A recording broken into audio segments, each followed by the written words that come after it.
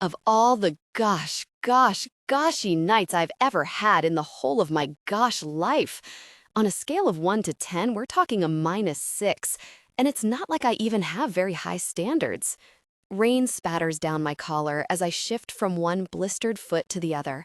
I'm holding my denim jacket over my head as a makeshift umbrella, but it's not exactly waterproof. I just want to find a taxi, get home, kick off these stupid boots, and run a nice hot bath.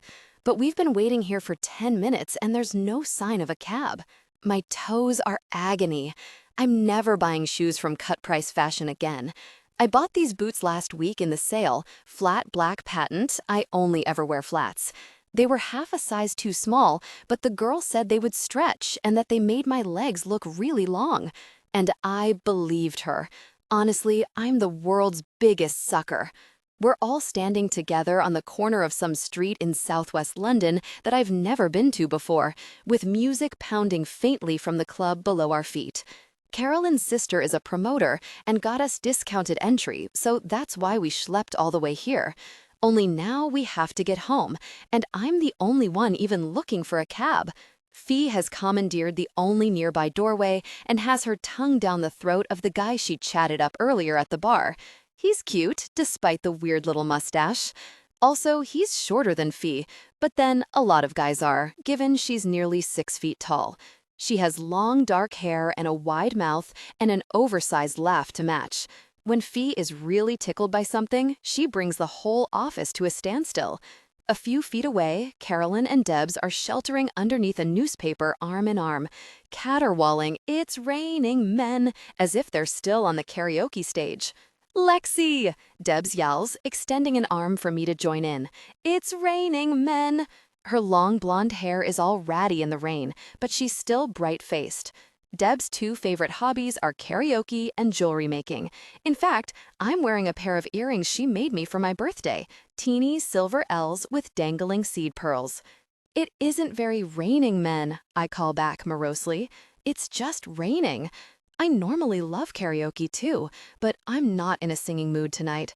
I feel all sore inside, like I want to curl up away from everyone else. If only loser Dave had turned up like he promised. After all those love you Lexi texts, after vowing faithfully to be here at 10, I sat waiting all that time, watching the door, even when the other girls told me to give up on him. Now I feel like a sappy moron.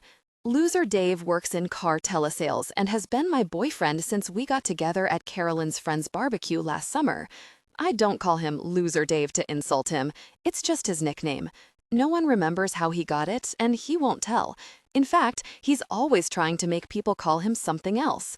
He started referring to himself as Butch a while ago because he reckons he looks like Bruce Willis in Pulp Fiction. He has a buzz cut, I suppose, but the resemblance ends there. Anyway, it didn't catch on. To his workmates, he just is Loser Dave, the way I'm Snaggletooth. I've been called that since I was 11, and sometimes Snagglehair. To be fair, my hair is pretty frizzy, and my teeth are kind of crooked, but I always say they give my face character. Actually, that's a lie. It's Fee who says they give my face character. Personally, I'm planning to fix them as soon as I've got the cash and can psych myself up to having braces in my mouth, i.e., probably never. A taxi comes into sight, and I immediately stick out my hand, but some people ahead flag it down first. Great. I shove my hands in my pockets and miserably scan the rainy road for another yellow light. It's not just Loser Dave standing me up that's bothering me, it's the bonuses. Today was the end of the financial year at work. Everyone was given paper slips saying how much they'd got and started jumping about with excitement because it turns out the company's 2003-2004 sales were better than anyone expected. It was like Christmas came 10 months early. Everyone was gabbing all afternoon about how they were going to spend the money. Carolyn started planning a holiday to New York with her boyfriend Matt. Debs booked highlights at Nikki Clark's. She's always wanted to go there. Fee called Harvey Nichols and reserved herself a new cool bag called a Paddington or something. And then there was me, with nada. Not because I haven't worked hard, not because I didn't meet my targets, but because to get a bonus, you have to have worked for the company for a year. And I missed qualifying by a week. 1 week. It's so unfair. It's so penny-pinching. I'm telling you, if they asked me what I thought about it... Anyway, like Simon Johnson would ever ask the opinion of an associate junior sales manager flooring. That's the other thing. I have the worst job title ever. It's embarrassing.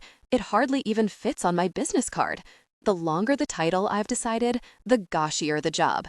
They think they'll blind you with words and you won't notice you've been stuck in the corner of the office with the lousy accounts no one else wants to work on. A car splashes through a puddle near the pavement and I jump back, but not before a shower of water hits me in the face. Anyway, whatever. Hey, Lexi. I look up to see that Fee has unsuckered herself from the cute guy. She ducks under my denim jacket and gets out a lipstick. Hi, I say, blinking rainwater off my lashes. Where's Loverboy gone? To tell the girl he came with that he's leaving. Fee? What? Fee looks unrepentant. They're not an item, or much of one. She carefully redoes her mouth in pillar box red. I'm getting a whole new load of makeup, she says, frowning at the blunt end of the lipstick. Christian Dior, the whole lot. I can afford it now. You should. I nod, trying to sound enthusiastic. A moment later, Fee looks up with realization.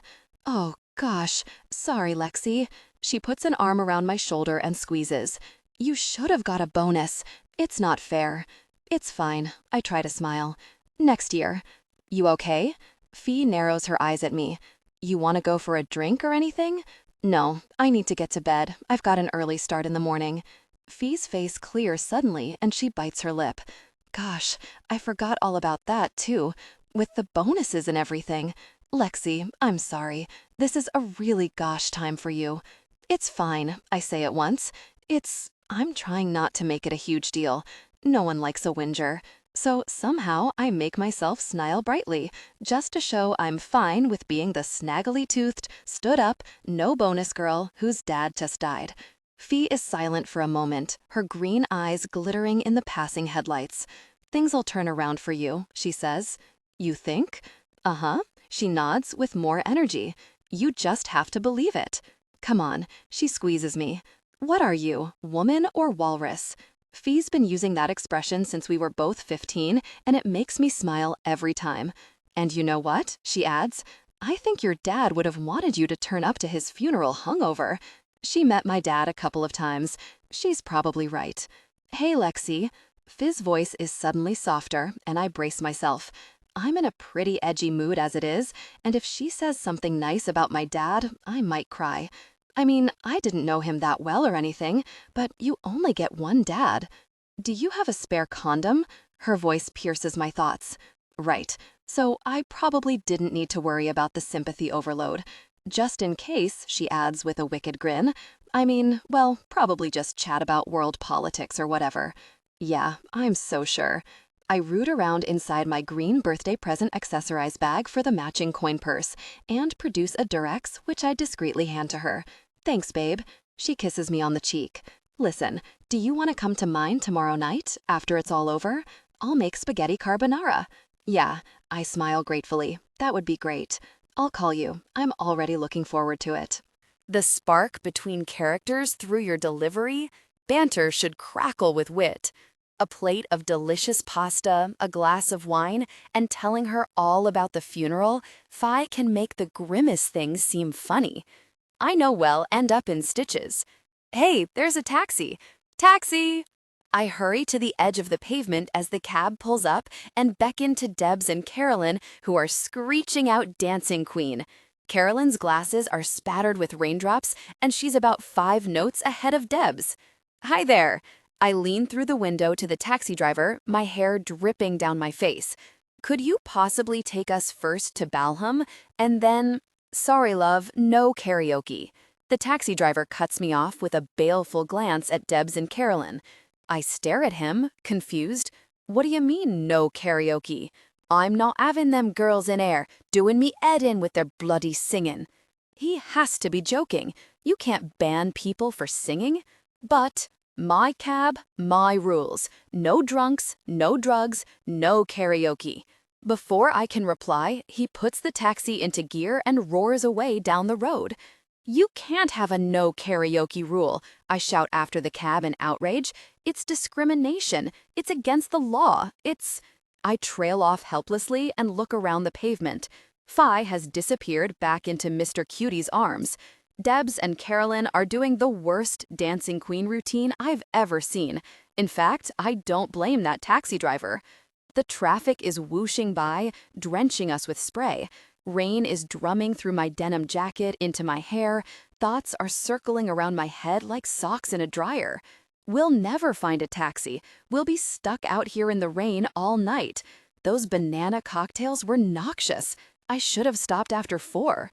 I have my dad's funeral tomorrow. I've never been to a funeral before. What if I start sobbing and everyone stares at me? Loser Dave's probably in bed with some other girl right this second, telling her she's beautiful while she moans, "Butch, Butch." My feet are blistered and they're freezing. Taxi! I instinctively scream the word almost before I've registered the distant yellow light. It's coming up the road, signaling left.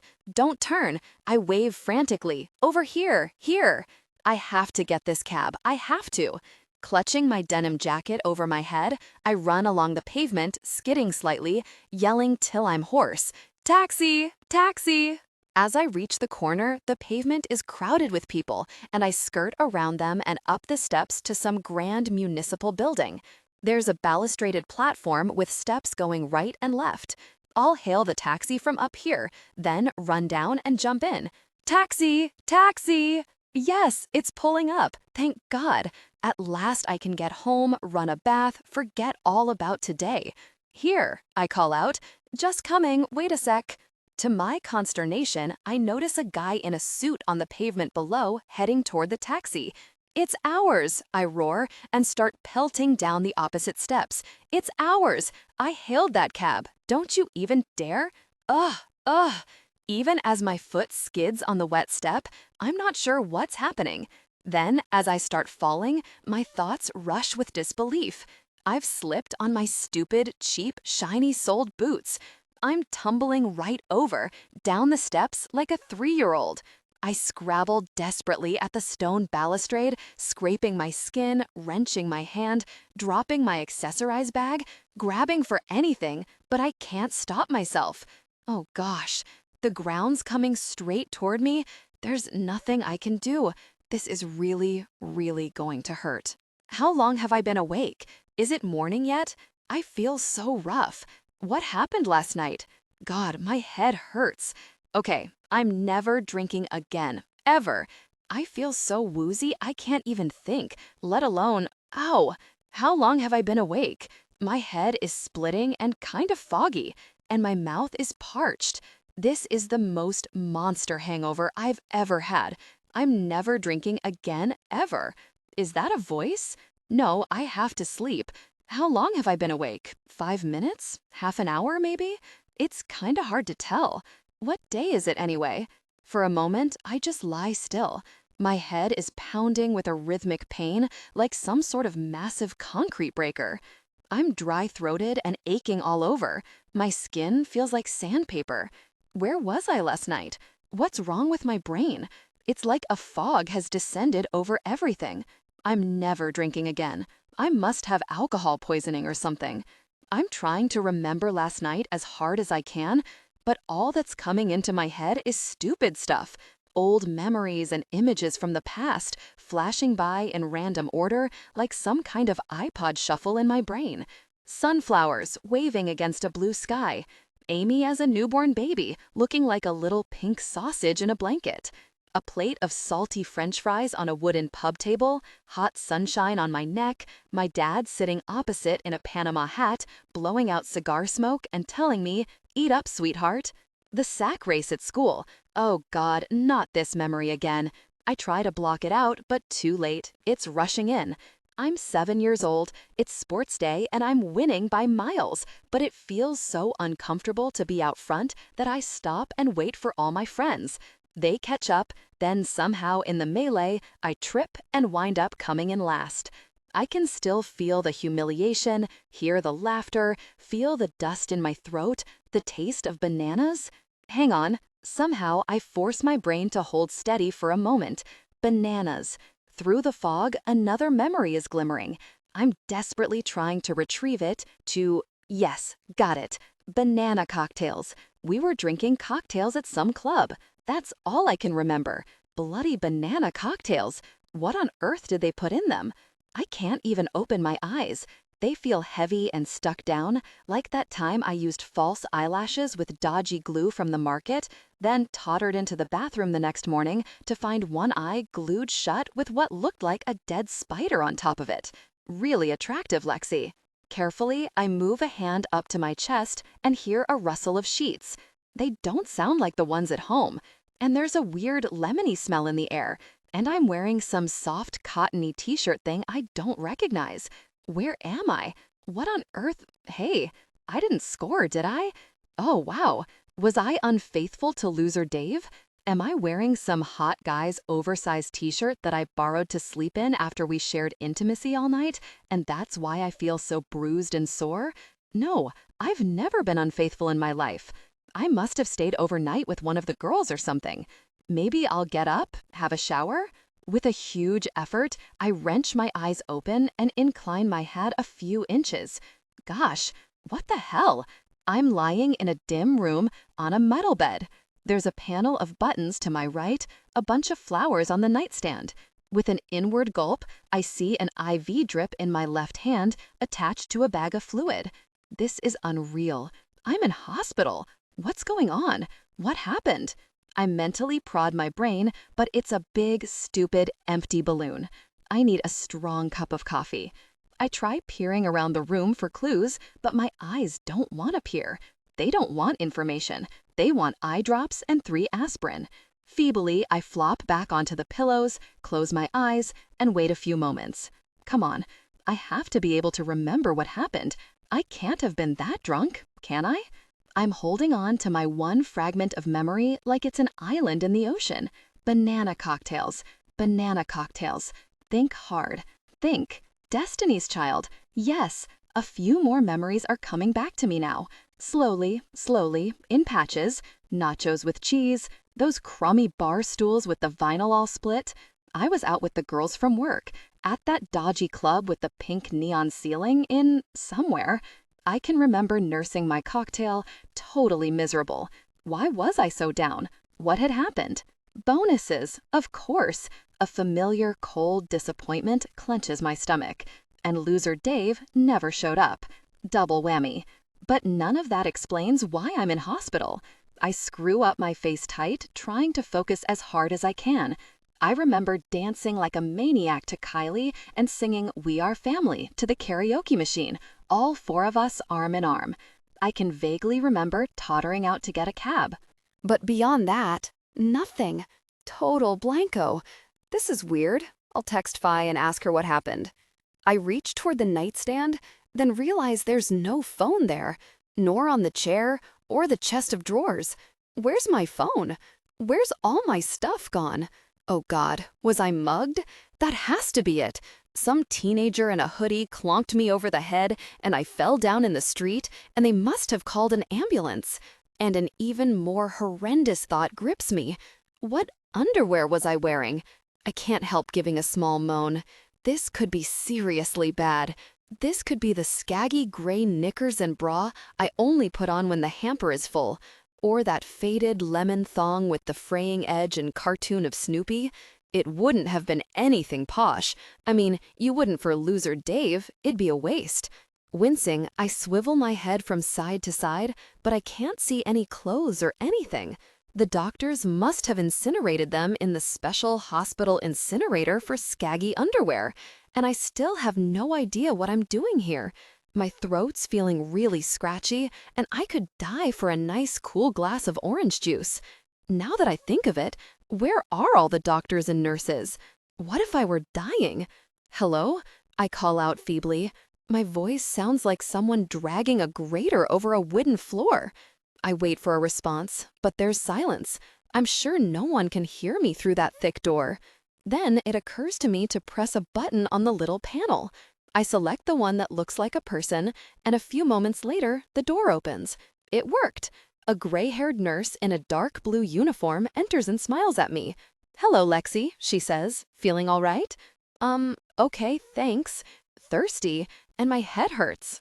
"I'll fetch you a painkiller." She brings me a plastic cup full of water and helps me up. "Drink this." "Thanks," I say after gulping the water. "So I'm guessing I'm in hospital or like a really high-tech spa?" The nurse smiles. "Sorry, hospital. You don't remember how you got here?" "No." I shake my head. "I'm a bit hazy, to be honest." "That's because you had quite a bump on the head. Do you remember anything about your accident?" "Accident? Accident!" And suddenly, in a rush, it all comes back. Of course.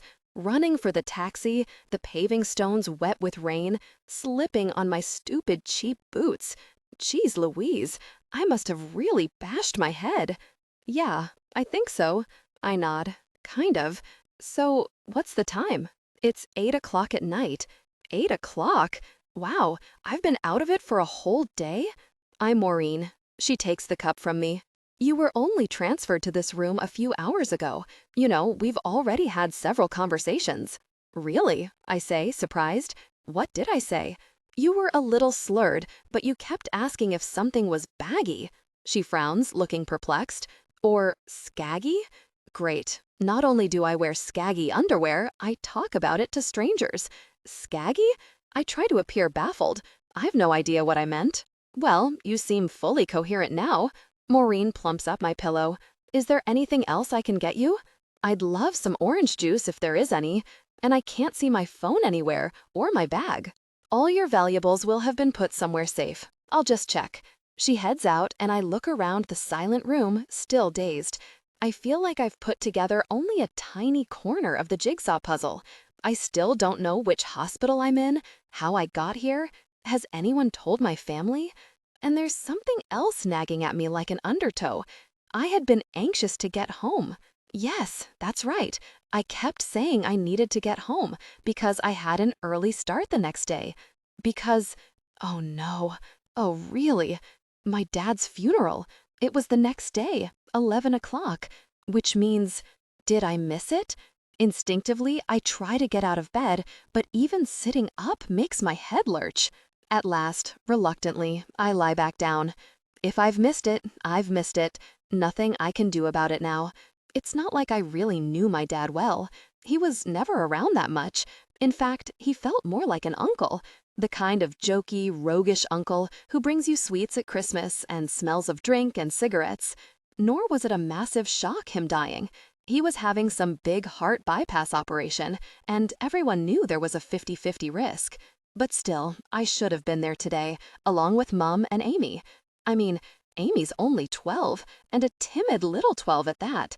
I suddenly have a vision of her sitting in the crematorium next to Mum, all grave under her Shetland pony fringe, clutching her raggedy old blue lion. She's not ready to see her dad's coffin, not without her big sister to hold her hand. As I lie there imagining her trying to look brave and grown up, I suddenly feel a tear rolling down my face. It's the day of my dad's funeral, and here I am in hospital with a headache and probably a broken leg or something. And my boyfriend stood me up last night, and no one's come to visit me, I suddenly realize. Where's all my anxious friends and family, sitting around the bed and holding my hand? Well, I suppose Mum's been at the funeral with Amy, and loser Dave can go away. But Fi and the others, where are they? When I think how we all went to visit Debs when she had her in-ground toenail removed, we all practically camped on the floor and brought her Starbucks and magazines and treated her to a pedicure when it was healed, just for a toenail. Whereas I've been unconscious with an IV drip and everything. But obviously no one cares. Great. Just bloody brilliant. Another fat tear trickles down my face just as the door opens and Maureen comes in again. She's holding a tray and a plastic bag with Lexi Smart written on it in thick marker. "Oh dear," she says as she sees me wiping my eyes. "Is the pain very bad?" She hands me a tablet and a little cup of water. "This should help." "Thanks very much." I gulp down the pill. "But it's not that. It's my life." I spread my arms hopelessly. "It's total rubbish from start to finish." "Of course it's not," Maureen says reassuringly. "Things might look bad, Believe me, they are bad. I'm sure. My so-called career is going nowhere, and my boyfriend stood me up last night, and I haven't got any money. And my sink keeps leaking rancid brown water into the flat below, I add, remembering with a shudder. I'll probably get sued by my neighbors. And my dad just died. There's silence. Maureen looks flummoxed. Well, that does all sound rather tricky, she says at last, but I expect things will soon turn around for the better. That's what my friend Fi said. I suddenly have a memory of Fi's eyes shining in the rain, and look, I end up in hospital. I make a despairing gesture at myself. How is this turning around for the better? I'm not sure, dear. Maureen's eyes are darting helplessly from side to side. Every time I think everything's a mess, it just gets even messier. I blow my nose and heave a massive sigh. Wouldn't it be great if just once, just one time, life fell magically into place? Well, we can all hope, can't we? Maureen gives me a sympathetic smile and holds out her hand for the cup. I pass it back, and as I do so, I suddenly notice my nails. Bloody hell! What on earth? My nails have always been bitten down stumps that I try to hide, but these look amazing, all neat and varnished pale pink, and long. I blink at them in astonishment, trying to work out what's happened. Did we go for a late-night manicure last night or something and I've forgotten? Did I get acrylics? They must have some brilliant new technique because I can't see the joint or anything. Your handbag's in here, by the way, Maureen adds, putting the plastic bag on my bed. I'll just go and get you that juice. Thanks. I look at the plastic bag in surprise. And thanks for the bag. I thought it had been nicked. That's something good anyway, to have got my bag back. With any luck, my phone will still be charged up, and I can send a few texts. As Maureen opens the door to leave, I reach into the shopping bag and pull out a smart Louis Vuitton tote with calfskin handles, all glossy and expensive looking. Ah, great. I sigh in disappointment. This isn't my bag. They've got me mixed up with someone else. Like I, Lexi Smart, would possess a Louis Vuitton bag? Excuse me, this bag isn't mine, I call out, but the door has already closed. I gaze at the Louis Vuitton wistfully for a while, wondering who it belongs to. Some rich girl down the corridor, must be. At last, I drop it onto the floor, flop back on my pillows, and close my eyes. I wake up to find chinks of morning light edging underneath the drawn curtains. A glass of orange juice is on the nightstand, and Maureen is bustling about in the corner of the room. The IV drip has magically disappeared, and I feel a lot more normal. Hi, Maureen, I say, my voice scratchy. What time is it? She turns around, her eyebrows raised. You remember me? Of course, I say in surprise. We met last night. We talked. Excellent. That shows you've come out of post-traumatic amnesia. Don't look alarmed, she adds, smiling. It's a normal stage of confusion after a head injury. Instinctively, I put my hand up to my head and feel a dressing. Wow, I must really have whacked it on those steps. You're doing well, she pats my shoulder. I'll get you some fresh orange juice. There's a knock at the door. It opens, and a tall, slim woman in her 50s comes in. She has blue eyes, high cheekbones, and wavy, graying blonde hair in straggly layers. She's wearing a red quilted waistcoat over a long printed dress and an amber necklace, and she's holding a paper bag. It's Mum. I mean, I'm 99% certain it is. I don't know why I'm even hesitating. The heating in this place, she exclaims in her familiar thin little girl voice. Okay, it's definitely Mum. I feel quite faint, she fans herself, and I had such a stressful journey. She glances toward the bed almost as an afterthought and says to Maureen, "How is she?" Maureen smiles. Lexi's much better today, far less confused than she was yesterday. Thank goodness for that. Mum lowers her voice a fraction. It was like talking to a lunatic yesterday or some disoriented person. Lexi isn't a lunatic, says Maureen evenly, and she can understand everything you say. The truth is, I'm barely listening. I can't help staring at Mum. What's wrong with her? She looks different, thinner, and kind of older. As she comes nearer and the light from the window falls on her face, she looks even worse. Is she ill? No, I'd know about it if she was ill. But honestly, she seems to have aged overnight. I'll buy her some creme de la mer for Christmas, I resolve. Here you are, darling, she says in overly loud, clear tones. It's me, your mother. She hands me the paper bag, which contains a bottle of shampoo, and drops a kiss on my cheek. As I inhale her familiar smell of dogs and tea rose perfume, it's ridiculous, but I feel tears rising. I hadn't realized quite how marooned I felt. Hi, Mom. I reach to hug her, but my arms hit thin air. She's already turned away and is consulting her tiny gold watch. I can't stay more than a minute, I'm afraid, she says with a kind of tension, as though if she lingers too long, the world will explode. I'm due to see a specialist about Roly. Roly? From Smokey's latest litter, darling? Mum shoots me a glance of reproach. You remember little Roly. I don't know how Mum expects me to keep track of all her dogs' names. There's at least 20 of them, and they're all whippets, and every time I go home, there seems to be another one. We were always an animal-free family until the summer when I was 17. While on holiday in Wales, Mum bought a whippet puppy on a whim, and overnight, it triggered this total mania. I do like dogs, kind of, except when 6 of them jump up at you every time I open the front door. And whenever you try to sit down on a sofa or a chair, there's a dog on it. And all the biggest presents under the Christmas tree are for the dogs. Mum has taken a bottle of Rescue Remedy out of her bag. She squeezes 3 drops onto her tongue, then breathes out sharply. The traffic coming here was terrible, she says. People in London are so aggressive. I had a very unpleasant altercation with a man in a van. What happened? I say, already knowing that Mum will shake her head.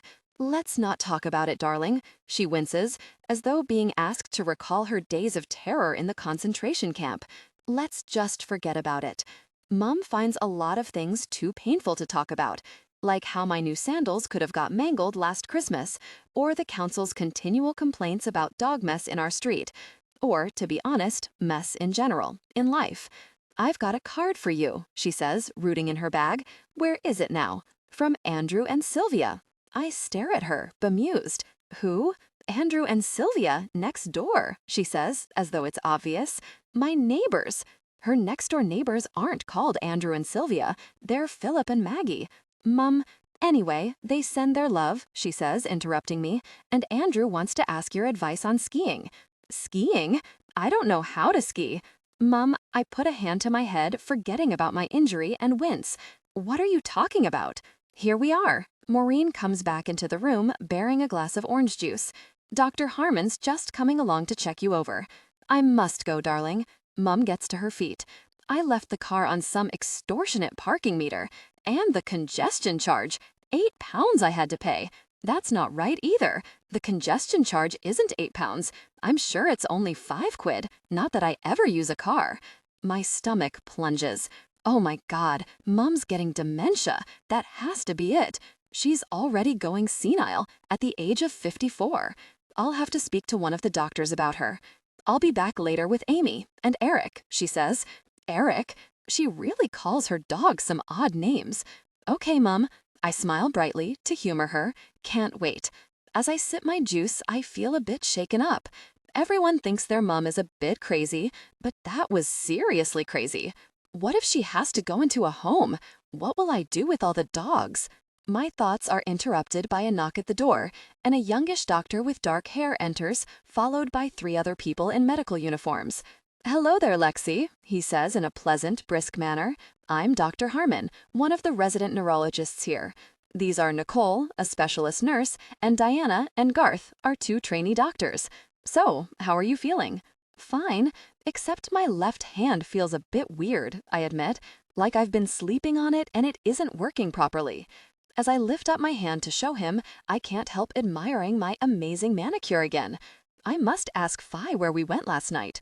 Right, the doctor nods. We'll take a look at that. You may need some therapy. But first, I'm going to ask you a few questions. Bear with me if some of them seem blindingly obvious. He flashes a professional smile, and I get the feeling he said all this 1,000 times before. Can you tell me your name? My name's Lexi Smart, I reply promptly. Dr. Harmon nods and adds a tick mark in his folder. And when were you born? 1979. Very good. He makes another note. Now, Lexi, when you crashed your car, you bumped your head against the windshield. There was a small amount of swelling to your brain, but it looks as though you've been very lucky. I still need to do some checks, though. He holds up his pen. If you'd like to look at the top of this pen, I'm going to move it from side to side. Doctors don't let you get a word in, do they? Excuse me, I wave at him. You've mixed me up with someone else. I didn't crash any car. Dr. Harmon frowns and flips back 2 pages in his folder. It says the patient was involved in a traffic accident. He looks around the room for confirmation. Why is he asking them? I'm the one it happened to. Well, they must have written it down wrong, I say firmly. I was out clubbing with my friends, and we were running for a taxi, and I fell. That's what happened. I remember it really well. Dr. Harmon and Maureen exchange puzzled looks. It was definitely a traffic accident, murmurs Maureen. The spark between characters through your delivery. Banter should crackle with wit. 2 vehicles, side on. I was down an emergency and I saw her come in. And the other driver, I think he had a minor arm fracture. I couldn't have been in a car crash. I try to keep my patience. For a start, I don't have a car. I don't even know how to drive. I'm intending to learn to drive one day. It's just that I've never needed to since living in London, and lessons are so expensive, and it's not like I can afford a car. You haven't got a— Dr. Harmon flips over a page and squints at the writing. A Mercedes convertible? A Mercedes? I snort with laughter. Are you serious? But it says here, look. I cut him off as politely as I can. I'll tell you how much 25-year-old sales associates at Deller Carpets earn, okay? And you tell me if I can afford a Mercedes convertible. Dr. Harmon opens his mouth to answer, but is interrupted by one of the trainees, Diana, who taps his shoulder. She scribbles something on my notes, and Dr. Harmon's mouth snaps open again in shock. His eyes meet the trainee's. She raises her eyebrows, glances at me, then points at the paper again. They look like a pair of mime school rejects. Now Dr. Harmon is coming closer and gazing intently at me with a grave expression. My stomach starts flip-flopping. I've seen ER. I know what that expression means. Lexi, we did a scan and we saw something we weren't expecting to find. It could be nothing. Except it's never nothing, is it? Otherwise, why would you be on the show? Is something really wrong with me? I say almost aggressively, trying to suppress the sudden wobble of terror in my voice. Just tell me, okay? My mind is already ripping through the possibilities. Cancer, hole in the heart, lose a leg. Maybe I've already lost a leg. They just didn't want to tell me. Surreptitiously, I feel through the blankets. Lexi, I want to ask you another question. Dr. Harmon's voice is gentler. Can you tell me what year it is? What year it is? I stare at him, thrown. Don't be alarmed, he says reassuringly. Just tell me what year you think it is. It's one of our standard checks. I look from face to face.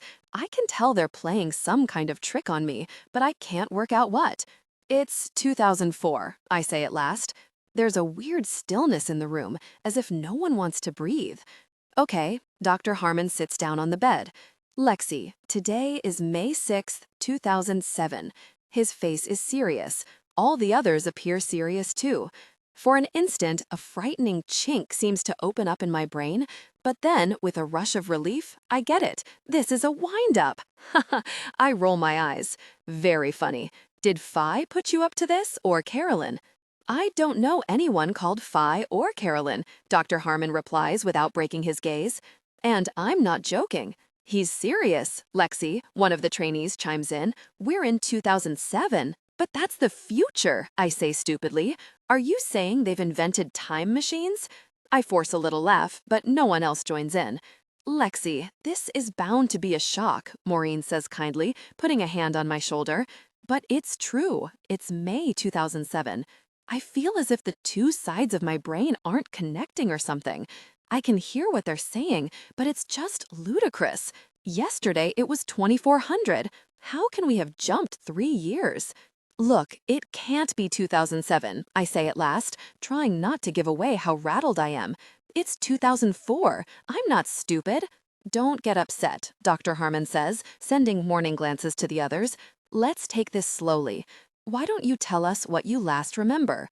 Okay, well, I rub my face. The last thing I remember is going out with some friends from work last night, Friday night. We went clubbing, and then we were trying to get a taxi in the rain, and I slipped on the steps and fell, and I woke up in hospital. That was February 20, 2004. My voice is trembling. I know the date exactly because it was my dad's funeral the next day. I missed it because I'm stuck here. Lexi, all of that happened more than 3 years ago, Maureen says softly. You're remembering the wrong accident. She seems so sure. They all seem so sure. Panic is rising inside me as I look at their faces. It's 2004. I know it is. It feels like 2004. What else do you remember? Asks Dr. Harmon, working back from that night. I don't know, I say defensively. Being at work, moving into my flat, everything. Is your memory foggy at all? A bit, I admit reluctantly as the door opens. The trainee named Diana left the room a moment ago, and now she's back, holding a copy of the Daily Mail. She approaches the bed and glances at Harmon. Should I? Yes, he nods. That's a good idea. Look, Lexi, she points to the dateline at the top. This is today's paper. I feel a massive jolt of shock as I read the date, May 6th, 2007. But, I mean, that's just words printed on paper. It doesn't prove anything. I look farther down the page at a photograph of Tony Blair. God, he's aged, I exclaim before I can stop myself. Just like Mum flashes through my mind, and a sudden coldness trickles down my spine. But that doesn't prove anything either. Maybe the light was just unflattering. Hands trembling, I turn the page. There's total silence in the room. Everyone is watching me, agog. My gaze travels uncertainly over a few headlines. Interest rates to rise, Queen on states visit, then is drawn by a bookshop ad. Half price on all fantasy, including Harry Potter and the Half-Blood Prince. Okay, now my skin is really prickling. I've read all the Harry Potter books, all 5 of them. I don't remember any Half-Blood Prince. What's this? Trying to sound casual, I point at the ad. What's Harry Potter and the Half-Blood Prince? That's the latest book, Garth, the other trainee says. It came out ages ago. I can't help gasping. There's a 6th Harry Potter? There's a 7th out soon. Diana steps forward eagerly. And guess what happens at the end of book 6? Shh, exclaims Nicole, the other nurse. Don't tell her. They continue bickering, but I don't hear them anymore. I stare at the newspaper print until it jumps about in front of my eyes. That's why nothing made sense. It's not Mum who's confused, it's me. So, I've been lying here in a coma?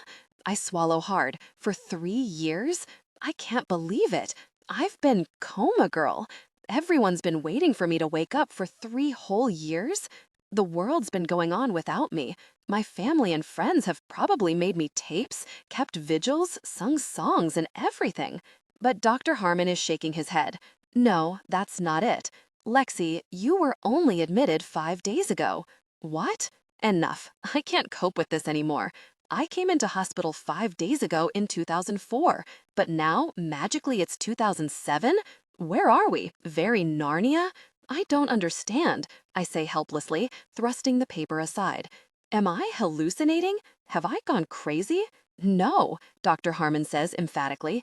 Lexi, I think you're suffering from what we call retrograde amnesia. It's a condition which normally arises following head injuries, but it seems that yours might be quite lengthy. He carries on speaking, but his words aren't fixing properly in my brain.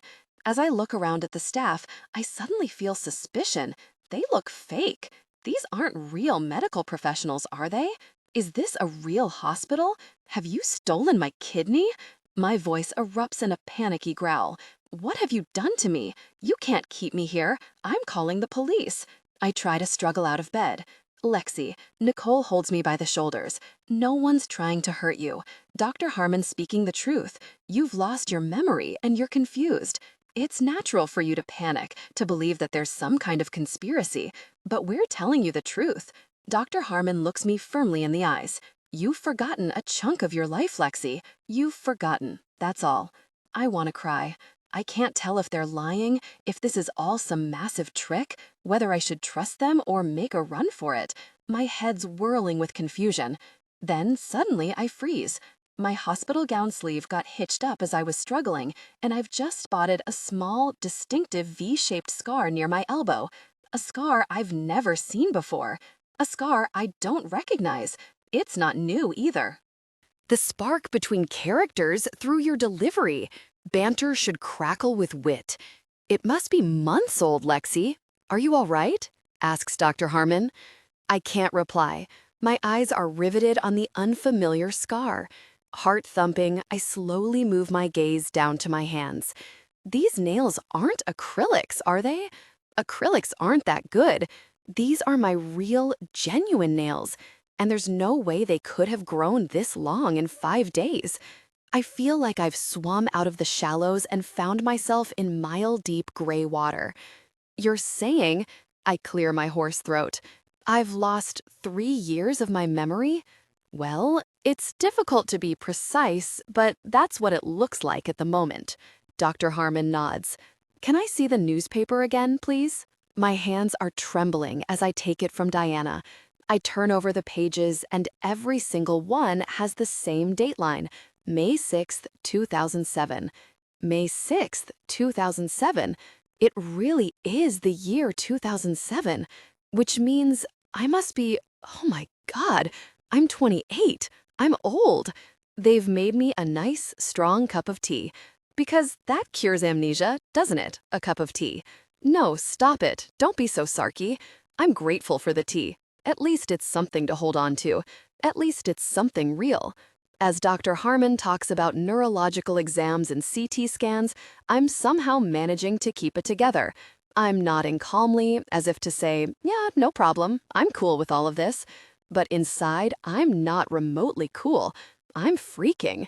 The truth keeps hitting me in the guts over and over till I feel giddy. When at last he gets paged and has to leave, I feel a huge sense of relief. I can't be talked at anymore. I'm not following any of what he says anyway.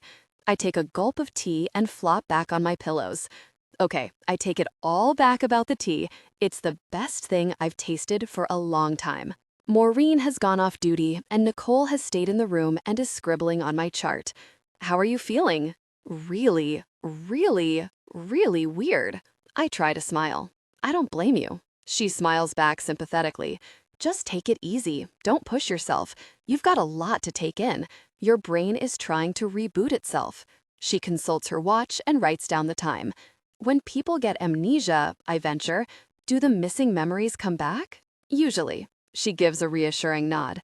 I shut my eyes tight and try throwing my mind back as hard as I can, waiting for it to net something, snag on something.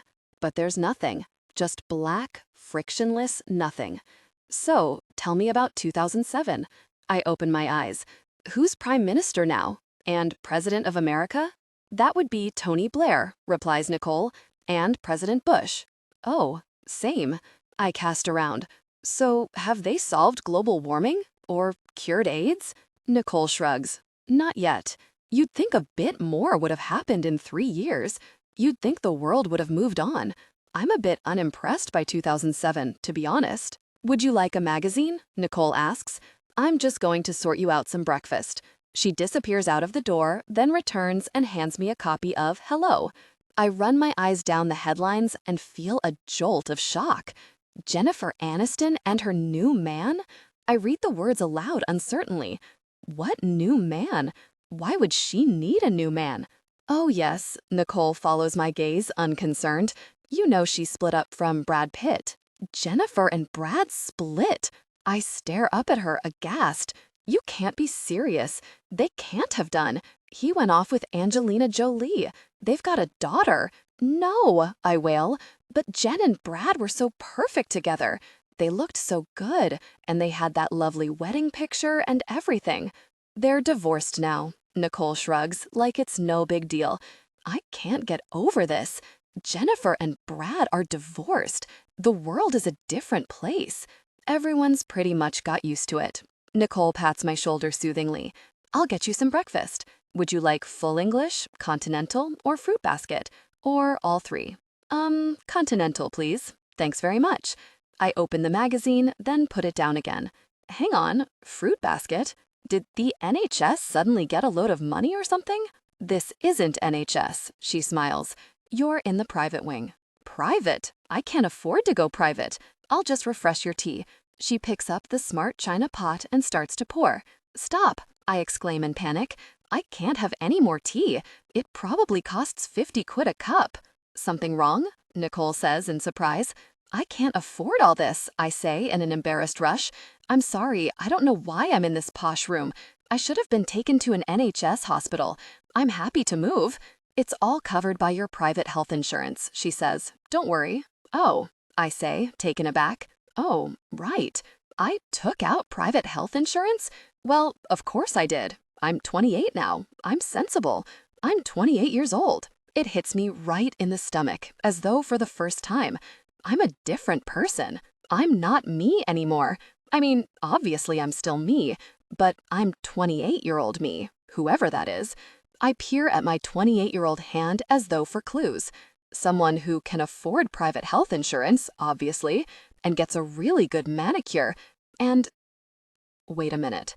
Slowly, I turn my head and focus again on the glossy Louis Vuitton. No, it's not possible. This zillion-pound designer movie star type bag couldn't really be Nicole? I swallow, trying to sound nonchalant. Do you think, is that bag mine? Should be, Nicole nods. I'll just check for you. She opens the bag, pulls out a matching Louis Vuitton wallet, and snaps it open. Yes, it's yours. She turns the wallet around to display a platinum American Express card with Lexi Smart printed across it. My brain is short-circuiting as I stare at the embossed letters. That's my platinum credit card. This is my bag. But these bags cost like 1,000 quid. My voice is strangled. I know they do. Nicole suddenly laughs. Go on, relax. It's yours. Gingerly, I stroke the handle, hardly daring to touch it. I can't believe this belongs to me. I mean, where did I get it? Am I earning loads of money or something? So, I was really in a car crash? I look up, suddenly wanting to know everything about myself, all at once. I was really driving? In a Mercedes? Apparently. She takes in my expression of disbelief. Didn't you have a Mercedes in 2004 then? Are you joking? I can't even drive. When did I learn to drive? When did I suddenly start to afford designer handbags and Mercedes cars, for goodness sake? Look in your bag, suggests Nicole. Maybe the things inside will jog your memory. Okay, good idea. There are flutters in my stomach as I pull open the bag. A smell of leather, mixed with some unfamiliar perfume, rises from the inside. I reach in, and the first thing I pull out is a tiny, gold-plated Estee Lauder compact.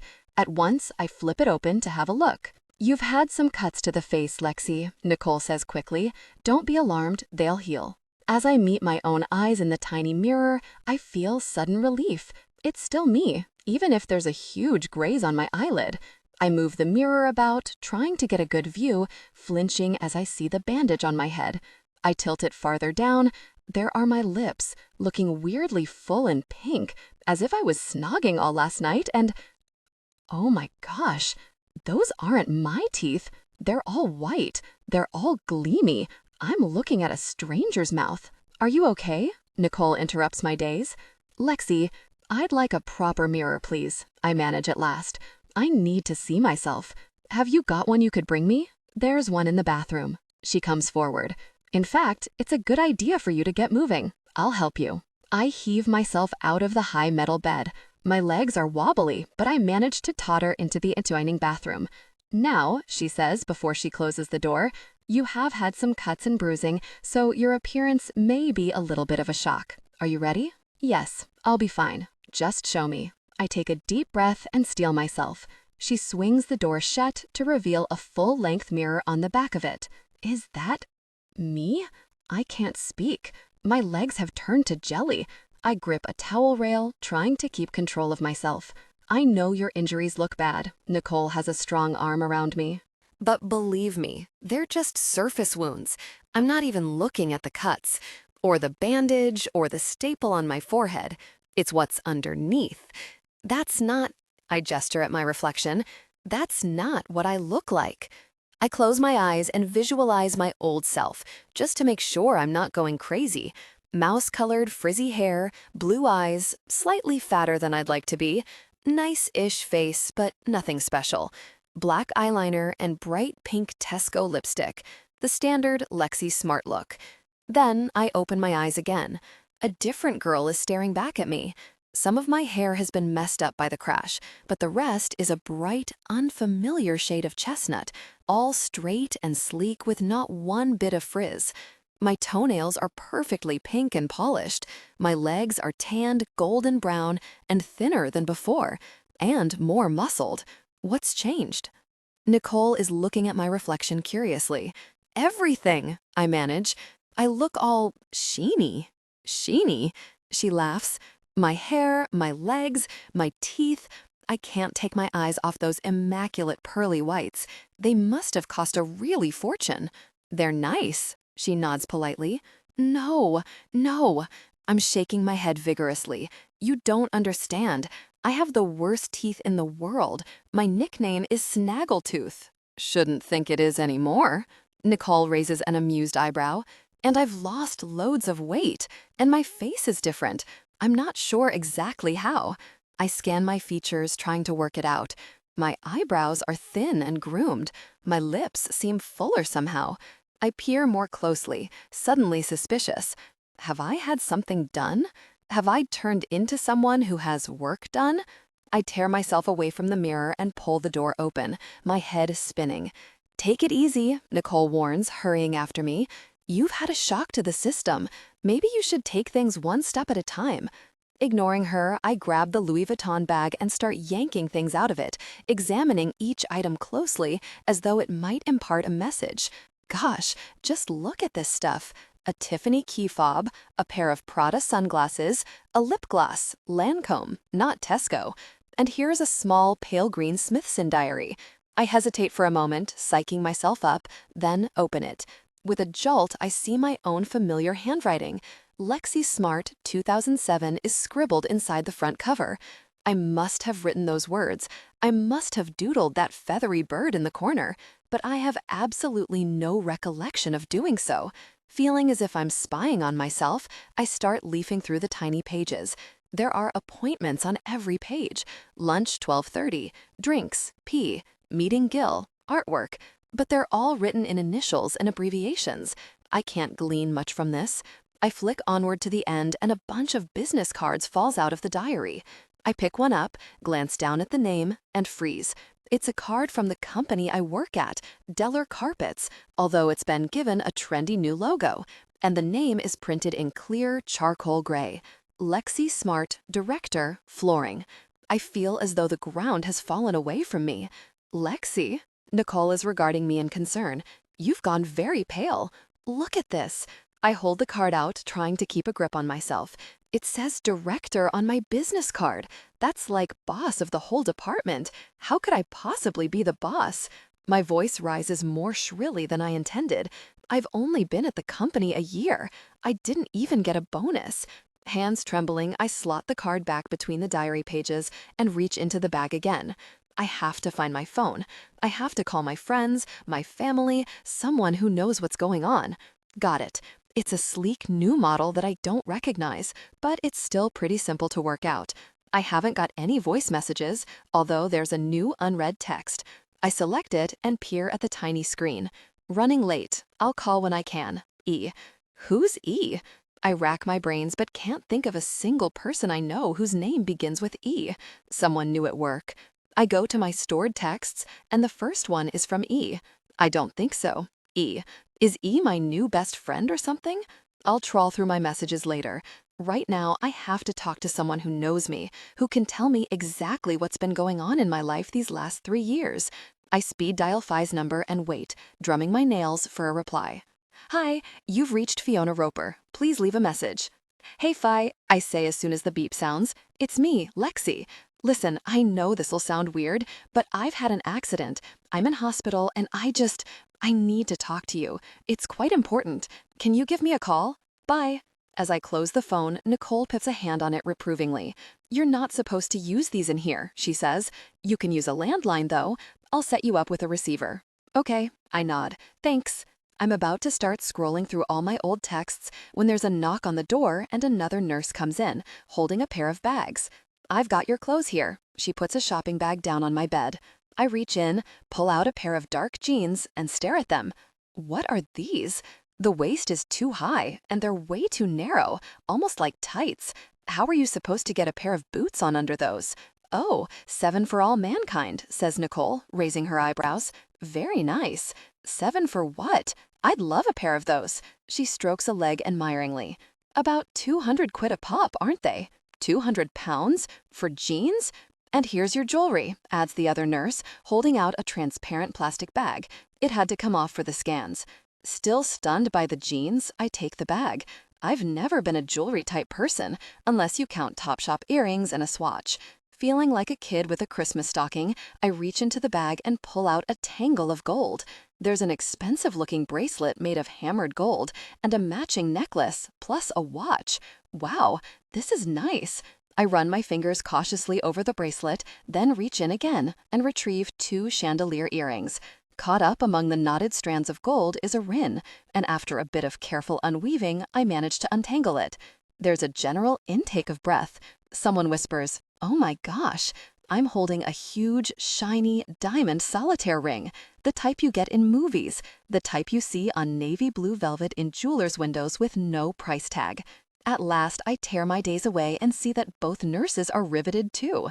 "Hey," Nicole suddenly exclaims, "there's something else. Hold out your hand, Lexi." She tips up the bag and taps the corner. There's a moment's stillness, then out onto my palm falls a plain gold band. There's a kind of rushing in my ears as I stare down at it.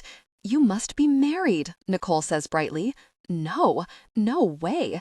Surely I'd know if I was married. Surely I'd sense it deep down, amnesia or no amnesia. I turn the ring over in my clumsy fingers, feeling hot and cold all over. "She is," the second nurse nods. "You are. Don't you remember, love?" I shake my head dumbly. "You don't remember your wedding?" Nicole looks agog. "You don't remember anything about your husband?" "No." I look up suddenly with horror. I didn't marry loser Dave, did I? "I don't know." Nicole gives a giggle and claps her hand over her mouth. "I'm sorry, you just looked so appalled." "Do you know what his name is?" She looks at the other nurse, who shakes her head. "Sorry, I've been on the other ward, but I know there's a husband." "Look, the ring's engraved," Nicole exclaims, taking it from me. "A.S. and E.G., June 3rd, 2005, coming up on their 2-year anniversary." She hands it back. "Is that you?" I'm breathing fast. It's true. It's carved here in solid gold. "I'm A," I say at last.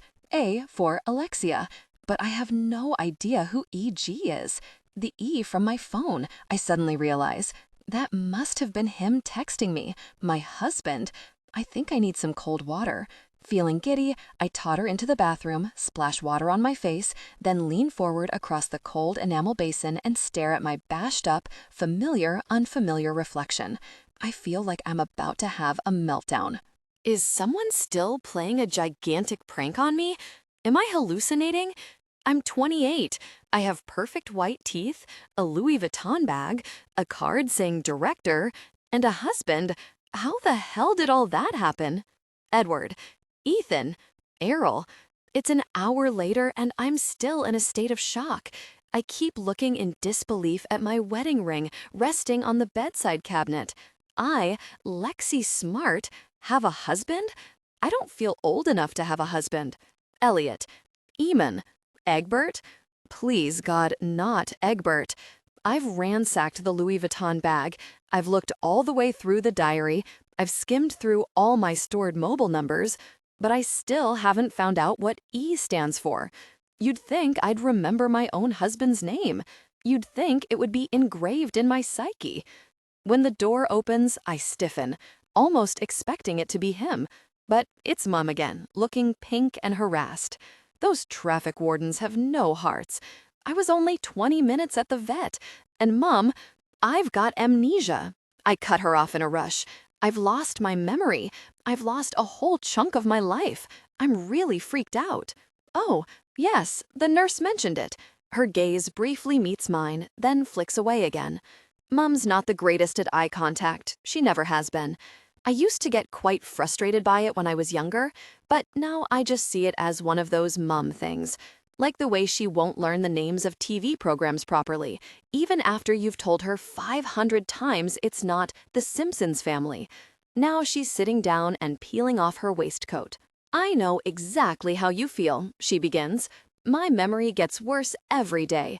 In fact, the other day, Mum, I inhale deeply, trying to stay calm. You don't know how I feel. This isn't like forgetting where you put something. I've lost 3 years of my life. I don't know anything about myself in 2007. I don't look the same, none of my things are the same, and I found these rings which apparently belong to me, and I just have to know something. My voice is jumping about with apprehension. Mum, am I really married? Of course you're married. Mum appears surprised that I need to ask. Eric will be here any minute. I told you that earlier. Eric's my husband? I stare at her. I thought Eric was a dog. A dog? Mum raises her eyebrows. Goodness, darling, you did get a bump on the head. Eric. I'm rolling the name around my head experimentally. My husband, Eric. It means nothing to me. It's not a name I feel either way about. I love you, Eric. With my body, I thee worship, Eric. I wait for some sort of reaction in my body. Surely I should respond. Surely all my love cells should be waking up. But I feel totally blank and nothingy. He had a very important meeting this morning, but otherwise he's been here with you night and day. Right, I digest this. So what's he like? He's very nice, says Mum, as though she's talking about a sponge cake. Is he... I stop. I can't ask if he's good looking. That would be really shallow. And what if she avoids the question and says he has a wonderful sense of humor? What if he's obese? Oh God, what if I got to know his beautiful inner soul as we exchanged messages over the internet, only now I've forgotten all about that, and I'll have to pretend his looks don't matter to me. We lapse into silence, and I find myself eyeing up Mum's dress. Laura Ashley, circa 1975. Frills come in and out of fashion, but somehow she doesn't notice. She still wears the same clothes she wore when she first met my dad, and the same long flicky hair, the same frosted lipstick. It's like she thinks she's still in her 20s. Not that I would ever mention this to her. We've never been into cozy mother-daughter chats. I once tried to confide in her when I split up with my first boyfriend. Big mistake. She didn't sympathize or hug me or even really listen. Instead, she got all pink and defensive and sharp with me, as if I was deliberately trying to wound her by talking about relationships. I felt like I was negotiating a landmine site, treading on sensitive bits of her life I didn't even realize existed. So I gave up and called Fi instead. Did you manage to order those sofa covers for me, Lexi? Mum interrupts my thoughts. Off the internet, she adds at my blank look. You were going to do it last week. Did she listen to anything I said? Mum, I don't know, I say, slowly and clearly. I don't remember anything about the last 3 years. Sorry, darling. Mum hits her head. I'm being stupid. I don't know what I was doing last week, or last year, or even who my own husband is. I spread my arms. To be honest, it's pretty scary. Of course, absolutely. Mum is nodding, a distant look in her eyes, as though she's processing my words. The thing is, darling, I don't remember the name of the website. So if you did happen to recall, I'll let you know, okay? I can't help snapping. If my memory returns, the first thing I'll do is call you about your sofa covers. Jesus, there's no need to raise your voice, Lexi, she says, opening her eyes wide. Okay, so in 2007, Mum still officially drives me up the wall. Surely I'm supposed to have grown out of being irritated by my mother? Automatically, I start picking up my thumbnail. Then I stop. 28-year-old Lexi doesn't shred her nails. So, what does he do? I return to the subject of my so-called husband. I still can't really believe he's real. Who? Eric? Yes, of course, Eric. He sells property, Mum says, as though I ought to know. He's rather good at it, actually. I've married a real estate agent called Eric? How? Why? Do we live in my flat? Your flat? Mum looks bemused. Darling, you sold your flat a long time ago. You have a marital home now. I sold it? I feel a pang, but I've only just bought it. I love my flat. It's in Balham and is tiny but cozy, with blue painted window frames, which I did myself, and a lovely squashy velvet sofa, and piles of colorful cushions everywhere, and Fi and Carolyn helped me move in 2 months ago, and we spray painted the bathroom silver, and then spray painted our jeans silver too. And now it's all gone. I live in a marital home with my marital husband. For the millionth time, I look at the wedding ring and diamond solitaire. Then I automatically shoot a glance at Mom's hand. She still wears Dad's ring, despite the way he's behaved toward her over the years. Dad's funeral. It's like a hand has gripped hold of my stomach, tight. Mom, I venture cautiously, I'm really sorry I missed Dad's funeral. Did it, go all right? You didn't miss it, darling. She peers at me as though I'm crazy. You were there. Oh, I stare at her, confused. Right, of course. I just don't remember anything about it. Heaving a massive sigh, I lean back on my pillows. I don't remember my own wedding, and I don't remember my dad's funeral. 2 of the most important events in my life, and I feel like I've missed out on them. So, how was it? Oh, it all went off as well as these things ever do. Mom's looking twitchy, the way she always is when the subject of Dad comes up. Were many people there? A pained expression comes to her face. Let's not dwell on it, darling. It was years ago. She gets up as though to remove herself from my questioning. Now, have you had any lunch? I didn't have time to eat anything, just a snatch of a boiled egg and toast.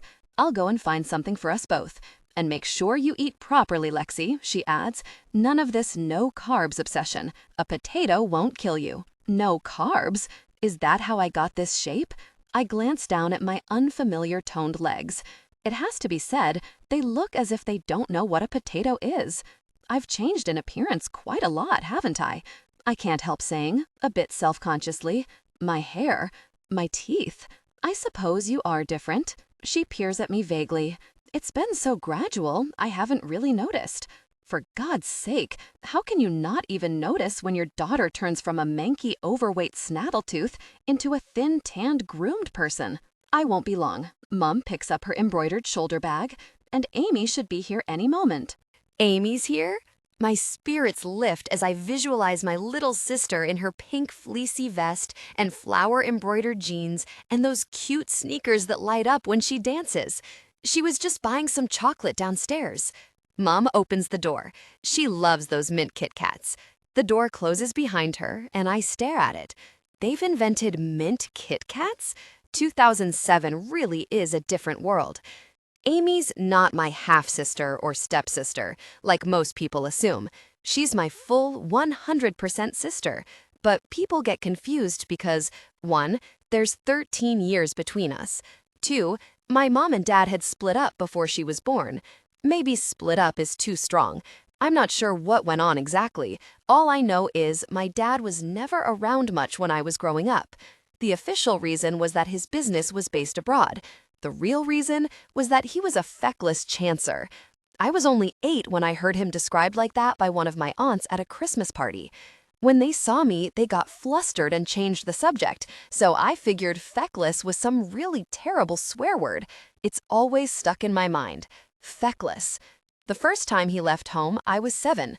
Mom said he'd gone on a business trip to America. So when Melissa at school said she'd seen him in the co-op with a woman in red jeans, I told her she was a fat liar. He came back home a few weeks later, looking tired from the jet lag, he said. When I pestered him for a souvenir, he produced a pack of Wrigley's gum. I called it my American gum and showed everyone at school, until Melissa pointed out the co-op price sticker.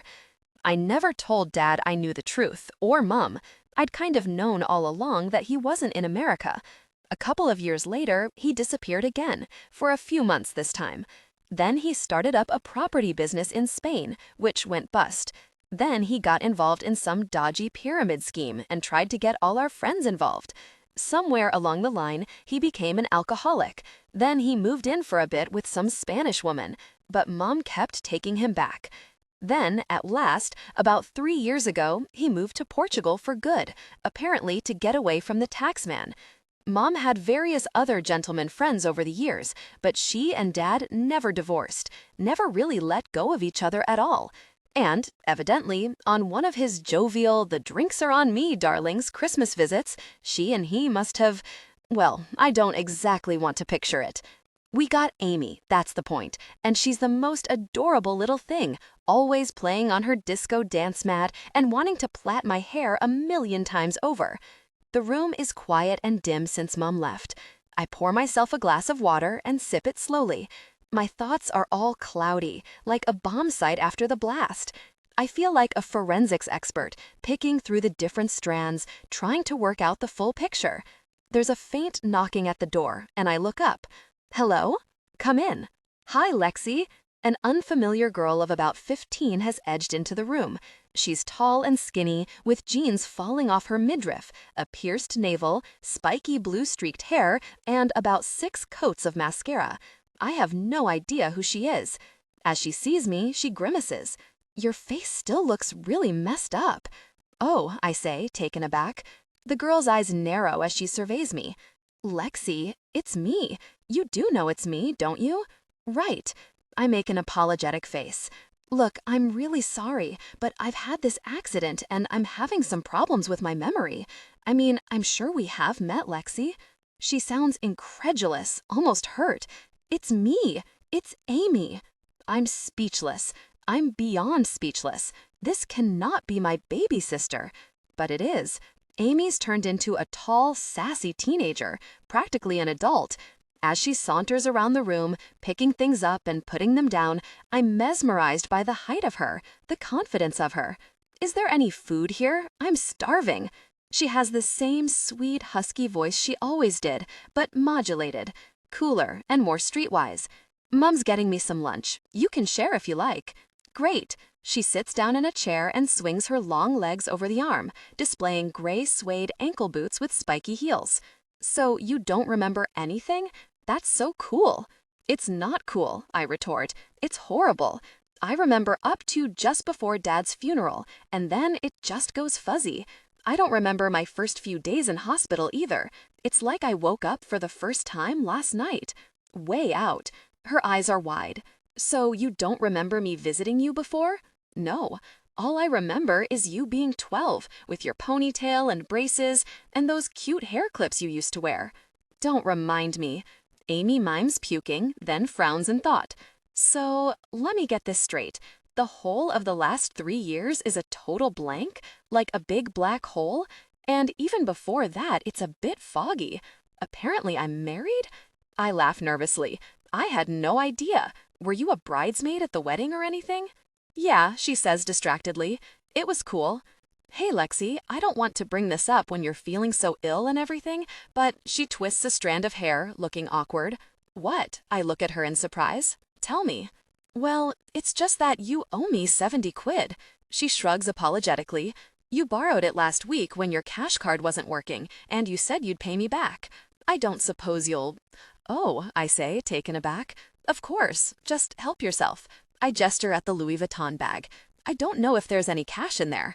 There will be, Amy says, swiftly unzipping it with a tiny smile. Thanks. She pockets the notes and swings her legs over the arm of the chair again, playing with her collection of silver bangles. Then she looks up, suddenly alert. Wait a minute. Do you know about... She stops herself. What? She surveys me with narrow, disbelieving eyes. No one's told you, have they? Told me what? Jesus, I suppose they're trying to break things to you gradually, but, I mean... She shakes her head, nibbling her nails. Personally, I think you should know sooner rather than later. Know what? I feel a beat of alarm. What, Amy? Tell me. For a moment, Amy seems to debate with herself. Then she gets up. Wait here. She disappears for a few moments. Then the door opens again, and she reappears, clutching an Asian-looking baby about a year old. He's wearing overalls and holding a beaker of juice, and he gives me a sunny smile. This is Lennon, she says, her expression softening. This is your son. I stare at them both, frozen in terror. What's she talking about? I guess you don't remember. Amy strokes his hair fondly. You adopted him from Vietnam 6 months ago. It was quite a story, actually. You had to smuggle him out in your rucksack. You nearly got arrested. I adopted a baby? I feel cold to my guts. I can't be a mom. I'm not ready. I don't know anything about babies. Say hello to your child. She carts him over to the bed, clicking in her spiky heels. He calls you Muma, by the way. Muma?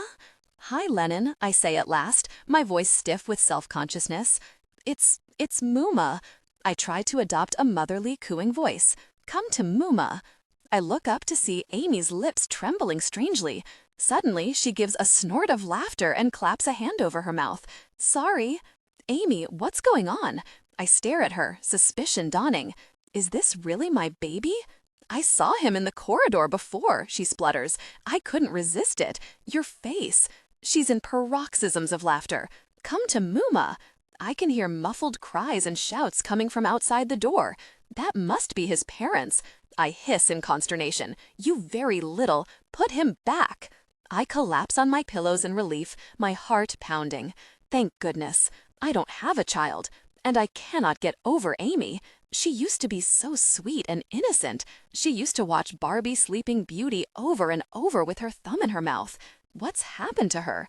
I nearly had a heart attack, I say reproachfully as she comes back in, holding a can of Diet Coke. If I died, it would be your fault. Well, you need to get savvy, she retorts with an unrepentant grin. The spark between characters through your delivery. Banter should crackle with wit. People could feed you all kinds of misleading information. She takes out a stick of chewing gum and starts unwrapping it. Then she leans forward. Hey, Lexi, she says in a low voice. Have you really got amnesia, or are you just making it up? I won't tell. What? Why would I make it up? I thought there might be something you wanted to get out of, like a dentist's appointment. No, this is genuine. Okay, whatever. She shrugs and offers me the gum. No thanks. I wrap my arms around my knees, suddenly daunted. Amy's right. People could take total advantage of me. I have so much to learn, and I don't even know where to start. Well, I could start with the obvious. So, I try to sound casual. What's my husband like? What does he look like? Wow. Amy's eyes open wide. Of course. You have no idea what he's like. Mom said he was nice. I try to hide my apprehension. He is lovely. She nods seriously. He has a real sense of humor. And they're going to operate on his hump. Yeah, nice try, Amy. I roll my eyes. Lexi, he'd be really hurt if he heard that. Amy looks taken aback. This is 2007. We don't discriminate because of looks. And Eric is such a sweet, loving guy. It's not his fault his back was damaged when he was a baby.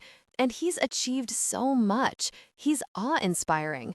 Now I'm hot with shame. Maybe my husband does have a hump. I shouldn't be humpist. Whatever he looks like, I'm sure I chose him for a very good reason. Can he walk? I ask nervously. He walked for the first time at your wedding, says Amy, her eyes distant with memory. He got up out of his wheelchair to say his vows.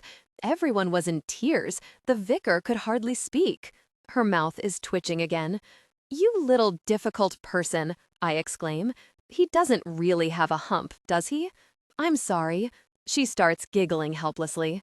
But this is such a good game. It's not a game. I clutch at my hair, forgetting my injuries, and wince. It's my life. I have no idea who my husband is, or how I met him, or anything. Okay, she appears to relent. What happened was, you got talking to this grizzled old tramp on the street, and his name was Eric. Shut up. If you won't tell me, I'll ask Mum. All right. She lifts her hands in surrender. You seriously want to know? Yes. Okay then. You met him on a TV show. Try again. I lift my eyes to heaven. It's true. I'm not misleading you now. You were on that reality show, Ambition, where people want to get to the top in business. He was one of the judges and you were a contestant. You didn't get very far on the show, but you met Eric, and you hit it off. There's silence. I'm waiting for her to crack up laughing and produce some punchline, but she just swigs from the can of Diet Coke. I was on a reality show? I skeptically. Yeah, it was really cool. All my friends watched, and we all voted for you. You should have won. I eye her closely, but her face is totally serious. Is she telling the truth? Was I really on the telly? Why on earth did I go on a show like that? To be the boss? Amy shrugs. To get ahead. That's when you had your teeth and hair done to look good on TV. But I'm not ambitious. I mean, I'm not that ambitious. Are you kidding? Amy opens her eyes wide. You're like the most ambitious person in the world. As soon as your boss resigned, you went for his job. All the bigwigs at your company had seen you on telly, and they were really impressed, so they gave it to you. My mind flashes back to those business cards in my diary. Lexi Smart, director. You're the youngest director they've ever had in the company. It was so cool when you got the job, Amy adds. We all went out to celebrate, and you bought us all champagne. She pulls her chewing gum out of her mouth in a long strand. You don't remember any of this? No, nothing. The door opens and Mum appears, holding a tray bearing a covered plate, a pot of chocolate mousse, and a glass of water. Here we are, she says. I've brought you some lasagna. And guess what? Eric's here. Here? The blood drains from my face. Do you mean here in the hospital? Mum nods. He's on his way up right now to see you. I told him to give you a few moments to get ready. A few moments? I need more than a few moments. This is all happening way too fast. I'm not even ready to be 28 yet, let alone meet some husband I allegedly have. Mum, I'm not sure I can do this, I say, panicked. I mean, I don't feel up to meeting him yet. Maybe I should see him tomorrow, when I'm a bit more adjusted. Lexi, darling, remonstrates Mum. You can't turn your husband away. He's rushed here from his business especially to see you. But I don't know him. I won't know what to say or what to do. Darling, he's your husband. She pats my hand reassuringly. There's nothing to worry about. He might trigger your memory, chimes in Amy, who has helped herself to the chocolate mousse pot and is ripping the top off. You might see him and go, Eric, my love. It all comes back to me. Shut up, I snap. And that's my chocolate mousse. You don't eat carbs, she retorts. Have you forgotten that too?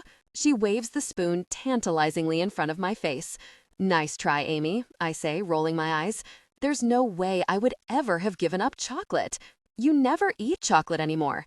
Does she, Mum? You didn't eat any of your own wedding cake because of the calories. She has to be really messing with me. I wouldn't have given up chocolate, not in a million years. I'm about to tell her to go away and hand over the mousse when there's a knock at the door and a muffled male voice calls, Hello? Oh my God, I look wildly from face to face. Oh my God, is that him? Already? Hold on a moment, Eric, Mum calls through the door. Then she whispers to me, Tidy yourself up a bit, sweetheart. You look like you've been dragged through a hedge.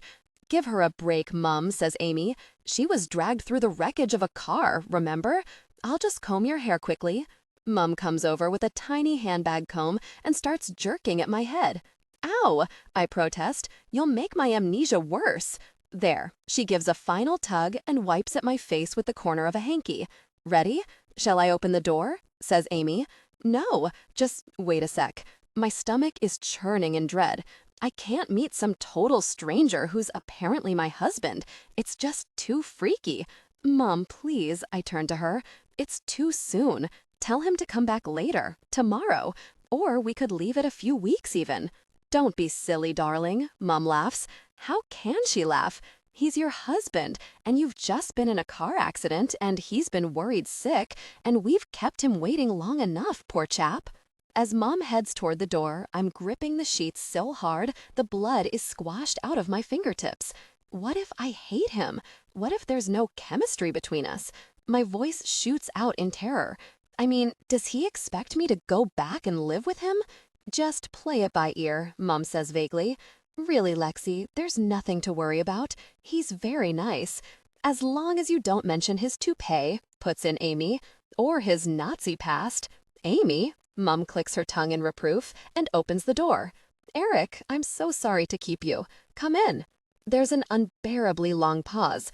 Then, into the room, carrying an enormous bouquet of flowers, walks the most drop-dead gorgeous man I've ever seen. I can't speak. All I can do is gaze up at him, a bubble of disbelief rising inside me. This man is seriously, achingly good-looking, like Armani model good-looking. He has medium brown curly hair, cropped short. He has blue eyes, broad shoulders, and an expensive-looking suit. He has a square jaw, impeccably shaved. How did I land this guy? How? Hi, he says, and his voice is all deep and rounded like an actor's. Hi, I manage breathlessly. Look at his huge chest. He must work out every day. And look at his polished shoes and his designer watch. My eyes drift back to his hair. I never thought I'd marry someone with curly hair. Funny that. Not that I have anything against curly hair. I mean, on him it looks fabulous. My darling. He strides to the bed in a rustle of expensive flowers. You look so much better than yesterday. I feel fine. Thanks very much. I take the bouquet from him. It's the most amazing, trendy, designer-looking bouquet I've ever seen. All shades of white and taupe. Where on earth do you get taupe roses? So you're Eric? I add, just to be 100% sure. I can see the shock reverberate through his face, but he manages a smile. Yes, that's right. I'm Eric. You still don't know me? Not really. In fact, not at all. I told you. Mum chips in, shaking her head. I'm so sorry, Eric, but I'm sure she'll remember soon if she makes a real effort. What's that supposed to mean? I shoot her an affronted look. Well, darling, she says, these things are all a matter of willpower, I've read. Mind over matter. I'm trying to remember, okay, I say indignantly. You think I want to be like this? Well, take it slowly, Eric says, ignoring Mum. He sits down on the bed. Let's see if we can trigger some memories. May I? He gestures toward my hand. Yes, okay. I nod, and he takes my hand in his. It's a nice hand, warm and firm, but it's a stranger's hand. Lexi, it's me, he says, in firm, resonant tones. It's Eric, your husband. We've been married for nearly 2 years. I'm too mesmerized to reply. He's even better looking up close. His skin is really smooth and tan, and his teeth are a perfect gleaming white. Oh my God, I've been intimate with this man, shoots through my mind. He's seen me in a vulnerable state. We've shared moments of passion. We've been intimate together, and I don't even know him. At least, I assume we've shared moments of passion and intimacy. I can't exactly ask with Mum in the room. I wonder about our shared intimacy. Surreptitiously, I run my eyes over his body.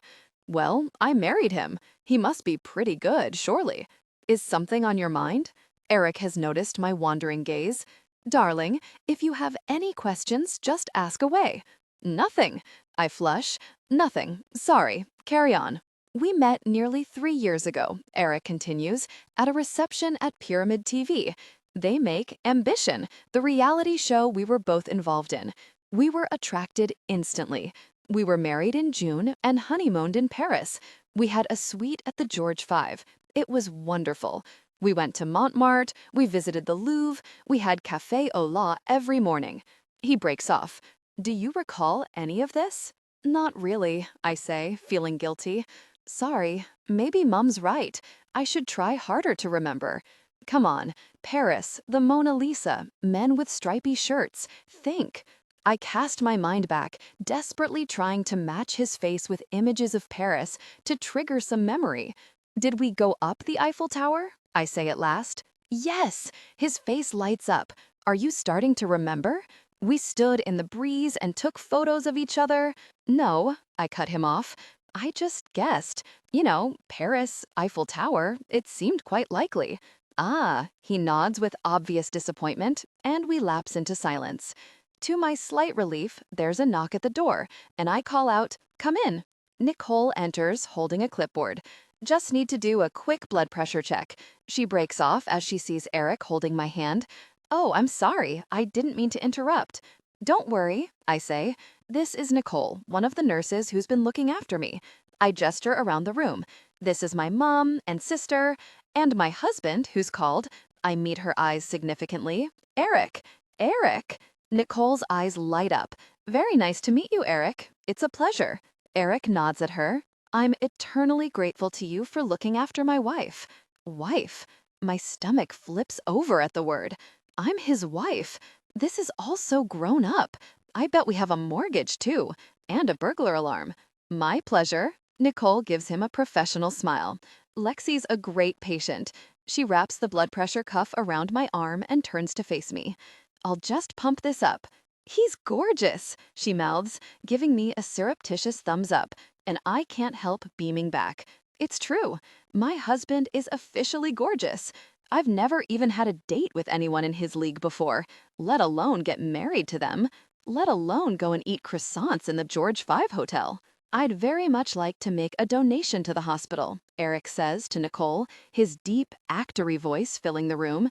If you have any special appeal or fund, that would be wonderful, exclaims Nicole. We've got an appeal right now for a new scanner. Maybe I could run the marathon for it, he suggests. I run every year for a different cause. I'm nearly bursting with pride. None of my other boyfriends has ever run the marathon. Loser Dave could barely make it from the sofa to the TV. Well, says Nicole, raising her eyebrows as she lets the blood pressure cuff deflate, it's a real pleasure to meet you, Eric. Lexi, your pressure looks fine. She writes something on my notes. Is that your lunch there? She adds, noticing the untouched tray. Oh yes, I forgot all about it. You must eat. And I'm going to ask everyone not to stay too much longer. She turns to Mum and Amy. I know you want to spend time with Lexi, but she's still fragile. She needs to take it easy. I'll do whatever it takes. Eric clasps my hand. I just want my wife well again. Mum and Amy start to gather their things, but he stays put. I'd like a few moments, just the two of us, he says. If that's okay, Lexi? Oh, I say with a dart of apprehension. Fine. Mum and Amy both come over to hug me goodbye, and Mum makes another quick attempt to straighten my hair. Then the door closes behind them, and I'm left alone with Eric, in a still, strange silence. So, Eric says at last, this is weird. I attempt a little laugh, which immediately peters out to nothing. Eric is gazing at me, his brow furrowed. Have the doctors said whether you'll ever retrieve your memories? They think I will, but they don't know when. Eric gets up and strides to the window, appearing lost in thought. So, it's a waiting game, he says at last. Is there anything I can do to speed the process? I don't know, I say helplessly. Maybe you could tell me some more about us and our relationship? Absolutely. Good idea. He turns, his frame silhouetted against the window. What do you want to know about? Ask me anything at all. Well, where do we live? We live in Kensington in a loft-style apartment. He proclaims the words as though they're capitalized. That's my business. Loft-style living. As he says the phrase loft-style living, he makes a sweeping parallel hands gesture, as though he's moving bricks along a conveyor belt. Wow, we live in Kensington.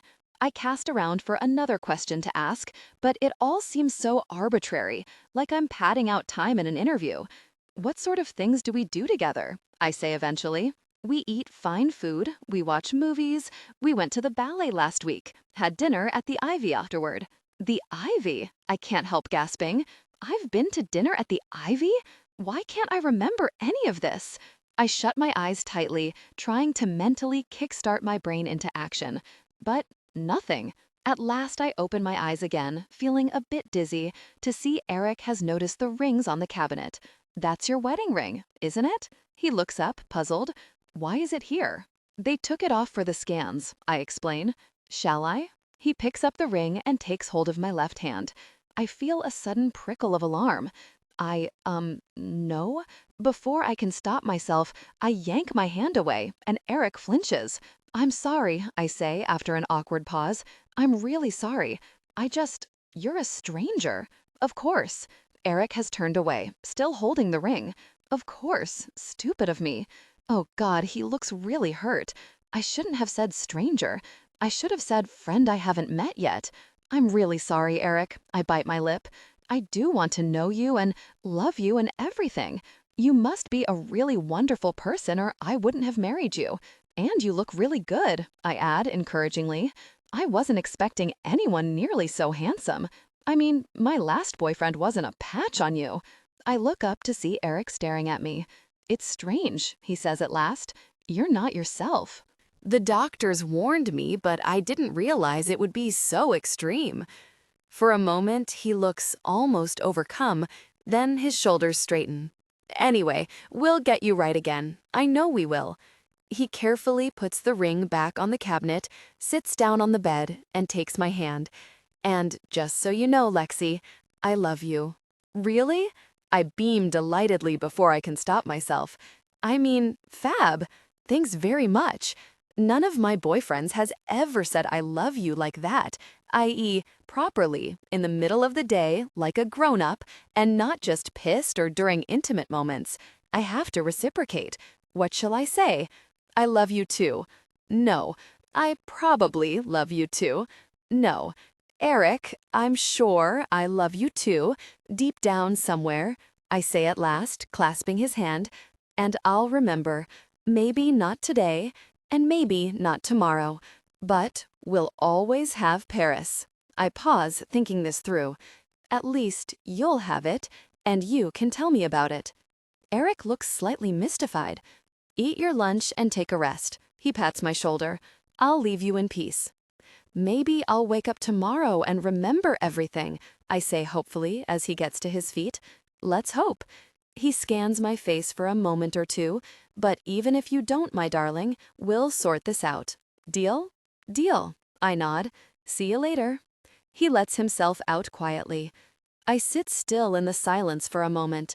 My head's starting to throb again, and I'm a bit dazed. It's all too much. Amy has blue hair and Brad Pitt has a love child with Angelina Jolie, and I have a gorgeous husband who just said he loves me. I'm half expecting to go to sleep and wake up back in 2004, hung over on Carolyn's floor, and find this was all a dream. But it was no dream. I wake up the next morning and it's still 2007. I still have shiny, perfect teeth and bright chestnut hair, and I still have a big black hole in my memory.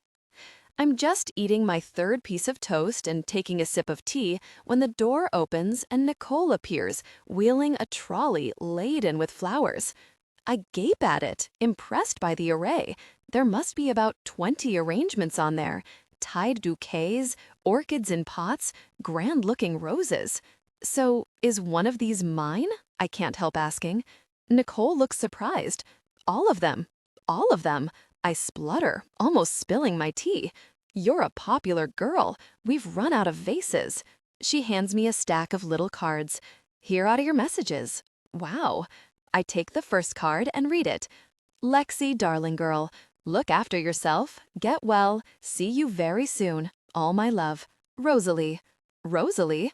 I don't know anyone called Rosalie. Bemused, I put it aside for later and read the next one. Best wishes and get well soon, Tim and Suki. I don't know Tim and Suki either. Lexi, get well soon. You'll soon be back to 300 reps from all your friends at the gym. 300 reps? Me? Well, I guess that would account for the muscled legs. I reach for the next card, and at last, it's from people I actually know. Get well soon, Lexi. All best wishes from Phi, Debs, Carolyn, and everyone in flooring. As I read the familiar names, I feel a warm glow inside.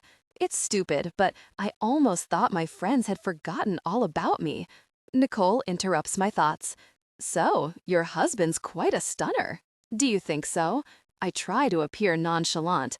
Yeah, he is quite nice looking, I suppose. He's amazing. And you know, he came around the ward yesterday, thanking us all again for looking after you. Not many people do that. I've never been out with a guy like Eric in my life. I abandon all pretense at being nonchalant. To be honest, I still can't believe he's my husband. I mean, me and him? There's a knock on the door, and Nicole calls, "Come in." It opens, and in come Mom and Amy, both looking hot and sweaty, lugging between them about 6 shopping bags stuffed with photograph albums and envelopes. Good morning, Nicole smiles as she holds the door open. Lexi's feeling a lot better today, you'll be glad to hear. Oh, don't tell me she's remembered everything. Mom's face drops. After we've carried all these pictures all this way, do you know how heavy photograph albums are? And we couldn't find a space in the car park, Nicole cuts her off. She's still experiencing severe memory loss. Thank goodness for that. Mom suddenly notices Nicole's expression. I mean, Lexi, darling, we've brought some pictures to show you. Maybe they'll trigger your memory. I eye the bag of photos, suddenly excited. These pictures will tell my missing story. They'll show me my transformation from Snaggletooth to whoever I am now. Fire away. I put down all the flower messages and sit up. Show me my life. I'm learning a lot from this hospital stay, and one thing I've learned is, if you have a relative with amnesia and want to trigger her memory, just show her any old picture. It doesn't matter which one. It's 10 minutes later, but I haven't seen a single photo yet because Mom and Amy keep arguing about where to start. We don't want to overwhelm her, Mom keeps saying, as they both root through a bag of pictures. Now, here we are. She picks up a photo in a cardboard frame. No way. Amy grabs it from her. I've got a zit on my chin. I look gross. Amy, it's a tiny pimple. You can hardly see it. Yes, you can. And this one is even grosser. She starts ripping both photographs into shreds. Here I am, waiting to learn all about my long-lost life, and Amy's destroying the evidence? I won't look at your zits, I call over. Just show me a picture, anything. All right. Mom advances toward the bed, holding an unframed print. I'll hold it up, Lexi. Just look at the image carefully and see if it jogs anything. Ready? Mom turns the print around. It's a picture of a dog dressed up as Santa Claus. Mom, I try to control my frustration. Why are you showing me a dog? Darling, it's Tosca. Mom appears wounded. She would have looked very different in 2004. And here's Raphael with Amy last week, both looking lovely. I look hideous. Amy snatches the picture and rips it up before I can even see it. Stop ripping up the pictures, I almost yell. Mom, did you bring photographs of anything else, like people? Hey, Lexi, do you remember this? Amy comes forward, holding up a distinctive necklace with a rose made out of jade. I squint at it, trying desperately to dredge some memory up. No, I say at last, it doesn't jog anything at all. Cool, can I have it then? Amy, says Mum. She riffles through the pictures in her hand with dissatisfaction. Maybe we should just wait for Eric to come with the wedding DVD. If that doesn't trigger your memory, nothing will. The wedding DVD? My wedding? Every time I think about this, my stomach curls up with a kind of excited, nervous anticipation. I have a wedding? I had a wedding. The thought is alien. I can't even imagine myself as a bride. Did I wear a poofy dress with a train and a veil and some hideous floral headdress? I can't even bring myself to ask. So, he seems nice, I say. Eric, I mean. My husband. He is super. Mum nods absently, still leafing through pictures of dogs. He does a lot for charity, you know. Or the company does, I should say. But it's his own company, so it's all the same. He has his own company? I frown, confused. I thought he was a real estate agent. It's a company that sells properties, darling. Big loft developments all over London. They sold off a large part of it last year, but he still retains a controlling interest. He made 10 million quid, says Amy, who's still crouched down by the bag of photos. He what? I stare at her. He's stinking rich. She looks up. Oh, come on. Don't say you hadn't guessed that. Amy, says Mum, don't be so vulgar. I can't quite speak. In fact, I'm feeling a bit faint. 10 million quid? There's a knock at the door. Lexi, may I come in? Oh my God, it's him. I hastily check my reflection and spray myself with some Chanel perfume that I found in the Louis Vuitton bag. Come in, Eric, calls Mum. The door swings open, and there he is, manhandling 2 shopping bags, another bunch of flowers, and a gift basket full of fruit. He's wearing a striped shirt and tan trousers, a yellow cashmere sweater, and loafers with tassels. Hi, darling. He puts all his stuff down on the floor, then comes over to the bed and kisses me gently on the cheek. How are you doing? Much better, thanks. I smile up at him. But she still doesn't know who you are, Amy puts in. You're just some guy in a yellow sweater. Eric doesn't look remotely fazed. Maybe he's used to Amy being bullshy. Well, we're going to tackle that today. He hefts one of the bags, sounding energized. I've brought along photos, DVDs, souvenirs. Let's reintroduce you to your life. Barbara, why don't you put on the wedding DVD? He hands a shiny disc to Mum. And to get you started, Lexi, our wedding album. He heaves an expensive-looking calfskin album onto the bed, and I feel a twang of disbelief as I see the embossed words, Alexia and Eric, June 3, 2005. I open it and my stomach seems to drop a mile. I'm staring at a black and white photograph of me as a bride. I'm wearing a long white sheath dress, my hair's in a sleek knot, and I'm holding a minimalistic bouquet of lilies. Nothing puffy in sight. Wordlessly, I turn to the next page. There's Eric, standing next to me, dressed in black tie. On the following page, we're holding glasses of champagne and smiling at each other. We look so glossy, like people in a magazine. This is my wedding, my actual real live wedding. If I needed proof, this is proof. From the TV screen suddenly comes the mingled sound of people laughing and chattering. I look up and feel a fresh shock. Up there on the telly, Eric and I are posing in our wedding outfits. We're standing next to a huge white cake, holding a knife together, laughing at someone off screen. I can't take my eyes off myself. We chose not to record the ceremony, Eric is explaining. This is the party afterward. Right. My voice is a tad husky. I've never been sappy about weddings, but as I watch us cutting the cake, smiling for the cameras, posing again for someone who missed the shot, my nose starts to prickle.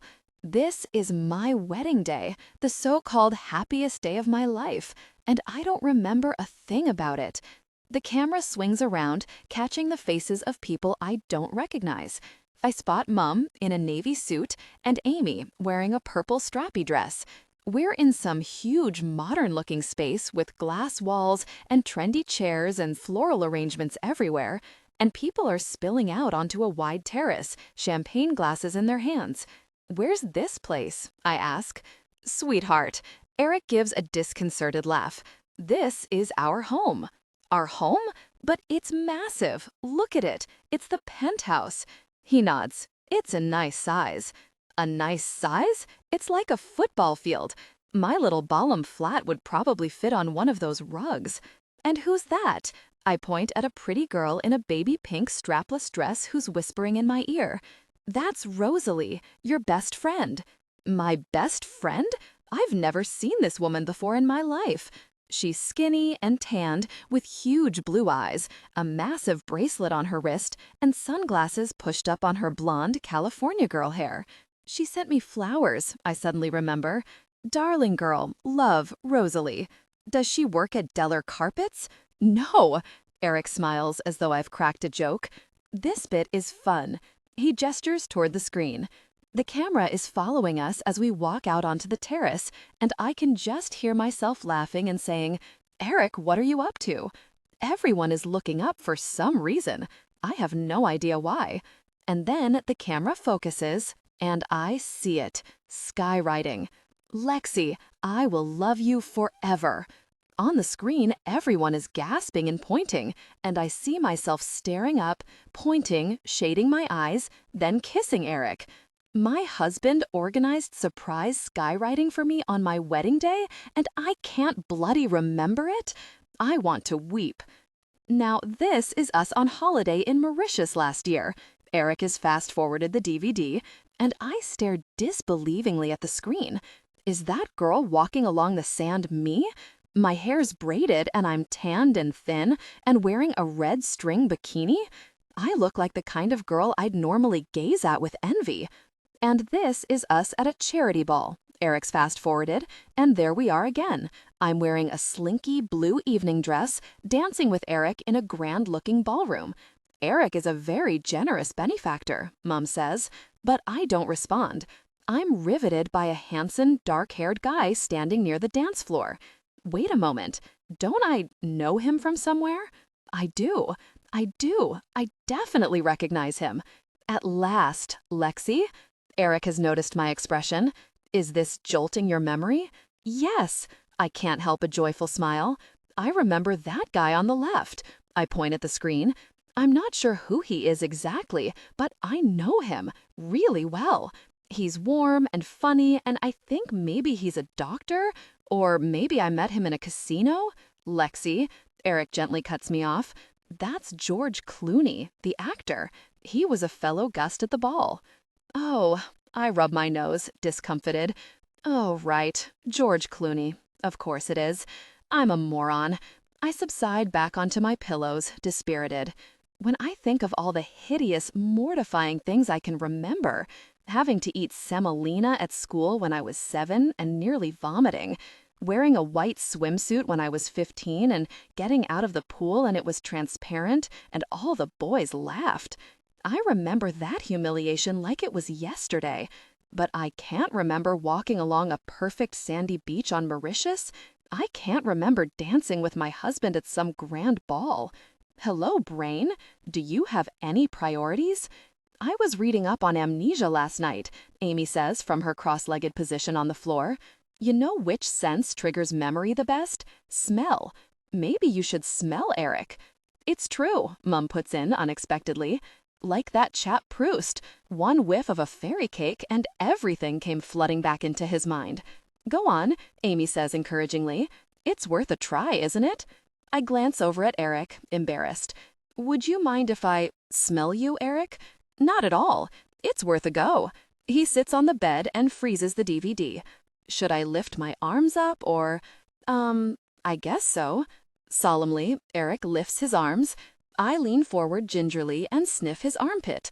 I can smell soap and aftershave and a mild, manly kind of smell, but nothing's rushing back into my brain, except visions of George Clooney in Ocean's 11.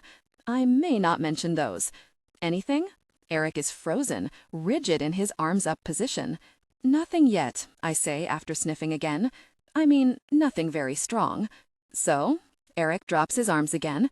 Not exactly the greatest success. No. I considered other possibilities for memory recall. I glanced at Eric, and I was convinced he was thinking something similar. Never mind. It's still early days. Eric smiles as he closes the wedding album, but I can tell he's disappointed too. What if I never remember? I look around the room. What if all those memories are lost for good, and I can never get them back? Ever? As I look around at the concerned faces, I suddenly feel powerless and vulnerable.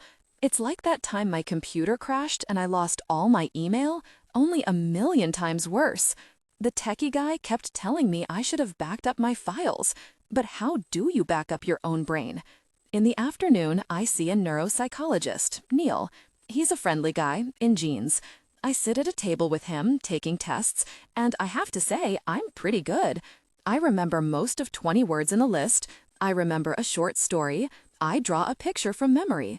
You're functioning extremely well, Lexi, Neil says after he fills in the last checkbox. Your executive skills are there. Your short-term memory is pretty good considering. You have no major cognitive problems, but you're suffering from a severe focal retrograde amnesia. It's very unusual, you know. But why? Well, it has to do with the way you hit your head.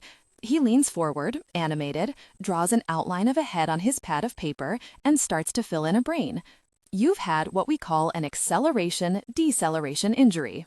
When you hit the windshield, your brain was thrown around in your skull, and a small area of your brain was, shall we say, tweaked. It could be you've done damage to your warehouse of memories, or it could be that you've done damage to the ability to retrieve memories. In that case, the warehouse is intact, if you like, but you're unable to open the door. His eyes are shining, as though this is all really fabulous and I should be thrilled with myself. Can't you give me an electric shock? I say in frustration. Or hit me over the head or something? I'm afraid not. He looks amused. Contrary to popular belief, hitting an amnesiac over the head is not going to bring their memory back, so don't try that at home. He pushes his chair back. Let me walk you to your room. We arrive back at my room to find Mom and Amy still watching the home DVD while Eric talks on his cell phone. Immediately, he finishes his conversation and claps his phone shut. How did you get on? What did you remember, darling? Mom chimes in. Nothing, I admit. Once Lexi gets back to familiar surroundings, she'll probably find her memory returns quite naturally, says Neil reassuringly, although it may take time. Right, Eric nods earnestly. So what next? Well, Neil flips through my notes.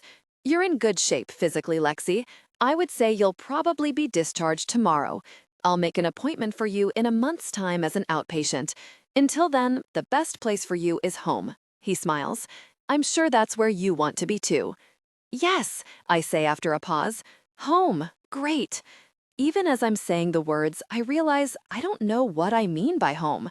Home was my Balham flat, and that's gone. What's your address? He takes out a pen. For my notes. I'm not sure. I'll write it down, Eric says helpfully, and takes the pen. This is crazy. I don't know where I live. I'm like some confused old lady. Well, good luck, Lexi. Neil looks at Eric and Mom. You can help by giving Lexi as much information as possible about her life. Write things down. Take her back to places she's been. Any problems, just call me. The door closes behind Neil and there's silence, apart from the chatter of the telly. Mom and Eric are exchanging looks. If I was a conspiracy theorist, I'd say they were hatching a plan. What is it? Sweetheart, your mother and I were talking earlier about how we would, he hesitates, tackle your release. Tackle my release? He sounds like I'm a dangerous psychotic prisoner. We're in a pretty strange situation here, he continues. Obviously, I would love it if you wanted to come home and resume your life again, but I appreciate that you may find it uncomfortable. After all, you don't know me. Well, no, I chew my lip. I don't. I said to Eric, you're very welcome to come and stay with me for a bit, puts in Mom. Obviously, it will be a little disruptive, and you'll have to share with Jake and Florian, but they're good dogs. That room smells, says Amy. It does not smell, Amy. Mum seems affronted. That builder chap said it was simply a question of dry something or other. She makes a vague gesture. Rot, says Amy, without moving her gaze off the television. And it does smell. Mum is blinking hard in annoyance. Meanwhile, Eric has come over, his face showing concern. Lexi, please don't think I'll be offended. I understand how tough this is for you. I'm a stranger to you, for goodness sake. He spreads his arms. Why on earth would you want to come home with me? I know it's my cue to answer, but I've suddenly been distracted by an image on the TV screen. It's of me and Eric on a speedboat. God knows where we are, but the sun is shining and the sea is blue. We're both wearing sunglasses, and Eric is smiling at me as he drives the boat, and we look totally glamorous, like something out of a James Bond movie. I can't help staring at it, mesmerized. I want this, rushes through my brain. It belongs to me. I earned it. I'm not going to let it slip through my fingers. Eric is still talking. The last thing I want to do is get in the way of your recovery. Whatever you want to do, I will completely understand. Right. Yes. I take a sip of water, playing for time. I'll just think about it for a few moments. Okay, let's just get my options absolutely clear here. 1. A rotting room in Kent, which I have to share with 2 whippets. 2. A palatial loft in Kensington with Eric, my good-looking husband who can drive a speedboat. You know what, Eric? I say carefully, measuring out my words. I think I should come and live with you. Are you serious? His face lights up, but I can tell he's taken aback. You're my husband, I say. I should be with you. But you don't remember me, he says uncertainly. You don't know me. I'll get to know you again, I say with growing enthusiasm. Surely the best chance I have of remembering my life is to live it. You can tell me about yourself and me and our marriage. I can learn it all again. And that doctor said familiar circumstances would help. They'll trigger my retrieval system or whatever. I'm more and more positive about this. So I don't know anything about my husband or my life. The point is, I've married a good-looking multimillionaire who loves me and has a huge penthouse and brought me taupe roses. I'm not going to throw it all away just because of the small detail that I can't remember him. Everyone has to work at their marriage in some way or another. I'll just have to work at the remembering your husband part. Eric, I really want to come home with you, I say as sincerely as I can. I'm sure we have a great loving marriage. We can work it out. It would be wonderful to have you back. Eric still looks troubled, but please don't feel any sense of obligation. I'm not doing this out of obligation. I'm doing it because it just feels right. Well, I think it's a very good idea, Mum puts in. That's it then, I say. Settled. Obviously, I'll take the guest suite, Eric said, hesitating slightly. I would appreciate that, I say, trying to match his formal tone. Thank you, Eric. Well, if you're sure about this. His whole face has brightened. Let's do this properly, shall we? He glances questioningly at my wedding ring, still lying on the cabinet, and I follow his gaze. Yes, let's, I nod, suddenly excited. He picks up both rings, and self-consciously I hold out my left hand. I watch, transfixed, as Eric slips the rings onto my finger. First the wedding band, then the enormous diamond solitaire. There's a hush in the room as I gaze down at my beringed hand. Really, that diamond's huge. Are you comfortable, Lexi? Eric asks. Does that feel right? It feels great, really, just right. A huge smile licks across my face as I turn my hand this way and that. I feel like someone should throw confetti or sing the wedding march. 2 nights ago, I was being stood up in a crappy club by loser Dave. And now, I'm married. It has to be karma. I must have been amazingly noble in a previous existence. I must have rescued children from a burning building, or given up my life to help lepers, or invented the wheel or something. It's the only explanation I can think of for how I've landed the dream life. Here I am, zooming along the Thames embankment with my handsome husband in his open-top Mercedes. I say zooming. Actually, we're going at about 20 miles an hour. Eric is being all solicitous and saying he knows how hard it must be for me to get back in a car, and if I feel traumatized to tell him straight away. But really, I'm fine. I don't remember anything about the crash. It's like a story I've been told that happened to someone else. The kind where you tilt your head politely and say, "Oh no, how awful," but you've already stopped listening properly. I keep glancing down at myself in wonder. I'm wearing a pair of cropped jeans, 2 sizes smaller than I used to wear, and a top by Miu Miu, which is one of those names I only used to know about from magazines. Eric brought me a bag of clothes to choose from, and they were all so posh and designer, I hardly dared touch them, let alone put them on. The spark between characters through your delivery. Banter should crackle with wit. On the back seat are all the bouquets and presents from my hospital room, including a massive basket of tropical fruit from Deller Carpets. There was a letter attached from someone called Claire, which said she would send me the minutes of the latest board meeting to read at my leisure, and she hoped I was feeling better. And then she signed it, Claire Abrahams, assistant to Lexi Smart. Assistant to Lexi Smart. I have my own personal assistant? I'm on the board of directors. Me. My cuts and bruises are a lot better, and the plastic staple has been taken out of my head. My hair is freshly washed and glossy, and my teeth are as movie star perfect as ever. I can't stop smiling at every shiny surface I pass. In fact, I can't stop smiling, full stop. Maybe in a previous life I was Joan of Arc and I got tortured horrifically to death. Or I was that guy in Titanic. Yes, I drowned in a cruel, freezing sea and never got Kate Winslet. And this is my reward. I mean, people don't just get presented with a perfect life for no good reason. It just doesn't happen. All right, darling? Eric briefly puts his hand on mine. His curly hair is all ruffled in the wind, and his expensive sunglasses are glinting in the sunshine. He looks like the kind of guy the Mercedes PR people would want to be driving their cars.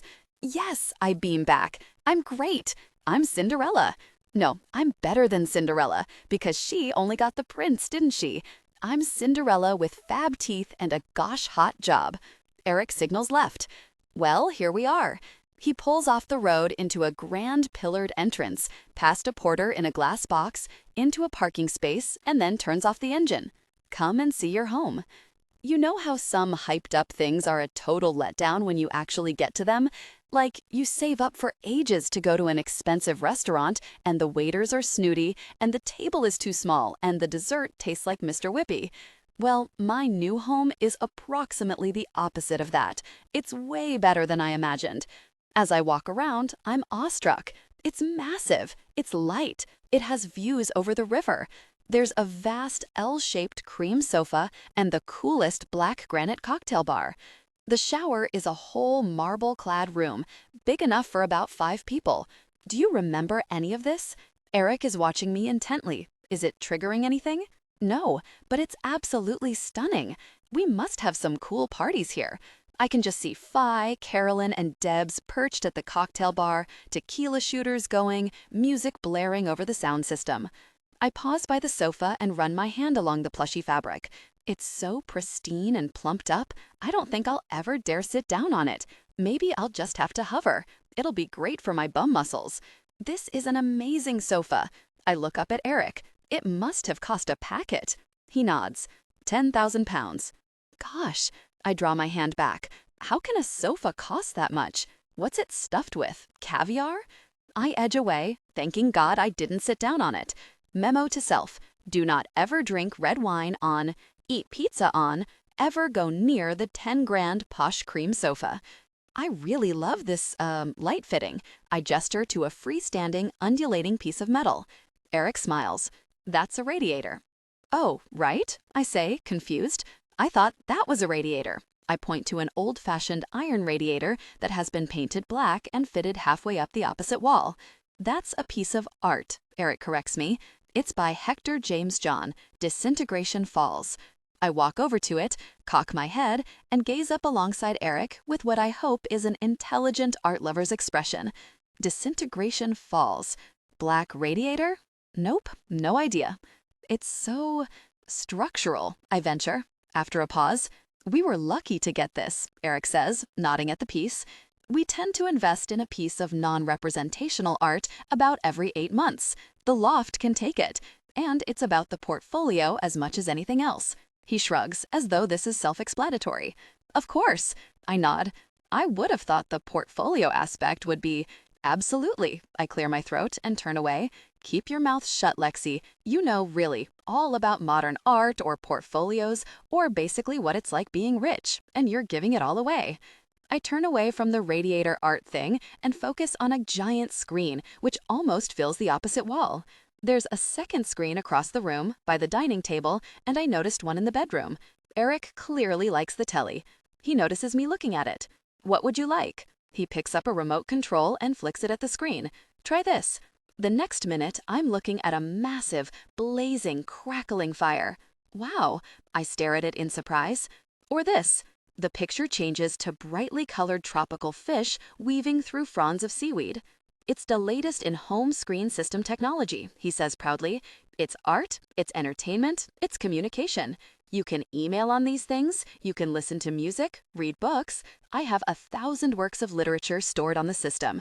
You can even have a virtual pet. A pet? I'm still gazing at the screen, dazzled. We each have one, Eric smiles. This is mine, Titan.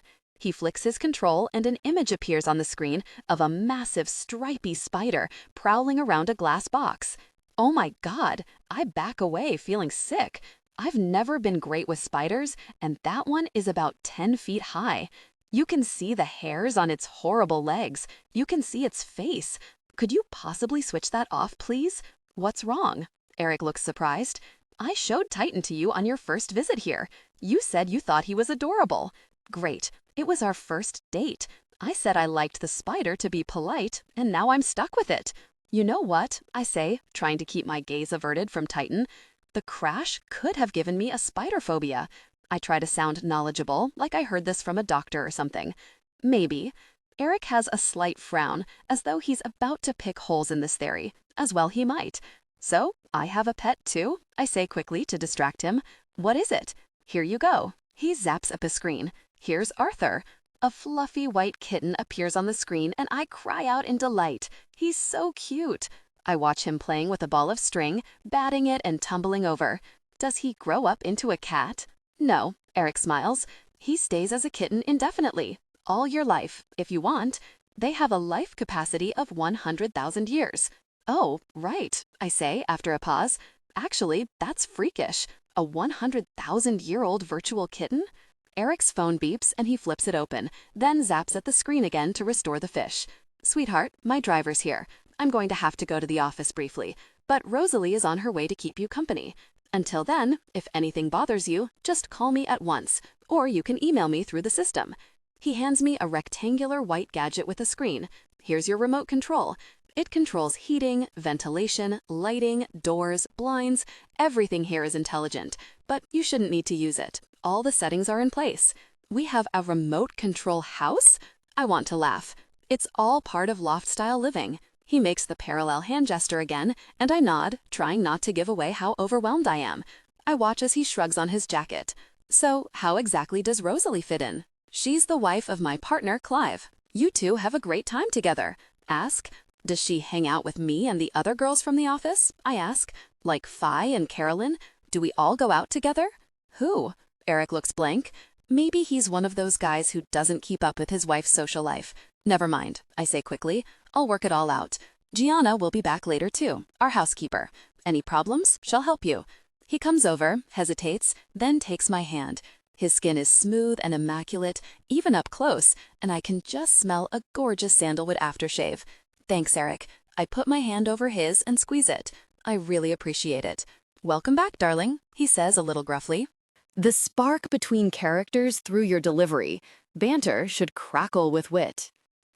Then he disengages his hand and heads toward the door, and a moment later it closes behind him. I'm alone. Alone in my marital home. As I look around the huge space again, taking in the lucite cube coffee table, the leather chaise, the art books, I realize I can't see that many signs of me. There are no brightly colored pottery jugs or fairy lights or piles of paperbacks. Well, Eric and I probably wanted to start again, choosing things together. And we probably got loads of amazing wedding presents. Those blue glass vases on the mantelpiece look like they cost a fortune. I wander over to the huge windows and peer down at the street below. There's no noise or draft or anything. I watch a man carry a package into a taxi far below and a woman struggling with a dog on a lead. Then I pull out my phone and start texting Fi. I have to talk to her about all of this. I'll get her to come around later. We'll curl up on the sofa and she can fill me in on my life, starting with Eric. I can't help smiling with anticipation as I press the buttons. Hi, back home. Give me a call. Can't wait to see you. LLX. I send the same text to Carolyn and Debs, then I put my phone away and swivel around on the shiny wooden floor. I've been trying to keep up a nonchalant air in front of Eric, but now that I'm alone, I can feel a beam of elation popping through. I never thought I'd live anywhere like this, ever. A laugh suddenly bubbles to my lips. I mean, it's crazy. Me, in this place? I swivel again on the floor, then start twirling, my arms out, laughing madly. I, Lexi Smart, live here in the state-of-the-art remote-controlled palace. Sorry, Lexi Gardner. This thought makes me giggle even more. I didn't even know my own married name when I woke up. What if it had been Pratt Bottom? What would I have said then? Sorry, Eric, you seem a lovely guy, but there's absolutely no way on earth. Crash. The sound of breaking glass interrupts my thoughts. I stop twirling in horror. Somehow, I accidentally caught my hand on a glass leopard that was leaping through the air on a display shelf. Now it's lying on the floor in 2 pieces. I've broken a priceless ornament, and I've only been in the place about 3 minutes. Gosh. I cautiously bend down and touch the bigger tail-end piece. There's a nasty, jagged edge and some splinters of glass on the floor. There's no way this can be mended. I'm hot with panic. What am I going to do? What if it was worth 10,000 quid, like the sofa? What if it's some family heirloom of Eric's? What was I thinking, twirling around? Gingerly, I pick up the first piece, and then the second. I'll have to sweep up the splinters of glass, and then an electronic beep interrupts me and my head jerks up. The giant screen opposite has turned bright blue with a message in green capitals. Hi, Lexi. How are you doing? Really? He can see me? He's watching me.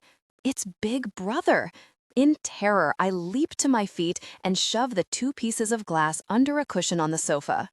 Hi, I say to the blue screen, my heart pounding. I didn't mean to do that. It was an accident. There's silence. The screen isn't moving or reacting in any way. Eric? I try again. There's no reply. Okay, maybe he can't see me after all. He must be typing this from the car. Cautiously, I venture over to the screen and notice a wall-mounted keyboard and tiny silver mouse, discreetly tucked away to the side. I click on Reply and slowly type, Fine, thanks. I could leave it there. I could find a way to fix the leopard or replace it somehow. No, come on. I can't start off my brand new marriage by keeping secrets from my husband. I have to be brave and own up. Have broken glass leopard by mistake, I type. Really sorry. Hope is not irreplaceable? I press send and pace about as I wait for the reply, telling myself over and over not to worry. I mean, I don't know for certain that it's a priceless ornament, do I? Maybe we won it in a raffle. Maybe it's mine, and Eric's always hated it. How am I supposed to know? How am I supposed to know anything? I sink down onto a chair, suddenly overwhelmed by how little I know about my own life. If I'd known I was going to get amnesia, I would have at least written myself a note, given myself a few tips.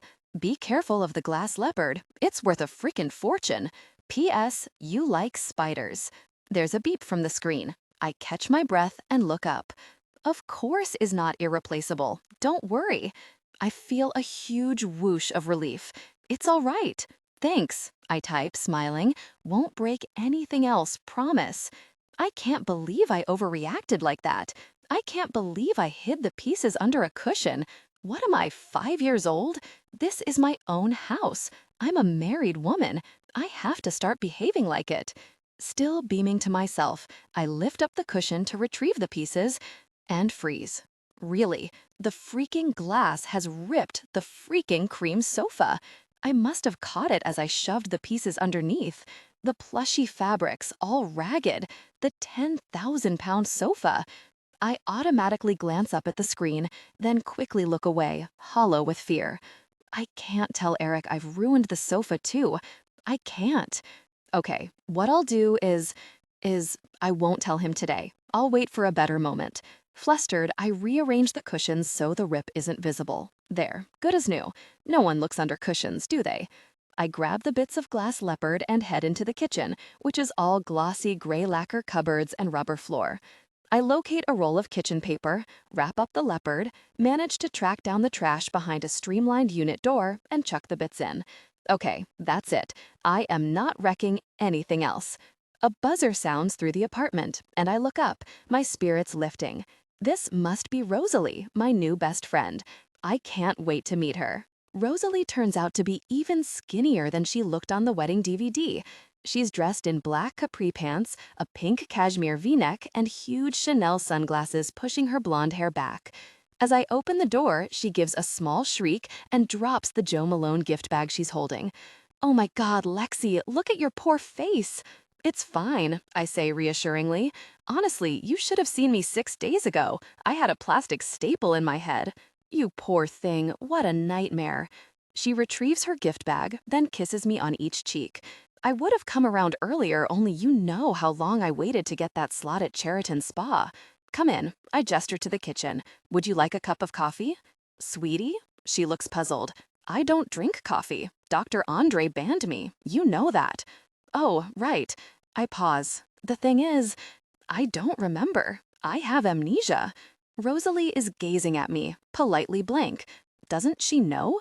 Didn't Eric tell her? I don't remember anything about the last 3 years. I try again. I hit my head, and it's all been wiped from my memory. Oh my God. Rosalie's hand goes to her mouth. Eric kept saying things about amnesia and you wouldn't know me. I thought he was joking. I want to giggle at her horrified expression. No, he wasn't joking. To me, you're a stranger. I'm a stranger. She sounds hurt. Eric was a stranger too, I add hastily. I woke up and I didn't know who he was. I still don't, really. There's a short silence during which I can see Rosalie processing this information. Her eyes widen and her cheeks puff out and she chews her lip. Oh my God, she says at last. Nightmare. I don't know this place. I spread my arms around. I don't know my own home. I don't know what my life is like. If you could help me out or tell me a few things, absolutely, let's sit down. She leads the way into the kitchen area. She dumps the Joe Malone bag on the counter and sits down at the trendy steel breakfast table, and I follow suit, wondering if I chose this table or Eric chose it or we both chose it together. I look up to see Rosalie staring at me. At once, she smiles, but I can see she's freaked out. I know, I say. It's a weird situation. So, is it permanent? Apparently, my memory could come back, but no one knows if it will, or when it will, or how much. And apart from that, are you okay? I'm fine, except one of my hands is a bit slow. I lift up my left hand to show her. I've got physio exercises to do. I flex my hand like the physiotherapist taught me, and Rosalie watches in fascinated horror. Nightmare, she breathes. But the real problem is, I don't know anything about my life since 2004. It's just a big black hole. The doctor said I should try and talk to my friends and build up a picture, and maybe that'll trigger something. Of course, Rosalie nods. Let me fill you in. What do you want to know? She leans forward expectantly. Well, I think for a moment. How did we two meet? It was about 2.5 years ago. Rosalie nods firmly. I was at a drinks party, and Eric said, "This is Lexi." And I said, "Hi," and that's how we met. She beams. Right. I shrug apologetically. I don't remember. We were at Trudy Swinson's? You know, who used to be an air hostess, but she met Adrian on a flight to New York, and everyone says she zeroed in on him as soon as she spotted his black Amex. She trails off, as if the enormity of the situation is hitting her for the first time. So you don't remember any gossip? Well, no. Oh my God, she blows out sharply. I have so much to fill you in on. Where shall I start? Okay, so there's me. She pulls a pen out of her bag and starts writing. And my husband, Clive, and his evil, difficult person ex, Davina. Wait till you hear about her. And there's Jenna and Petey. Do we ever hang out with my other friends? I interrupt her. Like Fi and Carolyn, or Debs, do you know them? Carolyn. Carolyn. Rosalie taps the pen against her teeth, frowning thoughtfully. Is she that lovely French girl at the gym? No. Carolyn, my friend from work. And Fi. I must have talked about them, surely. I've been friends with Fi forever. We go out every Friday night. Rosalie looks blank. Sweetie, to be honest, I've never heard you mention them. As far as I know, you never socialize with colleagues from work. What? I stare at her. But it's our thing. We go clubbing and we dress up and we have cocktails. Rosalie laughs. Lexi, I've never even seen you with a cocktail. You and Eric are both so serious about wine. Wine? That can't be right. All I know about wine is that it comes from Oddbins. You look confused, Rosalie says anxiously. I'm bombarding you with too much information. Forget the gossip. She pushes aside her sheet of paper, on which I can see she's written a list of names with difficult person and sweetheart next to them. What would you like to do? Maybe we could just do whatever we normally do together? Absolutely, Rosalie ponders for a moment. Then her brow clears. We should go to the gym. The gym? I echo, trying to sound enthused. Of course. So, I go to the gym a lot? Sweetie, you're addicted. You run for an hour every other morning at 6 a.m. 6 a.m.? Running? I never run. It's painful and it makes your boobs bounce around. I once did a mile-long fun run with Fi and Carolyn, and I nearly died. Although at least I was better than Fi, who gave up running after 2 minutes and walked the rest of the way, smoking a cigarette, and then got into a row with the organizers and was banned from any future cancer research fundraisers. But don't worry, we'll do something lovely and restful today, Rosalie says reassuringly. A massage or a nice gentle stretch class. Just grab your exercise clothes and we'll go. Okay. I hesitate. Actually, this is a bit embarrassing, but I don't know where my clothes are. All the cupboards in our bedroom are full of Eric's suits. I can't find any of mine. Rosalie looks utterly poleaxed. You don't know where your clothes are? Tears suddenly spring to her huge blue eyes, and she fans her face. I'm sorry, she gulps, but it's just come home to me how horrific and scary this must be for you, to have forgotten your entire wardrobe. She takes a deep breath, composing herself, then squeezes my hand. Come with me, sweetie. I'll show you. So the reason I couldn't find my clothes is they're not in a wardrobe. They're in a whole other room, behind a concealed door which looks like a mirror. And the reason they need a whole other room is because there's so freaking many of them. As I stare at the racks, I feel faint. I've never seen so many clothes, not outside a shop. Crisp white shirts, tailored black trousers, suits and shades of mushroom and taupe, chiffony evening wear, tights rolled up in their own special drawer, folded silky knickers with La Perla labels. I can't see anything that doesn't look brand new and immaculate. There are no baggy jeans, no sloppy sweaters, no comfy old PJs. I leaf through a row of jackets, all pretty much identical apart from the buttons. I can't believe I've spent so much money on clothes, and they're all versions of beige. What do you think? Rosalie is watching me, her eyes sparkling. Amazing! Anne has a great eye. She nods sagely. Anne, your personal shopper. I have a personal shopper? Just for the main pieces each season, Rosalie pulls out a dark blue dress with spaghetti straps and the tiniest ruffle around the hem. Look, this is the dress you wore when we first met. I remember thinking, this is the girl Eric's smitten with. It was the talk of the party. And let me tell you, Lexi, there were a lot of disappointed girls out there when you two got married. She reaches for a long black evening dress. This is the dress you wore to my murder mystery evening. She holds it up against me. With a little fur shrug and pearls. Don't you remember? Not really. What about this Catherine Walker? You must remember that. Or your Roland Moray. Rosalie is whipping out dress after dress, none of which looks remotely familiar.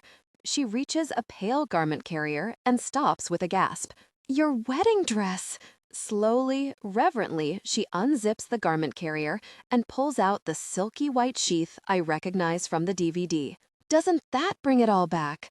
I stare at the dress, trying as hard as I can to will my memory to return, but nothing. Oh my God! Rosalie suddenly claps a hand over her mouth. You and Eric should have a renewal of vows. I'll plan it for you. We could have a Japanese theme. You could wear a kimono. Maybe. I cut her off. It's early days. I'll think about it.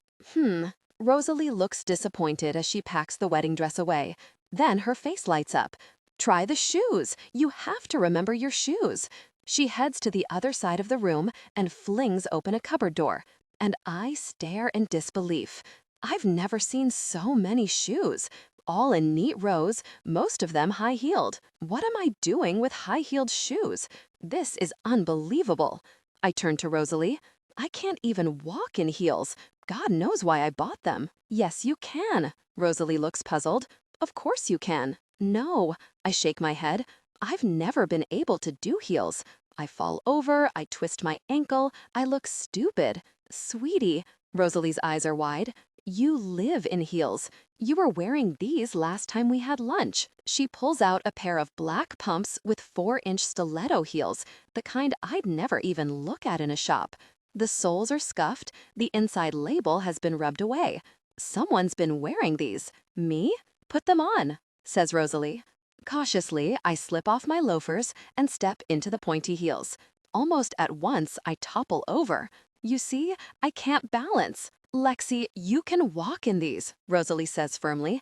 I've seen you do it. I can't. I make to take them off, but Rosalie grabs my arm. No, don't give up, sweetie. It's in you. I know it is. You have to unlock it. I try another step, but my ankle bends like plasticine. It's no good. I exhale in frustration. I wasn't meant to do this. Yes, you were. Try again. Find the zone. Rosalie sounds like she's coaching me for the Olympics. You can do it, Lexi. I totter to the other side of the room and cling to the curtain. I'll never crack this, I say despairingly. Of course you will. Just don't think about it. Distract yourself. I know. Well, we'll sing a song. Land of hope and glory. Come on, Lexi, sing. Reluctantly, I join in. I really hope Eric doesn't have a CCTV camera trained on us at this moment. Now walk. Rosalie gives me a little push. Go. Land of hope and glory. Trying to keep my mind focused on the song, I take a step forward. Then another. Then another. Oh my God, I'm doing it. I'm walking in high heels. You see? Rosalie crows in triumph. I told you. You are a heels girl. I get to the other side of the room, swivel around confidently, and walk back, an elated grin on my face. I feel like a model. I can do it. It's easy. Yay! Rosalie lifts her hand and gives me a high five. She opens a drawer, scoops up some gym clothes, and pops them into an oversized tote. Come on, let's go. We drive to the gym in Rosalie's car. It's a sumptuous Range Rover with the license plate ROS1. Designer shopping bags are strewn all over the back seat. So what do? I say as she winds her way between two lanes of traffic. I do a lot of volunteer work. She nods earnestly. Wow, I feel a bit shamefaced. Rosalie didn't strike me as the volunteer work type, which just shows how prejudiced I am. What kind? Event planning mainly. For a particular charity? No, mostly for friends. You know, if they need a helping hand with the flowers or party favors or whatever. Rosalie smiling winsomely up at a truck driver. Please let me in, Mr. Lorry driver. Thank you. She pulls over into the next lane and blows him a kiss. I do the odd bits for the company, too, she adds. Eric's such a sweetie. He always gets me involved in launches, that kind of thing. Oh gosh, roadworks. She swerves to a cacophony of angry hooting and turns the radio up higher. So you like Eric? I try to sound casual, although I'm dying to hear what she thinks of him. Oh, he's the perfect husband. Absolutely perfect. She draws up at a crosswalk. Mine's a monster. Really? I stare at her. Mind you, I'm a monster too. She turns to face me, her blue eyes deadly serious. We're so volatile. It's a total love-hate relationship. Here we are. She zooms off again and drives into a tiny car park, pulls up next to a Porsche, and turns off the engine. Now, don't worry, she says as she ushers me toward the glass double doors. I know this will be really hard for you, so I'll do all the talking. Hi there. She pushes her way into a smart reception area, furnished with tan leather seating and a pebbled fountain. Hi, ladies. The receptionist's face falls as she sees me. Lexi, you poor thing. We heard about the accident. Are you all right? I'm fine, thanks. I venture a smile. Thanks very much for the flowers. Poor Lexi has amnesia, says Rosalie impressively. She doesn't remember this place. She doesn't remember anything. She casts around as though for a way to illustrate. Like, she doesn't remember this door, or this plant. She gestures to a large frondy fern. Goodness, I know. Rosalie is nodding solemnly. It's a nightmare for her. She turns to me. Is this bringing back any memories, Lexi? Not really. Everyone in the reception area is staring at me agog. I feel like a member of the Amnesia freak circus. Come on, firmly takes hold of my arm. We'll get changed. You might remember once you're in your exercise clothes. The changing rooms are the most palatial ones I've ever seen, all smooth wood and mosaic showers and gentle music playing over the speakers.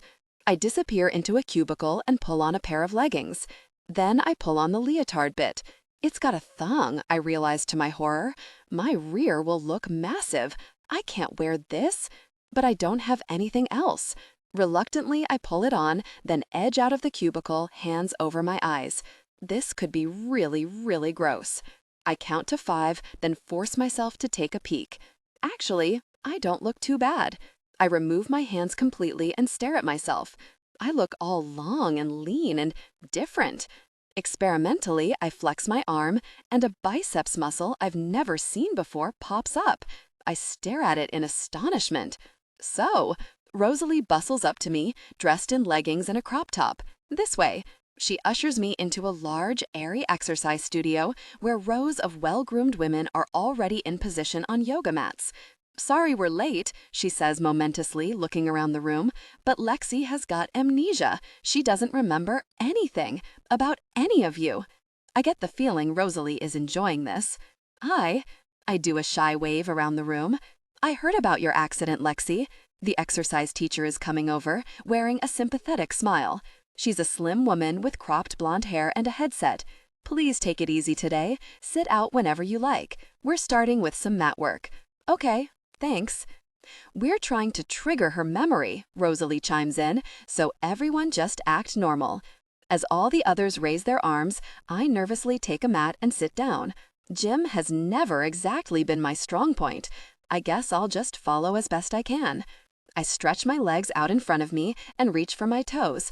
Although there's no way I'll ever be able to, bloody hell, I can touch my toes. In fact, I can put my head right down on my knees. What's happened to me? In disbelief, I follow the next maneuver, and I can do that one too. I'm bendy. My body is moving into each position as if it can remember everything perfectly, even if I can't. And now, for those that are up to it, the teacher is saying, the advanced dancer position. Cautiously, I start tugging on my ankle, and it obeys me. I'm pulling my leg right above my head. I feel like yelling, "Look at me, everyone!" Don't overdo it, Lexi. The teacher looks alarmed. Maybe take it easy now. I'd leave out splits this week. No way! I can do splits? Afterward, in the changing room, I'm exhilarated. I sit in front of the mirror, drying my hair, watching as it turns from damp mouseback to shiny, glowing chestnut. I can't get over it, I keep saying to Rosalie. I was always so crap at exercise. Sweetie, you're a natural. Rosalie is slathering body lotion all over herself. You're the best in the class. I switch off the hairdryer, pull my hands through my dry hair, and survey my reflection. For the millionth time, my gaze is drawn to my gleaming white teeth and my full pink lips.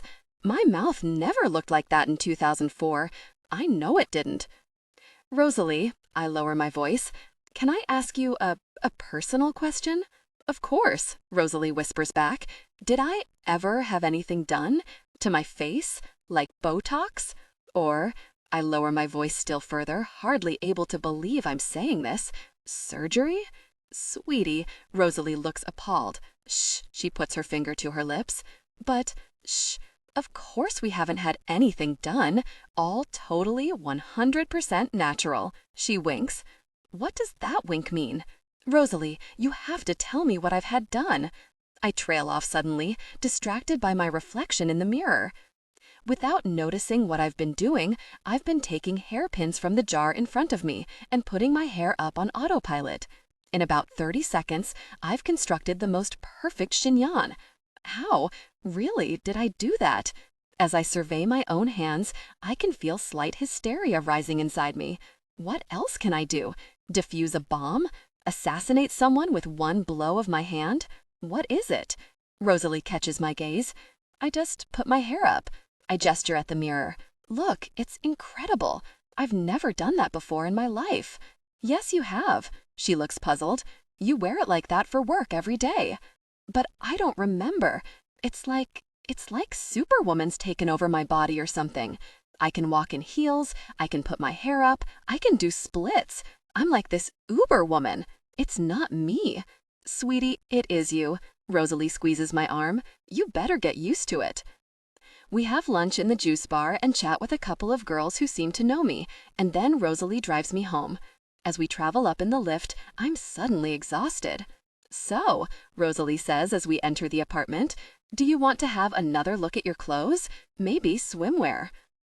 Actually, I feel pretty wiped out, I say apologetically. Do you mind if I go and have a rest? Of course not, she pats her arm. I'll wait out here for you. Make sure you're okay. Don't be silly, I smile. I'll be fine until Eric comes home, really. And thanks, Rosalie. You've been so kind. Darling girl. She gives me a hug and picks up her bag. I'll give you a call. Look after yourself. She's halfway out the door when something occurs to me. Rosalie, I call. What should I make Eric for dinner tonight? She turns and gazes at me uncomprehendingly. I suppose it is quite a strange question, out of the blue. I just thought you might know what sort of thing he likes. I laugh awkwardly. Sweetie. Rosalie blinks several times. Sweetie, you don't make the dinner.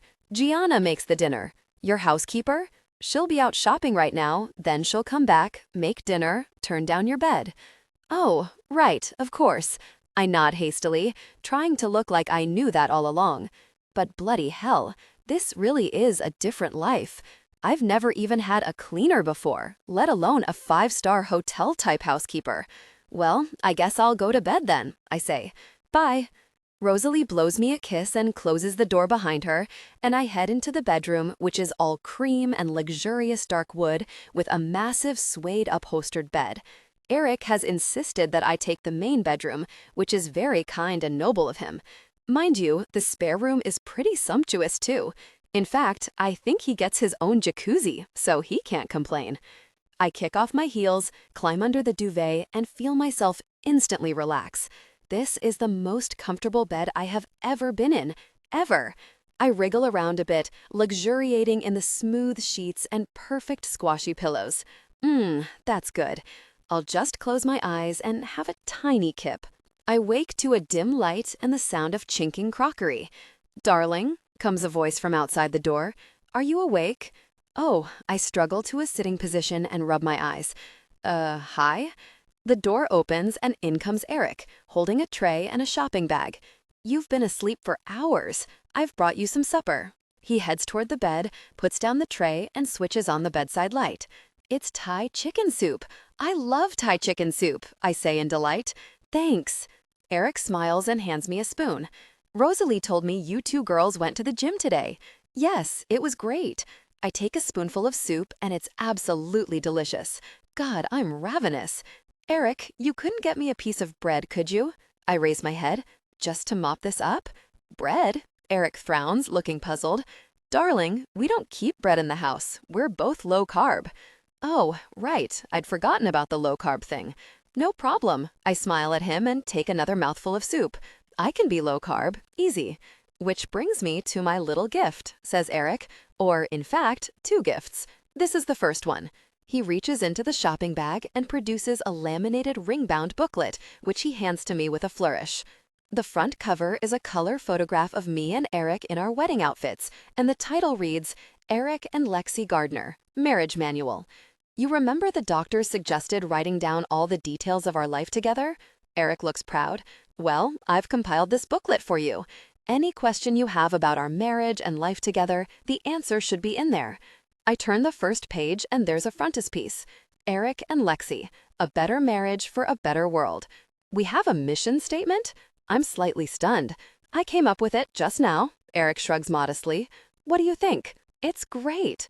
I flip through the booklet. There are pages of print, interspersed with headings, photographs, and even some hand-drawn diagrams. I can see sections on holidays, family, laundry, weekends. I've organized the entries in alphabetical order, Eric explains, and indexed them. It should be fairly simple to use. I flip to the index and run my eyes down the page at random. Tomatoes, tongues, sea barbecue, tongues, tongues. Immediately, I start flipping to page 24. Don't try and read it now. Eric gently closes the manual. You need to eat and sleep. I'll look up tongues later, when he's gone. I finish the rest of the soup and lean back with a contented sigh. Thank you so much, Eric. That was perfect. It's no trouble, my darling. Eric removes the tray and puts it on the dressing table. As he does so, he notices my shoes on the floor. Lexi, he flashes me a smile. Shoes go in your dressing room.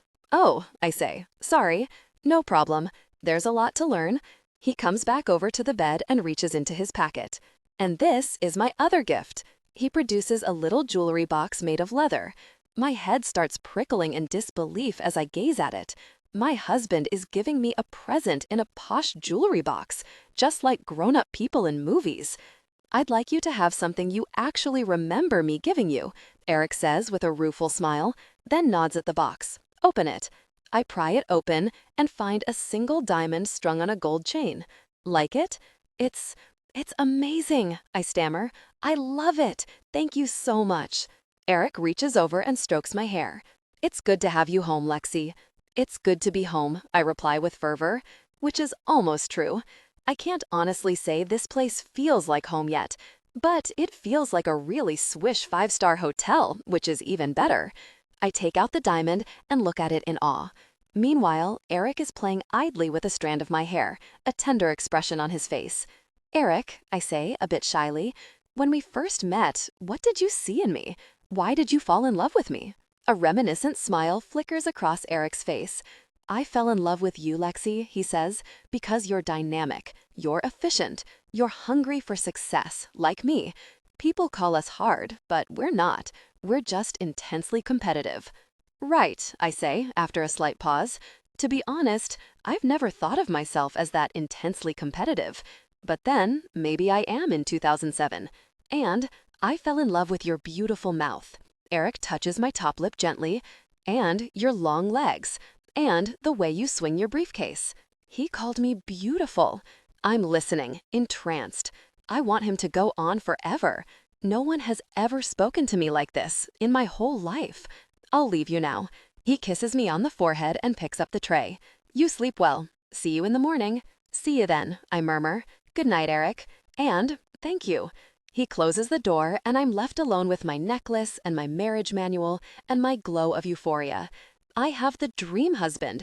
No, I have the better than a dream husband. He brought me chicken soup and gave me a diamond and fell in love with the way I swing my briefcase.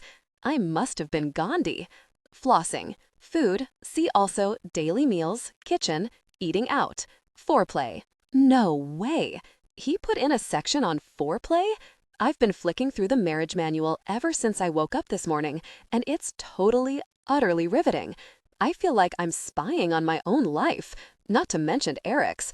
I know everything, from where he buys his cufflinks, to what he thinks of the government, to the fact that he checks his scrotum for lumps every month, which is a bit more than I bargained for. Did he have to mention his scroto? It's breakfast time, and we're both sitting in the kitchen.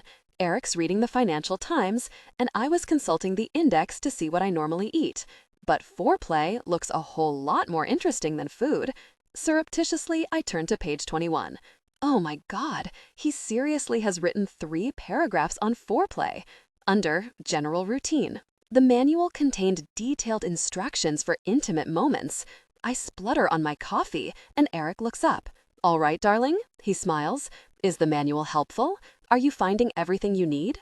Yes, I hastily flick to another section, feeling like a kid looking up rude words in the dictionary. I was just finding out what I usually have for breakfast.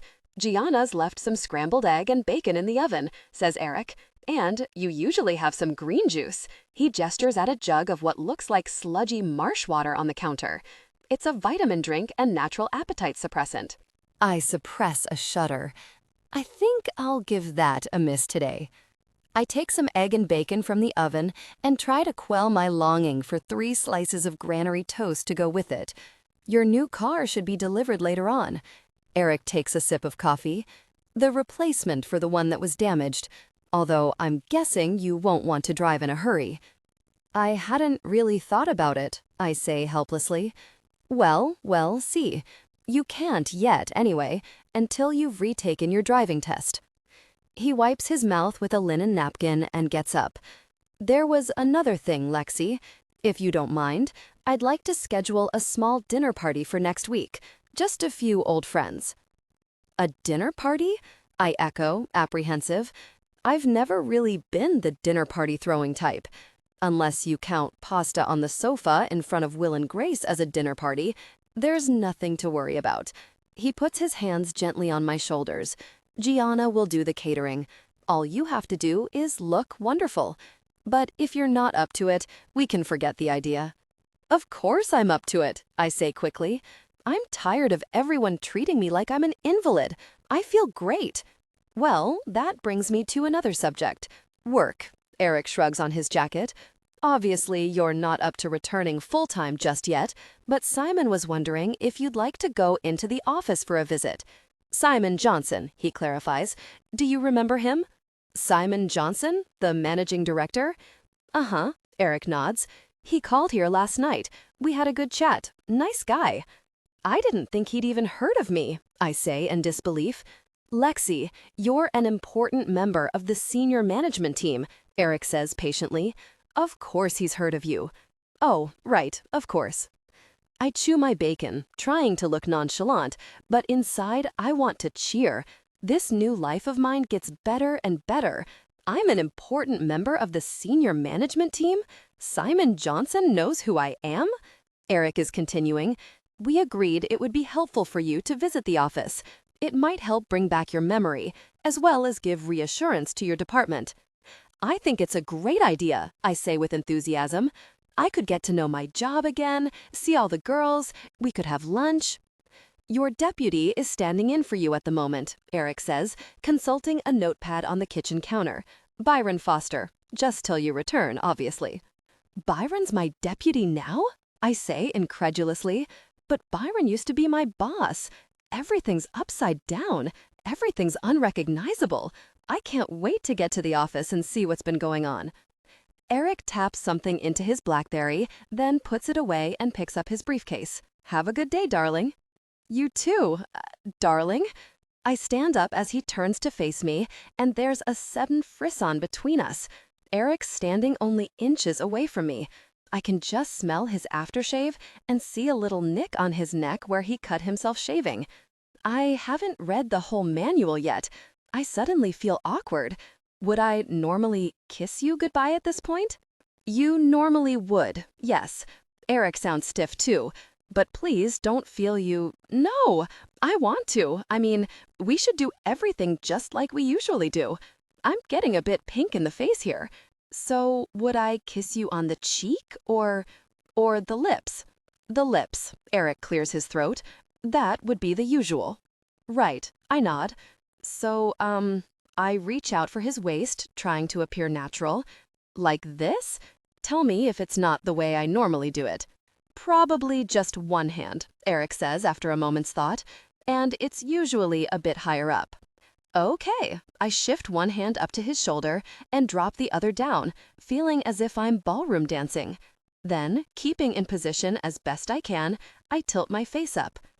Eric has a strange little nodule on the end of his tongue, I suddenly notice. Okay, I won't look at it. Concentrate on the kiss. He leans forward, and his mouth brushes briefly against mine, and I feel... nothing. I was hoping our first kiss would trigger all sorts of memories or sensations, maybe a sudden image of Paris or our wedding or our first snog. But as he draws away, I feel totally 100% blank. I can see the anticipation in Eric's face and quickly search for something encouraging to say. That was lovely. Very... I trail off, unable to think of a single word other than quick, which I'm not sure hits the right note. It didn't bring back any memories? Eric is studying my face. Well, no, I say apologetically, but I mean, that doesn't mean it wasn't really... it was... I feel quite excited. The words come out before I can stop them. What in the world did I say that for? I don't feel excited. Really? Eric lights up and he puts his briefcase down. Oh no, no, no, no, no. I cannot possibly be intimate with Eric yet. Number one, I don't even know him, hardly. Number two, I haven't read what happens next in the manual. Not that excited, I amend hastily. Just enough to know, to realize, obviously we have a great... When it comes to our private moments, together... Stop talking, Lexi, now. Anyway, I smile as brightly as I can manage. Have a great day. You too, darling.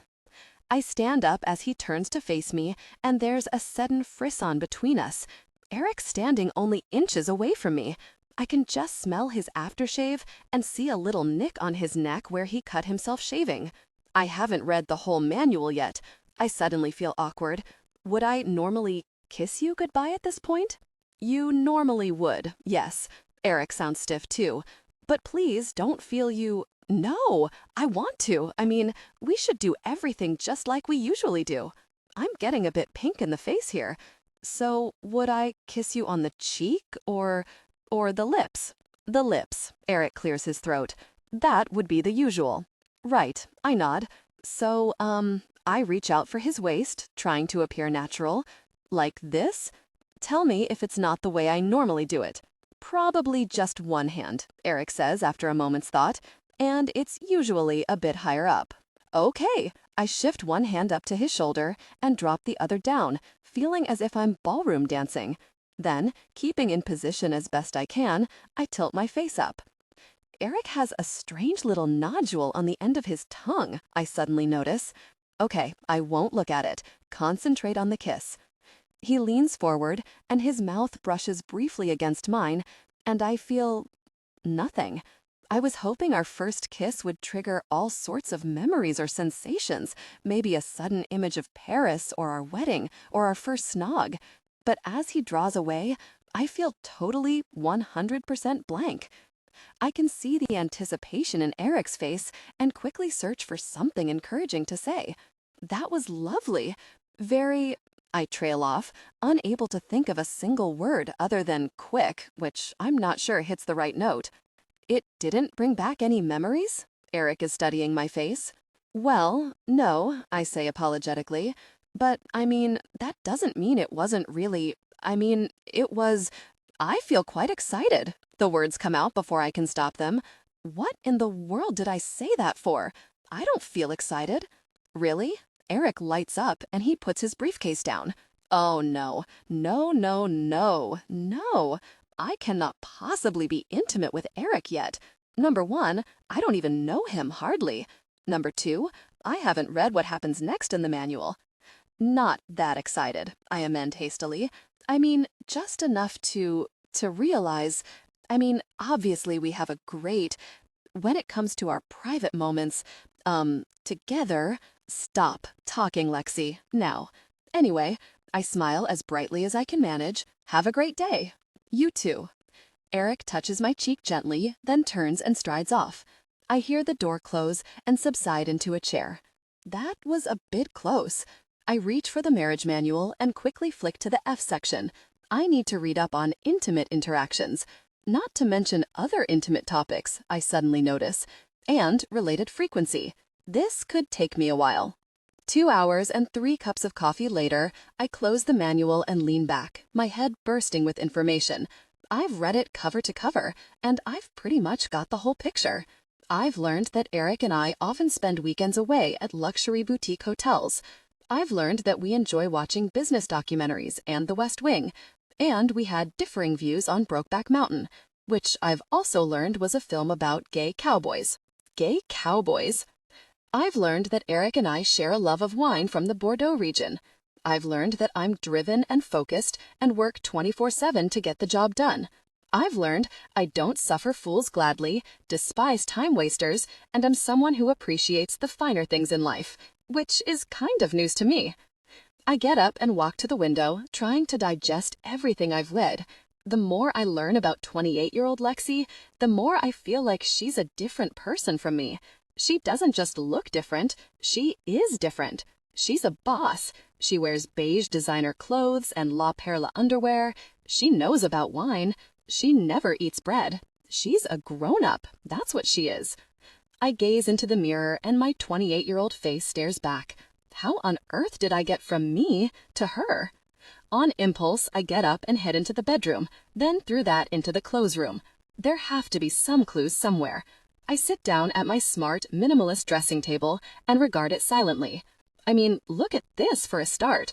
My old dressing table was painted pink and a total mess, all scarves, necklaces looped over the mirror, and jars of makeup everywhere.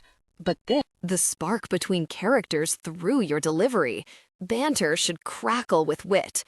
am prepared to cringe with embarrassment and duck behind the sofa. But actually, I don't look that bad.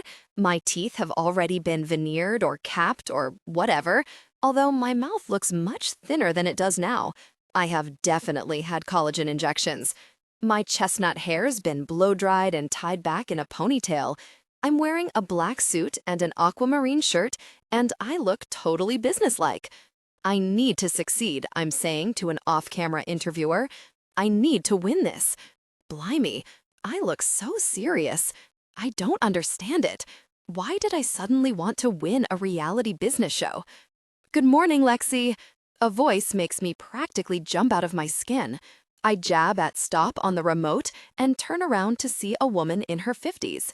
She has dark, gray-streaked hair tied back, she's wearing a flowery overall, and she's holding a plastic bucket full of cleaning things. An iPod is clipped to her overall pocket, and from the speakers in her ears, I can just hear the strains of opera. "You're up," she says in a piercing voice.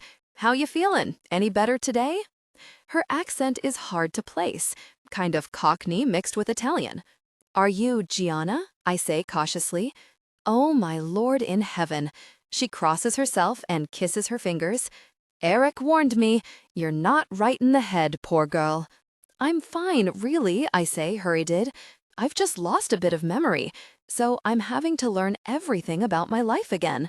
"Well, I am Gianna," she hits her chest. "Great. Thanks." I stand aside as Gianna moves past me and starts flicking over the glass surface of the coffee table with a feather duster, humming along to the iPod. "Watching your TV show, are you?" she says, glancing past me at the huge screen. "Oh, I was, just to remind myself." I hastily turn it off. Meanwhile, Gianna has started polishing a display of picture frames. I twist my fingers awkwardly. How can I just stand here, watching another woman clean my house? Should I offer to help? "What would you like me to cook for dinner tonight?" she says, starting to plump up the cushions on the sofa.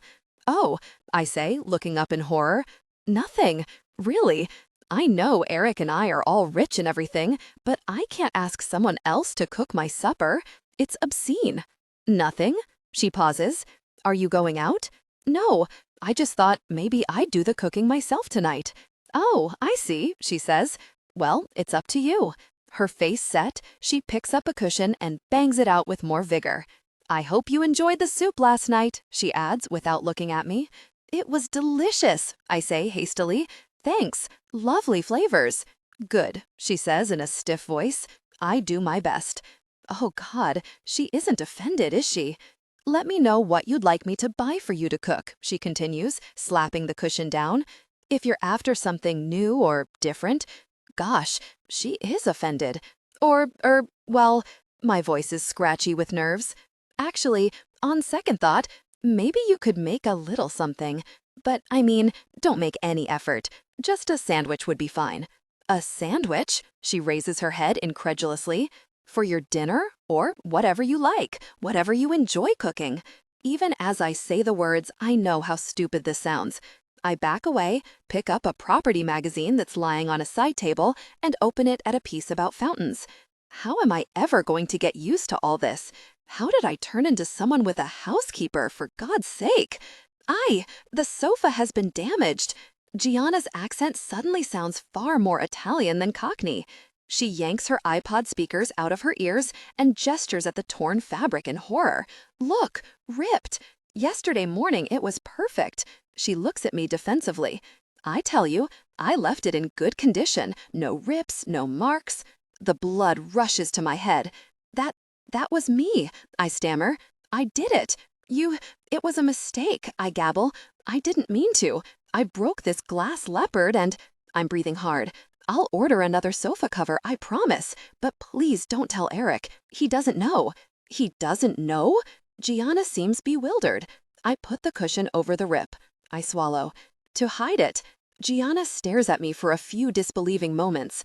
I stare back pleadingly, unable to breathe. Then her severe face creases into a laugh. She puts down the cushion she's holding and pats me on the arm. "I'll sew it. Little tiny stitches. He'll never know." Really? I feel a wash of relief. Oh, thank God. That would be wonderful. I'd be so grateful. Gianna is surveying me with a perplexed frown, her broad arms folded across her chest. "You're sure nothing happened when you bumped your head?" she says at last. "Like, personality transplant? What?" I give an uncertain laugh. "I don't think so."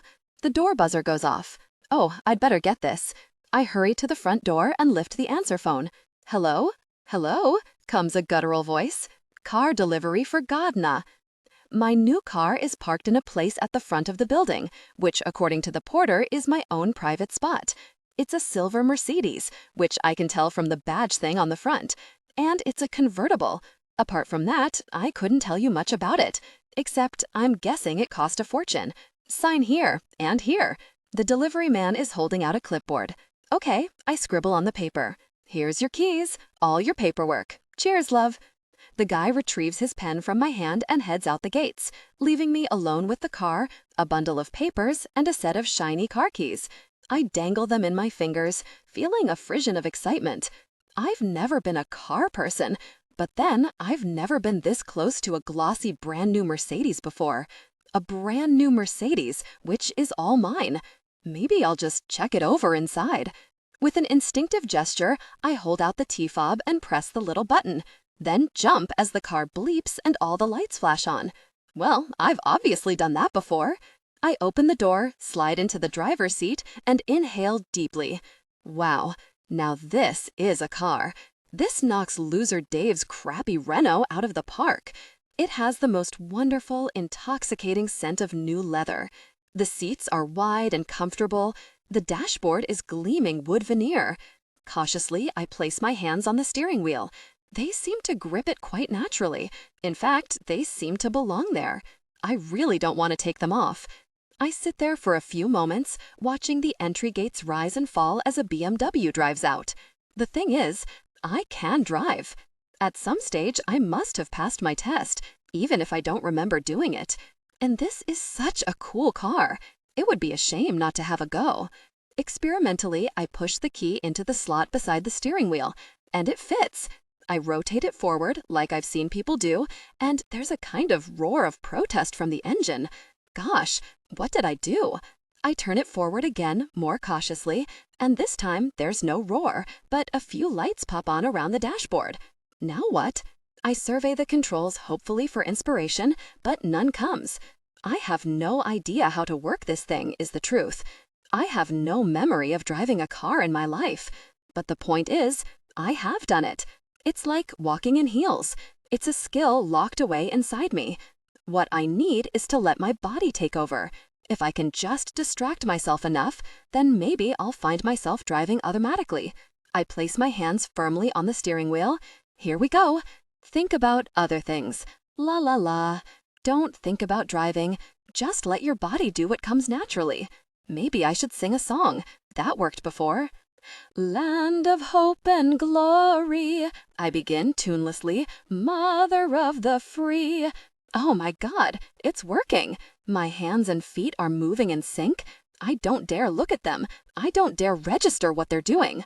All I know is I've switched on the engine and pushed down on one of the pedals, and there's a kind of rumbling, and I did it. I switched on the car. I can hear the engine throbbing as if it wants to get going. Okay, keep calm. I take a deep breath, but deep inside, I'm already a bit panicky. The spark between characters through your delivery. Banter should crackle with wit. Am sitting at the controls of a Mercedes and the engine's running, and I'm not even sure how that happened. Right. Collect yourself, Lexi. Handbrake. I know what that is, and the gear stick. Cautiously, I release both, and at once, the car moves forward. Hastily, I press my foot down on one of the pedals to stop it, and the car bucks with an ominous grinding noise. Gosh, that didn't sound good. I release my foot, and the car creeps forward again. I'm not sure I want it doing that. Trying to stay calm, I press my foot down again, hard. But this time, it doesn't even stop. It just keeps going, inexorably forward. I thrust again, and it revs up like a racing car. Gosh, I say, almost gibbering in fear. Okay, just stop. Stay. I'm pulling back on the wheel, but it's making no difference. I don't know how to control this thing. We're slowly heading toward an expensive-looking sports car parked opposite, and I don't know how to stop. In desperation, I thrust both feet down again, hitting two pedals at once with a shrieking engine braking sound. Oh God! Oh God! My face is hot, my hands are sweating. I never should have gotten into this car. If I crash it, Eric will divorce me, and I won't blame him. Stop, I cry again. Please. Suddenly, I notice a dark-haired man in jeans coming in at the gates. He sees me gliding forward toward the sports car, and his whole face jolts. Stop, he yells, his voice faint through the window. I can't stop, I yell back desperately. Steer, he mimes steering. The steering wheel, of course. I'm a moron. I wrench it around to the right, nearly dragging my arms out of my sockets, and manage to turn the car off course. Only now I'm heading straight toward a brick wall. Brake, the guy is running alongside me. Brake, Lexi. But For God's sake, brake, he yells. The handbrake, I suddenly remember. Quick, I yank it back with both hands, and the car stops with a judder. The engine is still running, but at least the car is stationary. And at least I haven't hit anything. My breath is coming fast and hoarse. My hands are still clenched around the handbrake. I'm never driving again. Never. Are you okay? The guy is at my window. After a few moments, I manage to unclench one of my hands from the handbrake. I jab randomly at the buttons on the car door until the window winds down. What happened? He says.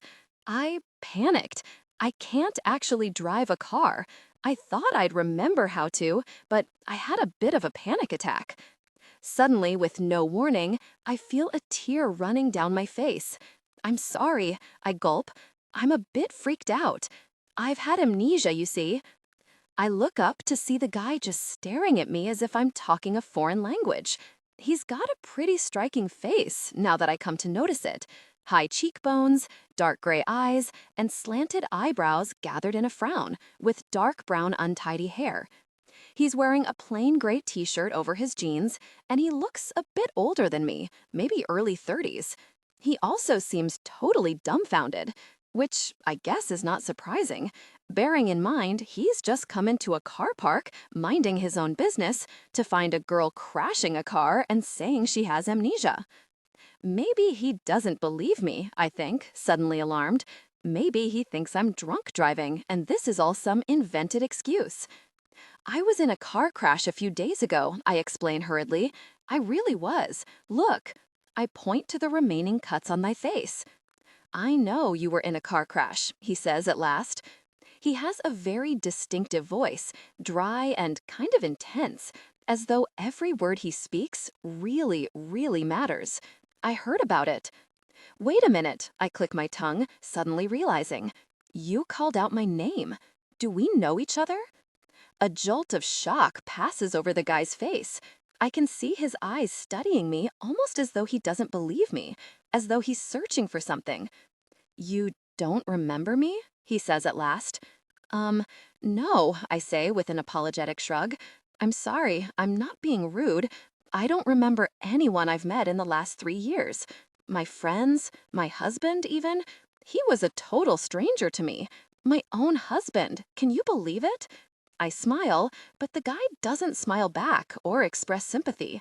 In fact, his expression almost makes me nervous. Do you want me to park that for you? He says abruptly. Oh, yes, please. I glance anxiously at my left hand, still clutching the handbrake. Can I let go of this? Will the car roll away? A tiny smile flickers over his face. No, it won't roll away. You can let go. Cautiously, I unfurl my hand, which had practically seized up, and shake out the stiffness. Thanks so much, I say, getting out. This is my brand new car. If I'd crashed it, I can't even think. I wince at the idea. My husband got it for me, to replace the other one. Do you know him, Eric Gardner? Yes, he says after a pause. I know him. He gets into the car, shuts the door, and signals to me to get out of the way. The next moment, he's expertly reversed the car safely back into its parking spot. Thanks, I say fervently as he gets out. I really appreciate it. I wait for the guy to say it's no trouble or any time, but he seems lost in thought. What did they say about the amnesia? He says, suddenly looking up. Have your memories gone forever? They might come back any time, I explain, or they might not. No one knows. I'm just trying to learn about my life again. Eric's being really helpful and teaching me all about our marriage and everything. He's the most perfect husband. I smile again, attempting to lighten the atmosphere. So, where do you fit into the picture? There's no response at all from the dark-haired guy. He's shoved his hands in his pockets and is staring up at the sky. I really don't know what his problem is. At last, he lowers his head and surveys me again, his face all screwed up, as though he's in pain. Maybe he is. Maybe he has a headache or something. I have to go, he says. Oh, right. Well, thanks again, I say politely. And very nice to meet you. I mean, I know we've met before in my previous life, but you know what I mean. I hold out a hand to shake his, but he just looks at it as though it makes no sense to him at all. Bye, Lexi. He turns on his heel. Bye, I call after him, then trail off. What a weird guy. He never even told me his name. Phi is one of the most straightforward people I know. We met at the age of 6 when I was the new girl in the school playground. She was already a head taller than me, her dark hair in bunches, her voice booming and confident. She told me my plastic skipping rope was rubbish and loudly listed all its faults. Then, just as I was about to start crying, she offered me hers to play with. That's Phi. She can upset people with her bluntness, and she knows it. When she's said the wrong thing, she rolls her eyes and claps a hand over her mouth. But underneath it all, she's warm-hearted and kind. And she's great in meetings. When other people waffle on, she gets right to the point, no nonsense. It was Phi who gave me the idea of applying to Deller Carpets. She'd been working there for 2 years when Frenshaw's, the company I was at before, got taken over by a Spanish company, and a bunch of us were laid off. There was an opening in the flooring department, and Phi suggested I bring my CV in to show Gavin, her boss, and that was it. I had a job. Since working together, Phi and I have become even closer. We have lunch together, we go to the cinema on the weekend, we send text messages to each other while Gavin is trying to give one of his team lectures, as he calls them. I'm close to Carolyn and Debs too, but Phi is the one I ring up first with news, the one I think of when something funny happens. Which is why it's so weird she hasn't been in touch. I've texted her several more times since I got out of hospital. I've left 2 messages on voicemail, I've sent a few jokey emails, and even written a card thanking her for the flowers.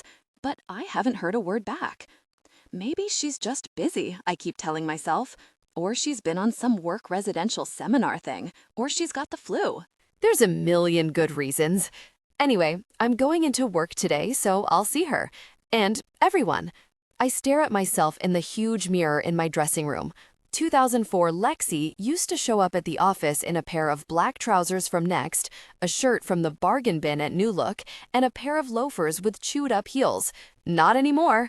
I'm in the crispest shirt I've ever worn in my life, all expensive Prada double cuffs. I'm wearing a black suit with a pencil skirt and a nipped-in waist. My legs are gleaming in Charnot's sheer gloss tights. My shoes are patent and spiky. My hair is blow-dried and twisted up into my signature chignon. I look like an illustration from a child's picture book. Boss lady. Eric comes into the room and I do a twirl. How do I look? Great. He nods, but doesn't seem surprised at my appearance. I suppose to him, this kind of outfit is normal, whereas I can't imagine this ever feeling like anything other than dressing up. All set? I guess. I pick up my bag, a black Bottega Veneta tote I found in the cupboard. I tried asking Eric about Fee yesterday, but he barely seemed to know who she was, even though she's my oldest friend and was at our wedding and everything. The only friend of mine he seems to know about is Rosalie, which is because she's married to Clive. Anyway, it's fine. I'll see Fee today, and there'll be some explanation, and everything will fall back into place. I expect we'll all go out for a drink at lunchtime and have a good old catch-up. Now, don't forget this. Eric is opening a cupboard in the corner. He retrieves a sleek black briefcase and hands it to me. I gave it to you when we were married. Wow, this is beautiful. It's made of buttery soft calfskin, and on the front are discreetly embossed initials, LG. I know you still use your maiden name for work, says Eric, but I wanted you to take a little piece of me to the office with you every day. He is so romantic. He is so perfect. I must go. The car will be here to pick you up in 5 minutes. Have a good time. He kisses me and heads out. As I hear the front door close, I pick up my briefcase and look at it, wondering what to put in it. I've never used a briefcase before. I always just shoved everything into my bag. Eventually, I take a packet of tissues and some polos out of my bag and put them into the briefcase. Then I add a pen. I feel like I'm packing for my first day at a new school. As I'm sliding the pen into a silk pocket, my fingers bump against something thin, like a card, and I pull it out. It's not a card. It's an old photo of me, Fi, Debs, and Carolyn, before I had my hair done, when my teeth were still whole snaggly.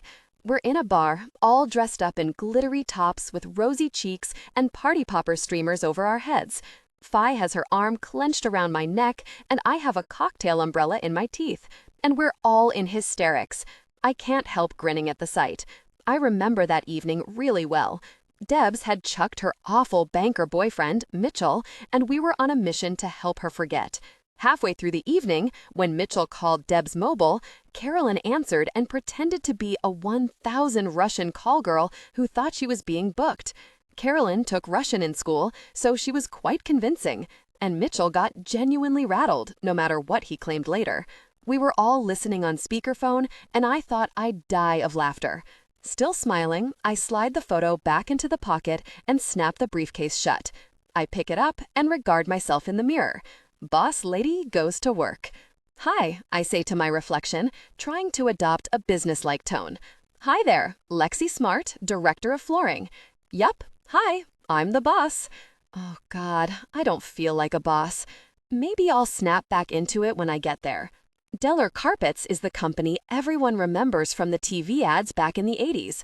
The first one showed a woman lying on some blue swirling patterned carpet in a shop, pretending it was so soft and luxurious she felt an immediate strong connection with the nerdy sales assistant. Then there was the follow-up ad where she married the nerdy assistant and had the whole aisle carpeted in flowery Deller carpet. And then they had twins who couldn't sleep unless they had blue and pink Deller carpet in their cribs. They were pretty tacky ads, but they did make Deller Carpets a household name, which is part of its trouble. The company tried to change its name a few years ago to just Deller. There was a new logo and mission statement and everything, but nobody took any notice of that. You say you work at Deller, and people frown, and then they say, "You mean Deller Carpets?" It's even more ironic because carpet is only a fraction of the company these days. About 10 years ago, the maintenance department started producing a carpet cleaner that was sold by mail order and became incredibly popular. They expanded into all sorts of cleaning products and gadgets, and now the mail order business is huge. So are soft furnishings and fabrics. But poor old carpets have fallen by the wayside. Trouble is, they're not cool these days. It's all slate and laminate wood flooring. We do sell laminate flooring, but hardly anyone realizes we do because they think we're still called Deller Carpets.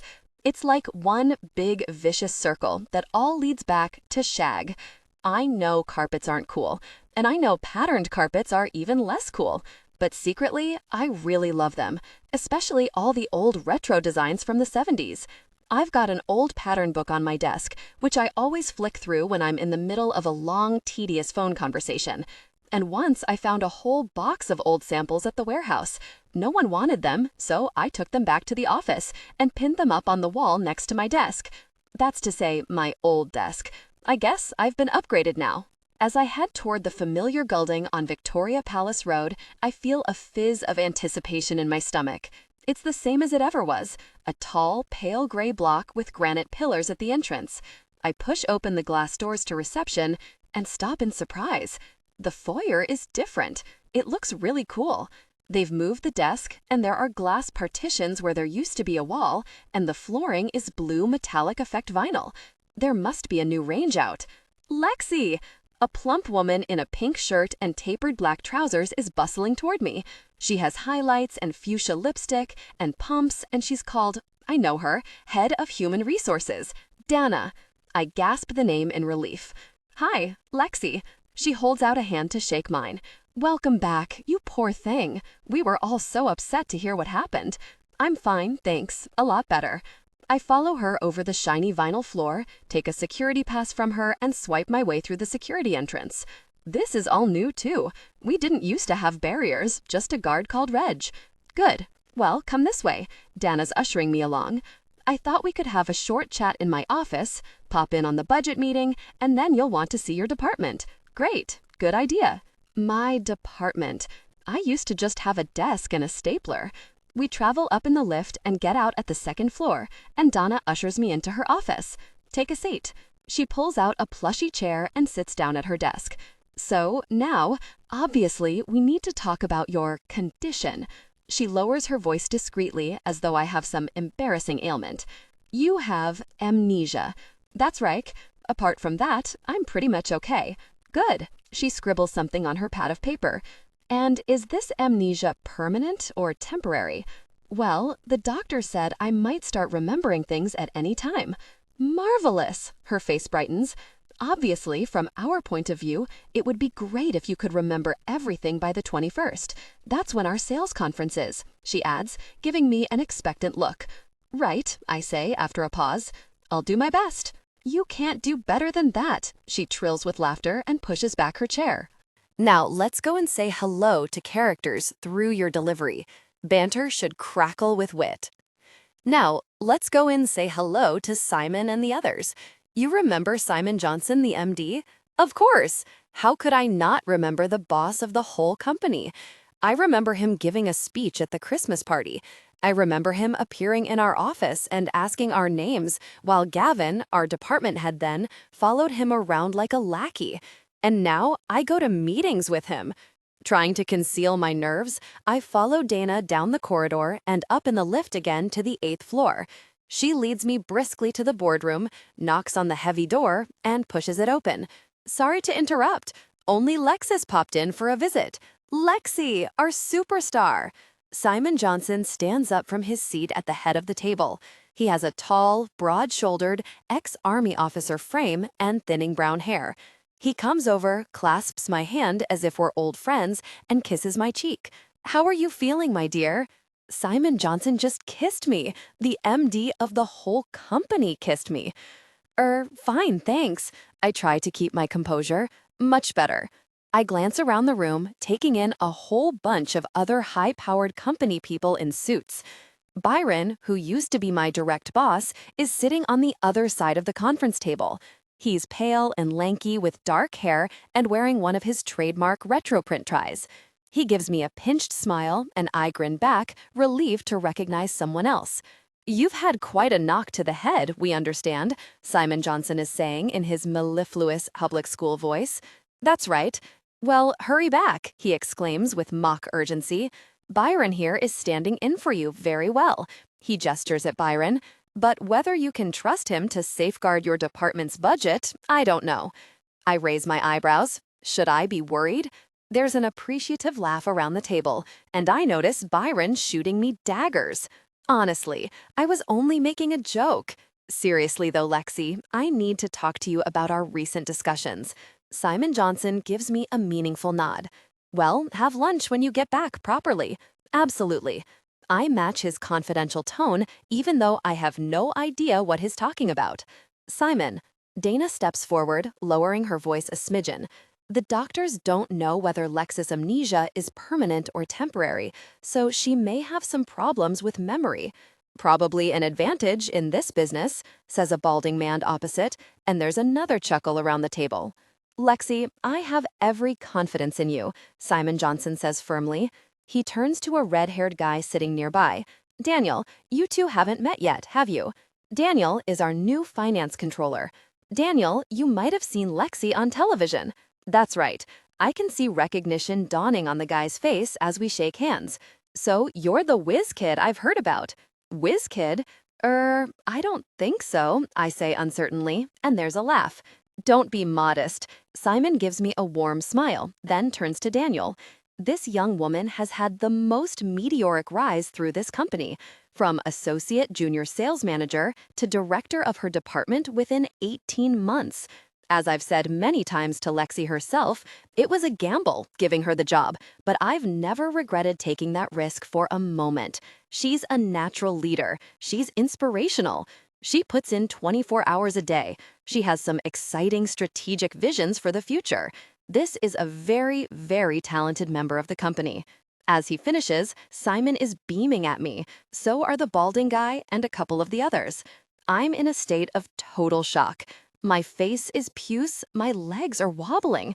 No one's ever spoken about me like that. Ever. My whole life.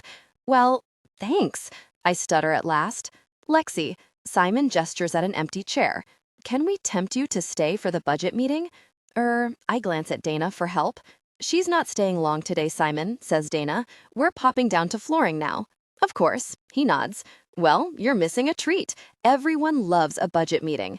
His eyes crinkle with humor. Don't you realize I did this to avoid the budget meeting? I gesture at the last remaining grays on my head, and there's another huge laugh around the room. See you soon, Lexi, Simon says. Look after yourself. As Dana and I leave the boardroom, I'm lightheaded with exhilaration. I can't quite believe all that just happened. I bantered with Simon Johnson? I'm a whiz kid? I have strategic visions of the future? I just hope I wrote them down somewhere. So, you remember where the flooring department is? Dana says as we descend again in the lift. I know everyone's eager to see you. Me too, I say with growing confidence. We head out of the lift and Dana's phone gives a little chirrup. Oh dear, she says as she glances at it. I should take this. Do you want to pop along to your office and I'll see you in there? Absolutely. I stride down the corridor. It looks just the same as it ever did, with the same brown carpet and fire notices and plastic plants. The flooring department is just along, to the left, and to the right is Gavin's office. I mean, my office, my own private office. I stand outside the door for a moment, psyching myself to go in. I still can't quite believe it's my office, my job. Come on, there's nothing to be scared of. I can do this job. Simon Johnson said so. As I reach for the door handle, I see a girl of about 20 darting out of the main office. Her hands go to her mouth. Oh, she says, Lexi, you're back. Yes, I peer uncertainly at her. You'll have to forgive me. I've had this accident. My memory's gone. Yeah, they said. She looks nervous. I'm Claire, your assistant. Oh, hi, nice to meet you. So I'm in here? I jerk my head toward Gavin's door. That's right. Can I bring you a cup of coffee? Yes, please. I try to hide my delight. That would be great. I have an assistant who brings me cups of coffee. I have really, really made it. I step into the office and let the door close behind me with a satisfying clunk. Wow, I'd forgotten how big this room was. It has a sweeping desk and a plant and a sofa and everything. I put my briefcase down on the desk and walk over to the window. I even have a view of another tall building, admittedly, but still, it's mine. I'm the boss. I can't help laughing in euphoria as I swing around and jump onto the sofa. I bounce up and down a few times, then stop abruptly as there's a knocking on the door. Gosh, if someone walked in right now and saw me. Catching my breath, I hurry over to the desk, pick up a random piece of paper, and start perusing it with a businesslike frown. Come in. Lexi, Dana bustles in.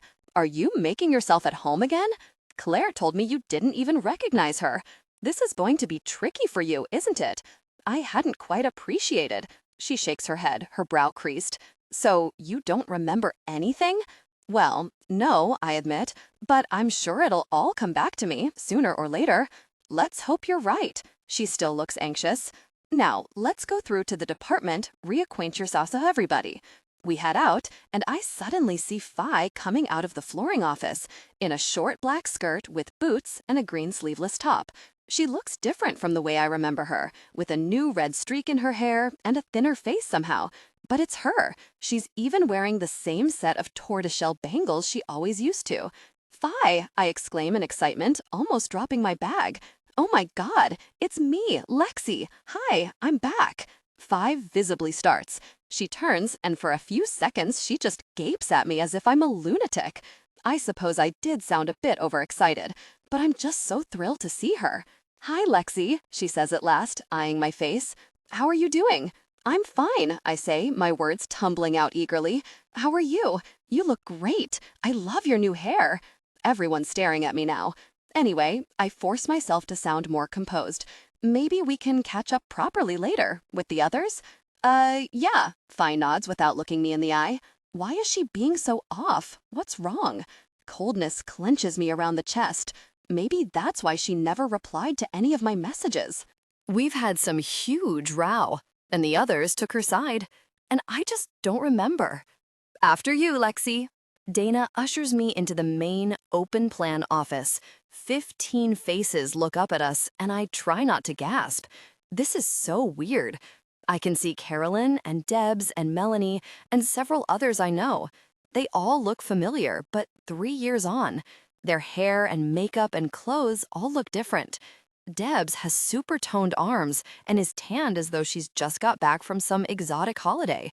Carolyn's wearing new rimless glasses, and her hair is cropped even shorter than before. There's my desk.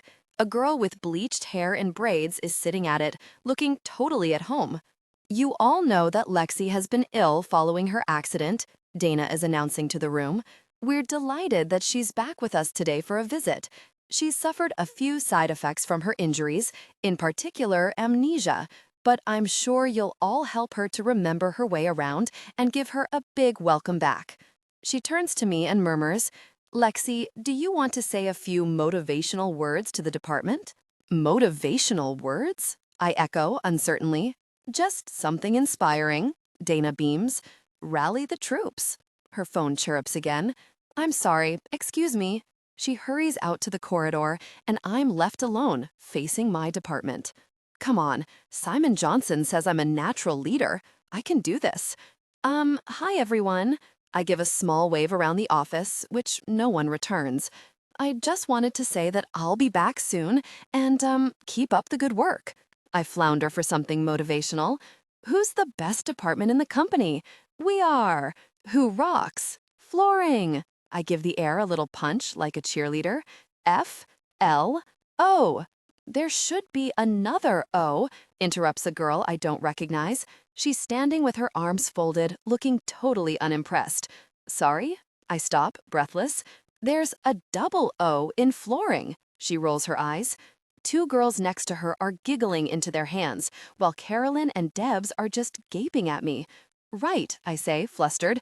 Anyway, well done, everybody. You've all done a great job. So, are you back now, Lexi? Demands a girl in red. Not exactly.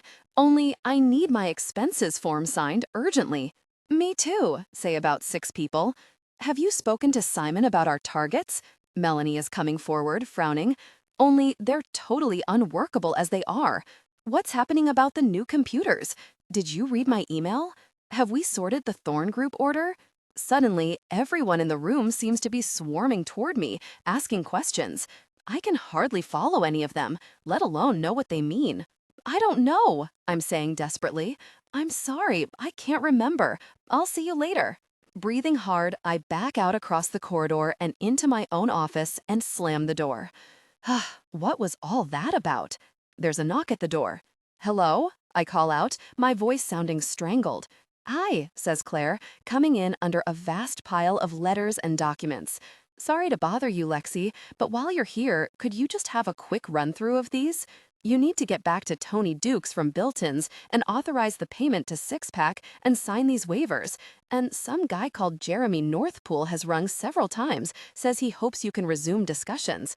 She's holding out a pen. She's expecting me to spring into action. I can't authorize anything, I say in panic. I can't sign anything. I've never heard of Tony Dukes. I don't remember any of this stuff. Oh, Claire's pile of papers drops slightly as she surveys me, wide-eyed. Well, who's going to run the department? Byron? No. I mean, me. It's my job. I'll do it. I just need a bit of time. Look, leave all that with me. I try to pull myself together. I'll have a read-through. Maybe it'll come back to me. Okay, Claire says, clearly relieved. She dumps the pile of papers on the desk. I'll just bring your coffee through. My head spinning, I sit down at the desk and pick up the first letter. It's all about some ongoing complaint.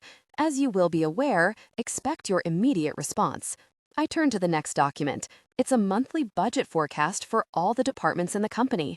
There are 6 graphs and a post-it on which someone has scribbled, "Could I get your views, Lexi?" "Your coffee." Claire taps on the door. "Ah, yes," I say, summoning a boss-like tone. "Thank you, Claire." As she puts down the cup, I nod at the graphs. "Very interesting. I'll formulate my response to them later." The minute she's gone, I drop my head down on the desk in despair. What am I going to do? This job is really hard. I mean, it's really, really hard. How on earth do I do it? How do I know what to say and what decisions to make? There's yet another knocking at the door, and I hastily sit bolt upright, grabbing a bit of paper at random. "Everything all right, Lexi?" It's Byron, holding a bottle of water and a sheaf of papers. He leans against the doorframe, his bony wrists protruding from his white shirt. Around one of them is an outsized high-tech watch, which I'm sure cost a lot, but it looks ridiculous. "Fine, great. I thought you were in the budget meeting." "We've broken for lunch." He has this sarcastic, drawling way of speaking, as though you're a total moron. Truth be told, I never got on with Byron. Now his eye is running over the pile of papers on my desk. "Back at it already, I see." "Not really." I smile, but he doesn't return it. "Have you decided what to do about Tony Dukes? Because accounts were on to me yesterday." "Well," I hesitate. "Actually, I don't quite—" I swallow, feeling color sweep through my face. "The thing is, I've had amnesia since my accident, and—" I trail off, twisting my fingers into knots. Byron's face suddenly snaps in comprehension. "Jesus," he says after surveying me for a moment. "You don't know who Tony Dukes is, do you?" Tony Dukes. Tony Dukes. I rack my brain frantically, but nothing. Well, no. But if you could just remind me? Byron ignores me. He comes farther into the room, tapping his water bottle against his palm, his forehead creased in an appraising frown. "Let me get this straight," he says slowly. "You remember absolutely nothing. All my instincts are prickling. He's like a cat prodding a mouse, working out exactly how weak its prey is. He wants my job. As soon as it hits me, I feel like a total idiot for not having worked that one out before. Of course he does. I leapfrogged over him. He must totally loathe me under that polite, pleasant veneer." "I don't remember nothing," I exclaim quickly, as if the very idea's ridiculous. "Just the last 3 years is a bit of a blank." "The last 3 years?" Byron throws back his head and laughs incredulously. "I'm sorry, Lexi, but you know as well as I do, in this business, 3 years is a lifetime." "Well, I'll soon pick it all up again," I say, trying to sound robust. "And the doctor said I might remember everything at any time. Or, presumably, you might not." He adopts a concerned, sympathetic expression. "That must be a great worry for you, Lexi, that your head will be blank forever?" I meet his gaze with as much steel as I can muster. "Nice try, but you're not going to freak me out that easily. I'm sure I'll be back to normal very soon," I briskly. "Back to work, running the department. I was having a great chat with Simon Johnson earlier," I throw in for good measure. "Uh-huh." He taps the water bottle thoughtfully. "So, what do you want to do about Tony Dukes?" Really, he's outmaneuvered me. There's nothing I can say about Tony Dukes, and he knows it. I shuffle the papers on my desk, playing for time. "Maybe you could make a decision on that?" I say at last. "I'd be happy to." He gives me a patronizing smile. "I'll take care of everything. You just look after yourself, Lexi. Get yourself better, take as much time as you need. Don't worry about a thing." "Well, thank you." I force a pleasant tone. "I appreciate it, Byron." "So," Dana appears at the door. "Are you two having a nice chat? Catching up with things, Lexi?" "Absolutely." I smile, my teeth gritted. Byron's being very helpful. "Anything I can do to help?" He spreads his arms in a self-deprecating gesture. "I'm right here. Memory intact. Super." Dana glances at her watch. "Now, Lexi, I have to shoot off to lunch, but I can see you out if we leave now." "Don't worry, Dana," I say quickly. "I'll stay on here a bit longer and read through some paperwork. I'm not leaving this building without talking to Phi. No way." "Okie doke," she beams. Well, lovely to see you, Lexi, and let's talk on the phone about when you want to return properly. She does the phone under chin gesture, and I find myself copying it. Talk soon. The two of them walk away, and I hear Byron saying, Dana, may I have a word? We need to discuss this situation. With the greatest respect to Lexi, my office door shuts, and I tiptoe toward it. I open it a chink and poke my head out. She's clearly not fit to lead this department. Byron's voice is audible as he and Dana turn the corner toward the lifts. Jerk. He didn't even bother waiting until he was out of earshot. I head back into my office, slump down at the desk, and bury my head in my hands. All my euphoria has vanished. I have no idea how I ever got this job. I lift a paper at random from the heap in front of me and stare at it. It's something about insurance premiums. How do I know all this stuff anyway? When did I learn it? I feel like I've woken up clinging to the top of Mount Everest, and I don't even know what a crampon is. Heaving a huge sigh, I put the sheet down. I need to talk to someone. Phi. I lift the phone receiver and dial 352, which is her extension, unless they've changed the system. Flooring department, Fiona Roper speaking. Phi, it's me, I say. Lexi, listen, can we talk? Of course, Phi says in formal tones. Do you want me to come in and see you now, or should I make an appointment with Claire? My heart sinks. She sounds so remote. I just meant we could have a chat. Unless you're busy. Actually, I was about to go to lunch. Well, I'll come too, I say eagerly, like old times. I could die for a hot chocolate. And does Morellis still do those great paninis? Lexi, Phi, I really need to talk to you, okay? I clutch the phone tighter. I don't remember anything, and it's freaking me out a bit, the whole situation. I try to laugh. Just hang on, I'll be out in a moment. I thrust down the receiver and grab a piece of paper. I hesitate, then scrawl, please action all these, Byron. Many thanks, Lexi.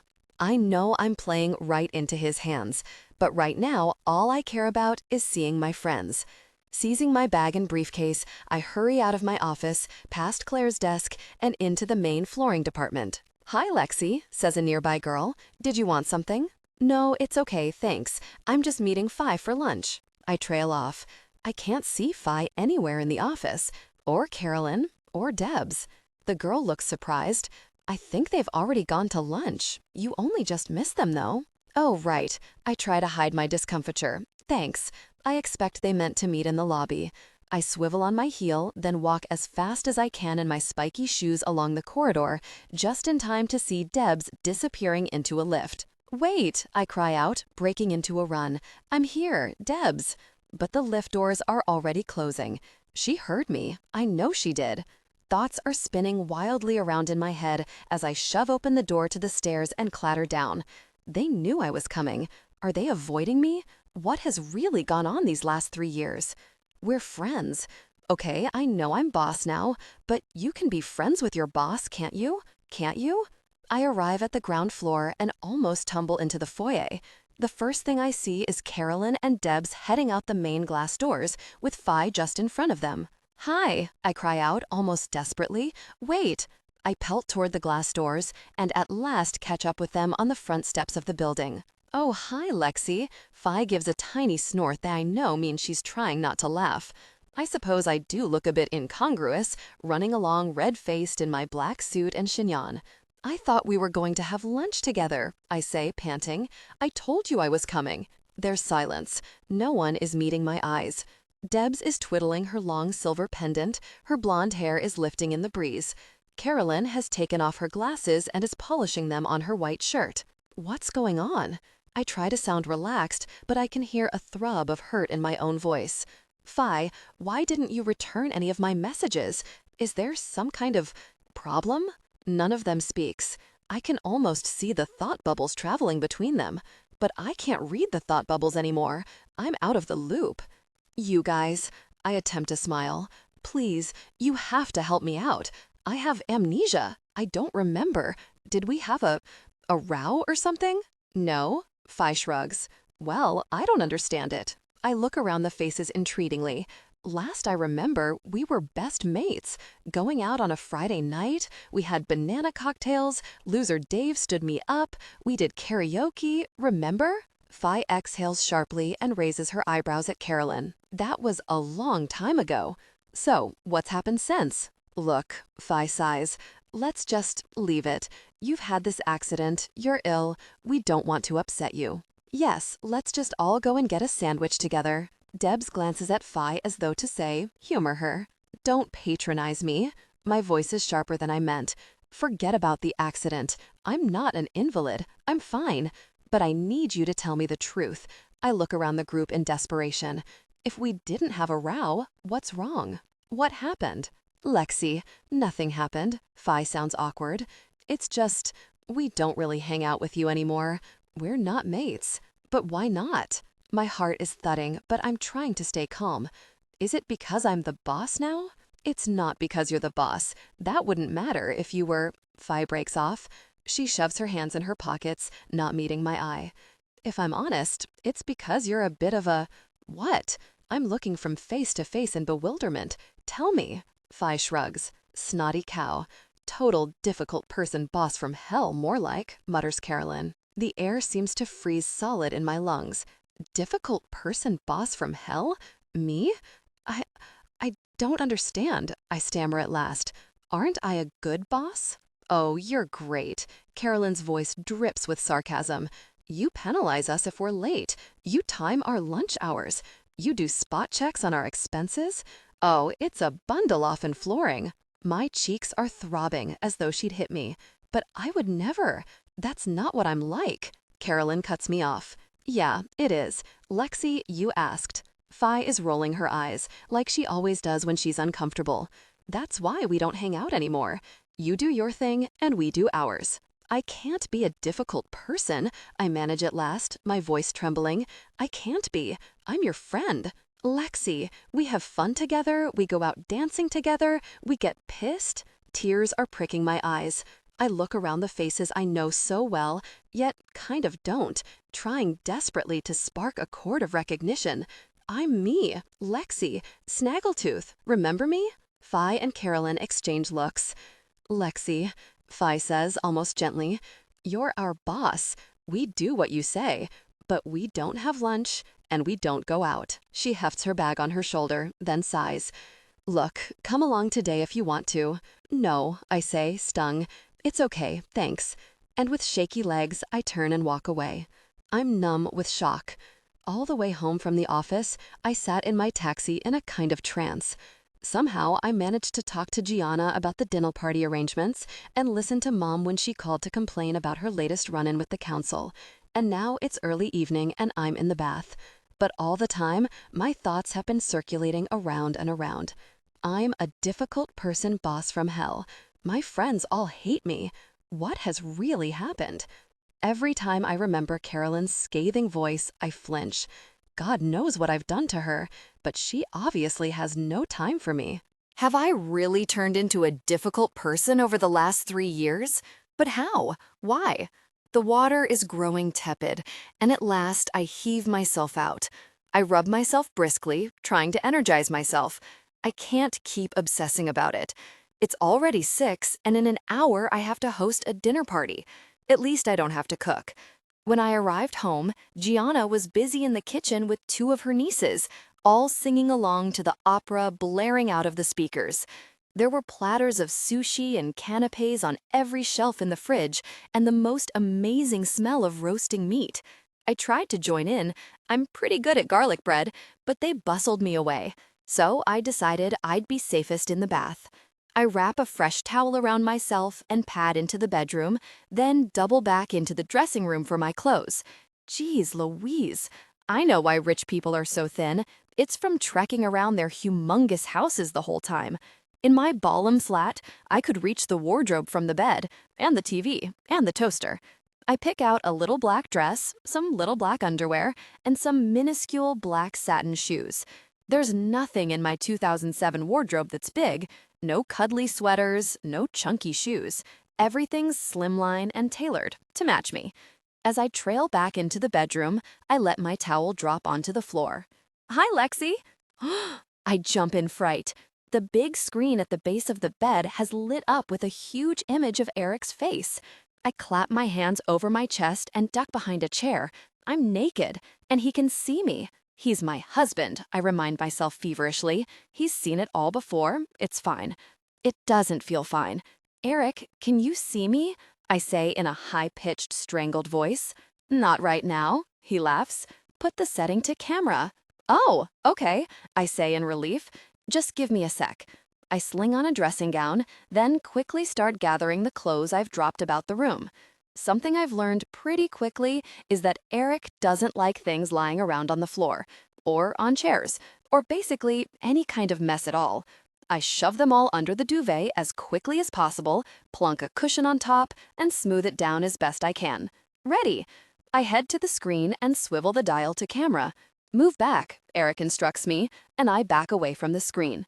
Now I can see you. So, I've got one more meeting, then I'll be on my way home. Is everything set up for dinner? I think so. Excellent. His huge, pixelated mouth spreads in a jerky beam. And how was work? It was great. Somehow I manage a cheerful tone.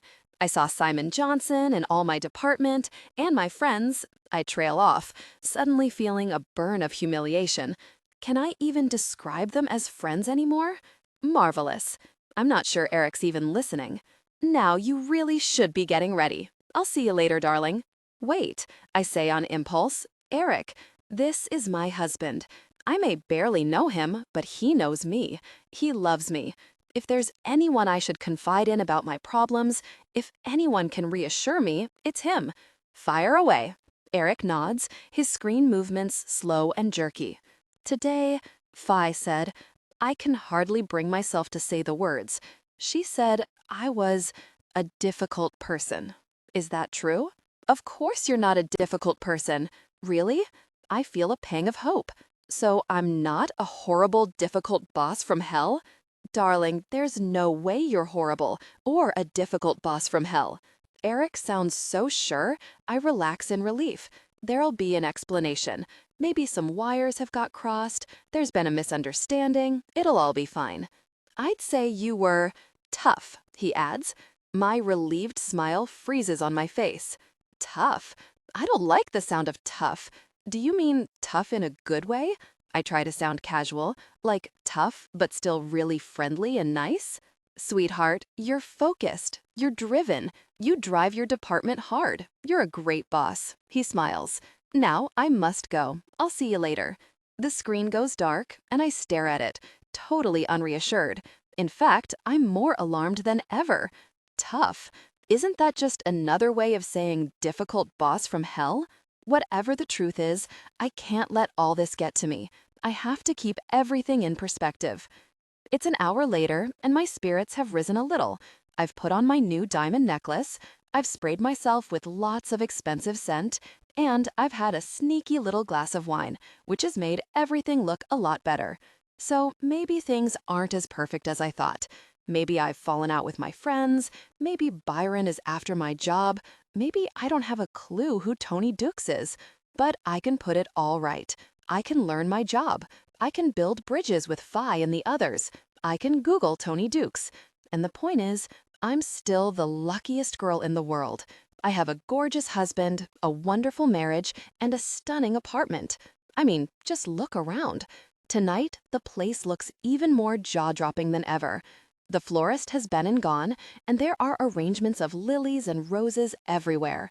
The dining table has been extended and laid for dinner, with gleaming silverware and crystal and a centerpiece like at weddings. There are even place cards written out in calligraphy. Eric said it was a casual little supper. God knows what we do when it's formal. Maybe have 10 butlers in white gloves or something. I carefully apply my Lancome lipstick and blot it. When I finished, I can't help staring at myself in the mirror. My hair is up and my dress fits to perfection, and there are diamonds at my ears and throat. I look like some elegant girl in an ad. Like any minute, a caption will appear on the screen below me. Ferrero Rocher, for the finer things in life. British Gas, keeping you warm in your million-billion-pound trendy loft apartment. I step back, and automatically the lights change from the mirror spotlight to more of an ambient glow. The intelligent lighting in this room is like magic. It figures out where you are from heat sensors and then adjusts accordingly. I quite like trying to catch it out by running around the room and shouting, "Ha ha, not so intelligent now, are you?" When Eric's out, obviously. "Darling!" I jump and turn to see him standing at the door in his business suit. "You look wonderful." "Thanks." I glow with pleasure and pat my hair. One tiny thing. Briefcase in the hall? Good idea? His smile doesn't waver, but I can hear the annoyance in his voice. Gosh, I must have left it there. I was so preoccupied when I arrived home, I didn't think. "I'll move it," I say hastily. "Sorry." "Good." He nods. "But first, taste this." He hands me a glass of ruby red wine. It's the Chateau Bernard du Cru. We bought it on our last trip to France. I'd like your opinion. Right. I try to sound confident. Absolutely. Oh no, what am I going to say? Cautiously, I take a sip and swill it around my mouth, racking my brain for all the wine buff words I can think of. Leathery, oaky, a fine vintage. Come to think of it, they all just talk nonsense, don't they? Okay, I'll say it's a divinely full-bodied vintage with hints of strawberries. No, blackcurrants. I swallow the mouthful and nod knowledgeably at Eric. You know, I think it's shocking, isn't it? Eric cuts me off. Corked. Totally off. Off? Oh. Yes, I regain my composure. Way past the sell-by date. Ugh, I make a face. Revolting. That was a close shave. I put the glass down on a side table, and the intelligent lighting adjusts again. "Eric," I say, trying not to give away my exasperation, "can we have a lighting mix that just stays the same all night? I don't know if that's possible." "Anything is possible." Eric sounds a bit offended. "We have infinite choice. That's what loft-style living is all about." He passes me a remote control. "Here, you can override the system with this. Pick a mood. I'll go and sort out the wine." I head into the sitting room, find lighting on the remote, and start experimenting with moods. Daylight is too bright. Cinema is too dark. Relax is dull. I scroll much farther down. Reading. Disco. Hey! We have disco lights?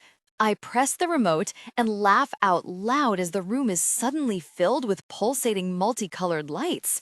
Now let's try strobe. A moment later, the room is flashing black and white, and I gleefully start robotic dancing around the coffee table. This is like a club. Why didn't Eric tell me we had this before? Maybe we have dry ice, too, and a mirror ball. Jesus Christ, Lexi, what are you doing? Eric's voice pierces the flashing room. You put the whole really apartment on strobe light. Gianna nearly chopped her arm off. Oh no, sorry. Guiltily, I fumble for the remote and jab it until we're back on disco. You never told me we had disco and strobe lights. This is fantastic. We never use them. Eric's face is a multicolored whirl. Now find something sensible, for God's sake. He turns and disappears. How can we have disco lights and never use them? What a waste.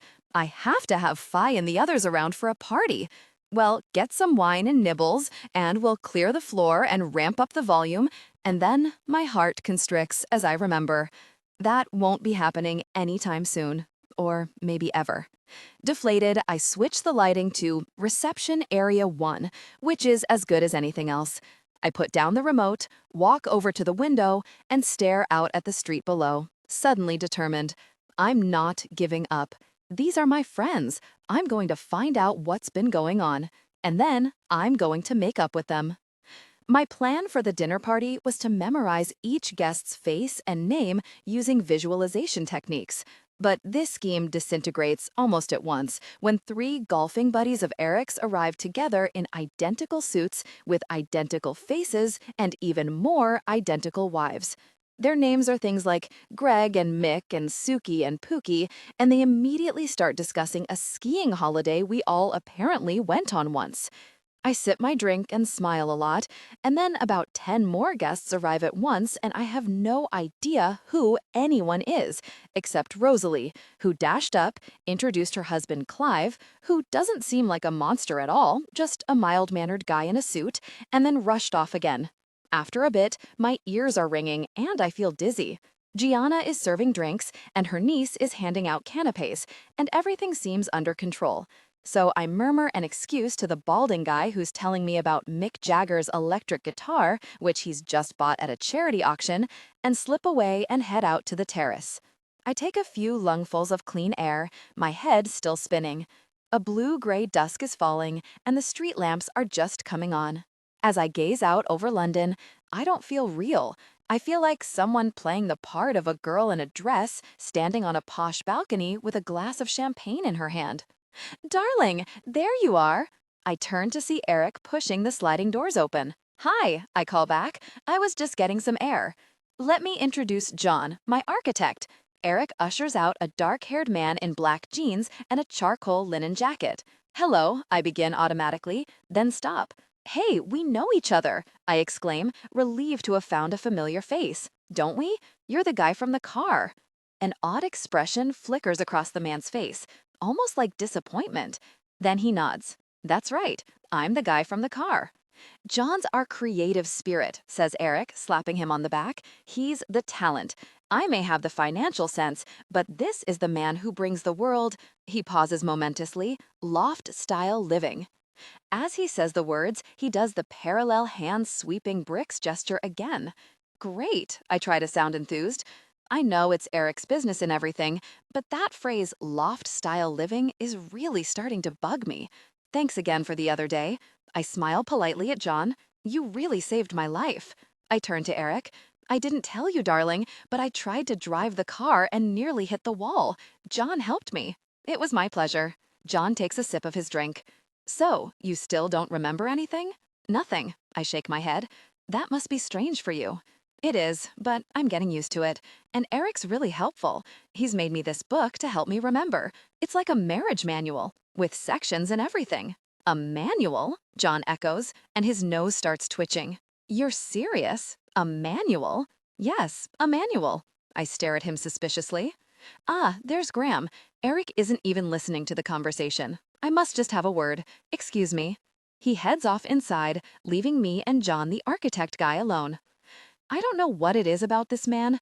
I mean, I don't even know him, but he rankles me. What's wrong with a marriage manual? I hear myself demanding. No, nothing, nothing at all. He shakes his head gravely. It's a very sensible move, because otherwise you might not know when you were supposed to kiss each other. Exactly, Eric's put in a whole section on. I break off. John's mouth is crinkled up as if he's trying not to laugh. Does he think this is funny? The manual covers all sorts of areas, I say rather stonily, and it's been very helpful for both of us. You know, it's difficult for Eric, too, having a wife who doesn't remember the first thing about him. Or perhaps you hadn't appreciated that? There's silence. All the humor has melted out of his face. Believe me, he says at last, I appreciate it. He drains his glass, then stares into the bottom of it for a few moments. He looks up and seems about to speak, then, as the sliding doors open, changes his mind. Lexi! Rosalie comes tottering over toward us, glass in hand. Oh, well, thanks, I say, embarrassed to be receiving praise for something I had absolutely nothing to do with. I haven't had any yet. Do they taste good? Rosalie appears perplexed. I've no idea, sweetie, but they look marvelous. And Eric says dinner's about to begin. Oh gosh, I say guiltily. I've just left him to it. We'd better go in. Do you two know each other? I add as we start walking in. Sure, says John. John and I are old friends, Rosalie says sweetly. Aren't we, darling? See you. John nods, picks up his pace, and disappears through the glass doors. Awful man. Rosalie makes a face at his departing back. Awful, I echo in surprise. Eric seems to like him. Oh, Eric likes him, she says disdainfully. And Clive thinks he's the bee's knees. He's visionary and wins prizes, blah, blah, blah. She tosses her head. But he's the rudest man I ever met. When I asked him to donate to my charity last year, he refused. In fact, he laughed. He laughed, I say, shocked. That's terrible. What was the charity? It was called An Apple a Day, she says proudly. I thought the whole idea up myself. The idea was, once a year, we'd give an apple to every schoolchild in an inner-city borough, full of lovely nutrients. Isn't that simple? It's brilliant. Great idea, I say cautiously. So, did it work out? Well, it started off well, Rosalie says rather crossly. We gave out thousands of apples, and we had special t-shirts and a van with an Apple logo to drive about in. It was such fun, until the council started sending us stupid letters about fruit being abandoned in the street and causing vermin. Oh dear, I bite my lip. The truth is, now I want to laugh. You know, this is the trouble with charity work, she says darkly, lowering her voice. The local bureaucrats don't want you to help. We've reached the sliding doors, and I stare in at the crowd. 20 faces I don't recognize are laughing and talking and exclaiming at each other. I can see jewels flashing and hear the rumble of men's laughter. Now, don't worry, Rosalie's hand is on my arm. Eric and I have a plan. Everyone's going to stand up and introduce themselves to you at dinner. Her brow wrinkles. Sweetie, you look freaked. No, I manage a smile. Not freaked. This is a lie. I'm totally freaked. As I find my place at the long glass dining table, nodding and smiling as people greet me, I feel like I'm in some weird dream. These people are allegedly my friends. They all know me, and I've never even seen them before. Lexi, darling. The spark between characters through your delivery. Banter should crackle with wit. A dark woman draws me aside as I'm approaching my chair.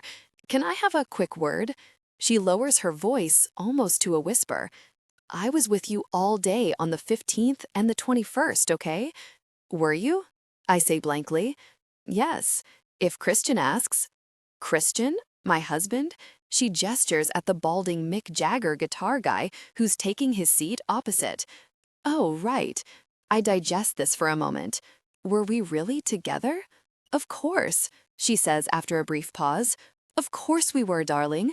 She squeezes my hand and moves away. Ladies and gentlemen, Eric is standing at the other end of the gleaming table, and the chatter dies to a hush as everyone sits down. Welcome to our home. Lexi and I are delighted you could make it. All eyes swivel to me, and I give an embarrassed smile. As you know, Lexi is suffering the after effects of her recent accident, which means her memory's not too hot.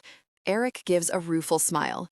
A man opposite laughs, then is shushed by his wife. So, what I propose is that each of you reintroduce yourselves to Lexi. Stand up, give your name, and maybe some memorable event that links you. Do the doctors think this will trigger Lexi's memory? Asks an earnest-looking guy to my right.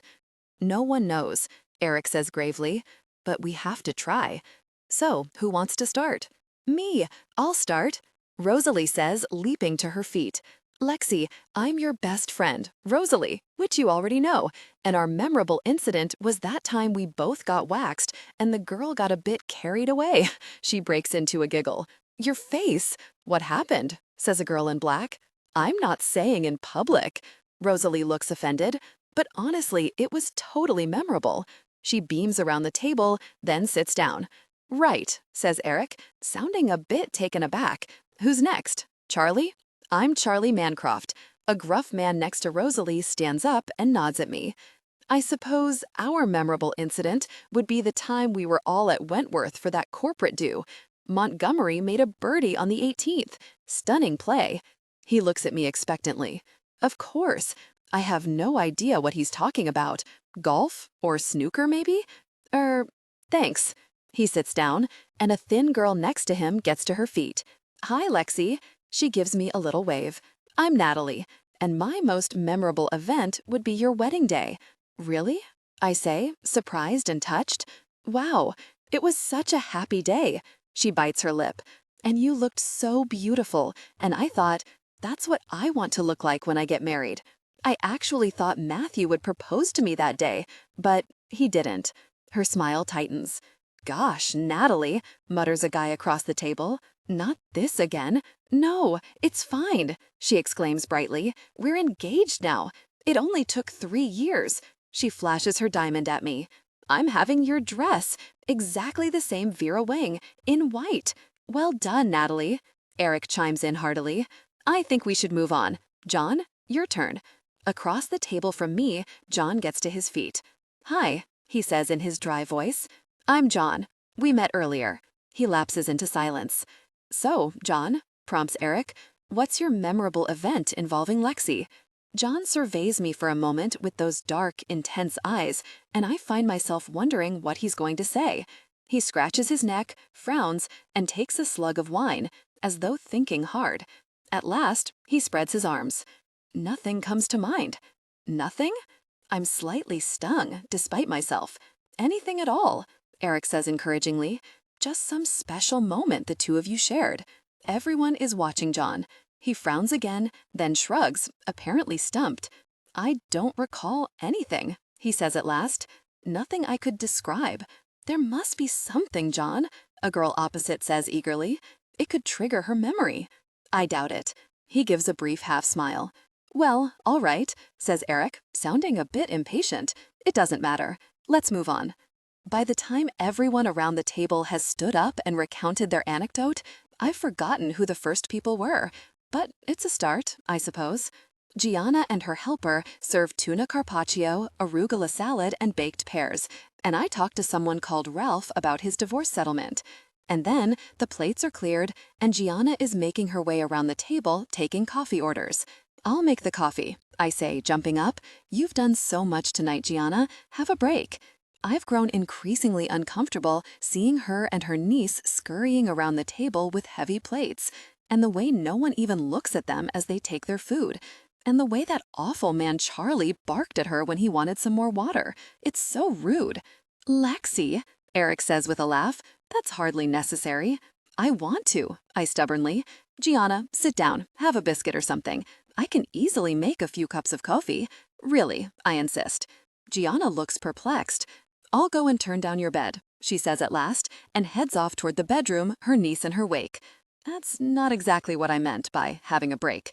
But anyway, there. I smile around the table. Now, who would like coffee? Hands up. I start counting the hands. And anyone for mint tea? I'll help, John says suddenly, pushing his chair back. Oh, I say, taken aback. Well, okay, thanks. I head into the kitchen, fill the kettle, and switch it on. Then I start looking in cupboards for cups.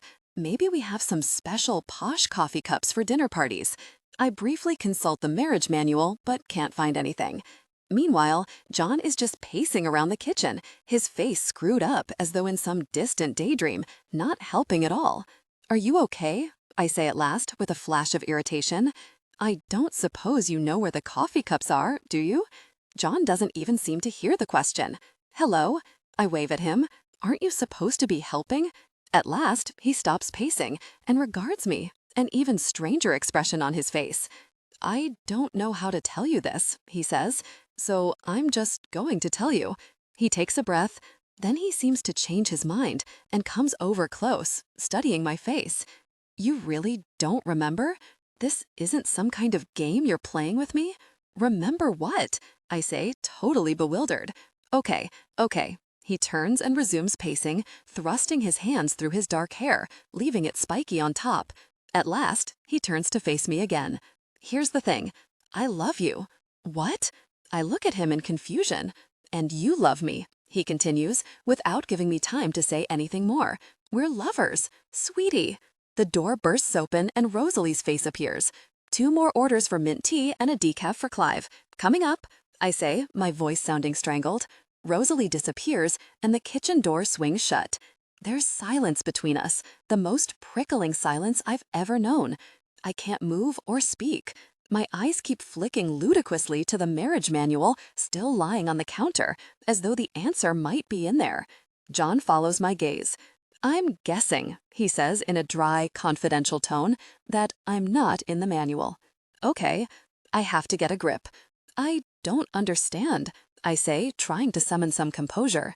What do you mean, lovers? You're trying to tell me we've been having an affair? We've been seeing each other for 8 months. His dark gaze is fixed on me. You're planning to leave Eric for me? I can't stop a gurgle of laughter. At once, I clap my hand over my mouth. I'm sorry, I don't mean to be rude, but leave Eric for you? Before John can react, the door opens again. Hi, Lexi. A red-faced man comes in. Can I grab some more sparkling water? Here. I thrust 2 bottles into his arms. The door closes again, and John shoves his hands in his pockets. You were about to tell Eric you couldn't be with him anymore, he says, speaking faster. You were about to leave him. We'd make plans. He breaks off and exhales. Then you had the accident. His face is deadly serious. He really means all this. But that's ludicrous. For an instant, John looks like I've hit him. Ludicrous? Yes, ludicrous. I'm not the unfaithful type. Plus, I have a great marriage, a fantastic husband. I'm happy. You're not happy with Eric, John interrupts me. The spark between characters through your delivery? Banter should crackle with wit. Believe me, of course I'm happy with Eric, I say in astonishment. He's lovely. He's perfect. Perfect? John looks as if he's trying to stop himself from going further. Lexi, he's not perfect. Well, near enough, I retort, suddenly rattled. Who does this guy think he is, interrupting my dinner party to say he's my lover? Listen, John, whoever you are, I don't believe you. I would never have an affair, okay? I have the dream marriage. I have the dream life. The dream life? John rubs his forehead as though trying to gather his thoughts. That's what you think? Something about this guy is getting under my skin. Of course. I swing my arms around the kitchen. Look at this place. Look at Eric. It's all fantastic. Why would I throw it all away on some... I break off abruptly as the kitchen door swings open. Sweetheart, Eric beams at me from the doorway. How are those coffees going? They're on their way, I say, flustered. Sorry, darling. I turn away to hide the blood pumping through my cheeks and start spooning coffee messily into the cafetiere. I just want this man to leave.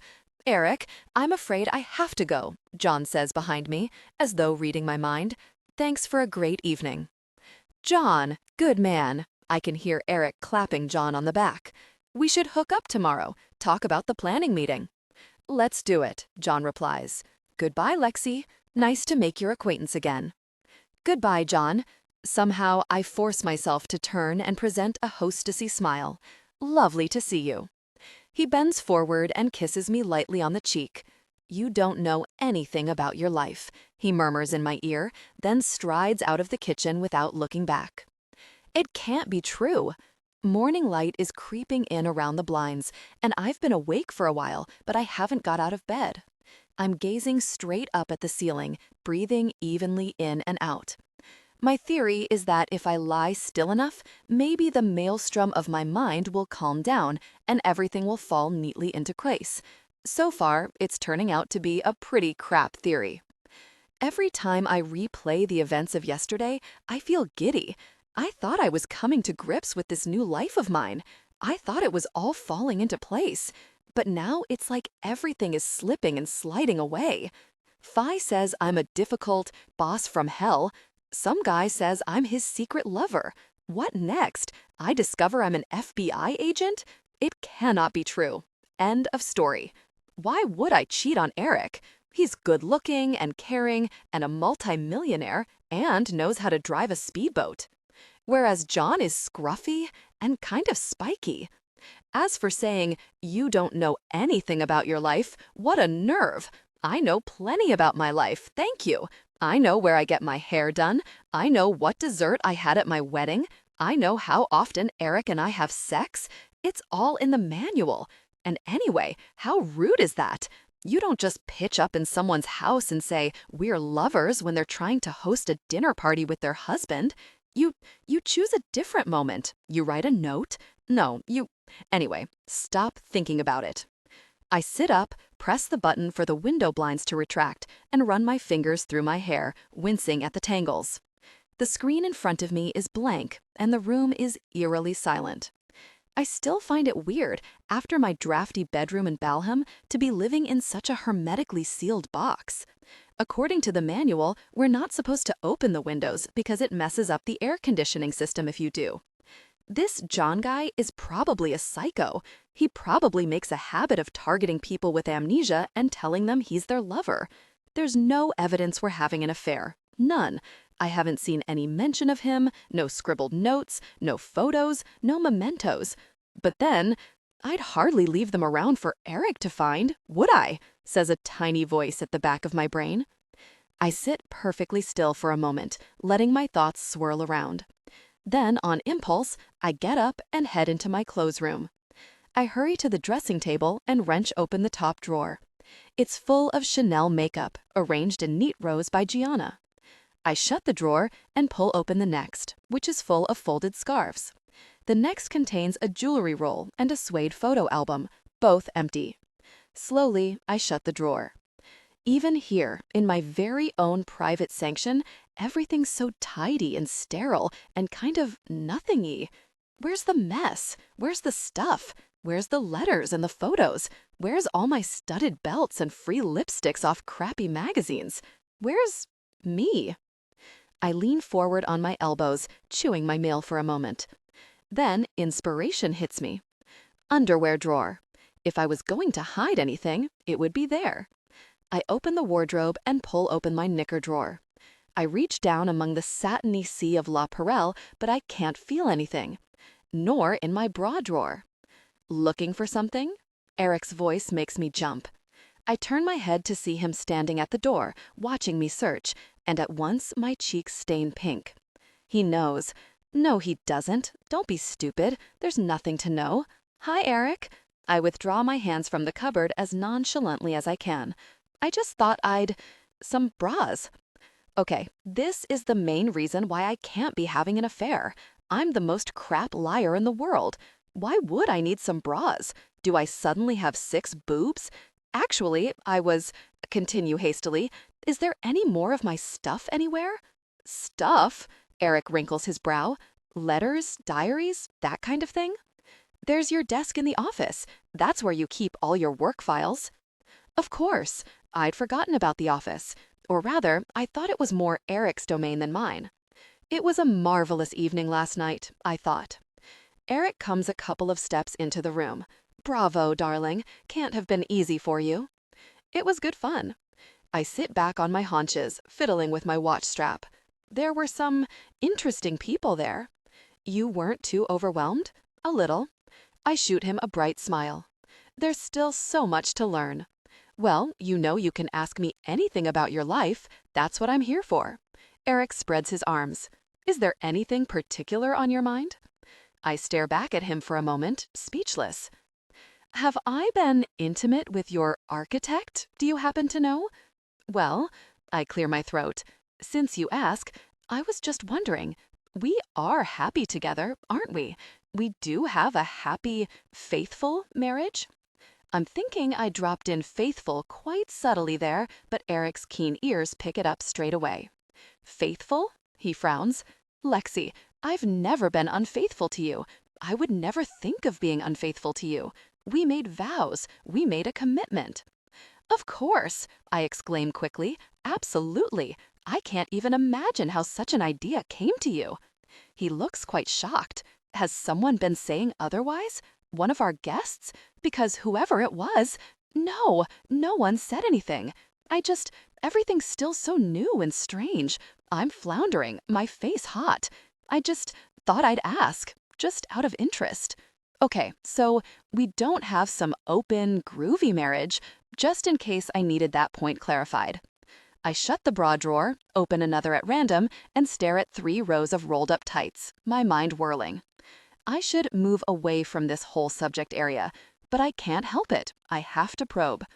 So, that guy, I wrinkle my brow artificially as though I can't remember his name, the architect guy, John, of course. He seems like a pretty good guy. I shrug, trying to appear as casual as possible. Oh, one of the best, says Eric firmly. He's been a massive part of our success. That guy has more imagination than anyone I know. Imagination? I seize on this with slight hope. So, is he maybe over-imaginative sometimes? Like a bit of a fantasist? No, Eric seems puzzled. Not at all. He's my right-hand man. You'd trust John with your life. To my relief, the phone suddenly gives a shrill ring before Eric can ask why I'm so interested in John. Eric disappears into the bedroom to answer it, and I shut the tights drawer. The spark between characters, through your delivery, banter should crackle with wit. I'm about to give up on searching in my cupboard when suddenly I see something I never noticed before. a concealed drawer at the base of the unit with a tiny keypad located to the right. I have a secret drawer? My heart starts to thump. Slowly, I reach down and punch in the PIN number I've always used, 4591. There's a tiny click, and the drawer opens. Glancing at the door to make sure Eric isn't there, I gingerly stretch out my hand and clasp my hand around something hard, like the handle of a whip. It's a whip. For a moment, I'm too gobsmacked to move. It's a little whip with strands of black leather, like something straight out of a bondage shop. I'm totally transfixed by the sight of it in my hand. Is this my adultery whip? Have I turned into a completely different person? Am I now a fetishist and go to SM bars to drag men around while wearing a studded corset? Suddenly, I can feel eyes on me and turn to see Eric leaning in the doorway. His gaze falls on the whip, and he raises his eyebrows quizzically. "Oh," I say, starting in panic. I found that here. I didn't—" "You'd better not leave that around for Gianna to find." He sounds amused. I stare back, my befuddled brain working overtime. Eric knows about the whip? He's smiling. That, therefore, would mean no way. No way, no way, no way. This wasn't in the manual, Eric. I'm aiming to sound light and jokey, but my voice is shrill.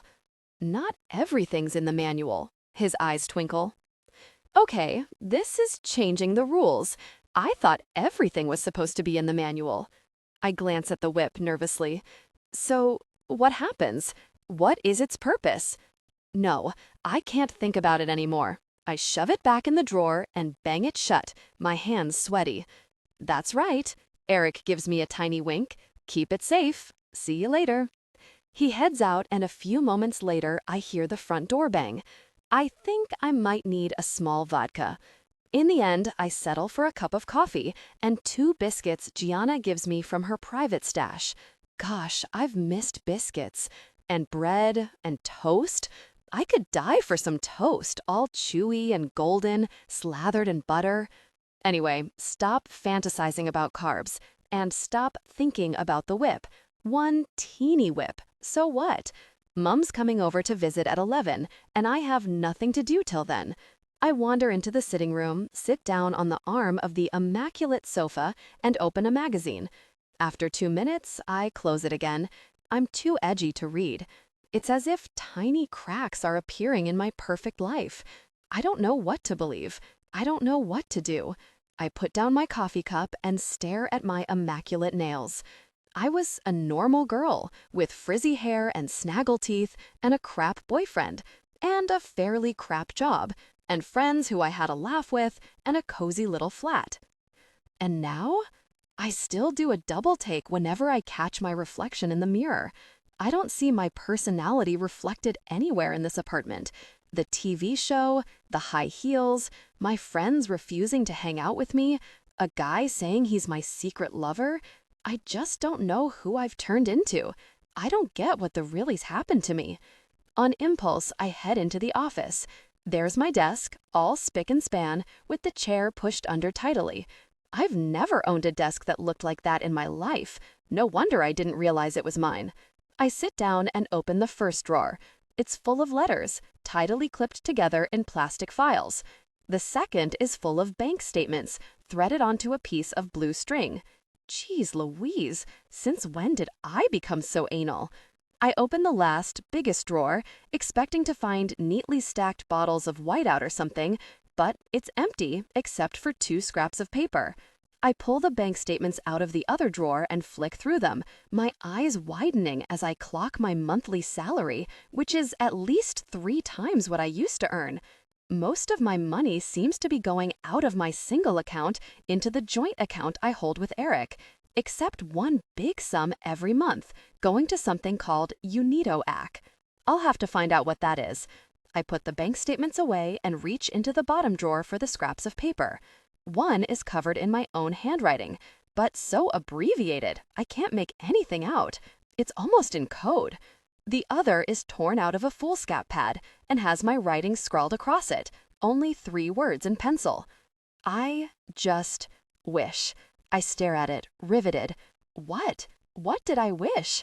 As I turn the scrap over in my fingers, I try to imagine myself writing those words. I even try, though I know it's pointless, to remember myself writing them. Was it a year ago? 6 months? 3 weeks? What was I talking about? The buzzer rings, interrupting my thoughts. I fold the scrap of paper carefully and put it in my pocket. Then I bang the empty drawer shut and head out. Mom has brought 3 of the dogs along with her, 3 huge, energetic whippets, to an immaculate apartment full of immaculate things. Hi, Mom.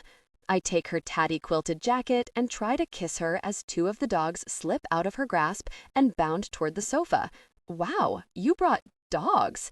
The poor things looked so lonely as I was leaving. She embraces one of them, rubbing her cheek against its face. Agnes is feeling rather vulnerable at the moment. Right, I say, trying to sound sympathetic. Poor old Agnes. Could she maybe go in the car? Darling, I can't just abandon her. Mum raises her eyes with a martyred air. You know, it wasn't easy organizing this trip to London. Oh, for gosh sake. I knew she didn't really want to come today. This whole visit arose out of cross purposes. All I said on the phone was that I felt a bit weird being surrounded by strangers, and the next thing, Mum was getting all defensive and saying of course she was planning to visit. And we ended up making this arrangement.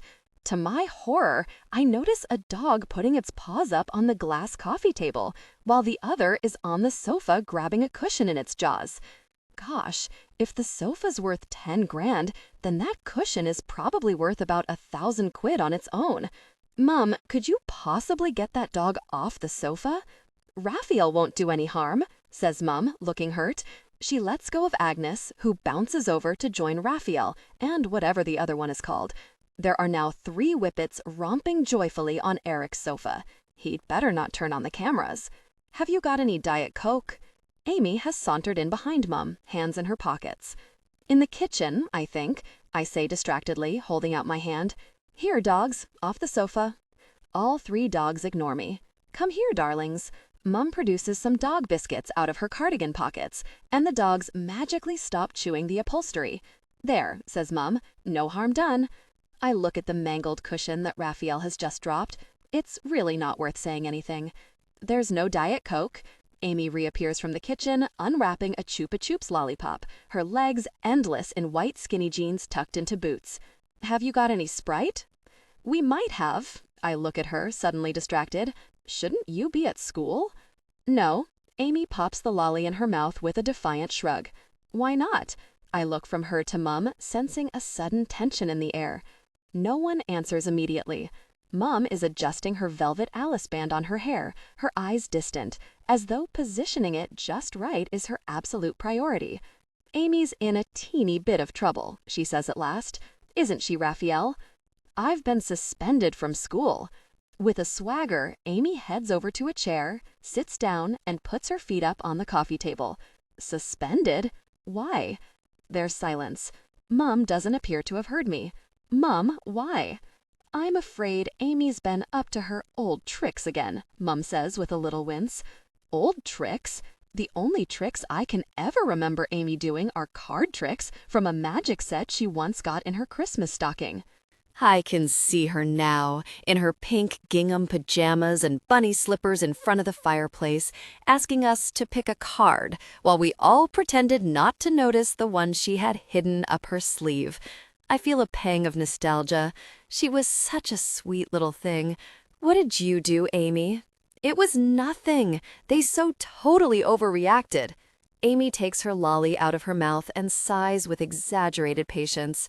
All I did was bring this psychic into school. A psychic? Well, Amy meets my eye with a smirk. This woman I met in a club. I don't know exactly how psychic she is, but everyone believed us. I charged 10 quid each, and she told all the girls they'd meet a boy tomorrow. Everyone was happy, until some teacher found out. 10 quid each? I stare at her in disbelief. No wonder you got in trouble. I'm on my final warning, she says proudly. Why? Amy, what else have you done? Nothing much. Just over the holidays, I collected money for this math teacher, Mrs. Winters, who was in the hospital. Amy shrugs. I said she was on the way out, and everyone gave loads. I raised over 500 quid. She snuffles with laughter. It was so cool. Darling, it's extorting money under false pretenses. Mum's twisting her amber beads obsessively with one hand while stroking one of the dogs with the other. Mrs. Winters was very upset. I gave her some chocolates, didn't I? Retorts Amy, unrepentant. And anyway, I wasn't lying. You could die from liposuction. I'm trying to find something to say, but I'm too gobsmacked. How did my sister turn from cute, innocent little Amy into this? I need some lip salve, Amy says, swinging her legs down off the sofa. Can I get some off your dressing table? Sure. As soon as she's out of the room, I turn to Mum. What's going on? How long has Amy been getting into trouble? Oh, for the last couple of years. Mum doesn't look at me and instead addresses the dog on her lap. She's a good, sweet girl, really, isn't she, Agnes? She just gets led astray. Some older girls encouraged her into the stealing. That really wasn't her fault. Stealing? I echo in horror. Yes, well, Mum looks pained. It was an unfortunate incident. She took a jacket from a fellow pupil and sewed her own name tape into the back. But she really was very repentant. But why? Darling, nobody knows. She took her father's death quite badly, and ever since then, it's been one thing after another. I don't know what to say to that. Maybe all teens who lose their fathers go off the rails for a bit. That reminds me, I've got something for you, Lexi. Mum reaches into her canvas bag and produces a DVD in a plain plastic case. This is the last message from your father. He did a farewell recording before the operation, just in case. It was played at the funeral. If you don't remember it, you should probably see it. She hands it over with 2 fingers as though it's contaminated. I take the DVD and stare at it, the last surviving message from Dad. I still can't quite believe he's been dead for over 3 years. It'll be like seeing him again. I turn the disc over in my hands. How amazing that he did a recording. Yes, well, Mum's got that twitchy look again. You know your father. Always had to be the center of attention. Mum, it's fair enough to be the center of attention at your own funeral. Again, Mum appears not to have heard. That's always her trick. Whenever anyone starts talking about a topic she doesn't like, she just blanks the whole conversation and changes the subject. Sure enough, a moment later she looks up and says, "Maybe you could help Amy, darling. You were going to find her an internship at your office." An internship? I frown doubtfully. Mum, I'm not sure about that. My work situation is complicated enough right now without Amy flouncing around the place. Just for a week or 2. You said you'd spoken to the right people about it, and it was all set up. Maybe I did, I cut her off hastily. But everything's different now. I'm not even back at work yet. I need to relearn my job. You've done so well in your career, says Mum persuasively. Yep, I've done great. From junior sales manager to a difficult person of a boss from hell in one seamless leap. There's silence for a few moments, apart from the sound of dogs skittering in the kitchen. I dread to think what they're doing. Mum, I was wondering about that, I say. I'm trying to put all the pieces of my life together, and it doesn't make sense. Why did I go on that TV show? Why did I become all hard and ambitious overnight? I don't get it. I have no idea. Mum seems preoccupied, searching in her bag for something. Natural career advancement. But it wasn't natural. I lean forward, trying to get her attention. I was never a high-powered career woman. You know I wasn't. Why would I suddenly change? Darling, it was all so long ago. I really can't remember. Aren't you a good girl? Aren't you the most beautiful girl in the world? She's addressing one of the dogs, I suddenly realize. She isn't even listening to me. Typical. I look up to see Amy coming back into the room, still sucking her lollipop. Amy, Lexi was just talking about you doing an internship at her office, Mum says brightly. Would you like that? Maybe, I put in quickly, when I've been back at work for a while. Yeah, s'pose. She doesn't even look grateful. There'd have to be some ground rules, I say. You can't rip off my colleagues. Or steal from them. I don't steal, Amy looked stung. It was one jacket, and there was a mix-up. Jesus. Sweetheart, it wasn't just the jacket, was it? Says Mom after a pause. It was the makeup, too. Everyone thinks the worst of me. Every time anything goes missing, I'm the scapegoat. Amy's eyes are glittering in her pale face. She hunches her thin shoulders, and suddenly I feel bad. She's right. I've judged her without even knowing the facts. I'm sorry, I say awkwardly. I'm sure you don't steal. Whatever. Her face is averted. Just blame me for everything, like everyone else. No, I won't. I head over to where she's standing by the window. Amy, I really want to apologize. I know things have been hard for you since Dad died. Come here. I hold my arms out for a hug. Leave me alone, she says almost savagely. But Amy, go away. She backs away urgently, raising her arms as though to fend me off. But you're my little sister. I lean forward and give her a tight hug, then draw back almost immediately, rubbing my ribs. Ow, what the hell? You're a lumpy. No, I'm not, Amy says after a fraction of a beat. Yes, you are. I peer at her bulky denim jacket. What on earth have you got in your pockets? Tins of food, says Amy. Tuna and sweet corn. Sweet corn? I stare at her baffled. Not again. Mom shuts her eyes. Amy, what have you taken from Lexi? Give me a break, Amy yells. I haven't taken anything. She throws her hand up in a defensive motion, and 2 Chanel lipsticks fly out of the sleeve of her jacket, followed by a powder compact. They land on the floor with a clatter, and we all stare at them. Are those mine? I say at last.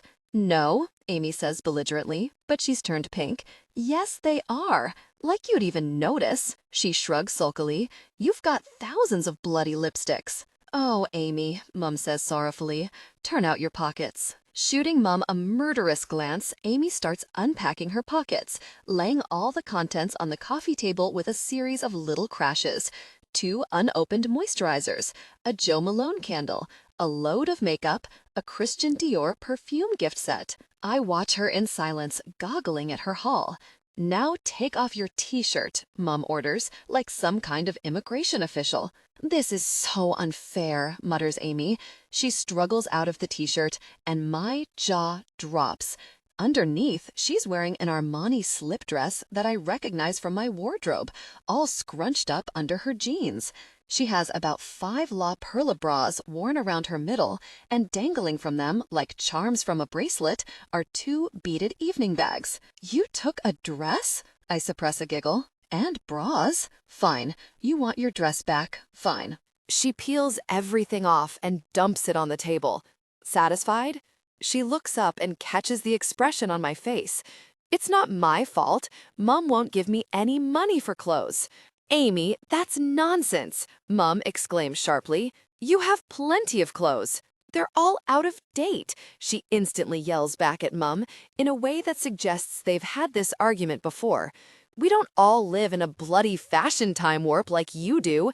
When are you going to realize it's the 21st century? She gestures at Mum's dress. It's tragic. Amy, stop it, I say hastily. That's not the point. And anyway, those bras don't even fit you. You can sell bras on eBay, she retorts scathingly. Fancy, overpriced bras, that is. She shoves on her t-shirt, sinks down onto the floor, and starts texting something on her phone. I'm totally flummoxed by all of this. Amy, I say at last, maybe we should have a little talk. Mum, why don't you go and make some coffee or something? Mum looks totally flustered and seems grateful to head out to the kitchen. When she's gone, I sit down on the floor, across from where Amy has plunked herself. Her shoulders are tensed angrily, and she doesn't look up. Okay, I have to be understanding and sympathetic. I know there's a big age gap between me and Amy. I know I can't even remember a whole chunk of her life. But surely we have a sisterly rapport? Amy, listen, I say in my best understanding grown-up sister, but still pretty cool voice. You can't steal, okay? You can't extort money from people. Really? Off, Amy's without raising her head. You'll get in trouble. You'll get chucked out of school. Really? Amy says conversationally. Off, really off, really off, really off. Look, I say, trying to keep my patience. I know things can be difficult, and you're probably lonely with just you and Mum at home. But if you ever want to talk about anything, if you've got any problems, I'm here for you. Just call me or text me anytime. We could go out for a coffee or see a film together. I trail away. Amy's still texting with one hand. With the other, she has slowly moved her thumb and index finger into the loser sign.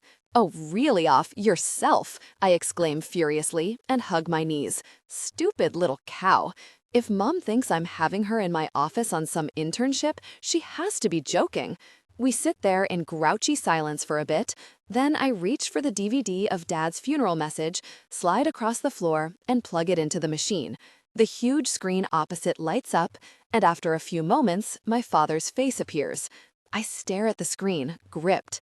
Dad's sitting in an armchair, wearing a red plushy dressing gown. I don't recognize the room, but then I never did get to see many of Dad's homes. His face is gaunt, the way I remember it after he got ill. It was as though he was slowly deflating. But his green eyes are twinkling, and there's a cigar in his hand. "Hello," he says, his voice hoarse. "It's me. Well, you know that." He gives a little laugh, then breaks into a hacking cough, which he relieves by taking a puff on his cigar as if it was a drink of water. We all know this operation has a 50-50 chance of survival. My own fault for buggering up my body. So I thought I'd do a little message to you, my family, just in case. He pauses and takes a deep slug from a tumbler of whiskey. His hand is shaking as he puts it down, I notice. Did he know he was going to die? Suddenly, there's a hard lump in my throat. I glance over at Amy. She's let go of her phone and is watching too, transfixed. Live a good life, Dad is saying to the camera. Be happy. Be kind to one another. Barbara, stop living your life through those bloody dogs. They're not human. They're never going to love you or support you or go to bed with you, unless you're very desperate. I clap my hand over my mouth. He didn't say that? He did. Amy gives a little snort of laughter. Mum walked out of the room. You only get one life, loves. Don't waste it. He looks at the camera with glittering green eyes, and I suddenly remember him when I was much younger, picking me up from school in a sports car. I was pointing him out to everyone. That man there is my daddy. All the kids were gasping at the car, and all the mothers were shooting surreptitious glances at him in his smart linen jacket and Spanish tan. I know I've really messed up here and there, Dad's saying. I know I haven't been the best family man, but hand on heart, I did my best. Cheers, my dears. See you on the other side. He raises his glass to the camera and drinks. Then the screen goes blank. The DVD clicks off, but neither Amy nor I moves. As I gaze at the blank screen, I feel even more marooned than before. My dad's dead. He's been dead 3 years. I can never talk to him again. I can never give him a birthday present. I can never ask him for advice. Not that you'd ask Dad's advice on anything, except where to buy sexy underwear for a mistress, but still. I glance over at Amy, who meets my gaze with a tiny shrug. That was a really nice message, I say, determined not to be sentimental or cry or anything. Dad came good. Yeah, Amy nods. He did. The frostiness between us seems to have melted. Amy reaches in her bag for a tiny makeup case with Babe embossed on the lid in diamante. She takes out a lip pencil and expertly outlines her lips, peering into a tiny mirror. I've never seen her put on makeup before, except as a dressing-up game. Amy's not a child anymore, I think, as I watch her. She's on the brink of being an adult. I know things haven't gone that well between us today, but maybe in the past she's been my friend, my confidant even. Hey, Amy, I say in a low, cautious voice. Did we talk much before the accident? The two of us, I mean? About stuff. I glance toward the kitchen to make sure Mum can't hear. A bit, she shrugs. What stuff? I was just wondering. I keep my voice natural. Out of interest, did I ever mention anyone called John? John? Amy pauses, lipstick in hand. You mean the one you were intimate with? What? My voice shoots out like a rocket. Are you sure?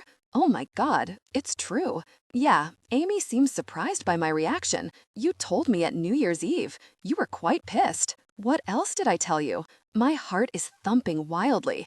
Tell me everything you can remember. You told me everything. Her eyes light up.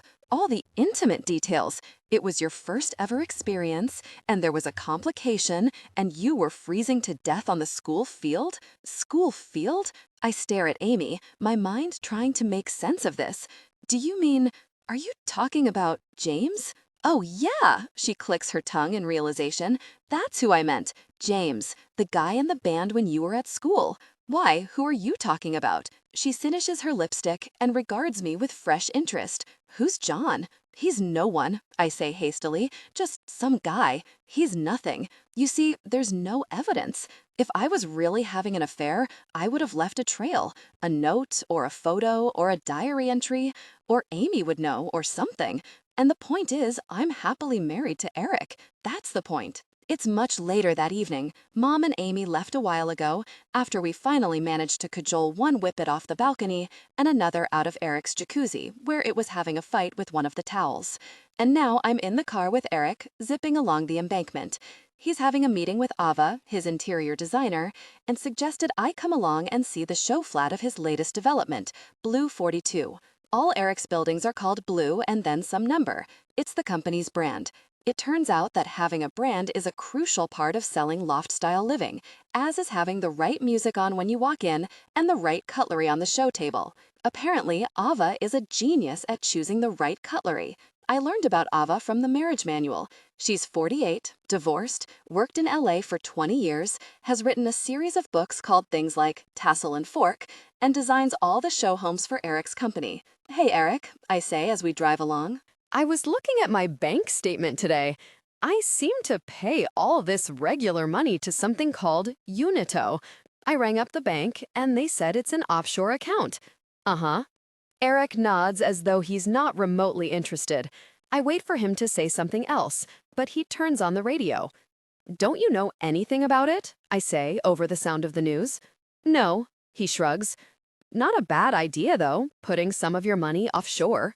Right. I'm dissatisfied by his response. I almost feel like I want to pick a fight about it, but I don't know why. I just need to get some petrol. Eric swings off the road into a BP station. I won't be a moment. Hey, I say as he opens the door. Could you get me some chips in the shop? Salt and vinegar if they have them. Chips? He turns back and stares at me as though I've asked for some heroin. Yes, chips. Darling. Eric looks perplexed. You don't eat chips. It was all in the manual. Our nutritionist has recommended a low-carb, high-protein diet. Well, I know, but everyone's allowed a little treat once in a while, aren't they? And I really feel like some chips. For a moment, Eric seems lost for an answer. The doctors warned me you might be irrational and make odd, out-of-character gestures, he says, almost to himself. It's not irrational to eat a packet of chips, I protest. They're not poison. Sweetheart, I'm thinking of you.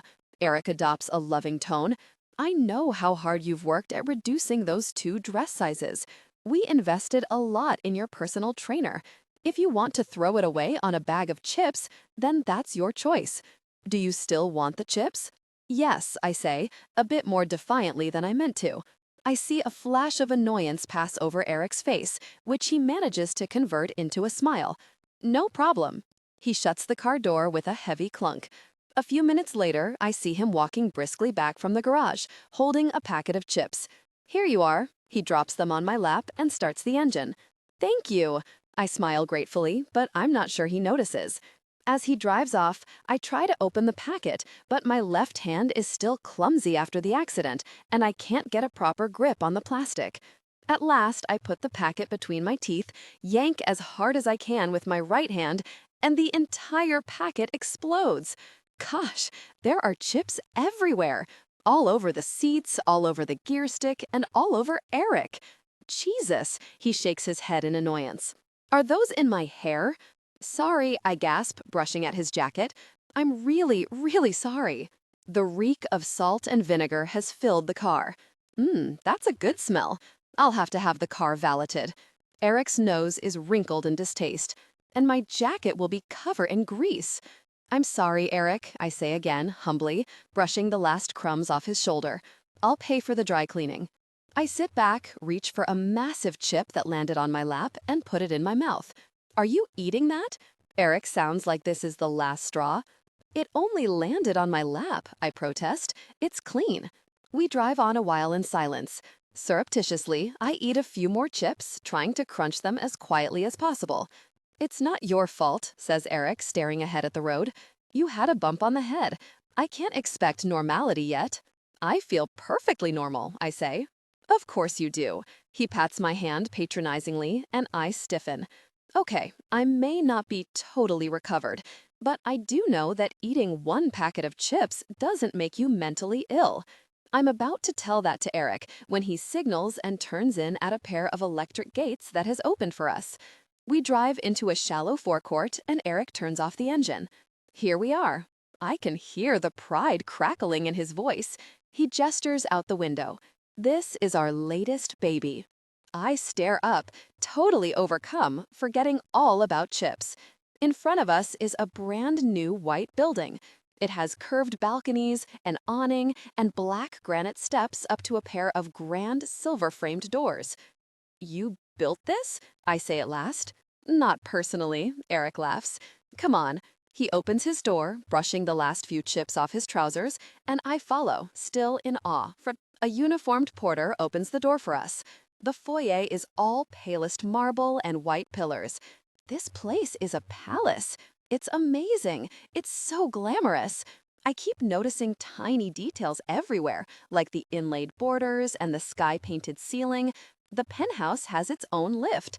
With a nod to the porter, Eric ushers me to the rear of the lobby and into a beautiful marquetry-lined lift. There's a pool in the basement, a gym, and a resident cinema. Although, of course, most apartments have their own private gyms and cinemas as well, he adds. I look up sharply to see if he's joking, but I don't think he is. A private gym and cinema? In a flat? And here we are. The lift opens with the tiniest of pings, and we walk into a circular mirrored foyer. Eric presses gently on one of the mirrors, which turns out to be a door. It swings open, and I just gape. I'm looking at the most massive room. No, space. It has floor-to-ceiling windows, a walk-in fireplace on one wall, and on another wall, there's a gigantic steel sheet down which are cascading endless streams of water. Is that real water? I say stupidly. Inside a house? Eric laughs. Our customers like a statement. It's fun, huh? He picks up a remote and jabs it at the waterfall, and at once the water is bathed in blue light. There are 10 pre-programmed light shows. Ava? He raises his voice, and a moment later, a skinny blonde woman in rimless glasses, gray trousers, and a white shirt appears from some recessed doorway next to the waterfall. Hi there, she says in a mid-Atlantic accent. Lexi, you're up and about. She grasps my hand with both of hers. I heard all about it, you poor thing. I'm fine, really, I smile, just piecing my life back together again. I gesture around the room. This place is amazing. All that water. Water is the theme of the show apartment, says Eric. We've followed Feng Shui principles pretty closely, haven't we, Ava? Very important for some of our ultra-high net worths. Ultra what? I say, confused. The very rich, Eric translates. Our target market. Feng Shui is vital for ultra-highs. Ava nods earnestly. Eric, I've just taken delivery of the fish for the master suite. They're stunning. She adds to me, each fish is worth 300 pounds. We hired them especially. Ultra-high whatevers. Fish for hire. It's a different world. Lost for words, I look around again at the massive apartment, at the curved cocktail bar, and the sunken seating area, and the glass sculpture hanging from the ceiling. I have no idea how much this place costs. I don't want to know. Here you are. Ava hands me an intricate scale model made of paper and tiny wooden sticks. This is the whole building. You'll notice I've mirrored the curved balconies in the scalloped edges of the scattercollows. She adds, very Art Deco meets Gaultier. Excellent. I rack my brains for something to say about Art Deco meets Gaultier and fail. So, how did you think of it all? I gesture at the waterfall, which is now bathed in orange light. Like, how did you come up with this? Oh, that wasn't me. Ava shakes her head emphatically. My area is soft furnishings, fabrics, sensual details. The big concept stuff was all down to John. I feel a tiny lurch inside. John? I tilt my head, adopting the vaguest expression I can muster, as if John is some unfamiliar word from an obscure foreign language. John Blythe, Eric prompts helpfully. The architect. You met him at the dinner party, remember? In fact, weren't you asking me about him earlier on? Was I say after an infinitesimal pause. I don't really remember. I start turning over the model in my fingers, trying to ignore the slight flush rising up my neck. This is ridiculous.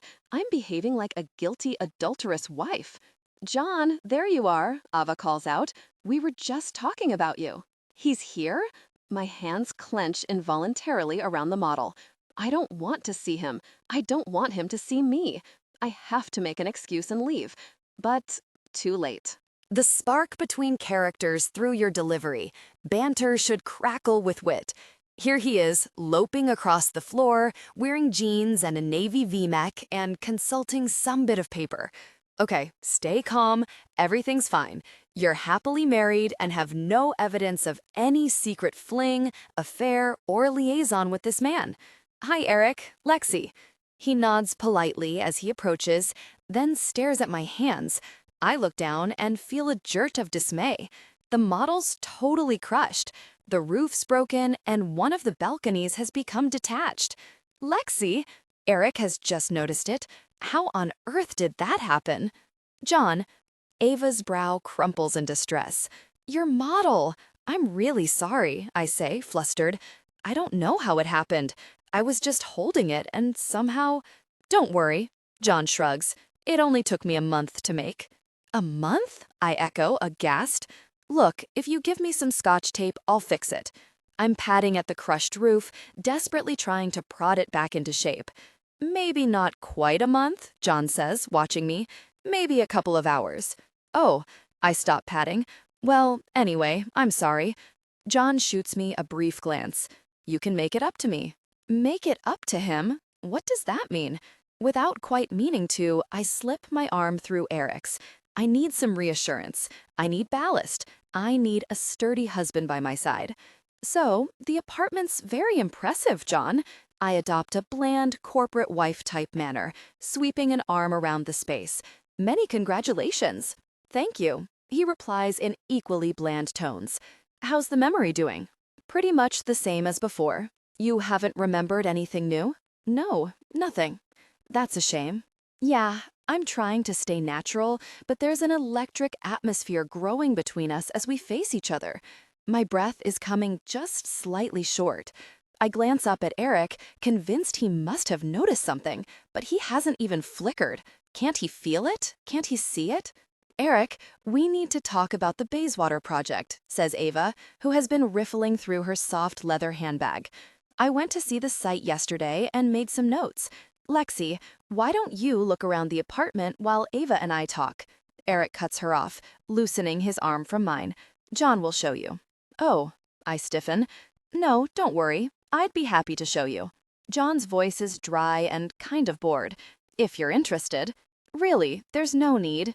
Darling, John designed the whole building, Eric says reprovingly. It's a great opportunity for you to find out the vision of the company. Come this way and I'll explain the initial concept. John gestures toward the other side of the room. I can't get out of this. That would be great, I say at last.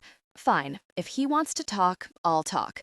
I follow John across the room and we pause next to the tumbling streams of the waterfall. How could anyone live with water thundering down the wall like this? So, I say politely, how do you think of all these ideas, all these statements or whatever they are? John frowns thoughtfully, and my heart sinks. I hope he's not going to come up with a load of pretentious stuff about his artistic genius. I'm really not in the mood. I just ask myself, what would a jerk like? He says at last, and I put it in. I can't help a half laugh of shock. Well, if I were a jerk, I'd love this. There you go. He takes a step nearer and lowers his voice beneath the sound of the water. So you really haven't remembered anything? No, nothing at all. Okay, he exhales sharply. We have to meet. We have to talk. There's a place we go, the old canal house in Illington. In a much louder voice, he adds, You'll notice the high ceilings, Lexi. They're a trademark feature of all our developments. He glances over and catches my expression. What? Are you crazy? I hiss, glancing over to make sure Eric can't hear. I'm not meeting you. For your information, I haven't found a single piece of evidence that you and I are having an affair. Not one. What a great sense of space, I add at full volume. Evidence? John looks as if he doesn't understand. Like what? Like, I don't know, a love note? We didn't write each other love notes. Or trinkets. Trinkets? John looks like he wants to laugh. We weren't much into trinkets either. Well, it couldn't have been much of a love affair then, I retort. I've looked in my dressing table, nothing. I looked in my diary, nothing. I asked my sisters, she'd never even heard of you. Lexi. He pauses, as though working out how to explain the situation to me. It was a secret affair. That would mean an affair that you keep secret. So you have no proof. I knew it. I turn on my heel and stride away toward the fireplace, John following closely behind. You want proof? I can hear him muttering in low, incredulous tones. What? Like, I don't know, a secret detail about you? I don't. I swivel around in triumph, then stop abruptly as Eric glances across the room at us. I don't know how you came up with this amazing use of light. I wave at Eric, who waves back and continues his conversation. I know you don't have a birthmark in that area. John rolls his eyes. You don't have any birthmarks at all, just a mole on your arm. I'm briefly silenced. He's right. But so what? That could be a lucky guess. I fold my arms. I know, but it's not. He looks at me steadily. Lexi, I'm not making it up. We're having an affair. We love each other. Deeply and passionately. Look, I thrust my hands through my hair. This is just mad. I wouldn't have an affair, not with you or anyone. I've never been unfaithful to anybody in my life. They came together in passion on that floor 4 weeks ago. He nods at a huge, fluffy white sheepskin. I stare at it speechlessly. Stop it! Flustered, I wheel around and stride away toward the far end of the space, where a trendy lucite staircase rises to a mezzanine level. Let's take a look at the wet room complex, John says loudly as he follows me up. I think you'll like it.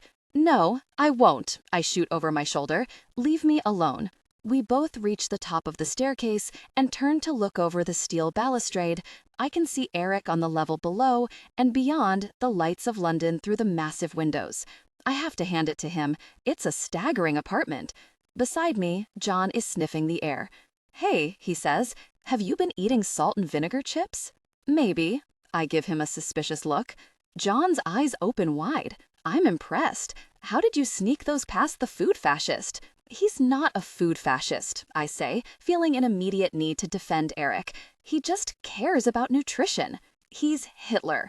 If he could round up every loaf of bread and put it in a camp, he would. Stop it. He'd gas them all. Finger rolls first, then croissants. Stop it. My mouth twists with an urge to giggle, and I turn away. This guy is funnier than I thought at first. And he's kind of sexy, close up, with his rumpled dark hair.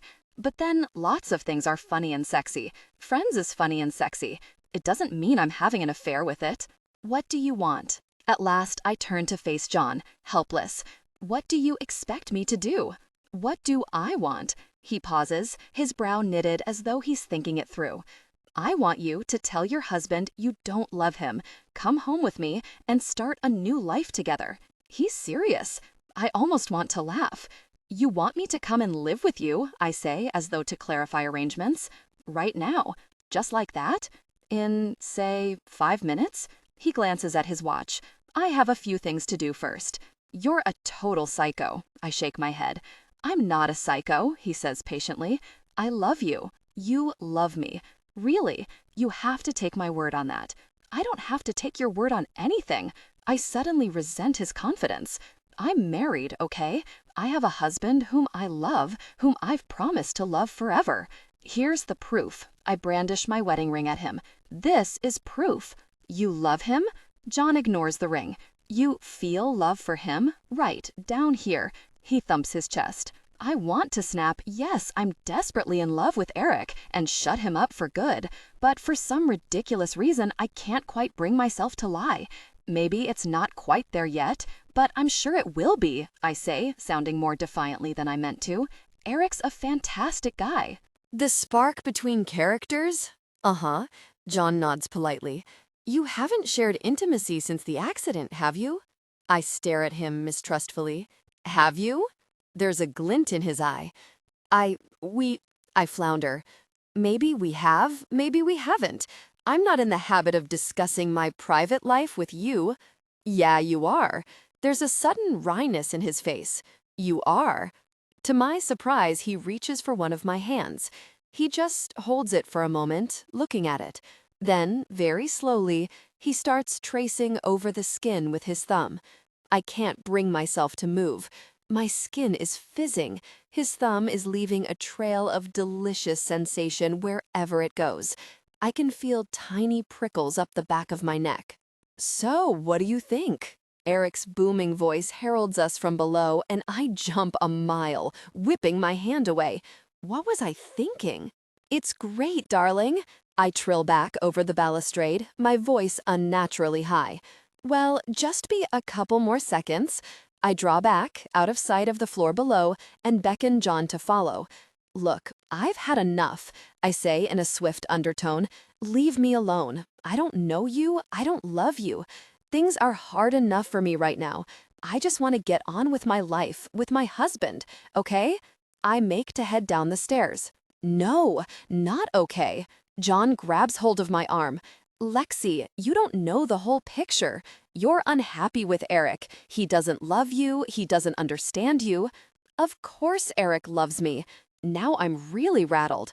He sat by my hospital bed night and day. He brought me these amazing taupe roses.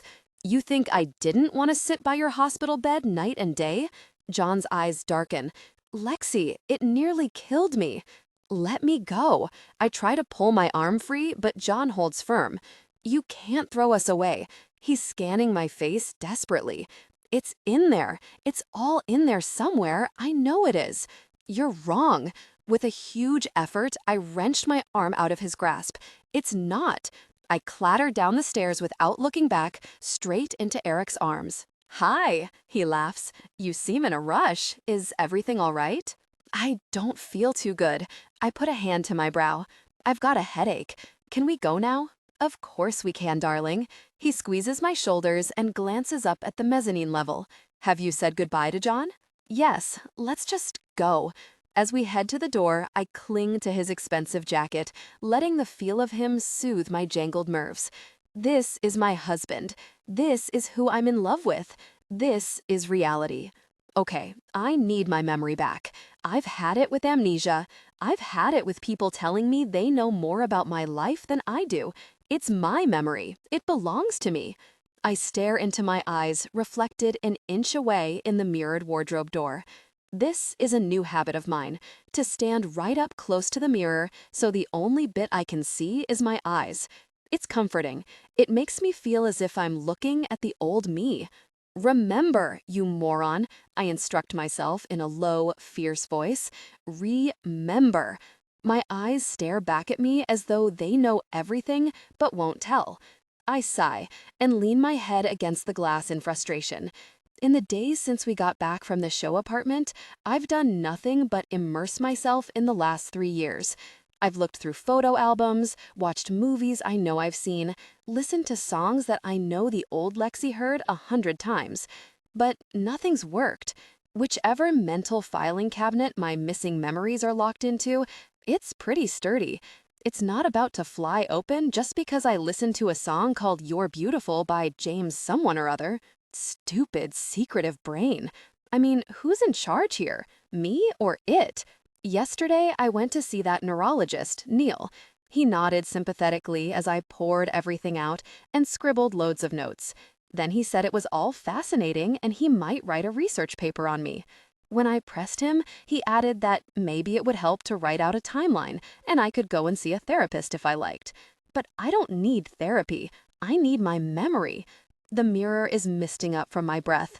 I'm pressing my forehead harder against the mirror, as though the answers are all in the mirror me, as though I can get them if I concentrate enough. Lexi, I'm off. Eric comes into the bedroom, holding a DVD out of its box. Darling, you left this on the rug. Sensible location for a DVD? I take the disc from him. It's the Ambition EP1 DVD that I started watching the other day. I'm sorry, Eric, I say quickly, taking it from him. I don't know how it got there. That's a lie. It got there when Eric was out, and I had about 50 DVDs all scattered over the rug, together with magazines and photo albums and candy wrappers. If he'd seen it, he'd have had a heart attack. Your taxi will be here at 10, says Eric. I'm off now.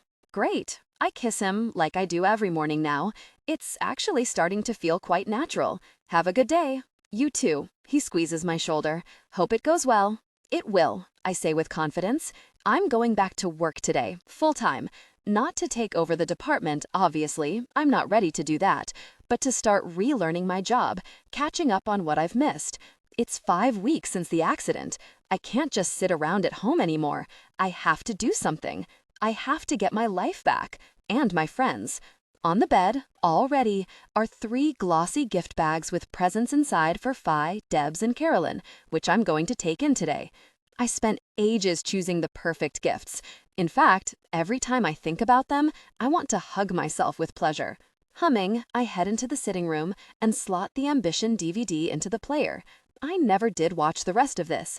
Maybe it'll help me get back into office mode. I fast forward through the introductory shots until I come to a bit with me in a limo with 2 guys in suits and press play. Lexi and her teammates won't be taking it easy tonight, explains a male voiceover. The camera focuses in on me, and I hold my breath with anticipation. We're going to win this task, I'm saying in a sharp voice to the guys, slapping the back of one hand on the other palm. If we have to work around the clock, we're going to win, okay? No excuses. My jaw drops slightly. Is that fierce, scary businesswoman me? I've never spoken like that in my life. As ever, Lexi is taking her team to task, says the voiceover. But has the Cobra gone too far this time? I don't quite understand what he's talking about. What Cobra? The picture now flashes to one of the guys from the limo. He's sitting in an office chair, a night sky visible through the plate glass window behind him. She isn't human, he's muttering. There's only so many really hours in the day. We're all doing our best, you know, but does she freaking care? As he's talking, an image of me striding around some warehouse has appeared on the screen. I feel a sudden dismay. Is he talking about me? Now the picture cuts to a full stand-up row between me and the same guy. We're standing on a London street, and he's trying to defend himself, but I'm not letting him get a word in. You're sacked, I snap at last, my voice so scathing that I wince. You're sacked from my team. And the Cobra has struck. The jaunty voiceover comes again. Let's see that moment again. Hang on a minute. Is he saying I'm the Cobra?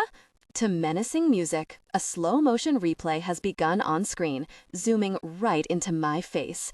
You're sacked, I'm hissing. You're sacked from my team. I stare, lightheaded with horror. What the gosh have they done? They've manipulated my voice. It sounds like I'm a snake. And Lexi's in top venomous form this week, says the voiceover. Meanwhile, over on the other team, a different group of people in suits appears on the screen and starts arguing about a price negotiation. But I'm too shell-shocked to move. Why? How? Why didn't anyone tell me? Why didn't anyone warn me about this? On autopilot, I reach for my phone and jab in Eric's number. Hi, Lexi. Eric, I just watched the DVD of that TV show. My voice comes shooting out in agitation. The cold me the Cobra? I was a total difficult person to everyone. You never told me about that. Sweetheart, it was a great show, says Eric soothingly. You came across really well. But they named me after a snake. So what? So I don't want to be a snake. I know I sound almost hysterical, but I can't help it. No one likes snakes. I'm more like a squirrel or a koala. Koalas are soft and furry. and a bit snaggly. A koala? Lexi. Eric laughs. Darling, you're a cobra. You have timing, you have attack. That's what makes you a great businesswoman. But I don't want to be. I break off as the buzzer sounds. My taxi's here. I'd better go. I head into the bedroom and pick up my 3 glossy gift bags, trying to regain my former optimism, trying to be excited about the day again.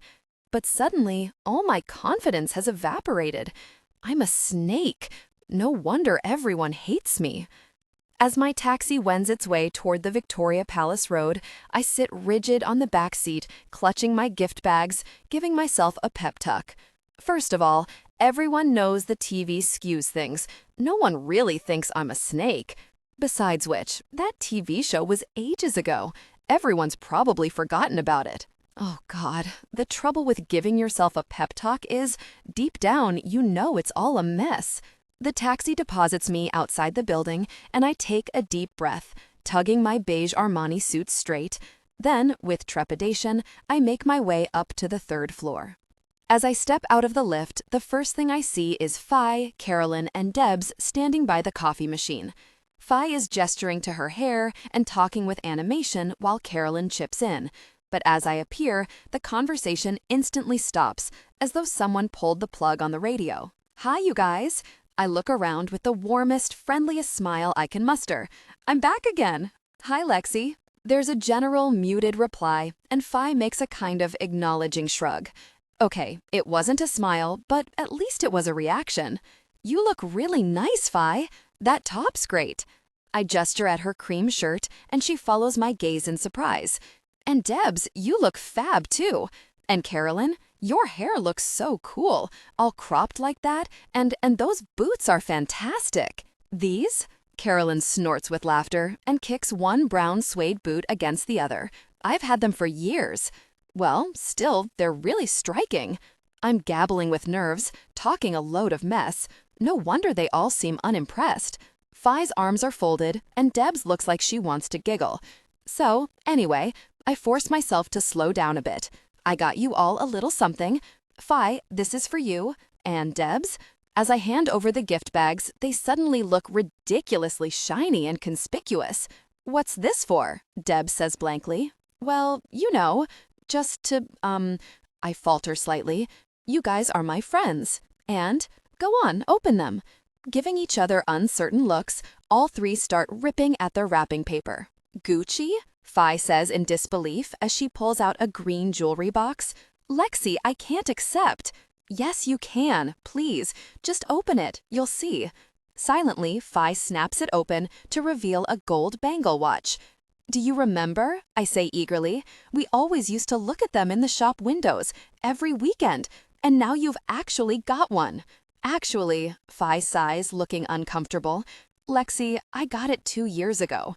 She lifts up her sleeve and she's wearing exactly the same watch, only a little duller and older looking. Oh, I say, my heart sinking. Oh, right. Well, never mind. I can take it back or exchange it. We can get something else. Lexi, I can't use this, Carolyn chimes in and hands back the perfume gift set I bought her, together with the leather tote it came in. That smell makes me gag. But it's your favorite, I say in bewilderment. Was, she corrects me, before I fell pregnant. You're pregnant? I stare at her, overwhelmed. Oh my God, Carolyn, congratulations. That's so wonderful. I'm so happy for you. Matt will be the best dad ever. It's not Matt's baby. She cut me off flat. It's not? I say stupidly, but what? Did you 2 break up? They can't have broken up. It's impossible. Everyone assumed Carolyn and Matt would be together forever. I don't want to talk about it, okay? Carolyn says, almost in a whisper. To my horror, I see her eyes have turned pink behind her glasses, and she's breathing hard. See you. She thrusts all the wrapping paper and ribbon at me, then turns and strides off, back toward the office. Great, Lexi, says Fi sarcastically. Just when we thought she'd finally got over Matt. I didn't know, I say aghast. I had no idea. I'm so sorry. I rub my face, feeling hot and flustered. Debs, open your present. I bought Debs a cross studded with tiny diamonds. She's so crazy about jewelry, and you can't go wrong with a cross. She has to love it. In silence, Debs pulls off the wrapping. I know it's quite extravagant, I say nervously, but I wanted to get something really special. This? A cross? Debs thrusts the box back at me, her nose wrinkled as though it smells of something rancid. I can't wear this. I'm Jewish. You're Jewish? My mouth hangs open. Since when? Since I've been engaged to Jacob, she says, as though it's obvious. I've converted. Wow, I say joyfully. You're engaged? And of course, now I can't miss the platinum ring on her left hand, with a diamond lodged right in the center of the band. Debs wears so many rings, I hadn't noticed it. When's the wedding? My words spill out in excitement. Where's it happening? Next month. She looks away. In Wiltshire. Next month? Oh my God, Debs! But I haven't... I break off abruptly into a kind of hot, thudding silence. I was about to say, but I haven't got an invitation. I haven't got an invitation because I haven't been invited. I mean, congratulations. Somehow I keep a bright smile plastered on my face. I hope it all goes brilliantly. And don't worry, I can easily return the cross, and the watch, and the perfume. With trembling fingers, I start stuffing all the ripped wrapping paper into one of the gift bags. Yeah, Fi says in an awkward voice. Well, see you, Lexi. Bye. Debs still can't look me in the eye. They both walk off, and I watch them go, my chin stiff from wanting to cry. Great work, Lexi. You didn't win your friends back. You just messed up everything even more. A present for me? Byron's sarcastic voice hits the back of my head, and I turn to see him loping along the corridor, coffee in hand. How sweet of you, Lexi. God, he gives me the creeps. Hi, Byron, I say as briskly as I can. Good to see you. Summoning all my strength, I lift my chin high and sweep a stray hair back off my face. I can't crumble. It's very brave of you to come back, Lexi, Byron says as we head down the corridor. Very admirable. Not really, I say as confidently as I can. I'm looking forward to it. Well, any questions, you know where I am. Although today I'll be with James Garrison most of the day. You remember James Garrison? Bloody, bloody, bloody. Why does he pick the people I've never heard of? Remind me, I say reluctantly. He's head of our distributor, Southies. They distribute stock around the country, like carpet, flooring, the stuff we sell. They drive it around in lorries. His tone is polite, but he's smirking. Yes, I remember Southies, I say cuttingly. Thanks. Why are you seeing them? Well, says Byron after a pause, the truth is, they've lost their way. It's crunch time. If they can't improve their systems, we're going to have to look elsewhere. Right. I nod in as boss-like a way as I can. Well, keep me posted. We've reached my office, and I open the door. See you later, Byron. I close the door, dump my gift bags on the sofa, open the filing cabinet, and take out an entire drawer's worth of files. Trying not to feel daunted, I sit down at the desk and open the first one, which contains minutes of departmental meetings. 3 years? I can catch up on 3 years. It's not that long. 20 minutes later, my brain is already aching. I haven't read anything serious or heavy for what seems like months, and this stuff is as dense as treacle. Budget discussions. Contracts up for renewal? Performance evaluations? I feel like I'm back at college doing about 6 degrees at once. I've started a sheet of paper, questions to ask, and already I'm onto the second side. How are you doing? The door has opened silently, and Byron is looking in. Doesn't he knock? Fine, I say defensively. Really well. I just have a couple of tiny questions. Fire away. He leans against the door jamb. Okay, first, what's QAS? That's our new accounting system software. Everyone's been trained in it. Well, I can get trained too, I say briskly, scribbling on my sheet. And what's services.com? Our online customer service provider. What? I wrinkle my brow, confused. But what about the customer services department? All made redundant years ago, says Byron, sounding bored. The company was restructured and a load of departments were contracted out. Right, I nod, trying to take all this in, and glance down at my sheet again. So what about BD Brooks? What's that? They're our ad agency, Byron says with exaggerated patience. They make advertisements for us, on the radio and the TV. I know what an ad agency is, I snap, more hotly than I intended. So, what happened to Pinkham Smith? We've had such a great relationship with them. They don't exist anymore. Byron rolls his eyes. They went bust. Jesus, Lexi, you don't know a bloody thing, do you? I open my mouth to retort, but I can't. He's right. It's as if the landscape I knew has been swept away by some kind of hurricane. Everything's been rebuilt, and I don't recognize any of it. You're never going to pick all this up again. Byron is surveying me pityingly. Yes, I am. Lexi, face it, you're mentally ill. You shouldn't be putting your head under this kind of strain. I'm not mentally ill, I exclaimed furiously, and get to my feet. I push roughly past Byron and out the door, and Claire looks up in alarm, snapping her mobile phone shut. Hi, Lexi. Did you want something? A cup of coffee? She looks terrified, like I'm about to bite her head off or fire her or something. Okay, now is my chance to show her I'm not a difficult boss from hell. I'm me. Hi, Claire, I say in my most friendly, warm manner and perch on the corner of her desk. Everything okay? Um, yes. Her eyes are wide and wary. I just wondered if you'd like me to get you a coffee? You? She stares as though suspecting a trick. Get me a coffee? Yes, why not? I beam, and she flinches. It's okay. She slides out of her chair, her eyes fixed on me as though she thinks I really am a cobra. I'll get one. Wait, I say almost desperately. You know, Claire, I'd like to get to know you better. Maybe one day we could have lunch together, hang out, go shopping. Claire looks even more poleaxed than before. Um, yeah, okay, Lexi, she mumbles and scuttles down the corridor. I turn to see Byron still in the doorway, cracking up. What? I snap. You really are a different person, aren't you? He raises his eyebrows in wonder. Maybe I just want to be friendly with my staff and treat them with respect, I say defiantly. Anything wrong with that? No. Byron lifts his hands. Lexi, that's a great idea. He runs his eyes over me, that sarcastic smile still at his lips, then clicks his tongue as though remembering something. That reminds me, before I shoot off, there's one thing I left for you to deal with as director of the department. I thought it only right. At last, he's treating me like the boss. Oh yes? I lift my chin. What is it? We've had an email from on high about people abusing lunch hours. He reaches into his pocket and produces a piece of paper. SJ wants all directors to give their teams a bollocking, today, preferably. Byron raises his eyebrows innocently. Can I leave that one to you? Jerk, jerk. I'm pacing about my office, sipping my coffee, my stomach churning with nerves.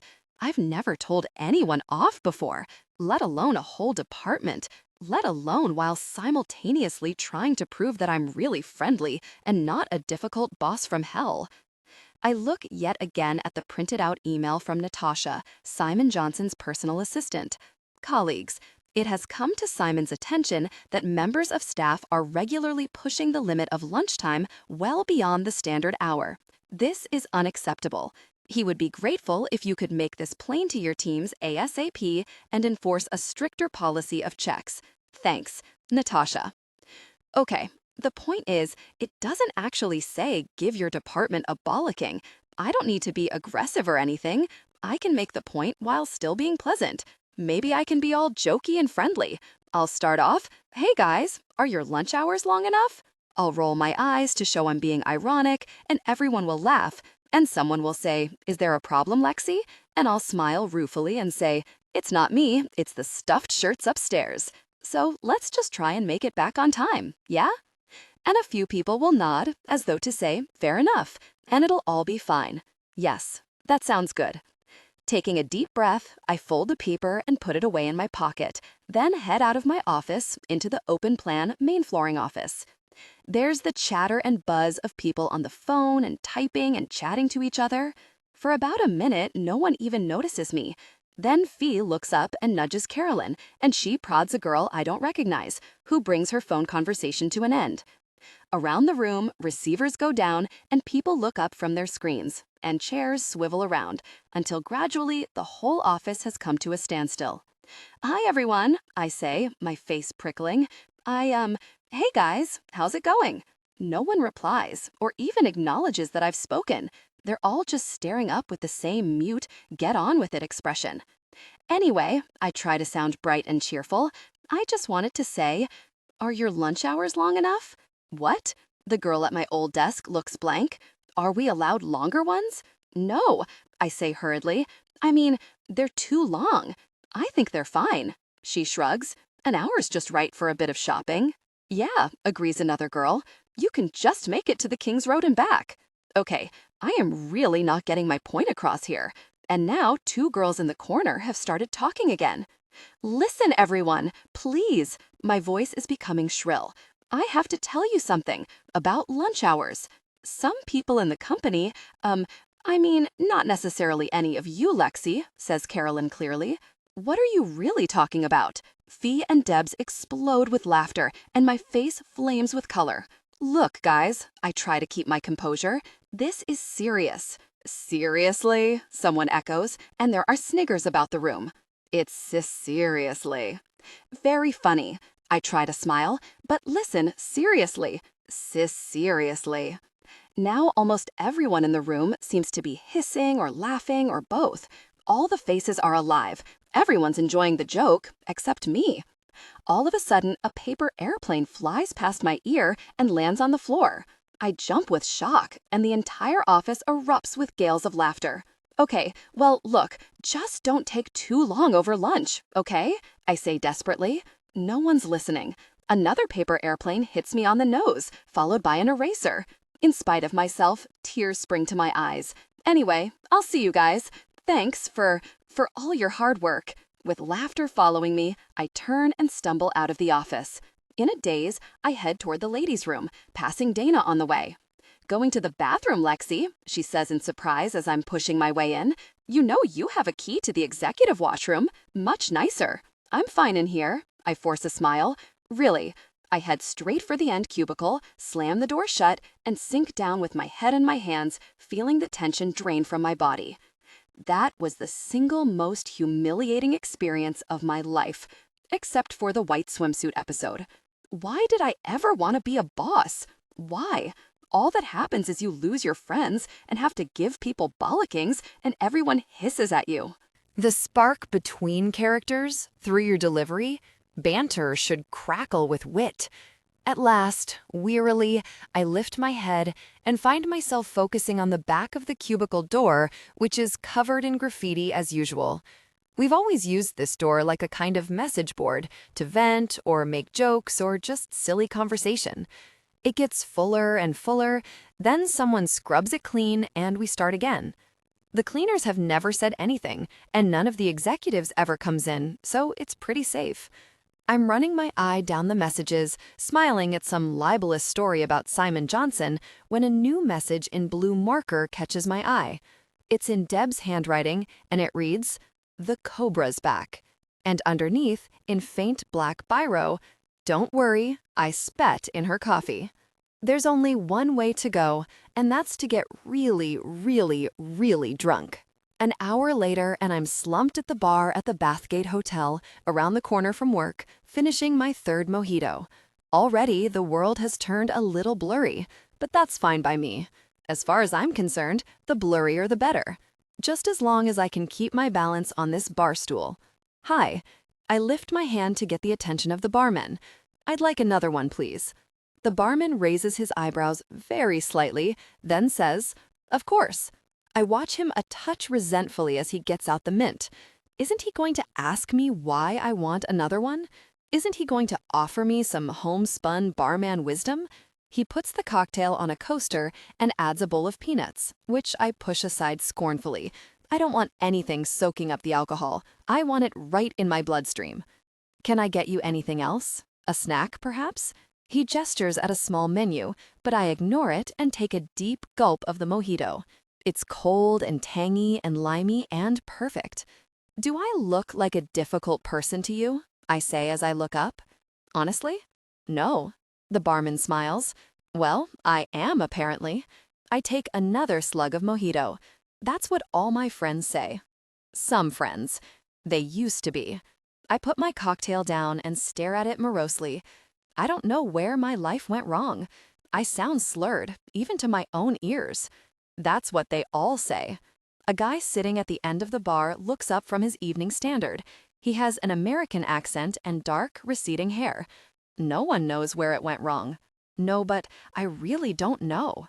I lift a finger impressively. I have a car crash and boom, I wake up and I'm trapped in the body of a difficult person. Looks like you're trapped in the body of a babe to me. The American guy edges along to the next bar stool, a smile on his face. I wouldn't trade that body for anything. I gaze at him in puzzlement for a moment until realization dawns. Oh, you're flirting with me. Sorry, but I'm already married. To a guy, my husband. I lift up my left hand, locate my wedding ring after a few moments, and point at it. You see? Married. I think intently for a moment. Also, I may have a lover. There's a muffled snort from the barman. I look up suspiciously, but his face is straight. I take another gulp of my drink and feel the alcohol kicking in, dancing around my head. My ears are buzzing and the room is starting to sway, which is a good thing. Rooms should sway. You know, I'm not drinking to forget, I say conversationally to the barman. I already forgot everything. This suddenly strikes me as being so funny, I start giggling uncontrollably. I had one bang on the head and I forgot everything. I'm clutching my stomach, tears are edging out of my eyes. I even forgot I had a husband. But I do. Uh-huh. The barman is exchanging glances with the American guy, and they said there isn't a cure. But you know, doctors can be wrong, can't they? I appeal to the bar. Quite a few people seem to be listening now, and a couple of them nod. Doctors are always wrong, the American guy says emphatically. They're all jerks. Exactly, I swivel to him. You are so right. Okay, I take a deep gulp of my mojito, then turn back to the barman. Can I ask you a small favor? Can you take that cocktail shaker and hit me over the head with it? They said it wouldn't work, but how do they know? The barman smiles as if he thinks I'm joking. Great, I sigh impatiently. I'll have to do it myself.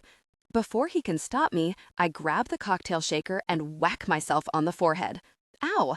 I drop the shaker and clutch my head. Ouch! That hurt! Did you see that? I can hear someone exclaiming behind me. She's a nutter. Miss, are you all right? The barman looks alarmed. Can I call you a... Wait. I lift a hand. For a few moments, I'm poised, completely still, waiting for memories to flood into my brain. Then I subside in disappointment. It didn't work. Not even one. Gosh. I'd get her a strong black coffee, I can hear the American guy saying in an undertone to the barman. Really nerve. I don't want a coffee. I'm about to tell him this when my phone beeps. After a small struggle with the zipper of my bag, I get my phone out, and it's a text from Eric. Hi, on my way home.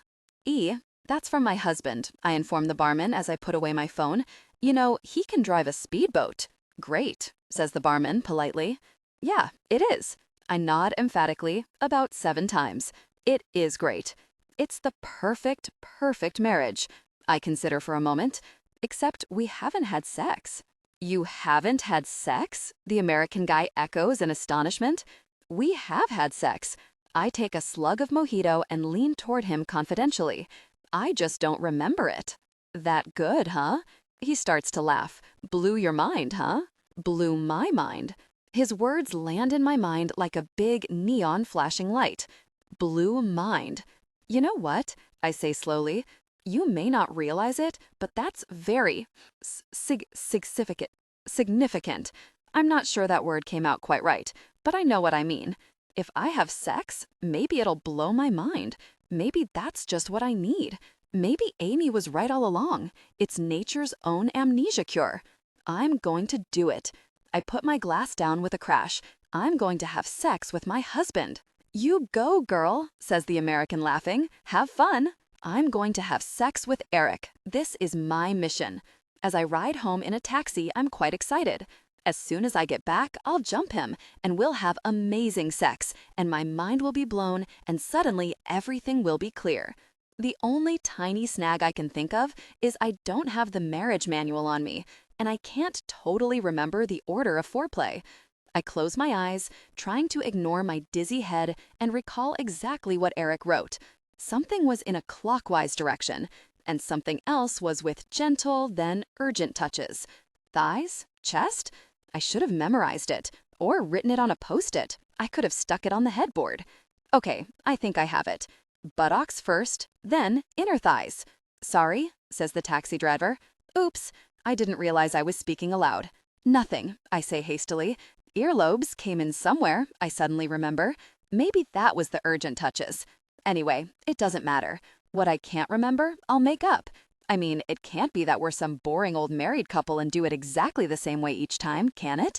Can it? I feel a tiny qualm, which I ignore. It's going to be great. Plus, I have fantastic underwear on, silky and matching and everything. I don't even possess anything scaggy anymore. We draw up in front of the building and I pay the taxi driver. As I travel up in the lift, I remove the chewing gum that I've been chewing for fresh breath and unbutton my shirt a bit. Too far. You can see my bra. I do it up again, let myself into the apartment and call out, "Eric?" There's no answer, so I head toward the office. I am quite drunk, to tell you the truth. I'm lurching on my heels, and the walls are going backward and forward in my field of vision. We'd better not try and do it standing up. I arrive at the door of the office and look for a few moments at Eric, who's working at his computer. On the screen, I can see the brochure for Blue 42, his new building.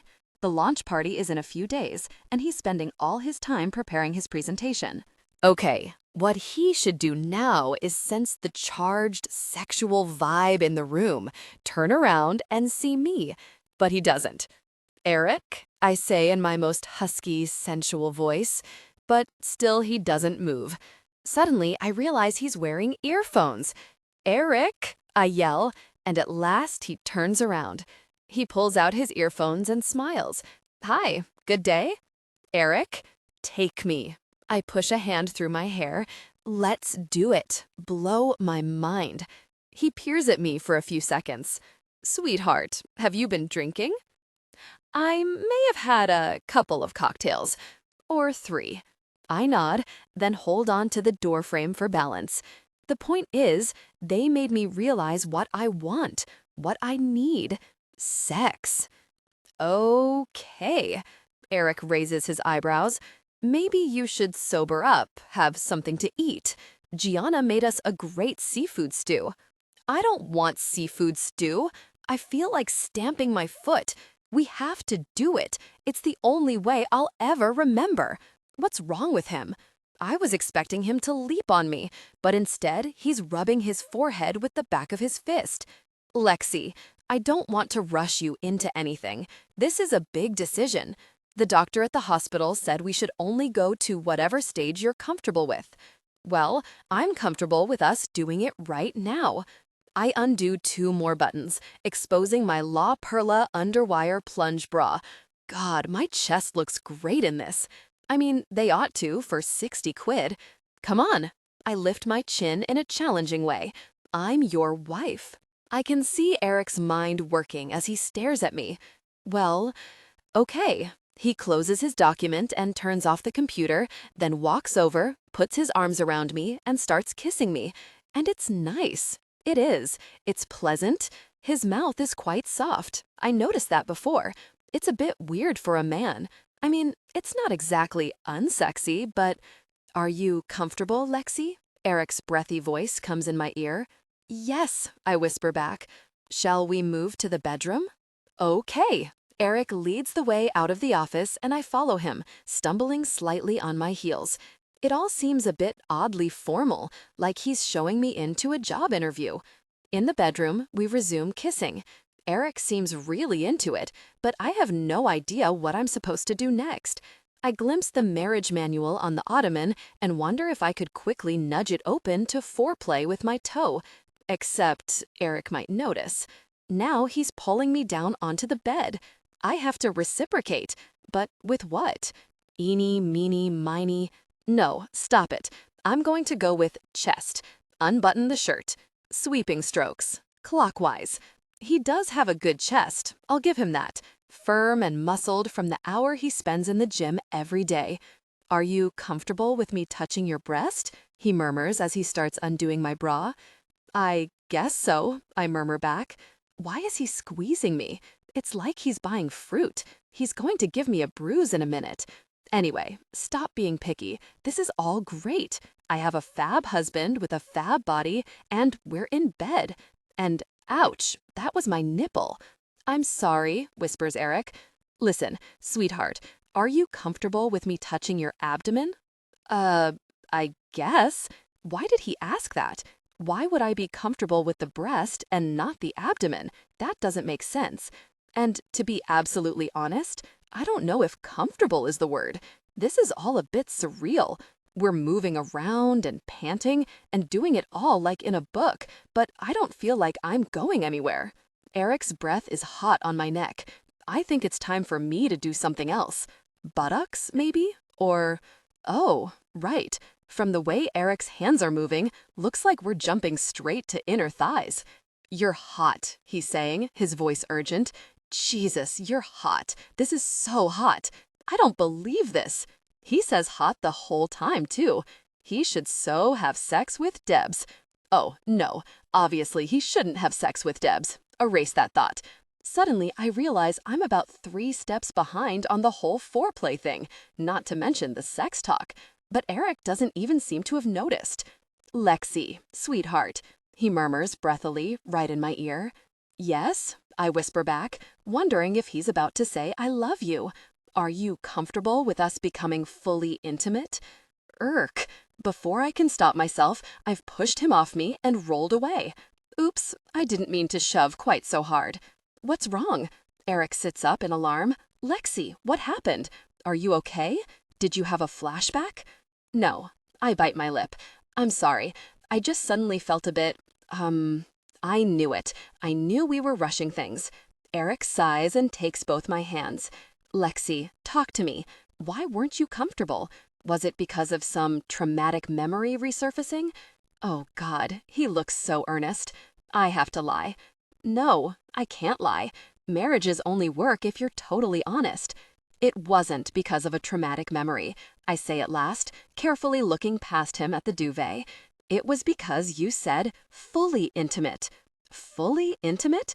Eric looks utterly stumped. What's wrong with fully intimate? It's just, not very sexy, as words go. Eric leans back against the headboard, his brow knitted in a frown. I find fully intimate sexy, he says at last. Oh, right. I backtrack quickly. Well, obviously it is quite sexy. How can he find the phrase fully intimate sexy? Anyway, it wasn't just that. I hastily changed the subject. It was the way you kept asking me every 2 seconds if I was comfortable. It made things a bit formal, don't you think? I'm just trying to be considerate, says Eric stiffly. This is a pretty strange situation for both of us. He turns away and starts pulling on his shirt with jerky gestures. I know, I say quickly, and I appreciate it, I really do. I put a hand on his shoulder. But maybe we can loosen up. Be more spontaneous? Eric's silent for a while, as though weighing up what I've said. So, should I sleep here tonight? He says at last. Oh, in spite of myself, I recoil. What's wrong with me?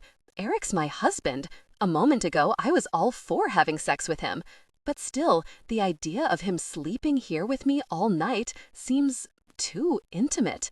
Maybe we could leave it a while? I'm sorry, it's just fine. I understand. Without meeting my eye, he gets up. I think I'll take a shower. Okay. Left alone, I slump back on the pillows. Great. I didn't have sex. I didn't remember anything. My mission totally failed. I give a sudden gurgle and clap my hand over my mouth in case he can hear me. Beside the bed, the phone starts ringing, but at first I don't move. It's bound to be for Eric. Then I realize he must be in the shower. I reach over and pick up the state-of-the-art Bang Olufsen receiver. Hello? Hi, comes a dry, familiar voice. It's John. John? I feel a white-hot thrill. Eric's nowhere in sight, but even so, I dart into the adjoining bathroom with the phone, then shut the door and lock it. Are you crazy? I hiss in lowered, furious tones. What are you ringing here for? It's so risky. What if Eric picked up? I was expecting Eric to pick up. John sounds a bit baffled. I need to speak with him. Oh, I halt in sudden realization. I'm so stupid. Oh, right. Trying to remedy the situation, I put on a formal, wifely voice. Of course, John. I'll just fetch him. John cuts me off. But I need to speak with you more. We have to meet. We have to talk. We can't. You have to stop this. This whole talking thing. On the phone and also not on the phone. Lexi, are you drunk? Says John. No. I survey my bloodshot reflection. Okay, maybe a tad. There's a snuffling sound at the end of the phone. Is he laughing at me? I love you, he says. You don't know me. I love the girl you were. You are. You love the cobra? I retort sharply. You love the difficult person from hell? Well, then, you must be nuts. You're not a difficult person from hell. He's definitely laughing at me. Everyone else seems to think I am. Was. Whatever. You were unhappy, and you made some pretty big mistakes, but you weren't a difficult person. Beneath my drunken haze, I'm absorbing every word. It's like he's rubbing salve on some raw part of me. I want to hear more. What? I swallow. What kind of mistakes? I'll tell you when we meet. We'll talk about everything. Lexi, I've missed you so much. The spark between characters through your delivery, banter should crackle with wit. Suddenly, his intimate, familiar tone is making me uneasy. Here I am, in my own bathroom, whispering to a guy I don't know. What am I getting into here? Stop, just stop. I cut across him.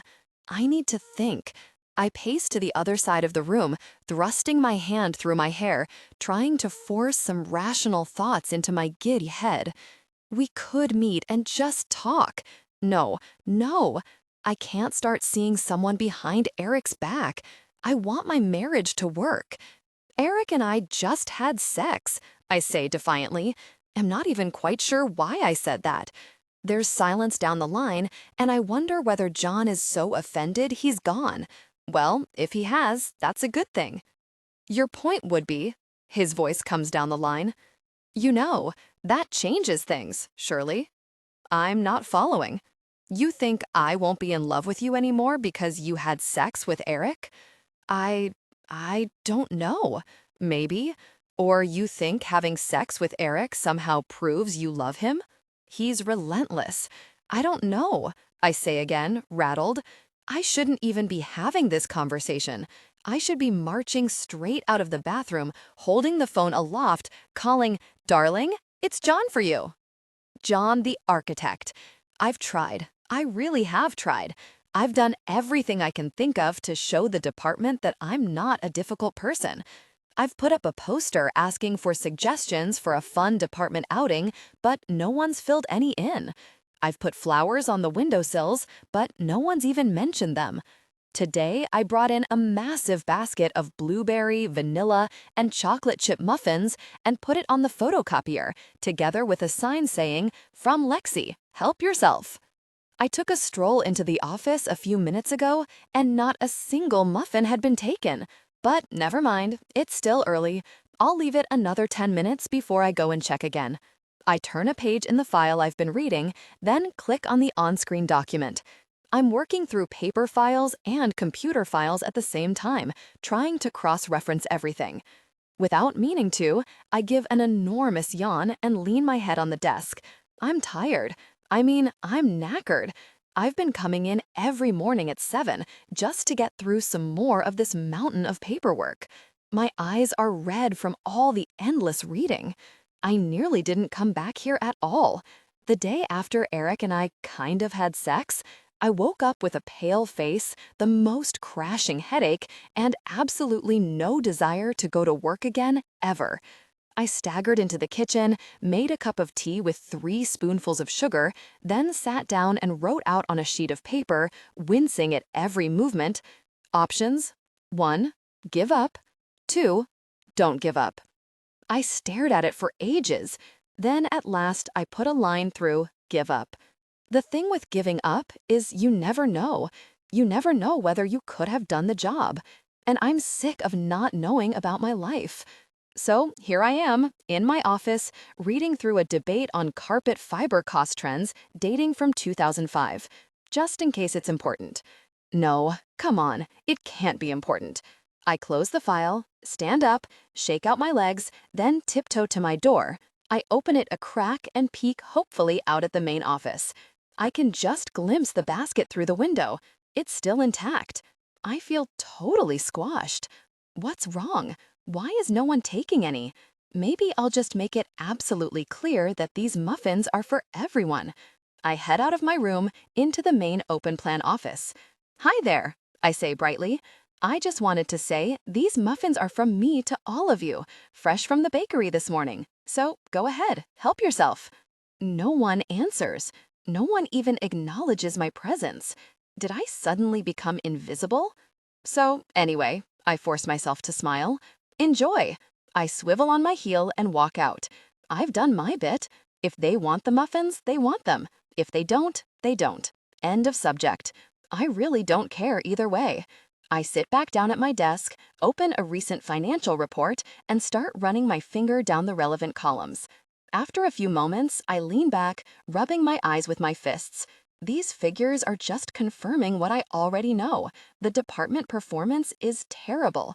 Sales went up in the last year by a bit, but they're still far, far too low. We're going to be in real trouble if we don't turn things around. I mentioned it to Byron the other day, and he didn't even seem bothered. How can he be so blasé? I make a memo on a post-it, discuss sales with Byron. Then I put my pen down. Why don't they want my muffins? I was really optimistic when I bought them this morning. I imagined everyone's faces lighting up at the sight and people saying, "What a nice thought, Lexi, thanks." But now I'm crestfallen. They must totally hate me. I mean, you'd have to loathe someone to refuse a muffin, wouldn't you? And these are really deluxe ones. They're fat and fresh, and the blueberry ones have even got lemon icing on them. A tiny, sensible voice in my head is telling me to leave it. Forget about it. It's only a basket of muffins, for God's sake. But I can't. I can't just sit here. On impulse, I leap to my feet again and head into the main office. There's the basket, still untouched. Everyone is typing away or on the phone, ignoring both me and the muffins. So, I try to sound relaxed. Nobody wants a muffin? They're really nice ones. Muffin? Fi says at last, her brow wrinkled. I can't see any muffins. She looks around the office as though baffled. Anyone seen any muffins? Everyone shrugs, as though equally baffled. Do you mean an English muffin? Carolyn's brow is wrinkled.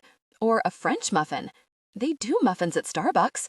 I could send out if you like, Deb says, barely hiding her giggles. Haha, really funny. Fine, I say, trying to hide my hurt. If you want to be childish about it, then that's fine. Just forget it. I was only trying to be nice. Breathing hard, I stalk out again. I can hear the snivers and giggles behind me, but I try to block my ears. I have to keep my dignity. I have to be calm and boss-like. I mustn't rise. I mustn't react. Oh God, I can't help it. Hurt and anger are rising through me like a volcano. How can they be so mean? Actually, it's not fine. I march back into the office, my face burning. Look, I went to a lot of time and trouble to get these muffins because I thought it would be nice to give you a treat, and now you're pretending you can't even see them.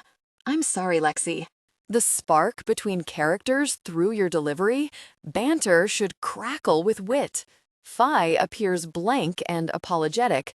I honestly don't know what you're talking about. Carolyn snorts with laughter, and something inside me snaps. I'm talking about this. I grab a chocolate chip muffin and brandish it at Fi's face, and she shrinks away. It's a muffin! It's a bloody muffin! Well, fine. If you're not going to eat it, then I will. I stuff the muffin into my mouth and start chewing it furiously, then take another bite. Huge crumbs are falling all over the floor, but I don't care. In fact, I'll eat all of them, I add. Why not? I grab an iced blueberry muffin and cram that in my mouth too. Yum. Lexi? I turn and my insides shrivel up. Simon, Johnson, and Byron are standing at the door to the office. Byron looks like he wants to burst with delight. Simon's regarding me as though I'm the crazy gorilla throwing its food around at the zoo. Simon, I splutter muffin crumbs in horror. Hi, how are you? I just wanted a quick word, if you're not busy. Simon raises his eyebrows. Of course not. I smooth my hair down, desperately trying to swallow my mouthful. Come through to my office. As I pass by the glass door, I catch my reflection and wince at my eyes, all red from tiredness. My hair looks a bit all over the place, too. Maybe I should have put it up. Oh well, nothing I can do about it now. So, Lexi, Simon says as I close the door and dump my half-eaten muffins on the desk. I just had a good meeting with Byron about Juno 7. I'm sure he's been filling you in on developments. Sure, I nod, trying to look like I know what he's referring to. But June '07 means absolutely nothing to me. Is something happening then? I'm scheduling in a final decision meeting for Monday. I won't say any more just now. Obviously, discretion is crucial. Simon breaks off, his forehead suddenly furrowed. I know you've had reservations, Lexi. We all have. But really, there are no more options. What's he talking about? What? Well, Simon, I'm sure we can work it out. I bluff, desperately hoping he won't ask me to elaborate. Good girl, Lexi. Knew you'd come around. He raises his voice again, sounding more cheerful. I'm seeing James Garrison later on, the new guy at Sotheby's. What do you make of him? Thank God, at last something I've heard of. Ah, yes, I say briskly.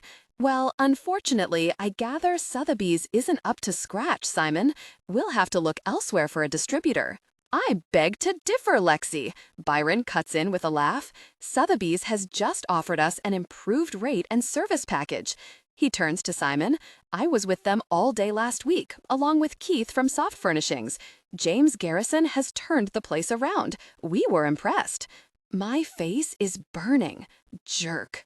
Lexi, don't you agree with Byron? Simon turns to me in surprise. Have you met James Garrison? No, I haven't. I swallow. I'm sure you're right, Byron. He has completely shafted me, on purpose. There's a horrible pause. I can see Simon regarding me with puzzled disappointment. Right, he says at last. Well, I must be off. Good to see you, Lexi. Bye, Simon. I usher him out of my office, trying my best to sound confident and senior management-like. Look forward to catching up again soon. Maybe we can do that lunch sometime. Hey, Lexi, Byron says suddenly, gesturing at my skirt. There's something on your skirt. I grope behind me and find myself peeling off a post-it. I look at it, and the ground seems to swivel beneath me like quicksand. Someone's printed, in pink felt tip, I fancy Simon Johnson. I can't look at Simon Johnson. My head feels like it's about to explode. Byron snorts with laughter. There's another one. He jerks his head, and numbly I peel off a second post-it. Simon, you're amazing. Just a silly prank. I crumple up the post-its desperately, the staff having a bit of fun. Simon Johnson doesn't look amused. Right, he says after a pause. Well, I'll see you, Lexi. He turns on his heel and heads away down the corridor with Byron. After a moment, I hear Byron saying, Simon, now do you see? She's absolutely... I stand there, watching them go, still quivering in shock. That's it. My career's ruined before I've even had a chance to try it out. In a daze, I'll walk back into my office and sink into my chair. I can't do this job. I'm knackered. Byron's shafted me. No one wants my muffins. At that last thought, I feel an enormous pang of hurt, and then, suddenly, I can't help it. A tear is running down my face. I bury my face in my arms, and soon I'm convulsing with sobs.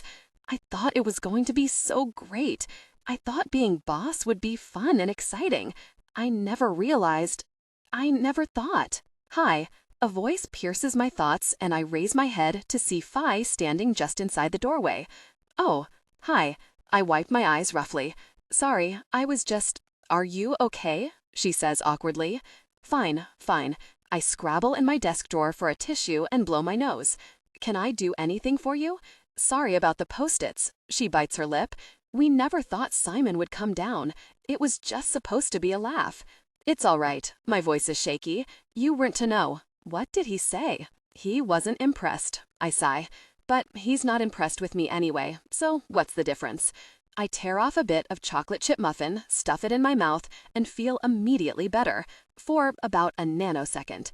Fi is just staring at me. I thought you didn't eat carbs anymore, she says at last. Yeah, right, like I could live without chocolate. I take another massive bite of muffin. Women need chocolate. It's a scientific fact.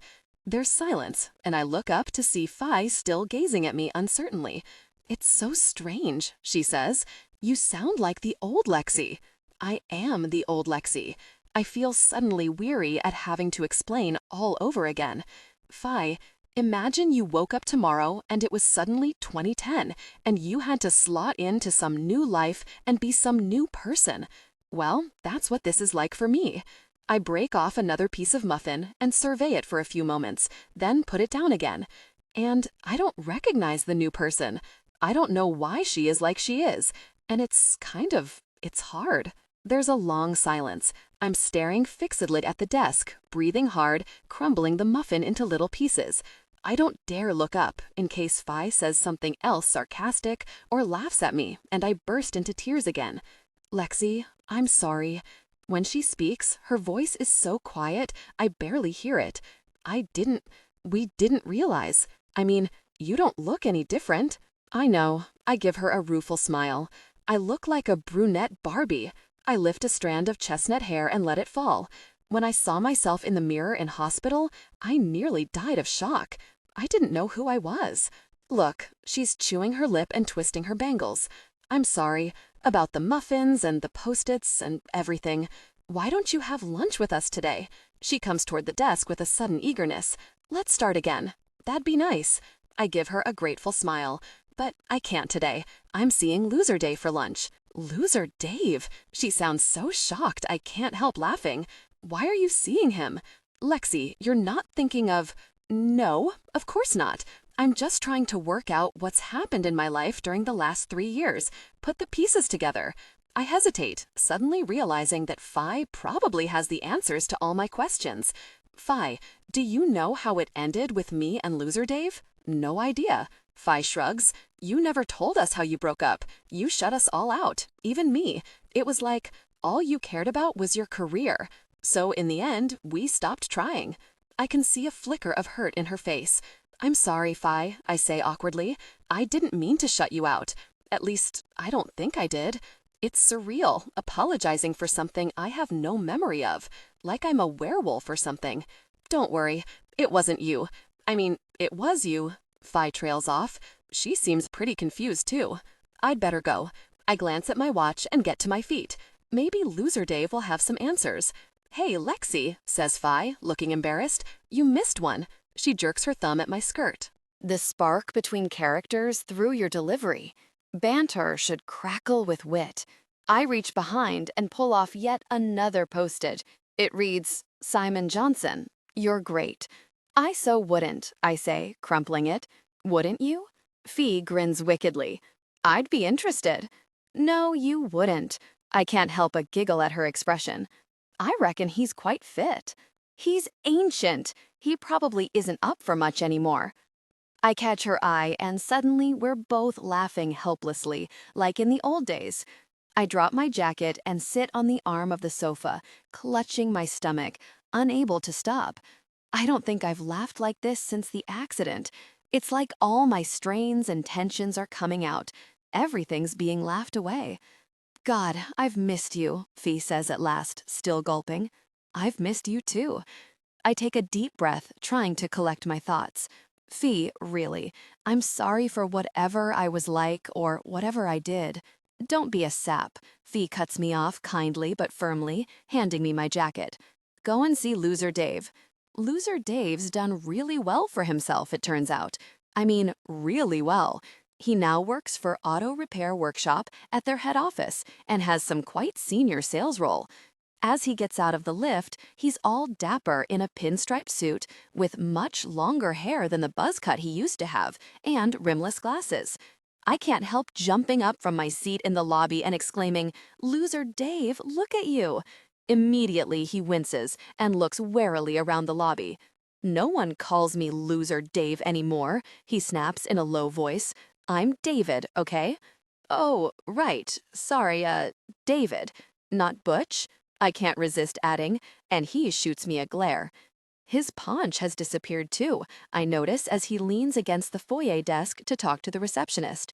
He must be working out properly these days, as opposed to his old routine, which was 5 heaves of a dumbbell, followed by cracking open a beer and turning on the soccer.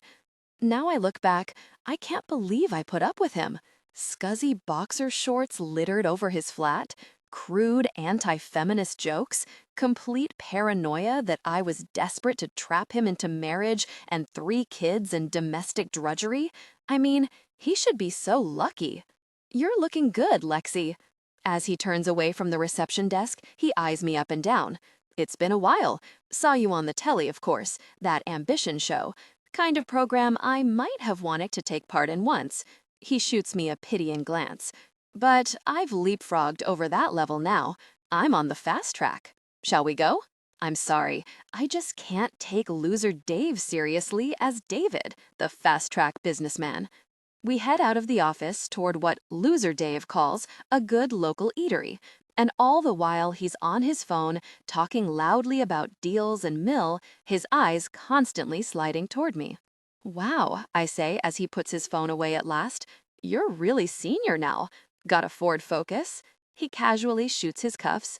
Company Amex card? Use of the corporate ski chalet. That's great. We've reached the restaurant now, which is a small Italian place. We sit down and I lean forward, resting my chin on my hands. Loser Dave seems a bit edgy, fiddling with the plastic menu and endlessly checking his phone. David, I begin, I don't know if you got the message about why I wanted to meet up. My secretary told me you wanted to talk over old times, he says cautiously. Yeah, the thing is, I had this car accident, and I'm trying to piece together my life, work out what happened, talk about our breakup. Loser Dave sighs. Sweetheart, is this really a good idea, dredging all that up again? We both had our say at the time. Dredging up all what? You know. He looks around and catches the eye of a nearby lounging waiter. Could we get some service here? Some vino? Bottle of house red, please. But I don't know. I have no idea what happened.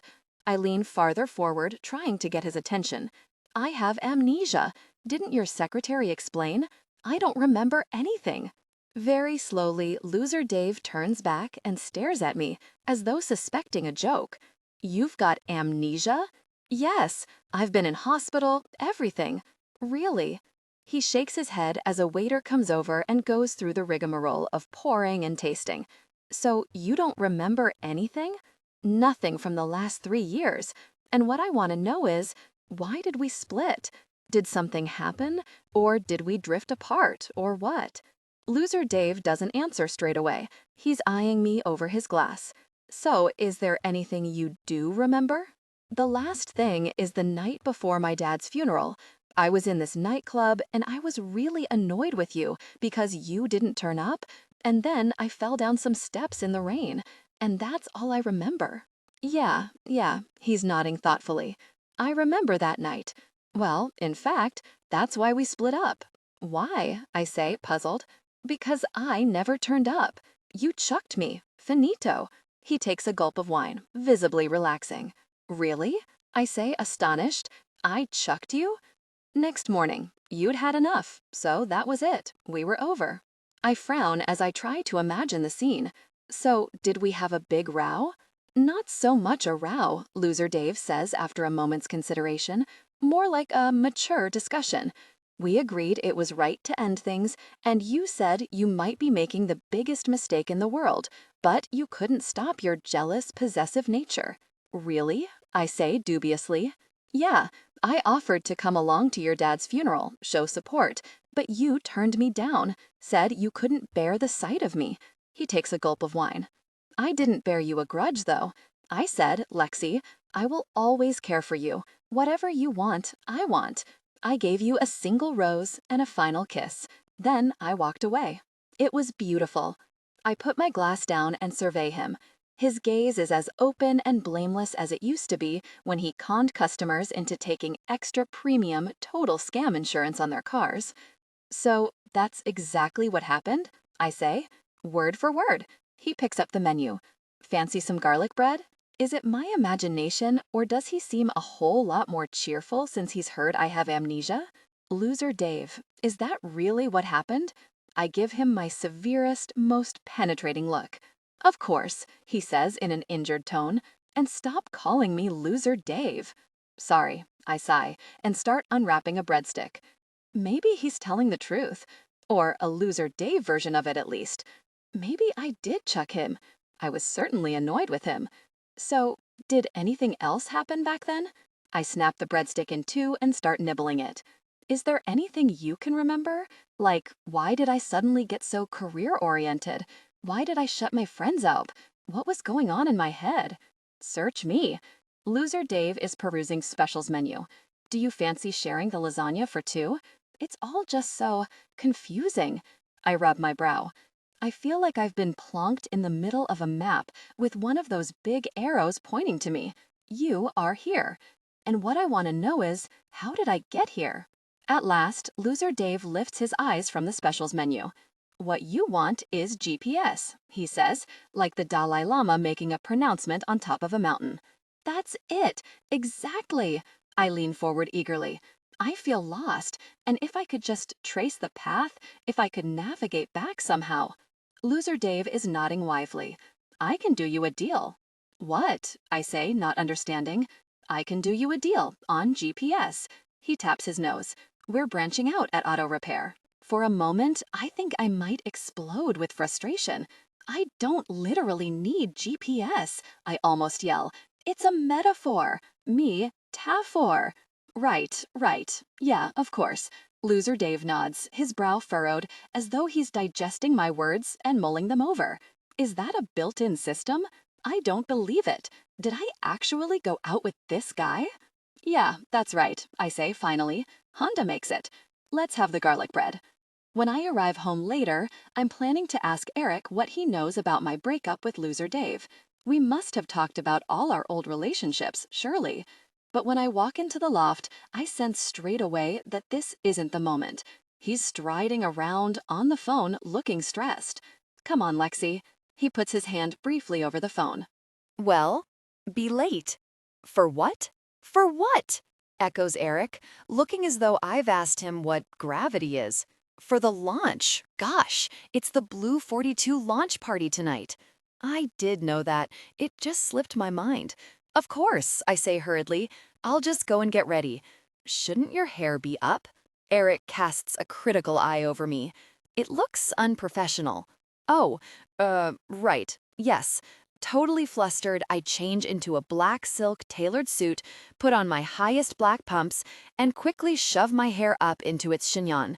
I accessorize with diamonds, then turn to survey myself. Ugh, I look so boring, like an actuary or something. I need something else. Don't I have any brooches anymore? Or any silk flowers or scarves? Or sparkly hair clips? Anything fun? I root around for a bit in my drawers, but can't find anything except a plain, quilted beige hairband. Great. That's a real style statement. Ready? Eric strides in. You look fine. Let's go. Jeez Louise, I've never seen him so tense and hyper before. All the way there, he's on the phone, and when at last he puts it away, he taps his fingers on it, staring out the car window. I'm sure it'll go really well, I say encouragingly. It has to, he says without turning toward me. This is our big sales push. Lots of ultra highs, lots of press. This is where we turn Blue 42 into the talk of the city. As we turn in at the entrance gates, I can't help gasping. Burning torches lead the way to the front doors. Lasers are sweeping the night sky. There's a red carpet for guests to walk down, and even a couple of photographers waiting. It looks like a film premiere. Eric, this is amazing.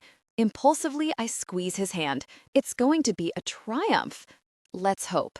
For the first time, Eric turns to give me a quick, tight smile.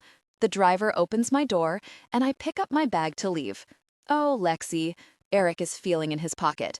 Before I forget, I've been meaning to give you this. He hands me a piece of paper. What's this? I smile as I unfold it.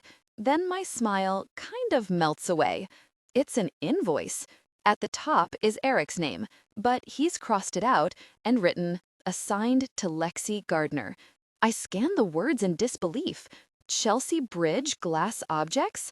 Large blown leopard, quantity 1. To pay 3,200. I ordered a replacement, Eric is saying. You can settle up anytime. Check is fine or just put a transfer into my bank account. He's invoicing me? You want me to pay for the leopard? I force a little laugh just to see if he's joking. Out of my own money? Well, you broke it. Eric sounds surprised. Is there a problem? No, that's fine. I swallow. I'll write you a check as soon as we get home. No hurry. Eric smiles and gestures at the waiting driver holding the door. We'd better get going. It's fine, I tell myself firmly. It's fair for him to invoice me. It's obviously how our marriage works. That's not how a marriage should work. No, stop it. It's fine. It's lovely. I stuff the paper into my bag and smile as brightly as I can at the driver, then get out and follow Eric along the red carpet. Bloody hell, this is a real, serious, glitzy party. The whole building is alive with light and thud-in music. The penthouse loft looks even more spectacular than before, with flowers everywhere and waiters in cool black outfits holding trays of champagne and gift bags ready for people to take.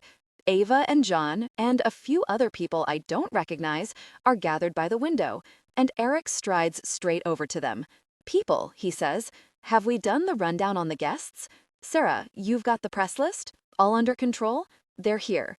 A young girl in a wrap dress comes hurrying in, almost tripping over her stilettos. The Van Goghens are early, and they've brought friends. And there's another lot right behind them. Good luck, guys. Eric is high-fiving his entire team. Let's sell this building. The next moment, a couple in expensive-looking coats enters, and Eric springs into full charm offensive, ushering them to meet Ava, handing them champagne, and taking them over to see the view. More people are arriving, and soon there's a small crowd chattering and leafing through the brochure and eyeing the waterfall. John is about 10 yards away, to my left, wearing a dark suit, frowning as he talks to the Van Goghens. I haven't spoken to him yet. I have no idea if he's noticed me. Occasionally, I glance over at him, then quickly look away as my stomach pops over. It's like I'm 13 again and he's my crush. All I'm aware of in this entire room full of people is him, where he is, what he's doing, who he's talking to. I dart another glance at him, and this time he meets my eye. Cheeks flaming, I turn away and swig my wine. Great, Lexi. Not at all obvious. Deliberately, I swivel right away so he's out of my line of vision. I'm watching everyone arrive, almost in a trance, when Eric arrives beside me. Lexi, darling. He has a fixed, disapproving smile. You look awkward standing there on your own. Come with me. Before I can stop him, he's leading me firmly over to John, who's talking to another rich-looking couple. The woman is in a Dior print trouser suit with dyed red hair and severely overdone lip liner. She bares her porcelain teeth at me, and her gray-haired husband grunts, his hand clamped possessively on her shoulder. "Let me introduce my wife, Lexi," beams at them. "One of the greatest fans of," he pauses, and I tense up, waiting for it, "loft-style living." If I hear that phrase one more time, I'm going to shoot myself. "Hi, Lexi." John meets my eye briefly as Eric heads off again. "How are you?" "I'm fine, thanks, John." I try to sound calm, like he's any other person at the party, like I haven't been fixating on him since I arrived. I turn to the Dior woman.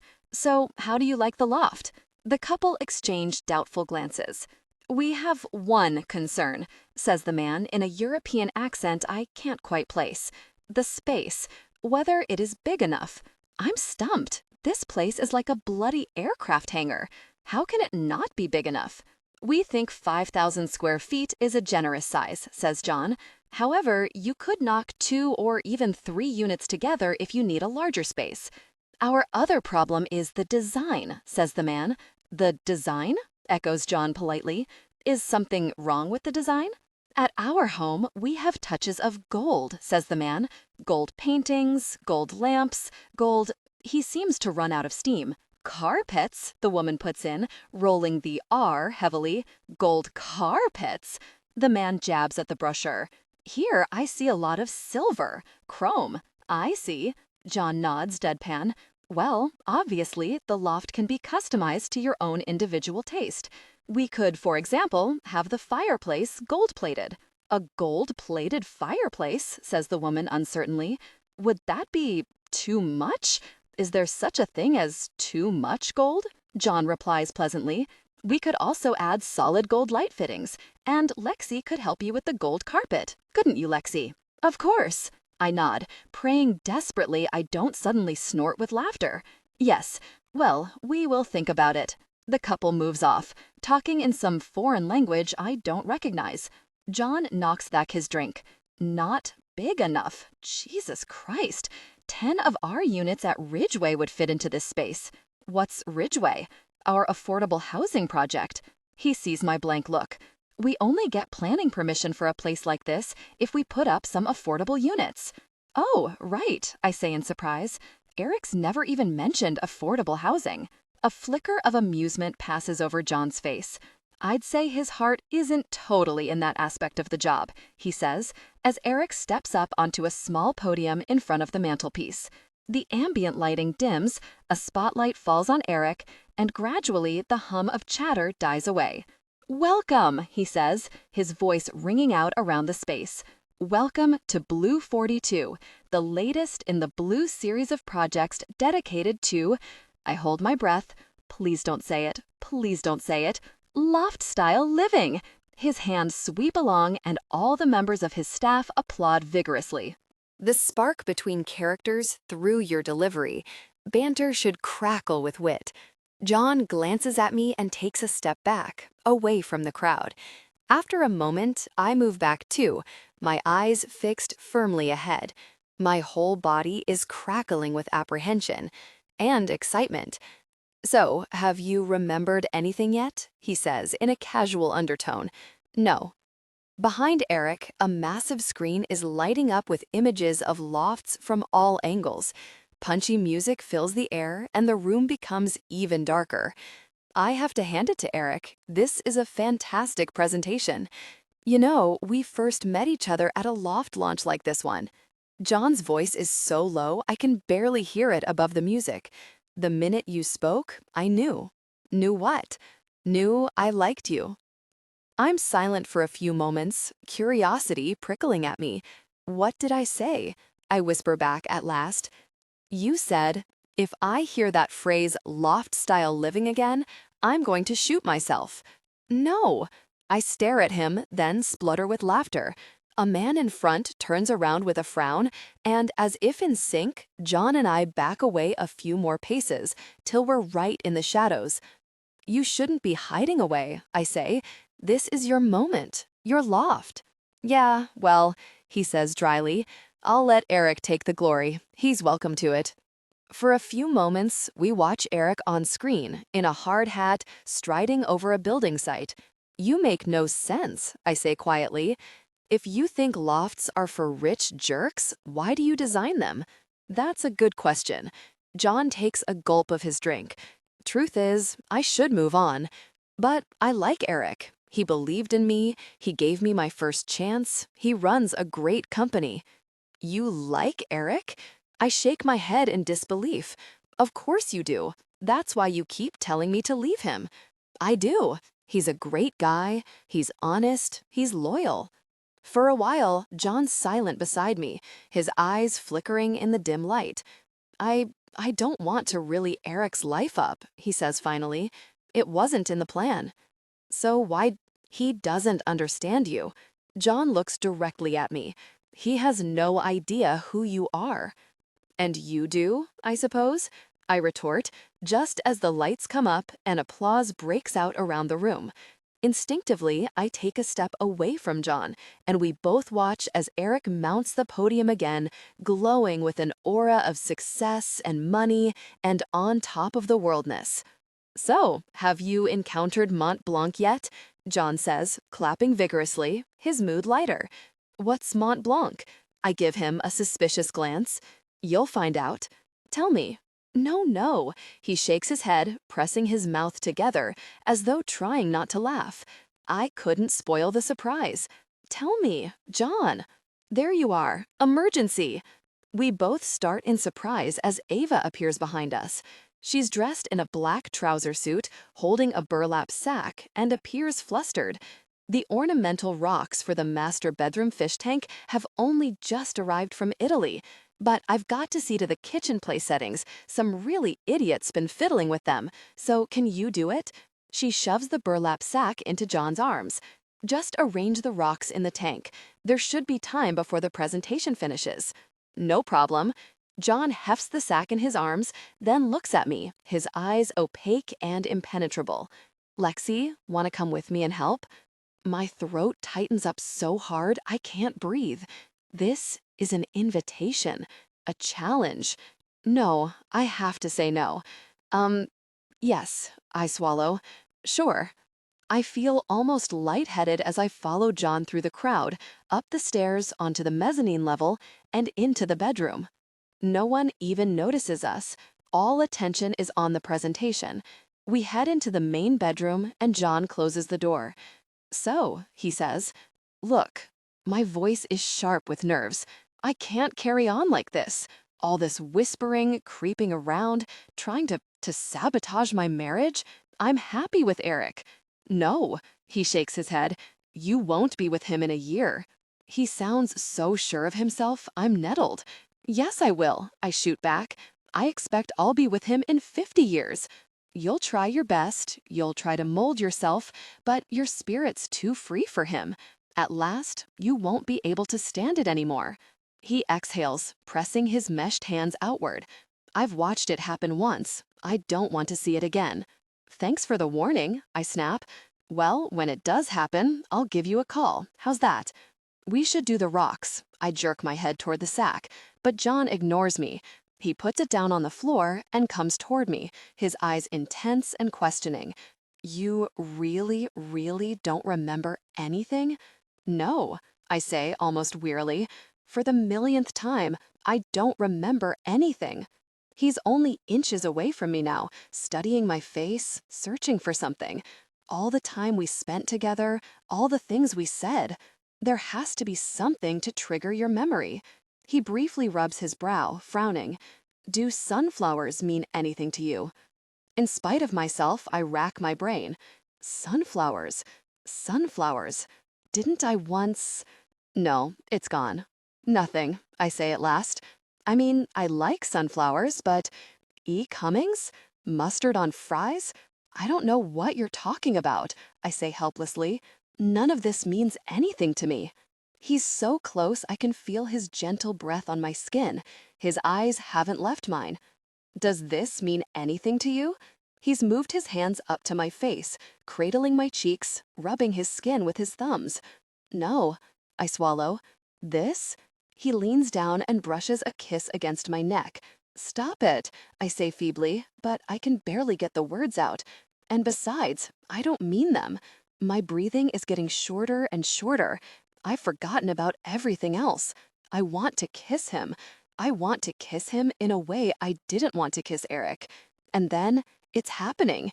His mouth is on mine, and my entire body's telling me this is the right thing to do. He smells right, he tastes right, he feels right. I can feel his arms wrapping themselves tightly around me, the roughness of his 5 o'clock shadow. My eyes are closed. I'm losing myself. This is so right. John? Ava's voice comes through the door, and it's like someone electrocuted me. I fly away from John, tripping over my wobbly legs, cursing under my breath. Gosh! Shh! He looks thrown too. Stay cool. Hi, Ava. What's up? Rocks. Yes, that's what we're supposed to be doing. I grab the sack and start pulling rocks out, chucking them into the fish tank as fast as I can with a series of splashes. The poor fish are swimming about like lunatics, but I don't have any choice. Everything okay?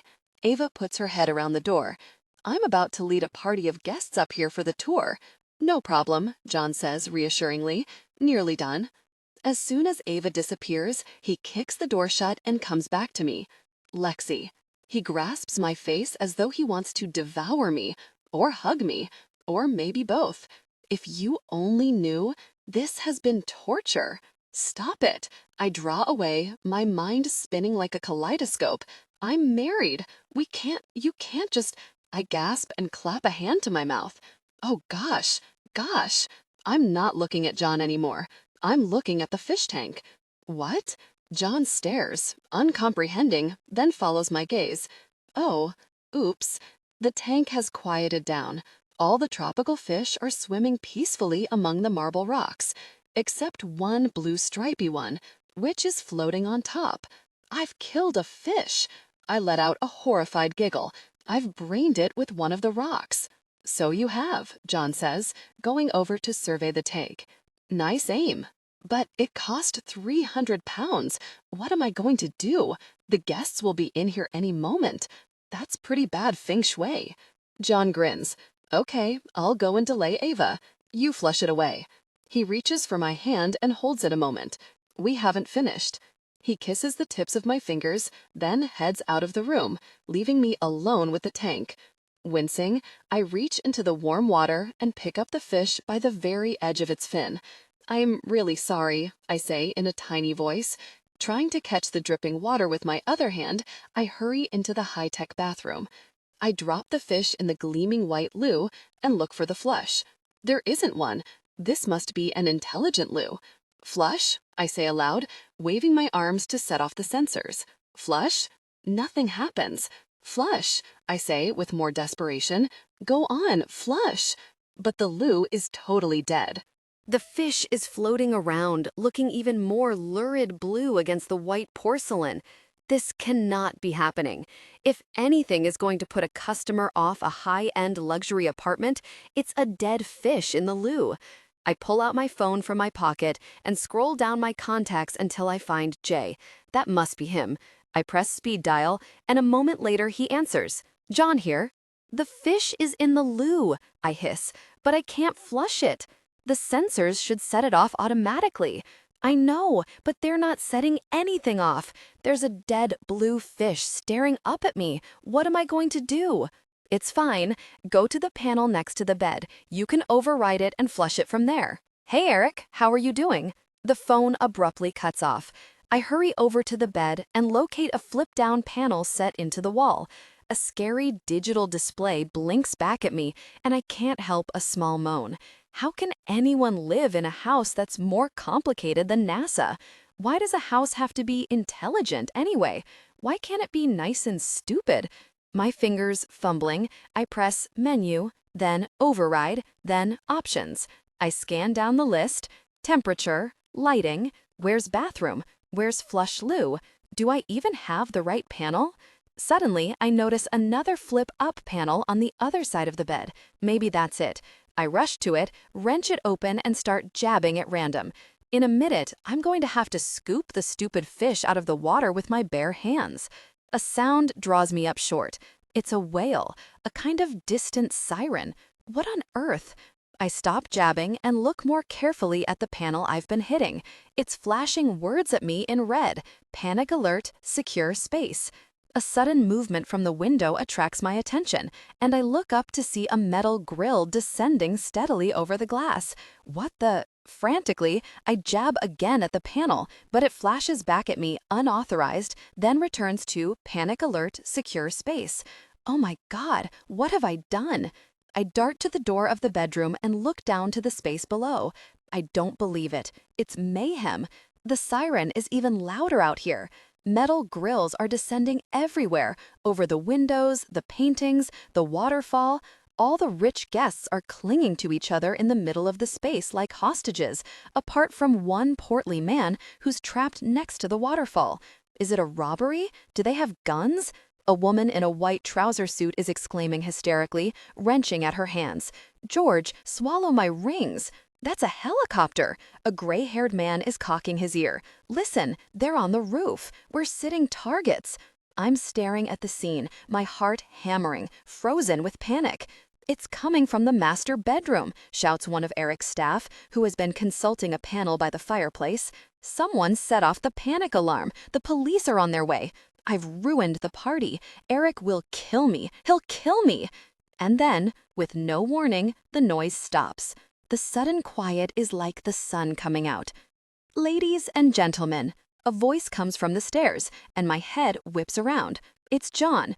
He's holding a remote control, and he glances briefly up at me before addressing the crowd. We hope you enjoyed our security demonstration. Rest assured, we are not under attack from robbers.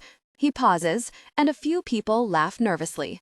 Around the room, the grills have already started retracting.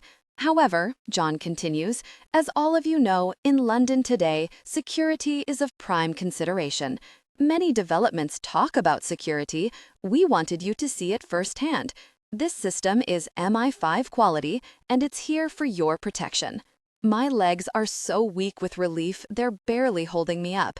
He's saved my life.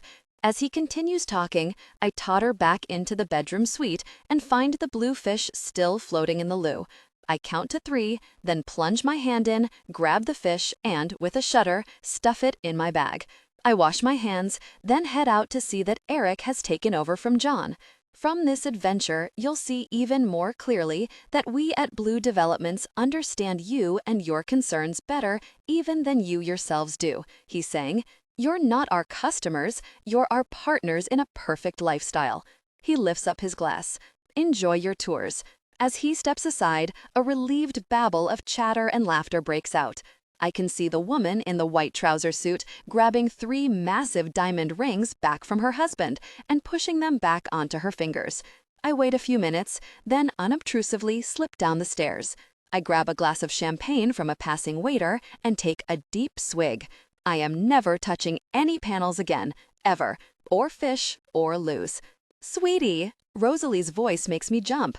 She's wearing a skimpy beaded dress in turquoise and high feathered shoes. Oh my God, wasn't that genius? That'll make a few diary pieces tomorrow. Everyone's talking about the state-of-the-art security. You know it cost 300 grand just for the system. 300 grand, and the loo doesn't even flush? Yes, I say. Great. Lexi, Rosalie is giving me a thoughtful look. Sweetie, can I have a little word? About John. I saw you talking to him earlier. I feel suddenly apprehensive. Did she see something? Oh, right. I aim for a careless tone. Yes, well, he's Eric's architect, so we just got chatting about the design, as you do. Lexi. She takes me by the arm and draws me away from the hubbub. I know you had your bump on the head and everything, she leans forward, but do you remember anything about John from your past? Not really. Rosalie pulls me still nearer. Sweetie, I'm going to give you a bit of a shock, she says in a low, breathy voice.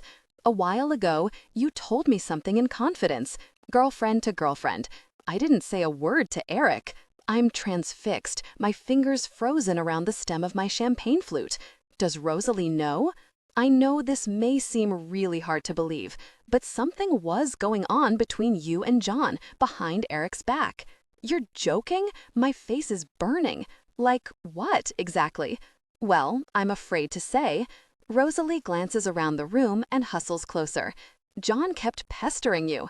I just thought I should warn you, in case he tried it on again. For a moment, I'm too dumbstruck to reply. Pestering me? What do you mean? I stammer at last.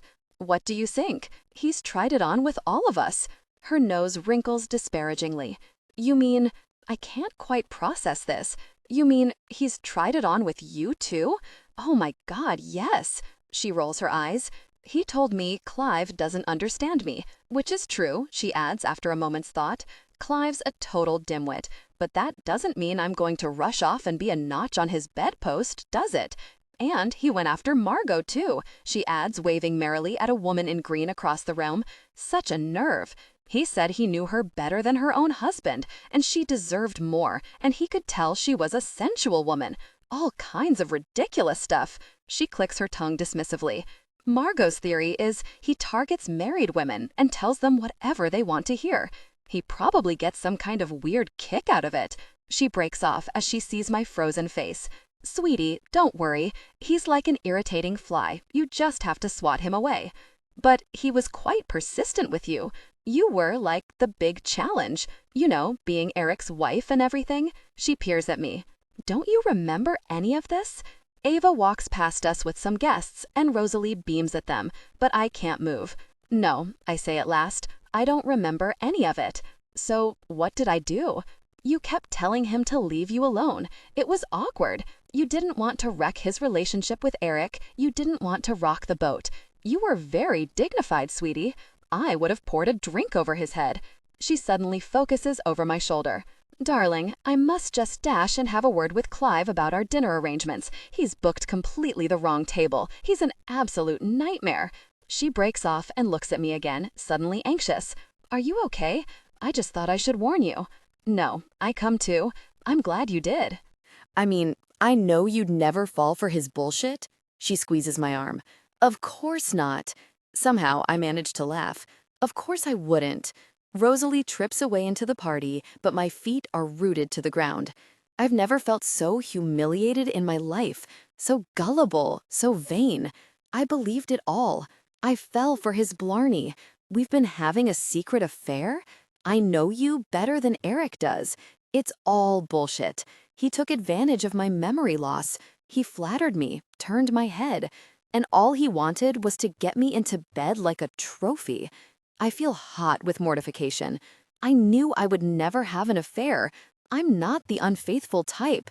I'm just not.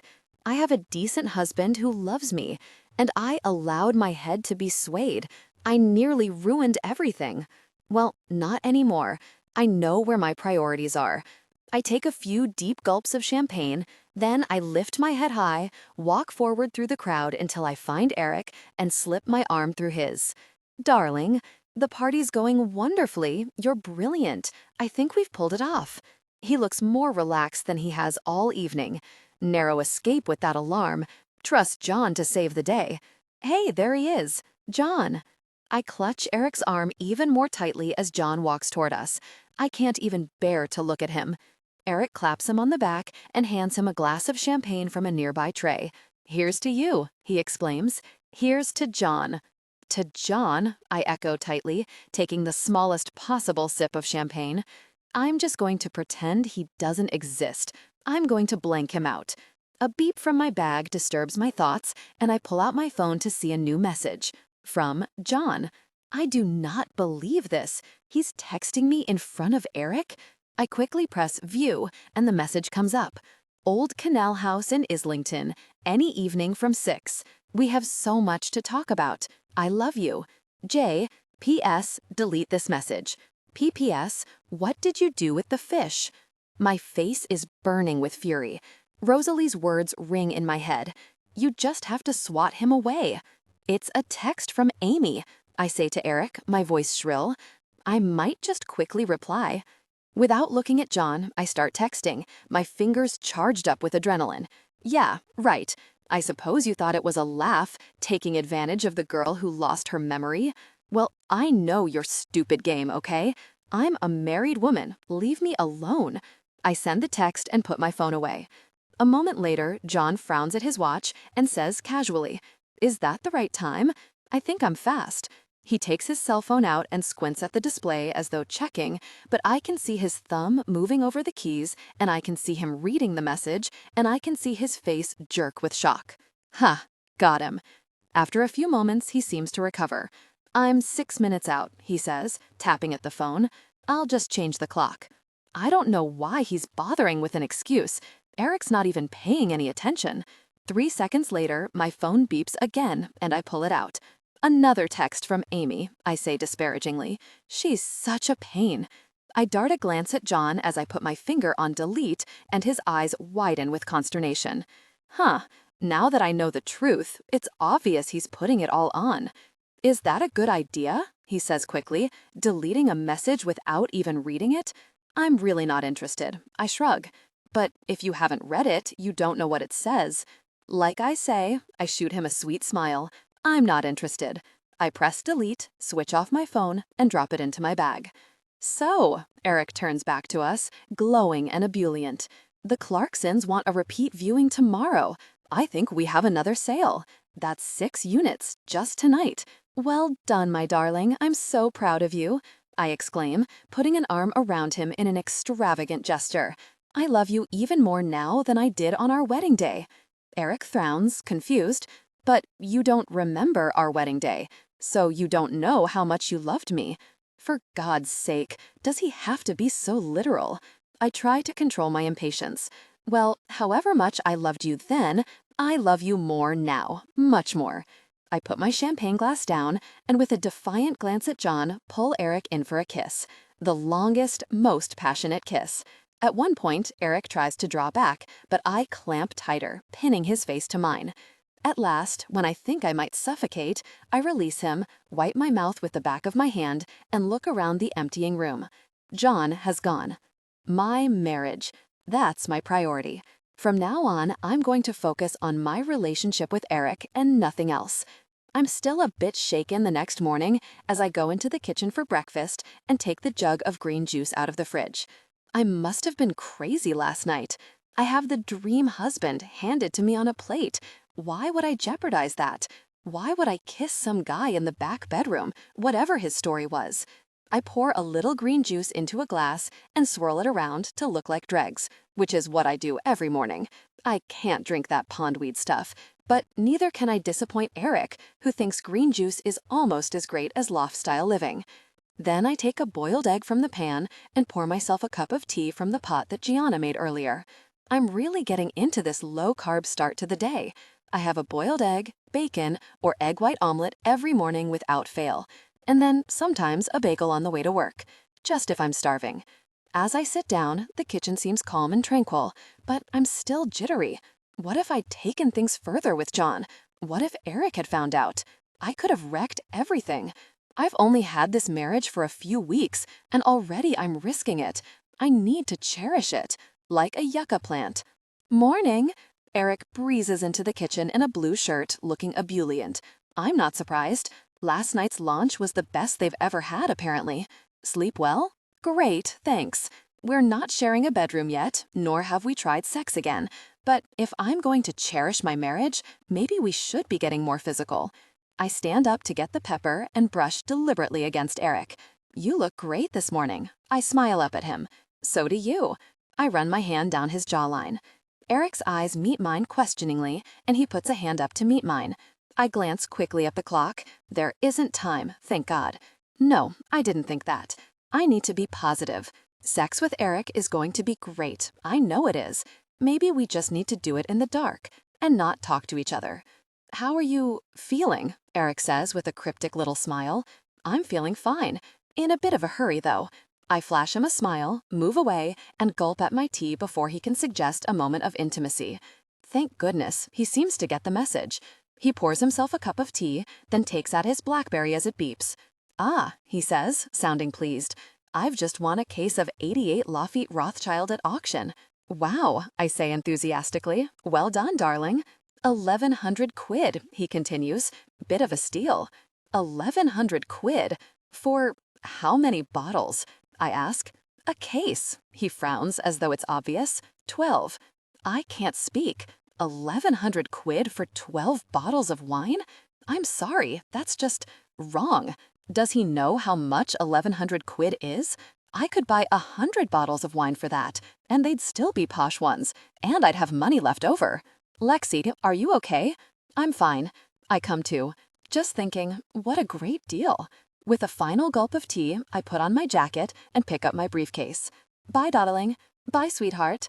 Eric comes over and we kiss each other goodbye. It's actually starting to feel quite natural.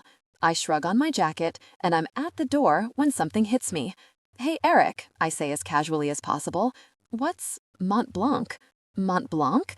Eric turns, his face searching mine in disbelief. You're kidded. Do you remember Mont Blanc? Okay, I really fell into this one. I can't say, no, John told me.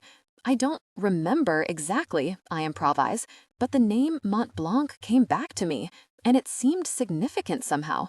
Does it mean something special? You'll find out, darling. The spark between characters through your delivery. Banter should crackle with wit. I can see the suppressed pleasure in Eric's face. It'll all come back to you. I won't say any more for now. This has to be a good sign. Maybe. I try to match his excitement. Well, see you later. I head out of the kitchen, racking my brain. Mont Blanc. Skiing? Those posh fountain pens? A great big snowy mountain? I have absolutely no idea. I get off the tube at Victoria, buy a bagel, and nibble it as I walk along. But as I get near the office, I'm suddenly not hungry anymore. I have a nasty churning in my stomach. That kind of sinking, I don't want go to school sensation. Fi might be my friend again, but no one else is.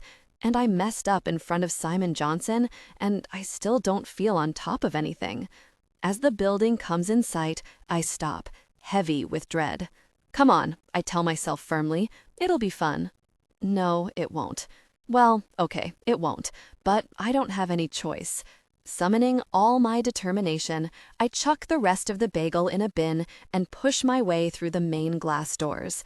I head straight up to my office without bumping into anyone, sit down, and pull my pile of papers toward me. As I do so, I notice the post-it I wrote yesterday. Discuss sales with Byron. Maybe I'll do that now. I lift the phone to dial his extension, but put it down again when there's a knock at the door. Hello? Hi, Lexi? Debs edges her way into the room. She's wearing a turquoise beaded cardigan and denim skirt and holding an envelope. Oh, I say apprehensively. Hi, Debs. How are you? She sounds awkward. I'm fine. The door widens to reveal Fi and Carolyn, both looking ill at ease too. Hi, I exclaim in surprise. Is everything okay? I told them what you told me, says Fi. Last night we went out for a drink and I told them. We didn't realize, says Debs, looking worried. We didn't give you a chance. We just assumed you were still... She casts around for the word. A power-crazed nightmare, supplies Carolyn, deadpan. We feel bad. Debs bites her lip as she looks at the others. Don't we? Don't worry. I force a smile. But all of a sudden, as I regard the three of them, I feel more lonely than ever. These were my mates. We were always a foursome. But now they've had 3 years of nights out and talking and laughs that I've missed out on.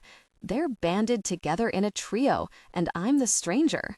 So, I just wanted to give you this. Debs advances toward the desk, her face pinkening, and hands me the envelope. I rip it open and pull out a stiff white engraved card. A wedding invitation. Hope you can come. Debs has shoved her hands into her pockets. You and Eric. I feel a rush of humiliation. Her body language is obvious. The last thing she wants is us at her wedding. Look, Debs, you don't have to ask me. It's really kind of you. I'm trying to stuff the card back into the envelope, my face hot. But I know you don't. Yes, I do. She puts her hand on mine, stopping me, and I look up. Her eyes are just the same as they ever were, deep blue with long mascaraed lashes. You were one of my best friends, Lexi. I know things changed, but you should be there. Well, thanks, I mumble at last. I'd love to come. I turn the invitation over, running a finger over the engraving. How did you get your mother to agree to such a late guest? She nearly killed me, Deb says bluntly, and I can't help laughing. Did she threaten to stop your allowance? Yes, Debs exclaims, and this time we all break into giggles. Deb's mom has been threatening to stop her allowance ever since I've known her, even though she stopped giving Debs an allowance about 10 years ago. We've bought some muffins too, says Fi, to say sorry for yesterday. She stops as there's a tapping at the door. Simon Johnson is standing in the doorway. Simon, I start in shock. I didn't see you there. Lexi, he smiles. Available for a quick chat? Well, go, Fi says hurriedly, and hustles the others out. Thanks for that, information, Lexi. Very useful. Bye, Fi. I smile at her gratefully. I won't take up your time, Simon says, shutting the door as they leave. Just wanted to give you the final rundown for Monday's meeting. Obviously, keep it close to your chest. Within this department, only you and Byron have this information. He comes toward the desk, holding out a folder. Absolutely. I nod in a business-like manner. Thanks. As I take the folder from him, I see June '07 typed discreetly in the top right-hand corner and feel a twinge of foreboding. I still have no idea what June '07 means. I searched through all my files yesterday afternoon, but found nothing. No computer files, no paperwork, nothing. I know I should have asked Byron, but I was too proud. I wanted to figure it out for myself. Looking forward to it, I pat the folder, hoping I look convincing. Good. It's Monday, 12 noon sharp, in the boardroom. A couple of the non-executive directors have to shoot off promptly. See you there, I say with a confident smile. Thanks, Simon. The minute Simon has left, I sit down and whip open the folder. The first page is entitled Summary, and I run my eyes down the text. June '07, major restructuring, realignment in the market, overall rethink. After a few seconds, I sink down into my chair, feeling overwhelmed. No wonder this is a big secret. The whole company's being changed around. We're acquiring a home technology company. We're amalgamating several departments. I flick my eyes farther down. Context of its current sales performance. Plans to disband? What? I read the words again and again. My spine has gone cold. I'm frozen on my chair, reading the lines over and over. It can't mean what I think it means. With a surge of adrenaline, I leap to my feet and hurtle out the door and down the corridor. There's Simon, by the lifts, talking to Byron. Simon, I'm gulping air in my panic. Could I possibly have a quick word? Lexi. As he looks up, I can see a wrinkle of irritation in his brow. Hi. I look around, checking there's no one around to overhear. I just wanted to clarify a couple of things. These plans to disband the flooring section? I tap the folder. That can't mean, you can't really mean. She's finally twigged. Byron folds his arms, shaking his head with such amusement that I want to punch him. He knew about this? Simon sighs. Lexi, we've been through this many times, as you know. It's a tough market out there. You've done marvels with your sales force. We all appreciate that. And you yourself will be rewarded. But the department is unsustainable. But you can't get rid of flooring. Deller Carpets is all about flooring. This is how the company started.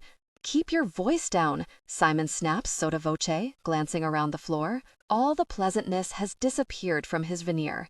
Lexi, I cannot have this level of disruption. It's highly unprofessional. But there's nothing to worry about. You and Byron will both have new roles in senior management. It's all been worked out very carefully. I don't have time for this. The lift arrives and he steps into it. But, Simon, I say desperately, you can't just fire the whole department. It's too late. The lift doors have closed. It's not called firing. Byron's sardonic voice comes behind me. It's called making redundant. Get your terms right. How can you just stand there? I wheel around, incensed. And how come I didn't know anything about this?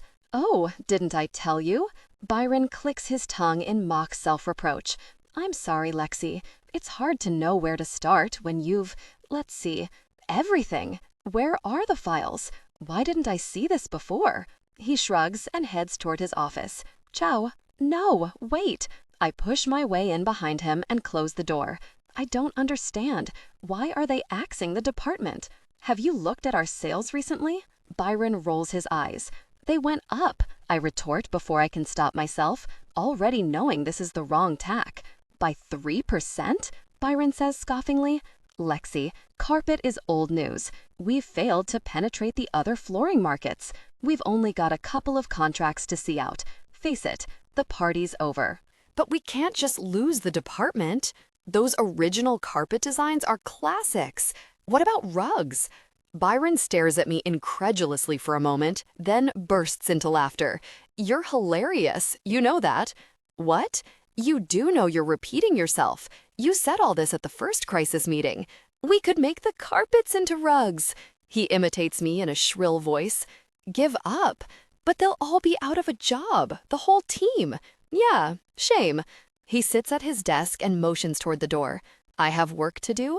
You're a jerk, I say, my voice shaking.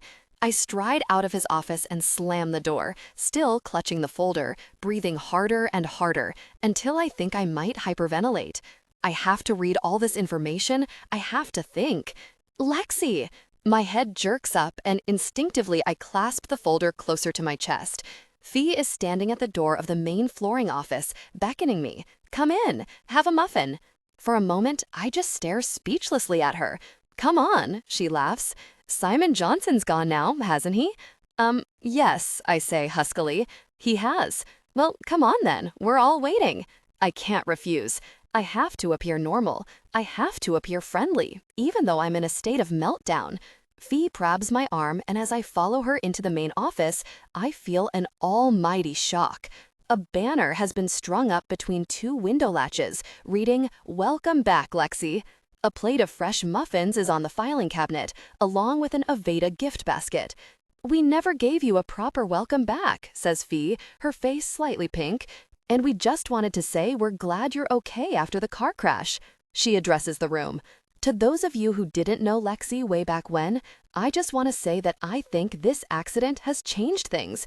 I know she's going to be the most fantastic boss, and we should all get right behind her. Here's to you, Lexi." She lifts her coffee mug, and the whole room breaks into applause. "Thanks, everyone," I manage, my face puce. "You're all great." They're all about to lose their jobs. They have no idea.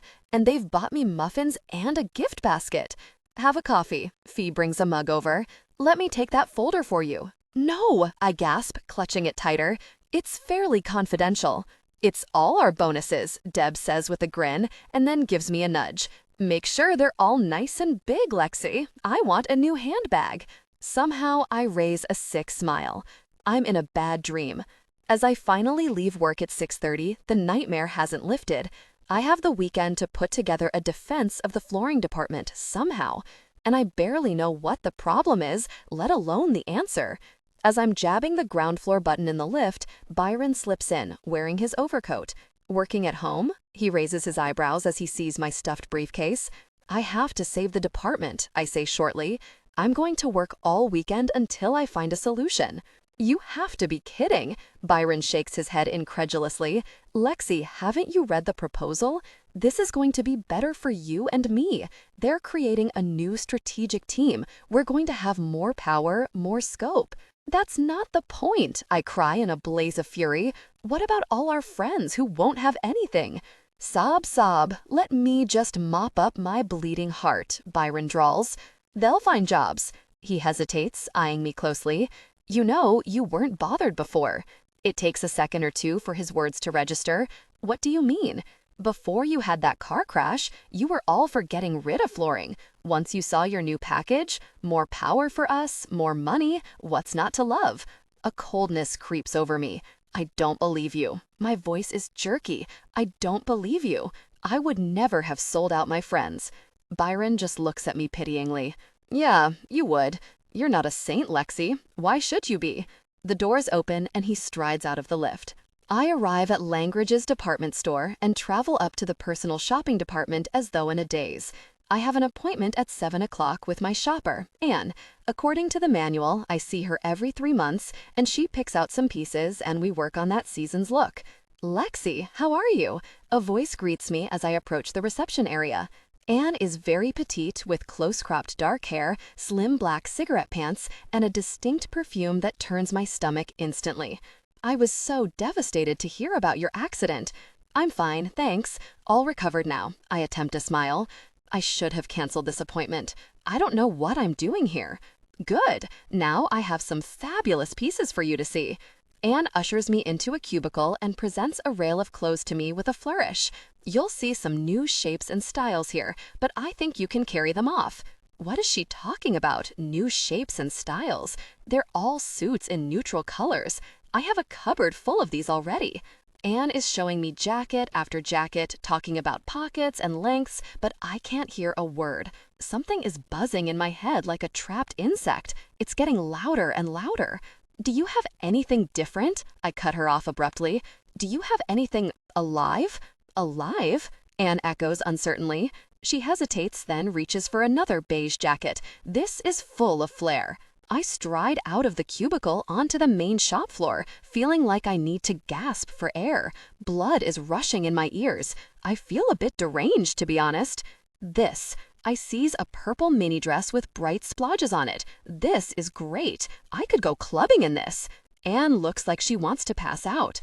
"Lexi," she says at last, "that's not what I would call your style." "Well, I would." Defiantly, I grab a silver miniskirt. And this. It's exactly like what I'd pick up at New Look, only a million times more expensive, obviously. Lexi. Anne places her fingers on the bridge of her nose and breathes in a couple of times. I am your stylist. I know what suits you. You have a very workable, attractive, professional look that we've spent some time honing. It's boring. It's stultifying. I pluck a beige sleeveless dress out of her arms and hold it up. I'm not this person. I'm just not.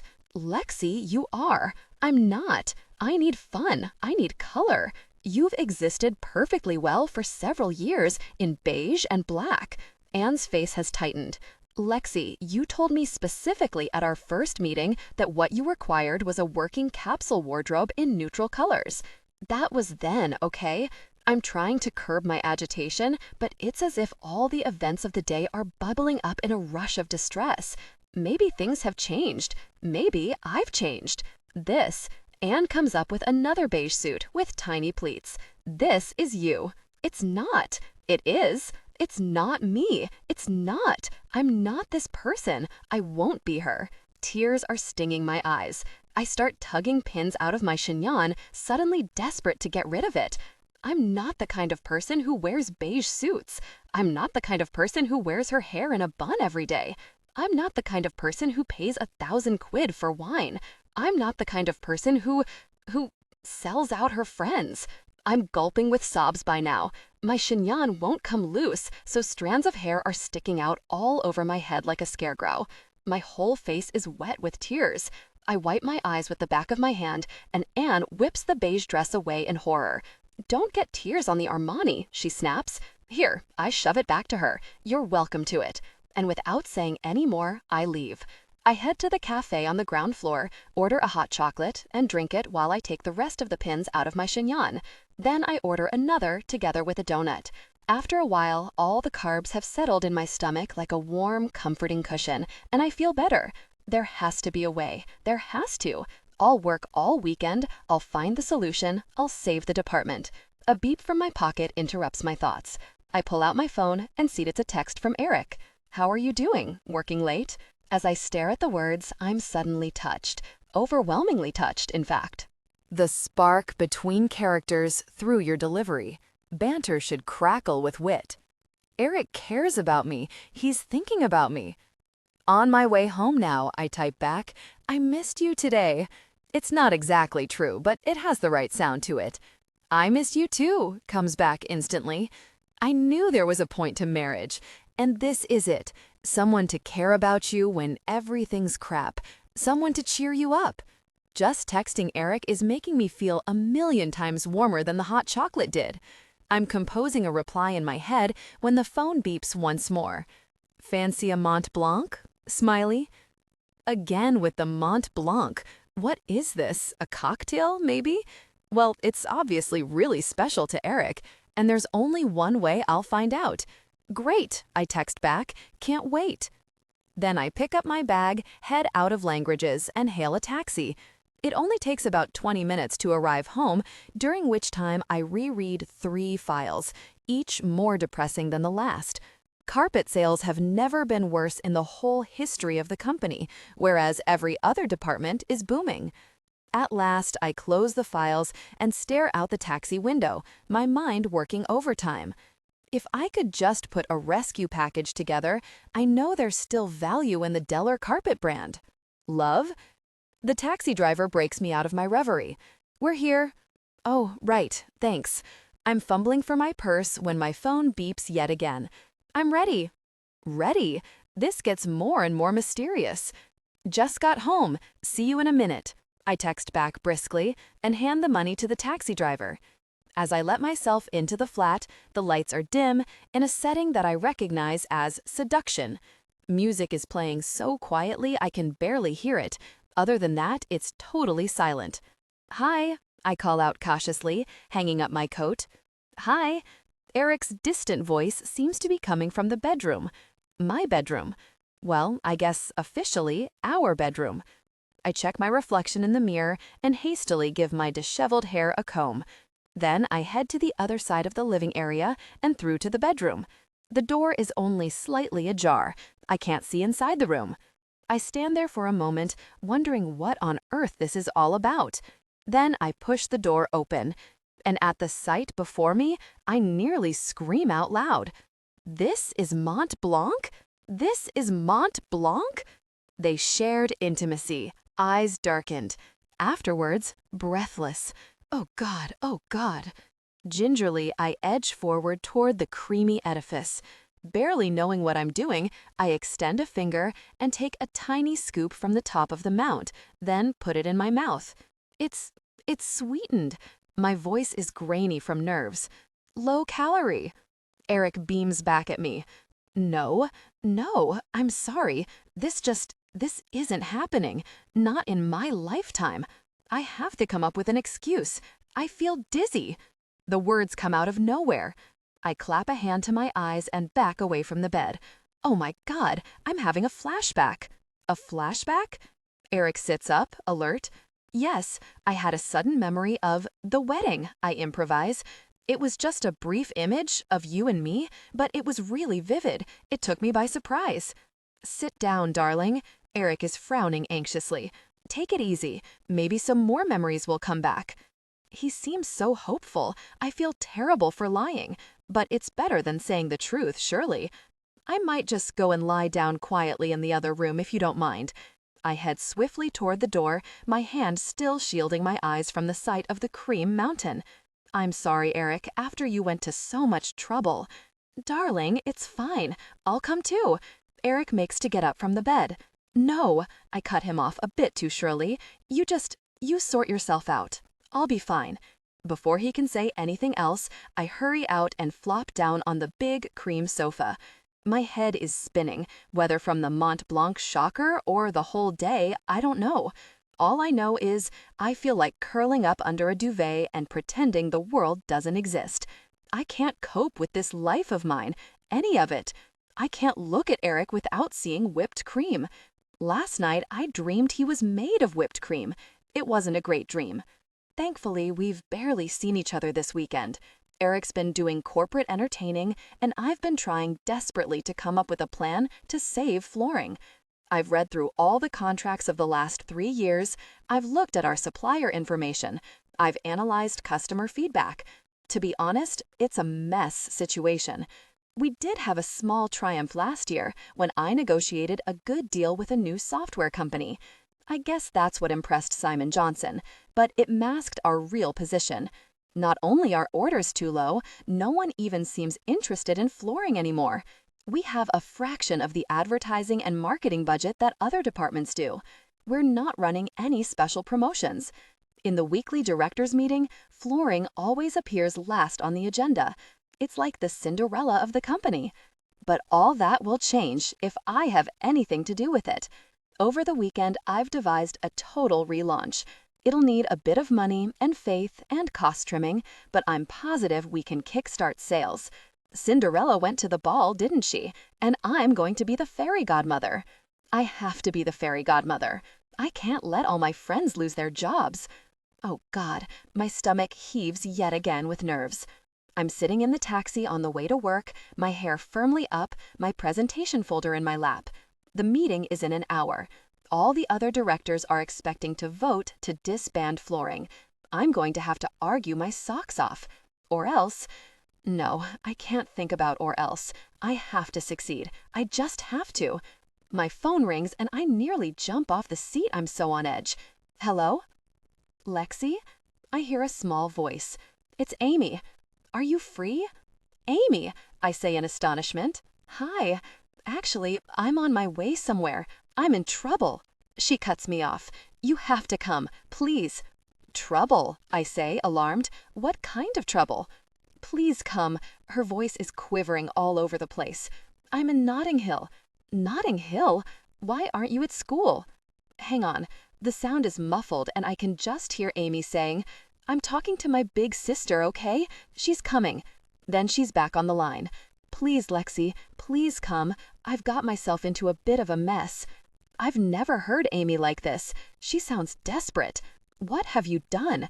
My mind's racing, trying to think what trouble she could have gotten into. Drugs? Loan sharks? I'm on the corner of Ladbroke Grove and Kensington Gardens. How long will you be?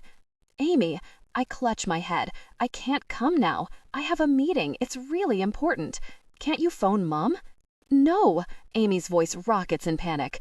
Lexi, you said I could ring whenever I wanted, that you were my big sister, that you'd be there for me. But I didn't mean, I have this presentation.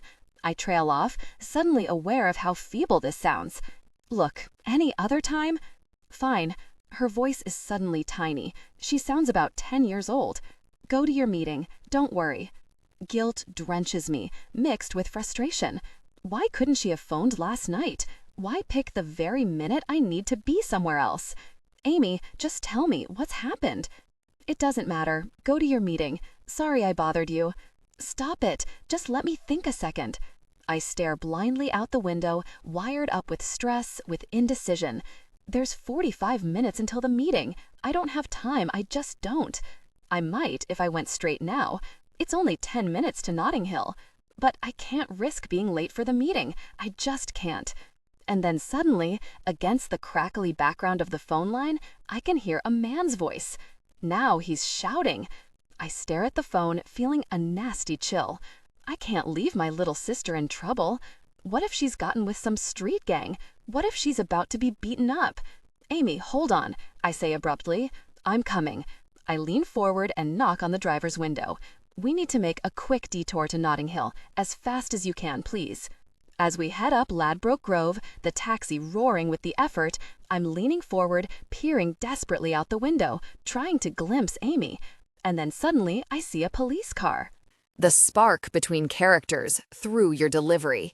Banter should crackle with wit. On the corner of Kensington Gardens, my heart freezes. I'm too late. She's been shot. She's been knifed. Weak with terror, I thrust the cash at the driver and get out of the cab. There's a throng of people in front of the police car, masking my view, all peering and gesturing at something and talking agitatedly to each other. Very rubberneckers. Excuse me, my voice isn't working properly as I approach the crowd. It's my sister. Can I get through? Somehow, I managed to push my way in between the anoraks and denim jackets, steeling myself for what I might see. And there's Amy, not shot or knifed, sitting on a wall, wearing a policeman's hat, looking totally cheery. Lexi! Amy turns to the policeman standing next to her. There she is. I told you she'd come. What's been going on? I demand, shaky with relief. I thought you were in trouble. Is this your sister? The policeman chimes in. He's stocky and sandy-haired with large freckled forearms and has been making notes on a clipboard. Yes, my heart is sinking. Has she been shoplifting or something? What's wrong? I'm afraid this young lady's in trouble. She's been exploiting tourists. A lot of angry people here. He gestures at the crowd. Nothing to do with you, is this? No, of course not. I don't even know what you're talking about. Celebrity tours. He hands me a leaflet, his eyebrows raised sky high. So-called. In disbelief, I read the leaflet, which is fluorescent yellow and has obviously been put together on some poorly made word processor. Undercover celebrity tour of London. Many Hollywood stars have settled in London. See them on this unique tour. Catch glimpses of Madonna putting out her washing, Gwyneth in her garden, Elton John relaxing at home. Impress your friends with all the insider gossip. 10 per person, including souvenir AZ. Important note, if you challenge the stars, they may deny their identities. Do not be fooled. This is part of their undercover secret. I look up in a daze.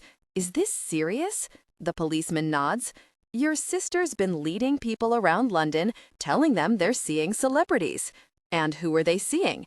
Well, people like her. He gestures across the road, where a thin, blonde woman is standing on the steps of her big white stucco house in jeans and a peasant top, holding a little girl of about 2 on her hip. I'm not really Gwyneth Paltrow, she's snapping irately at a pair of tourists in Burberry raincoats. And no, you can't have an autograph. Actually, she does look rather like Gwyneth Paltrow. She has the same long blonde straight hair and a similar kind of face, just a bit older and more haggard. Are you with her? The Gwyneth lookalike suddenly spots me and comes down her steps. I want to make an official complaint. I've had people taking pictures of my home all week, intruding into my life. For the last time, she's not called freaking Apple. She turns to a young Japanese woman who is calling Apple, Apple to the little girl, trying to get a picture. This woman is furious, and I don't blame her. The more I tell people I'm not Gwyneth Paltrow, the more they think I am her, she's saying to the policeman. I can't win. I'll have to move. You should be flattered, Amy says insouciantly. They think you're an Oscar-winning movie star. You should be put in jail, snarls Not Gwyneth. She looks like she wants to hit Amy over the head. To be honest, I'd be right behind her. I'm going to have to reprimand your sister officially, the policeman turns to me as a policewoman tactfully steps in and leads Not Gwyneth back to her house. I can release her into your custody, but only when you've filled in these forms and arranged an appointment at the station. Fine, I say, and shoot a murderous look at Amy. Whatever, go away. Not Gwyneth is rounding on a young geeky guy who is tagging along behind her hopefully, holding out a CD. No, I can't get that to Chris Martin. I don't even like really Coldplay. Amy is sucking in her cheeks as though she's trying not to laugh. Yeah, this is so funny. We're all having a great time. I don't have to be somewhere else really important or anything. I fill in all the forms as quickly as I can, stamping a furious full stop after my signature. Can we go now? All right. Try and keep tabs on her, the policeman adds, handing me back a duplicate form and leaflet entitled, Your Guide to a Police Reprimand. Keep tabs on her? Why should I have to keep tabs on her? Sure, I give a tight smile and stuff the documents into my bag. I'll do my best. Come on, Amy. I glance at my watch and feel a spasm of panic. It's already 10 to 12. Quick, we need to find a taxi. But I want to go to Portobello. We need to find a really important taxi, I yell. I need to get to my meeting. Her eyes widen and she obediently starts scanning the road. At last, I flag one down and bundle Amy into it. Victoria Palace Road, please, quick as you can. There's no way I'll make it for the start, but I can still get there. I can still say my piece. I can still do it. Lexi, thanks, says Amy in a small voice. It's fine. As the taxi heads back down Ladbroke Grove, my eyes are glued to the road, desperately willing lights to change, willing traffic to move over. But everything's suddenly solid. I'm never going to get there for midday. Abruptly, I pull out my phone, dial Simon Johnson's office number, and wait for his PA, Natasha, to answer. Hi, Natasha, I say, trying to sound calm and professional. It's Lexi. I'm having a slight holdup, but it's really vital that I speak at the meeting. Could you tell them to wait for me? I'm on my way in a taxi. Sure, Natasha says pleasantly. I'll tell them. See you later. Thanks. I ring off and lean back in my seat, a tiny bit more relaxed. Sorry, Amy says suddenly. Yeah, whatever. No, really, I am. I sigh and look at Amy properly for the first time since we got in the cab. Why, Amy? To make money, she shrugs. Why not? Because you'll get in serious trouble. If you need money, can't you get a job or ask Mom? Ask Mum, she echoes scornfully. Mum doesn't have any money. Okay, maybe she doesn't have loads of money. She doesn't have any. Why do you think the house is falling down? Why do you think the heating's never on? I spent half of last winter at my friend Rachel's house. At least they put on the radiators. We're skint. But that's weird, I say, puzzled. How come? Didn't Dad leave Mum anything? I know some of Dad's businesses were a bit dodgy, but there were quite a few of them, and I know she was expecting a windfall when he died. Dunno, not much anyway. Well, whatever. You can't carry on like this. Seriously, you'll end up in jail or something. Bring it on. Amy tosses back her blue-streaked hair. Prison's cool. Prison's not cool. I stare at her. Where do you get that idea? It's gross. It's manky. everyone has bad hair and you can't shave your legs or use cleanser. I'm making all this up. Probably these days they have in-prison spas and blow dryers. And there aren't any boys, I add for good measure. And you're not allowed an iPod or any chocolate or DVDs. You just have to march around a yard. That bit I'm sure isn't true. But I'm on a roll now. With chains around your legs? They don't have leg chains anymore, Amy says scornfully. They brought them back, I lie without missing a beat, especially for teenagers. It was a new experimental government initiative. Geez, Amy, don't you read the papers? Amy looks slightly freaked. That pays her back for Mooma. Well, it's in my genes, she regains some of her defiance, to be on the wrong side of the law. It's not in your genes. Dad was in prison, she shoots back triumphantly. Dad? I stare at her. What do you mean, Dad? The idea's so preposterous, I want to laugh. He was. I heard some men talking about it at the funeral. So it's like my fate. She shrugs and takes out a pack of cigarettes. Stop it. I grab the cigarettes and throw them out the window.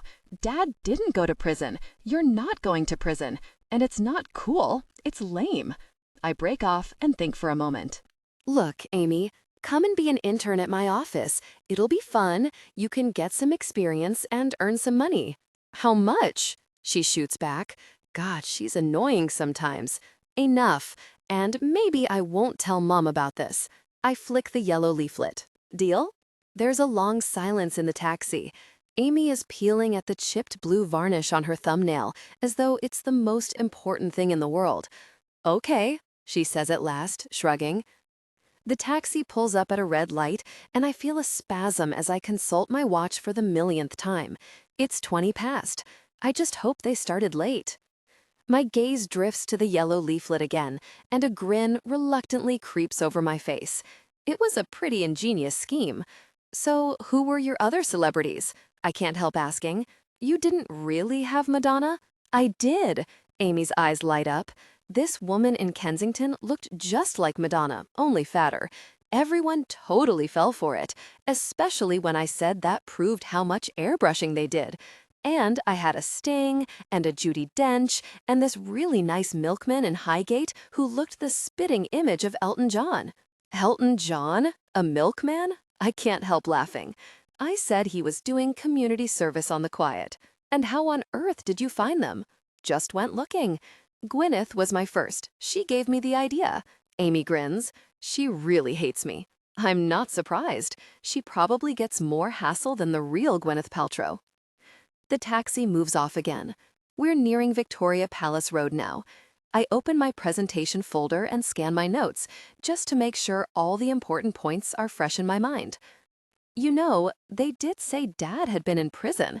Amy's quiet voice takes me by surprise. I didn't make it up. I don't know what to say. I can't get my head around this. Our Dad? In prison? It seems impossible. Did you ask Mum about it? I venture at last. No, she shrugs. Well, I'm sure it wouldn't have been for... I flounder, feeling out of my depths. You know, bad. Do you remember how he used to call us the girls? All trace of bullshiness has vanished from Amy's face. His 3 girls. You, Mum, and me. I smile reminiscently. And he used to dance with each us. Yeah, Amy nods. And he always bought those massive boxes of chocolates. And you used to get sick. Deller carpets, ladies. The taxi has drawn up in front of the Deller building. I hadn't even noticed. Oh, right, thanks. I root in my bag for some money. Amy, I have to rush. I'm sorry, but this is really, really important. What's up? To my surprise, she actually looks interested. I have to save my department. I wrench open the handle and scramble out of the cab. I have to talk 11 directors into doing something they've already decided not to do. And I'm late, and I don't know what I'm really doing. Wow. Amy makes a dubious face. Well, good luck with that. Thanks. And, well, talk more. I give her a brief hug, then skitter up the steps and crash into the lobby. I'm only half an hour late. It could be worse. Hi, I call to Jenny, the receptionist, as I run past the desk. I'm here. Can you let them know? Lexi. Jenny starts to call something out to me, but I haven't got time to stop. I hurry to a waiting lift, jab the button for the 8th floor, and wait the agonizing 30 or so seconds it takes to get to the top. We need express lifts in this place. We need emergency, late for a meeting, instant lifts. At last, I burst out, run toward the boardroom, and stop. Simon Johnson is standing in the corridor outside the boardroom, talking cheerfully to 3 other guys in suits. A man in a blue suit is shrugging on his raincoat. Natasha is milling around, pouring cups of coffee. There's a hubbub of chatter. My chest is bursting with adrenaline. I can barely speak. What's going on? All the faces turn toward me in surprise. Don't panic, Lexi. Simon shoots me the same disapproving frown he had before. We're having a break. We finished the crucial part of the meeting and Angus has to leave. He gestures toward the guy in the raincoat. Finished? I feel an almighty lurch of horror.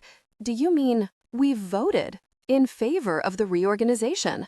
But you can't. I hurry toward him in panic. I found a way to save the department. We just have to trim a few costs, and I had some ideas about marketing. Simon cuts me off firmly. Lexi, we've made our decision. But it's the wrong decision, I cried desperately. There's value in the brand. I know there is. Please. I appealed directly to Angus. Don't leave. Hear me out. Then you can vote again. Simon. Angus turns away from me, looking embarrassed. Good to see you. I have to run. Absolutely. They aren't even acknowledging me. No one wants to know. I watch, my legs watery, as the directors file back into the boardroom. Lexi, Simon is in front of me. I admire your loyalty to your department, but you cannot behave like this at directors' meetings. There's steel beneath his pleasant voice. I can tell he's furious. Simon, I'm sorry. I swallow. Now, I know things have been tricky for you since your accident. He pauses. So, what I suggest is you take 3 months paid leave, and when you return, we'll find you a more suitable role within the company. All right? All the blood drains from my face. He's demoting me. I'm fine, I say quickly. I don't need any leave. I think you do. He sighs. Lexi, I'm truly sorry about how things have gone. If you'd recovered your memory, then things would be different. But Byron's been filling me in on your situation. You're not up to a senior position right now. There's an absolute finality in his voice. Fine, I manage at last. I understand. Now, you might want to go down to your department. Since you weren't here, he pauses meaningfully, I gave Byron the task of breaking the unfortunate news to them. Byron? With a final curt nod, Simon disappears into the boardroom. I watch the door as though pinioned to the floor, then, with a sudden burst of panic, run to the lift. I can't let Byron tell them the bad news. I have to do that myself, at least. In the lift, I punch Byron's direct line into my cell phone and get his voicemail. Byron, I say, my voice quivering with urgency, don't tell the department about the redundancies yet, okay? I want to do it myself. Repeat, do not tell them. Without looking right or left, I pelt out of the lift, into my office, and close the door. I'm shaking all over. I've never been so petrified in my life. How am I going to break the news? What am I going to say? How do you tell all your friends they're losing their jobs? I pace around my office, twisting my hands, feeling like I might throw up. This is worse than any exam, any test, anything I've ever done. And then a sound alerts me, a voice outside the door. Is she in there? Where's Lexi? Chimes in another voice. Is she hiding? Difficult person. For an instant, I considered diving under the sofa and never coming out. Is she still upstairs? The voices are getting louder outside my door. No, I saw her. She's in there. Lexi, come out here. Someone bangs on the door, making me flinch. Somehow, I force myself to move forward across the carpet. Gingerly, I stretch out a hand and open the door. They know. They're all standing there. All 15 members of the flooring department, silent and reproachful. Fee is at the front, her eyes like stone. It wasn't me, I stammer desperately. Please listen, everyone. Please understand. It wasn't my decision. I was going to, I trail off. I'm the boss. The bottom line is, it was down to me to save the department. And I failed. I whisper, tears filling my eyes, looking from face to unrelenting face. I'm so sorry. There's silence. I think I might melt under the hatred of their gazes. Then, as though at a signal, they all turn and silently walk away. My legs like jelly, I back toward my desk and sink into my chair. How did Byron break it to everybody? What did he say? And then, suddenly, I spotted in my inbox a round-robin email under the heading, Colleagues, Some Bad News. The spark between characters through your delivery. Banter should crackle with wit. With trepidation, I click on the email, and as I read the words, I give a whimper of despair.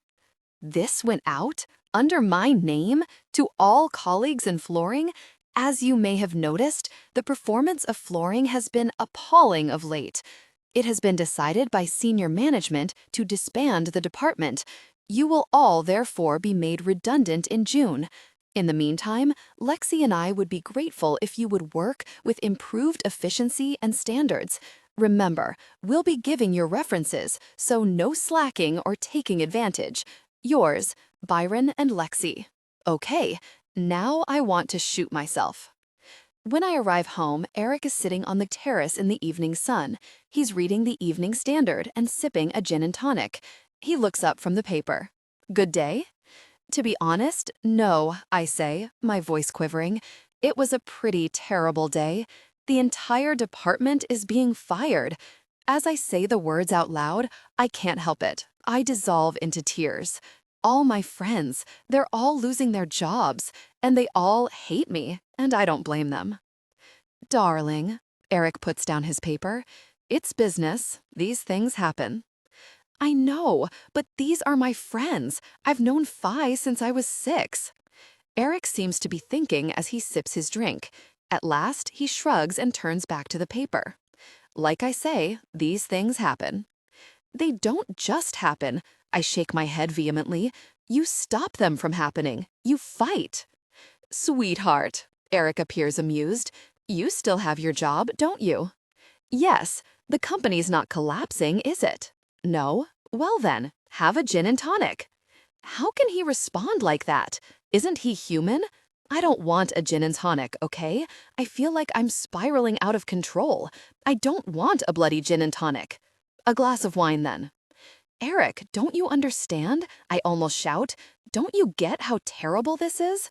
All my rage towards Simon Johnson and the directors is swiveling direction like a twister, channeling toward Eric with his calm roof terrace and his Waterford glass and his complacent life. Lexi, these people need their jobs. They're not all ultra-high, rich, bloody billionaires. I gesture around at our glossy balcony. They have mortgages, rent to find, weddings to pay for. You're overreacting, Eric says shortly and turns a page of his paper. Well, you're underreacting, and I don't understand you. I just don't understand you. I'm appealing to him directly, wanting him to look up, to explain his view, to talk about it. But he doesn't. It's like he didn't even hear me.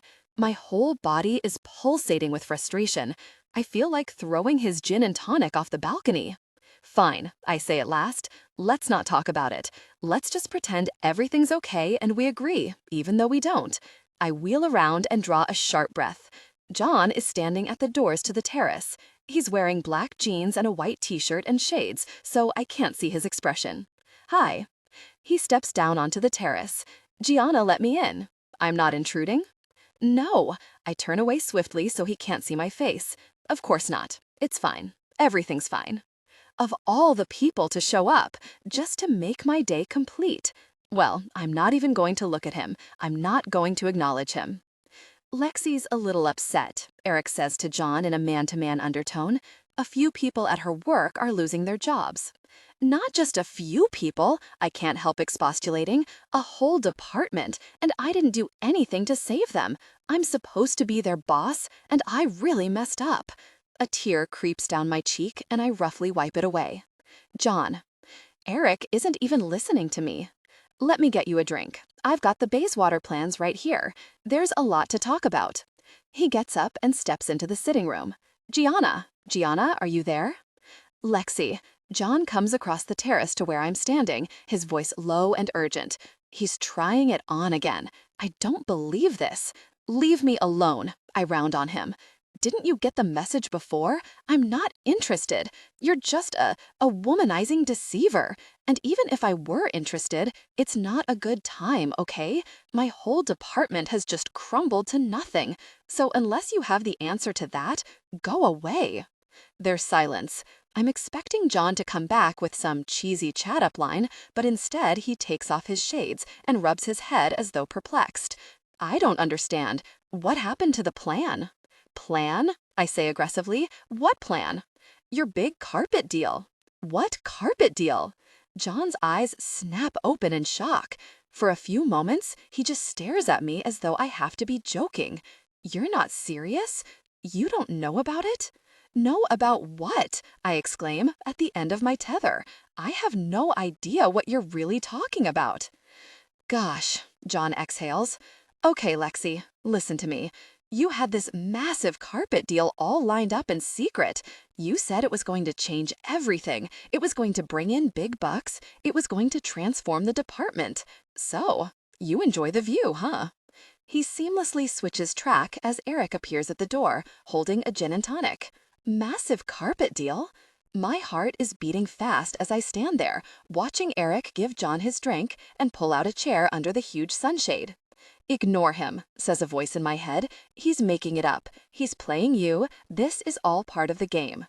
But what if it's not? Eric, darling, I'm sorry about earlier. My words come out almost too fluently. It's just been a difficult day. Could you possibly get me a glass of wine? I'm not even looking at John. No problem, sweetheart. Eric disappears inside again, and I wheel around. Tell me what you're talking about, I say in low tones, quickly, and this better not be a wind-up. As I meet his gaze, I feel the sting of humiliation. I have no idea if I can trust anything he says or not, but I have to hear more, because if there's just a 1% chance that what he's saying, this isn't a wind-up. If I'd realized before that you didn't know, John shakes his head incredulously. You'd been working on this thing for weeks. You had a big blue file that you used to carry around. You were so excited about it you couldn't sleep. But what was it?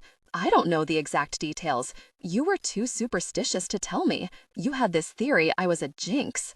His mouth twists briefly, as though he's sharing a private joke. But I know it was using retro carpet designs from some old pattern book, and I know it was going to be huge.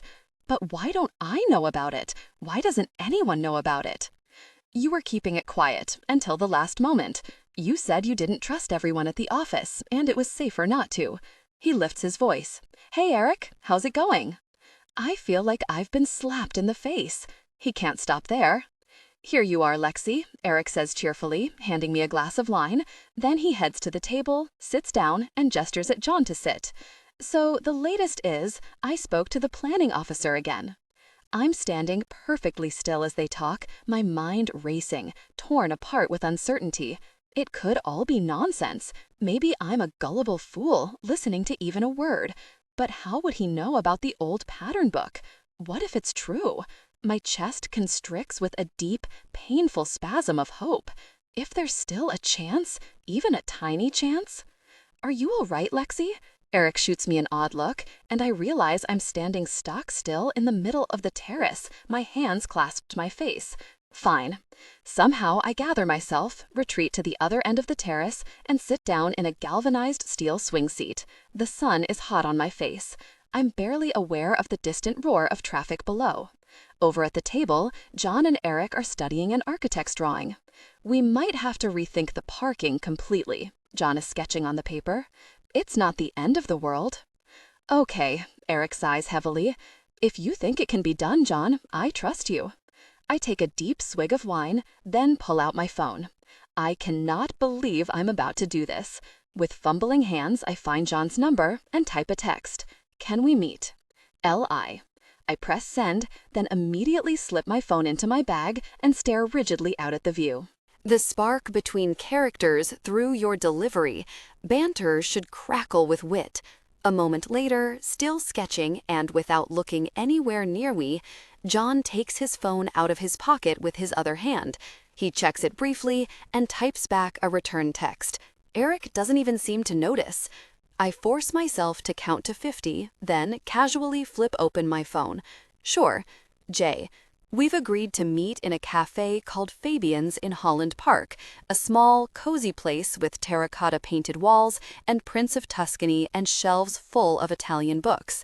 As I walk in and look around at the granite bar, the coffee machine, the battered sofa, I have the weirdest feeling, like I've been there before. Maybe I'm just having déjà vu. Maybe it's wishful thinking. John is already sitting at a table in the corner, and as he looks up, I feel my guard rising. Against all my better instincts, after all my protests, here I am, meeting him illicitly.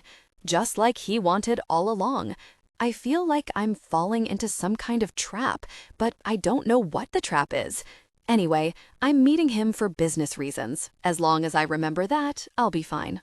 Hi. I join him at the table where he's drinking coffee and drop my briefcase on an adjoining chair. So, we're both busy people. Let's talk about this deal. John is just staring at me, as though trying to work something out. Is there anything more you can tell me? I add, trying to ignore his expression. I think I'll have a cappuccino. Lexi, what is this, and what really happened at the party? I don't know what you mean. I pick up the menu and pretend to be studying it. Maybe I'll have a latte. Come on. John pulls the menu down so he can see my face. You can't hide. What happened? He thinks this is funny. I can tell it from his voice. With a jag of wounded pride, I slap the menu down on the table. If you must know, I say tightly, I spoke to Rosalie at the party, and she told me about your predilections. I know it was all a mess, and I don't appreciate being messed with. Thanks. Lexi, don't try and pretend, okay? I know you tried it on with her and Margot. An edge of bitterness has crept into my voice. You're just some smooth operator who tells married women what they want to hear, what you think they want to hear. John's expression doesn't flicker. I did try it on with Rosalie and Margot, and I might have, he hesitates, a tad too far. But you and I agreed I should. That was our cover. Well, of course he'd bloody well say that. I glare at him in impotent fury. He can say anything he likes, and there's no way for me to know whether he's speaking the truth or not. You have to understand, he leans across the table. It was all fake. We cooked up a story that would fool everyone. So if we were ever spotted together, that could be the explanation. Rosalie fell for it, just like we wanted her to. You wanted to be portrayed as a womanizer? I retort, rolling my eyes. Of course not. There's a sudden heat to his voice. But we had a couple of near misses. Rosalie in particulars, she's sharp. She would have cottoned on. So you chat her up. I can't help the sarcasm. Nice. Really classy. John meets my look steadfastly. You're right. This hasn't all been pretty. It's not a perfect situation, and we've made mistakes. He reaches a hand toward mine. But you have to trust me, Lexi. Please. You have to let me explain everything. Stop it. I whip my hands away. Just stop. We're not here to talk about that anyway. It's irrelevant. Let's stick to the subject. A waitress approaches the table and I look up. A cappuccino, please. As soon as the waitress moves away, I say briskly, so, this deal, it doesn't exist. I've looked everywhere. I went into the office and searched every tiny corner, every computer file. I've looked at home, nothing. The only thing I found is this. I reach into the briefcase and produce the piece of paper with the coded scribbles on it. There was an empty drawer in my desk. This was in there. I'm half hoping John's eyes will light up and he'll say, aha, the key, like we're in the Da Vinci Code.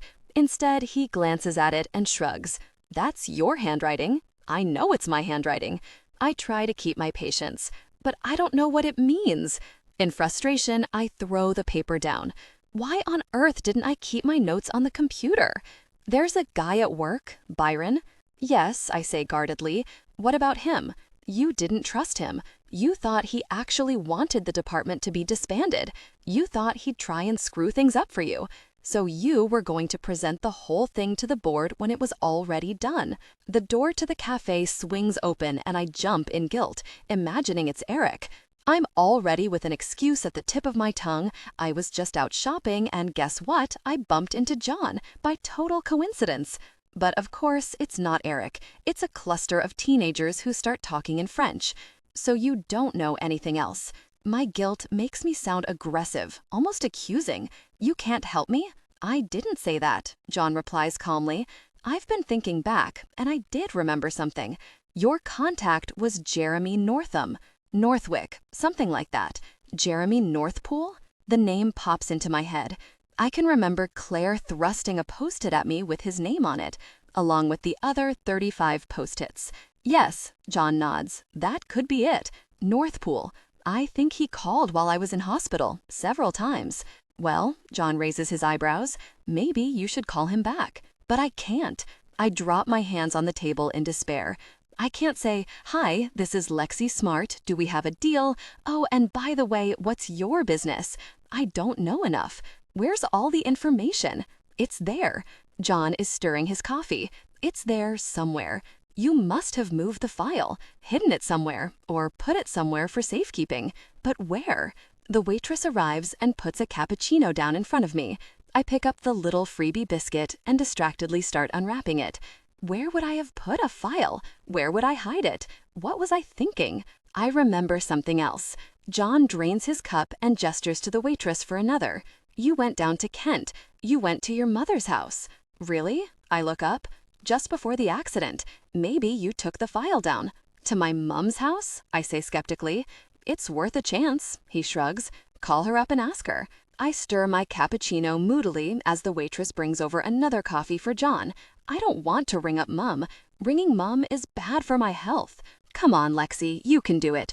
John's mouth twitches with amusement at my expression. What are you, woman or walrus? I raise my head, stunned. For a moment, I wonder whether I heard that right. That's what Fee says, I say at last. I know, you told me about Fee. What did I tell you about Fee? I say suspiciously. John takes a sip of coffee. You told me you met in Mrs. Brady's class. You had your first and last cigarette with her. You went to Ibiza together 3 times. Losing her friendship has been really traumatic. He nods at my phone sticking out of my bag, which is why you should make the call. This is so spooky. What the hell else does he know? Sliding him wary glances, I take the phone out of my bag and key in Mum's number. Lexi, I'm not magic. John looks even more as if he wants to laugh. We had a relationship. We talked. Hello? Mum's voice on the line tears me away from John. Oh, Mum, it's me, Lexi. Listen, did I bring some papers down anytime recently? Or, like, a folder? That big blue folder? I feel an almighty thrust of disbelief. It's true. It exists. I can feel the excitement rising inside me. And the hope. That's right. I try to stay calm. Do you have it? Is it still there? It's in your room, exactly where you left it. Mum sounds defensive. One corner may be slightly damp. I don't believe it. A dog's peed on it. But it's still okay? I say anxiously. It's still legible? Of course. Great. I clutch the phone tighter. Well, just hold on to it, Mom. Keep it safe, and I'll come and get it today. I flip my phone shut and turn to John. You were right. It's there. Okay, I have to go down there straight away. I have to get to Victoria. There's bound to be a train in the next hour. Lexi, calm down. John drains his coffee. I'll drive you, if you like. What? I'm not busy today. It'll have to be in your car, though. I don't have one. You don't have a car? I say disbelievingly. I'm between cars at the moment, he shrugs. I use my bike or taxis, but I do know how to drive a swanky Mercedes open top. Again, he looks like he's sharing a private joke with someone. With me, it suddenly hits me. With the girl I used to be. I open my mouth to speak, but I'm too confused. My head is teeming with thoughts. Okay, I say at last. Okay, thanks. We have our story totally worked out. At least I do. If anyone asks, John is giving me a driving lesson. He just happened to drop by when I was getting into the car and just happened to offer. But no one does ask. It's a sunny day, and as John reverses the car out of its parking space, he retracts the roof. Then he reaches in his pocket and hands me a black hair elastic. You'll need this. It's windy. I take the hair elastic in surprise. How come you have this in your pocket? I have them everywhere. They're all yours. He rolls his eyes, signaling left. I don't know what you do. Shed them? Silently, I put my hair up into a ponytail before it can get windswept. John turns onto the road and heads to the first junction. It's in Kent, I say as we pull up at the lights. You have to head out of London on the... I know where it is. You know where my mother's house is? I say a touch incredulously. I've been there. The lights turn green and we move on. I stare out at the grand white houses passing by, barely noticing them. He's been to Mum's house. He knows about Fi. He has my hair elastic in his pocket. He was right about the blue folder. Either he's really, really done his research, or... So, hypothetically, I say at last, if we were once lovers, hypothetically, John nods without turning his head, what exactly happened? How did we...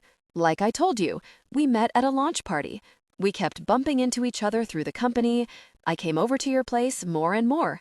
I'd arrive early while Eric was still tied up. We'd chat, hang out on the terrace. It was innocuous. He pauses, negotiating a tricky lane change. Then Eric went away one weekend, and I came over. And after that, their connection deepened. I'm starting to believe. It's like the world is sliding. A screen is going back.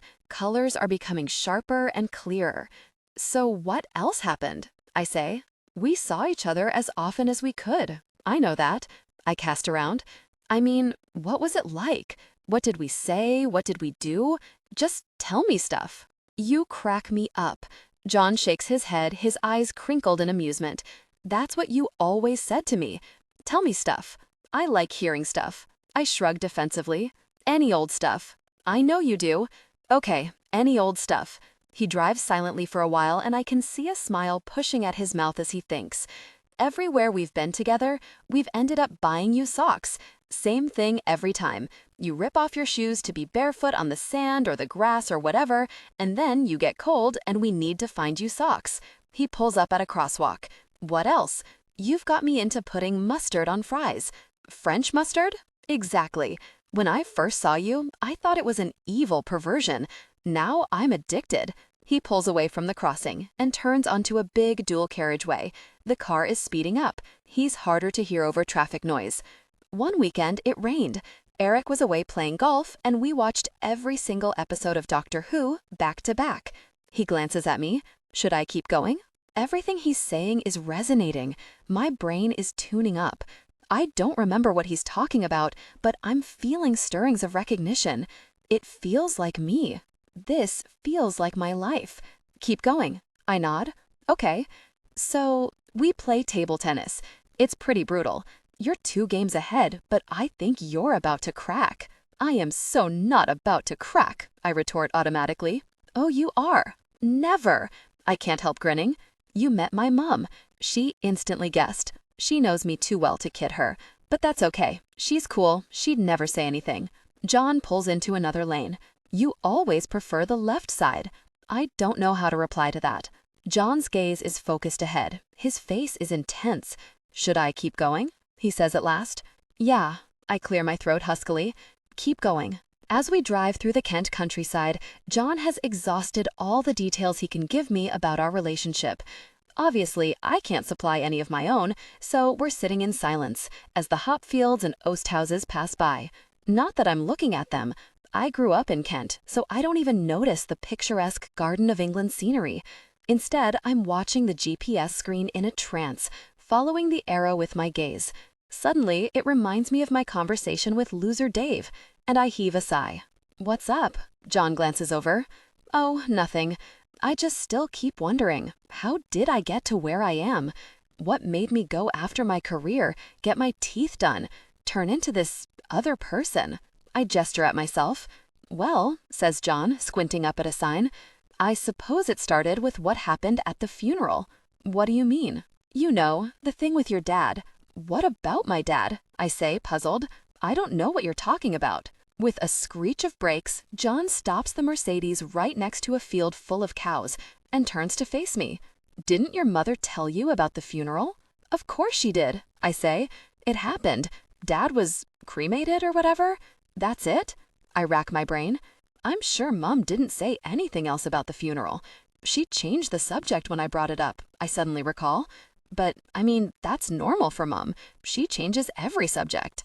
Shaking his head in disbelief, John puts the car back into gear. This is unreal. Do you know anything about your life? Apparently not, I say, a bit rattled. Well, tell me, if it's so important. John shakes his head as the car moves off again. Not my call. Your mom has to tell you this one. He turns off the road and pulls into a gravel drive. We're here. So we are. I hadn't even noticed. The house is looking pretty much as I remember it.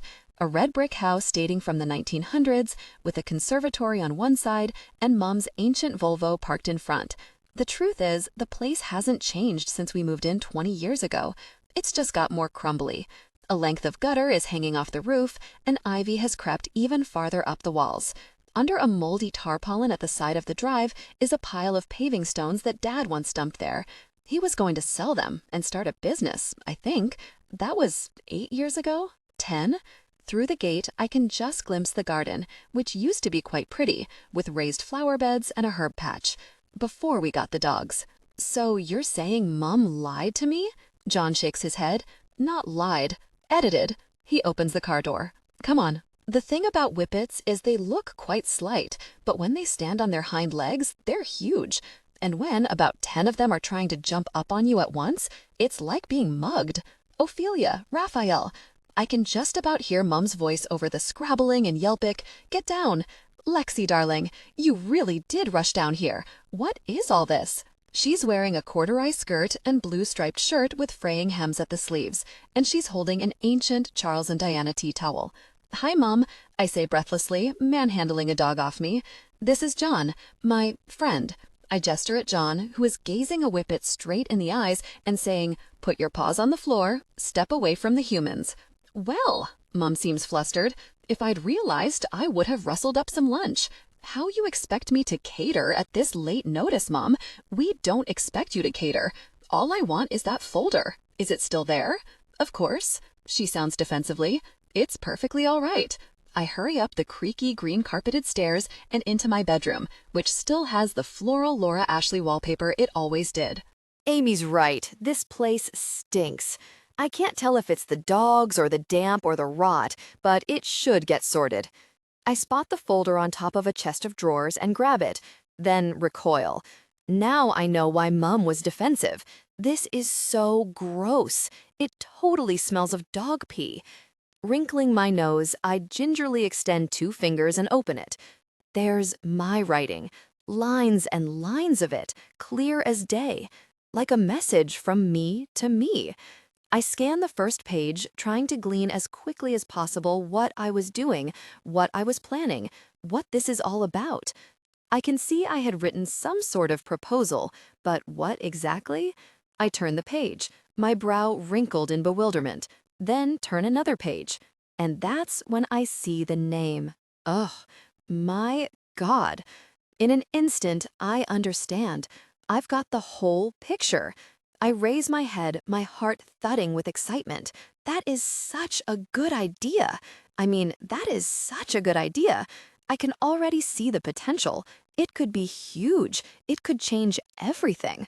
Filled with adrenaline, I grab the folder, not caring how it smells, and rush out of the room, taking the stairs 2 steps at a time. Got it? John is waiting at the bottom of the stairs. Yes! A smile licks across my face. It's brilliant. It's a brilliant idea. It was your idea? Really? I feel a glow of pride, which I try to quell. You know, this is what we needed all along. This is what we should have been doing. If this works out, they can't give up carpeting. They'd be mad. A dog jumps up and tries to chew my hair, but even that can't dent my mood. I can't believe I put together this deal. Me, Lexi.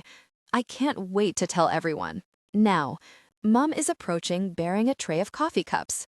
I can at least offer you a cup of coffee and a biscuit. Really, Mum, it's okay, I say. I'm afraid we have to dash off. I'd like a coffee, says John pleasantly. He? Shooting him daggers, I follow him into the sitting room, and we sit down on a faded sofa. John takes his seat like he feels totally at home there. Maybe he does. So Lexi was just talking about piecing her life together, he says, crunching a biscuit. And I thought maybe knowing the events that happened at her dad's funeral would help. Well, of course, losing a parent is always traumatic. Mom is focused on breaking a biscuit in two. Here you are, Ophelia. She feeds half to a whippet. That's not what I'm talking about, John says. I'm talking about the other events. Other events? Mom looks vague. Now, Raphael, that's naughty. Coffee, Lexi? The dogs are all over the biscuit plate, slobbering and grabbing. Are we supposed to eat those now? Lexi doesn't seem to have the fullest of pictures, John persists. Smokey, it's not your turn. Stop talking to the really dogs. John's voice makes me leap off my seat. Mum looks almost too shocked to speak, or even move. This is your child. John gestures at me. Not that. He jerks a thumb at a dog and gets up from the sofa in an abrupt movement. Both Mum and I gaze up at him, transfixed, as he walks over to the fireplace, ruffling his hair, ignoring the dogs clustering around him. Now, I care about your daughter. She may not realize it, but I do. He focuses directly on Mum. Maybe you want to get through life in a state of denial. Maybe it helps you, but it doesn't help Lexi. What are you talking about? I say helplessly.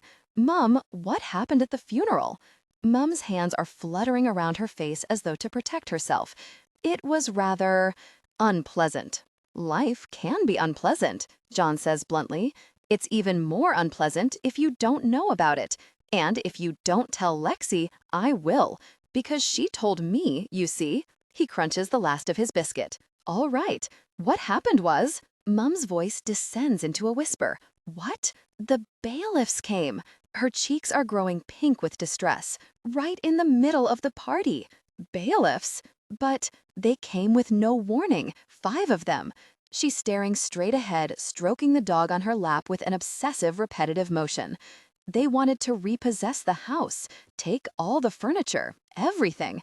It turned out your father hadn't been totally honest with me, or anybody. Show her the second DVD, says John. Don't tell me you don't know where it is. There's a pause. Then, without looking at either of us, Mum gets up, roots in a drawer, and finds a blank, shiny disc. She puts it into the machine, and the 3 of us sit back. Darlings, Dad is on the screen again. In the same room as in the other DVD, in the same plushy dressing gown. The same charming twinkle as he faces the camera. If you're watching this, I've popped it. And there's something you should know, but this one's not for public consumption, shall we say. He takes a deep puff on his cigar, frowning regretfully.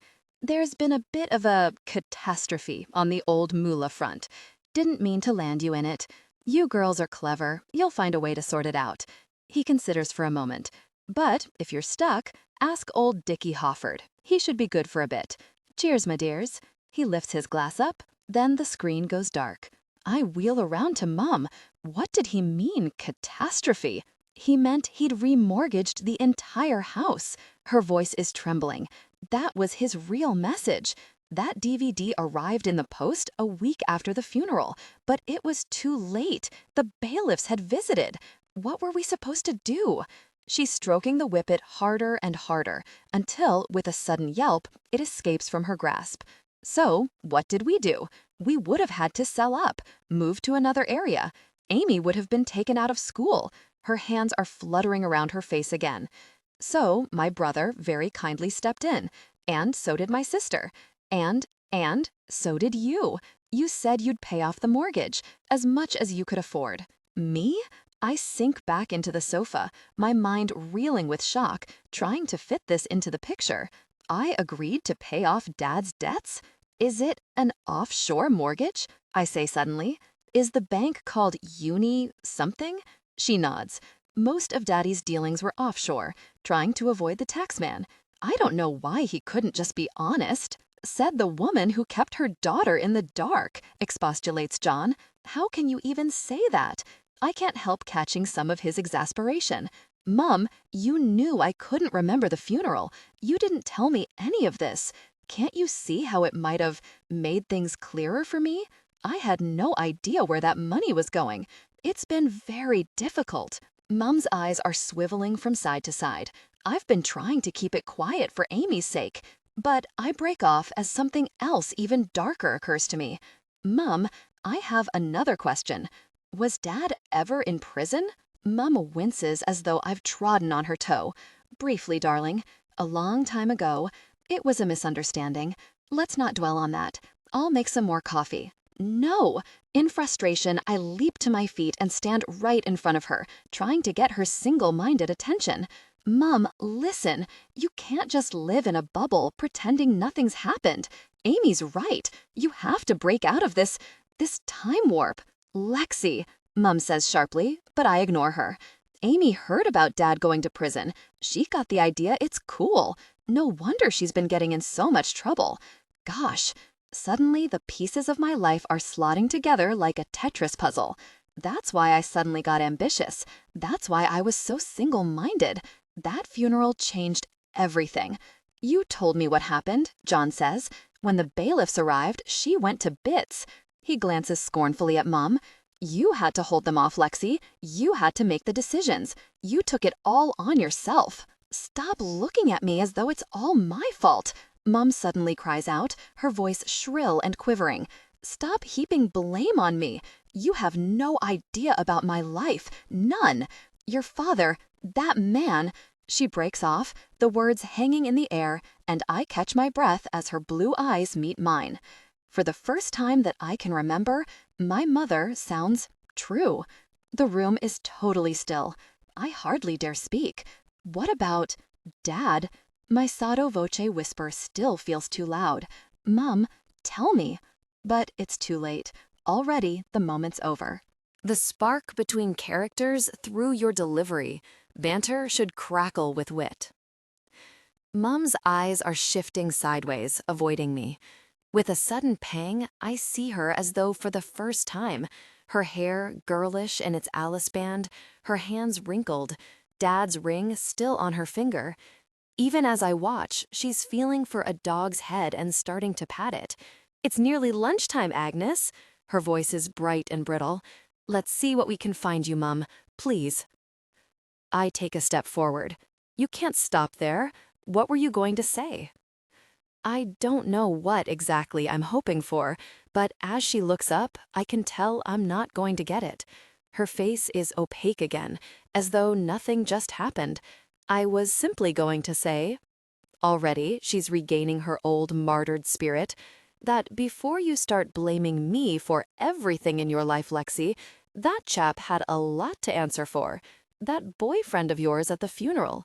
David? He's the one you should be accusing. Loser Dave? I stare at her, thrown.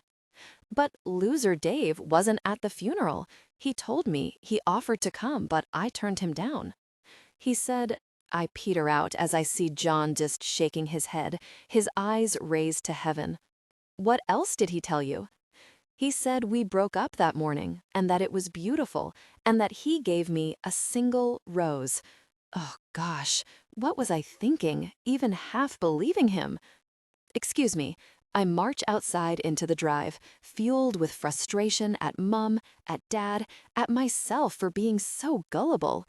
Whipping my mobile phone from my pocket, I direct dial Loser Dave's office. Auto Repair Workshop, comes his businesslike voice down the line. Dave Lewis at your service. Loser Dave, it's me, I say, my voice steely. Lexi, I need to hear about our breakup again, and this time I need to hear the truth. Babe, I told you the truth. He sounds supremely confident. You're going to have to trust me on this one. I want to wallop him. Listen, you jerk, I say in slow, furious tones. I'm at the neurological specialist's office right now, okay? They say someone has been giving me wrong information, and it's messing up my neural memory pathways. And if it isn't corrected, I'll get permanent brain damage. Gosh, he sounds shaken.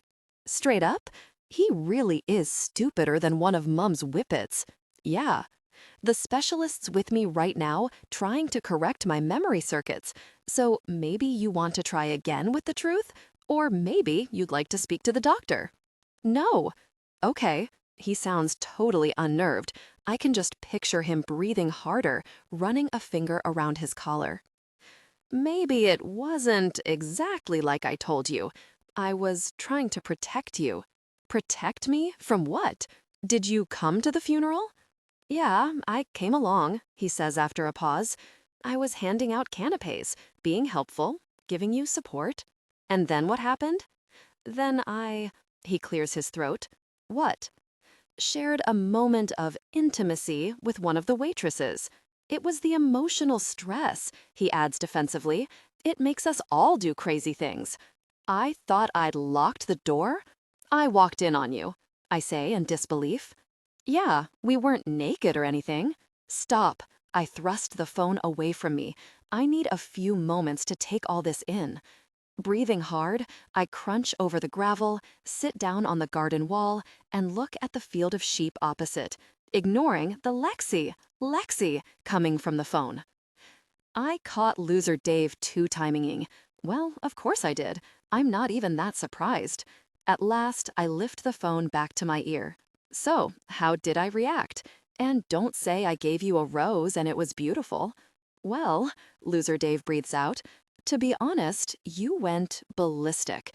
You started yelling about your whole life had to change, it was all crap, you hated me, you hated everything. I'm telling you, Lexi, it was extreme. I tried to calm you down, give you a prawn sandwich, but you weren't interested. You stormed out. Then what? Then I didn't see you again. Next time I clapped eyes on you, you were on the telly, looking totally different. Right. I watched two birds circling in the sky. You know, you could have told me the truth first time around. I know, I'm sorry. Yeah, right.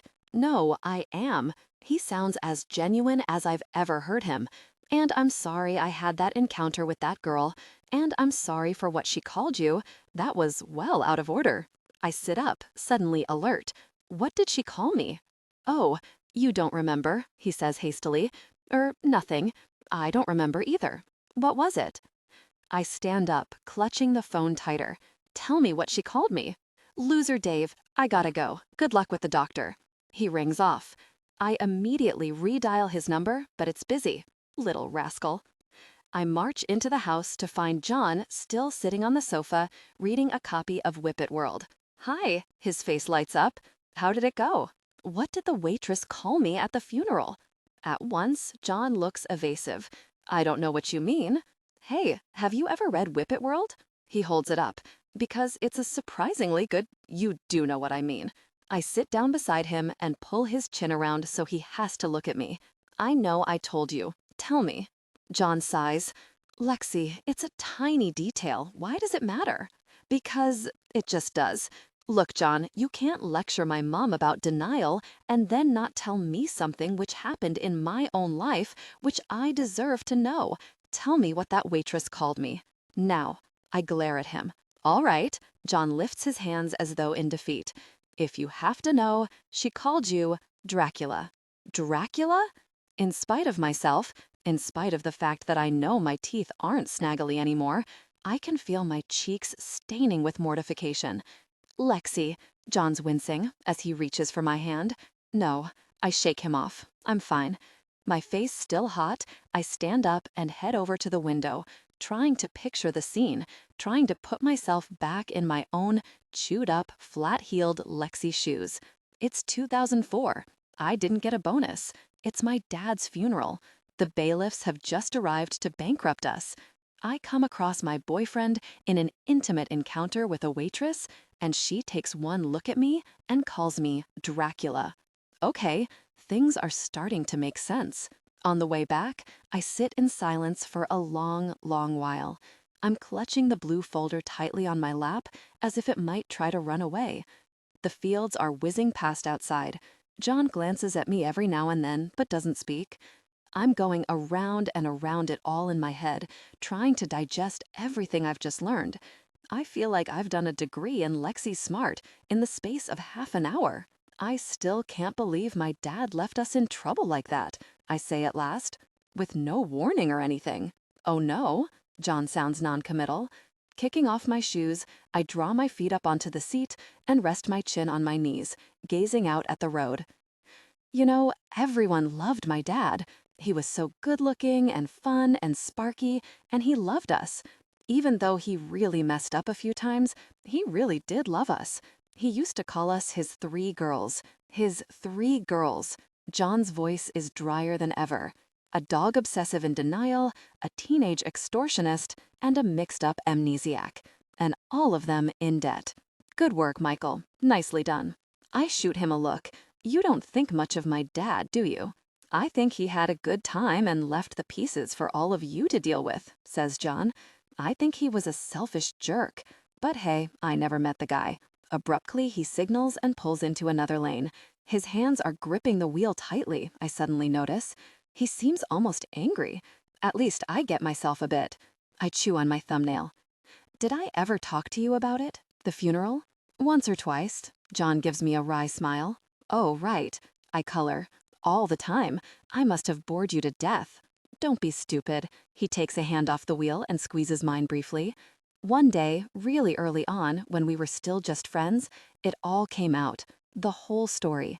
How that day changed your life, how you took on your family's debt, booked a cosmetic dentistry appointment the next day, went on a crash diet, decided to change everything about yourself. Then you went on TV and everything became even more extreme. You rocketed up the career ladder. You met Eric, and he seemed like the answer. The spark between characters through your delivery. Banter should crackle with wit. He was solid, rich, stable, a million miles away from... He breaks off into silence. My dad, I say eventually. I'm no psychologist, but I would guess. There's silence. I watch a small plane heading higher and higher into the sky, leaving a double trail of white smoke. You know, when I woke up, I thought I'd landed the dream life, I say slowly. I thought I was Cinderella. I was better than Cinderella. I thought I must be the happiest girl in the world. I break off as John shakes his head. You were living your whole life under a strain. You went too far too soon. You didn't know how to handle it. You made mistakes. He hesitates. You alienated your friends. You found that the hardest of all. But I don't understand, I say helplessly. I don't understand why I became a difficult person. You didn't mean to. Lexi, give yourself a break. You were thrust into this boss position. You had a big department to run. You wanted to impress senior management, not be accused of favoritism. And you floundered. You did some things the wrong way. Then you felt trapped. You'd built up this tough persona. It was part of your success. The Cobra, I say, wincing. I still can't believe I got nicknamed after a snake. The Cobra. He nods, a smile pushing at his mouth again. You know, that was the TV producer's idea. That wasn't you. Although they had something. You are pretty Cobra-like when it comes to business. No, I'm not. I lift my head in horror. In a good way, he grins. A good way? How can you be like a cobra in a good way? We drive on for a while without speaking, golden fields sprawling into the distance on either side of us. At length, John turns on the radio. The Eagles are playing Hotel California, and as we zip along, sunlight glinting off the windshield, I suddenly feel like we could be in another country, another life. You once said to me, if you could go back in time and do everything differently, you would. John's voice is softer than before. With everything. Yourself, your job, Eric. Everything looks different when the gloss is gone. I feel a sudden sting at the mention of Eric. John's talking like everything's in the past, but this is now. I'm married. Nor do I like what he's implying. Look, I'm not some shallow gold digger, okay? I say hotly. I must have loved Eric. I wouldn't just marry a guy because of the gloss. At first, you thought Eric was the real deal, John agrees. He's charming. He ticks the boxes. In fact, he's like one of the intelligent systems from our lofts. Put him on husband setting and away he goes. Stop it. He's state of the art. He has a range of mood settings. He's touch sensitive. Stop it. I'm trying not to laugh. I lean forward and turn the radio up higher, as though to block John out. A moment later, I've worked out what I want to say and turn it down again. Okay, look, maybe we did have an affair in the past, But that doesn't mean maybe I want to make my marriage work this time around. You can't make it work. John doesn't miss a beat. Eric doesn't love you. Why does he have to be such a really know-it-all? Yes, he does. I fold my arms. He told me so.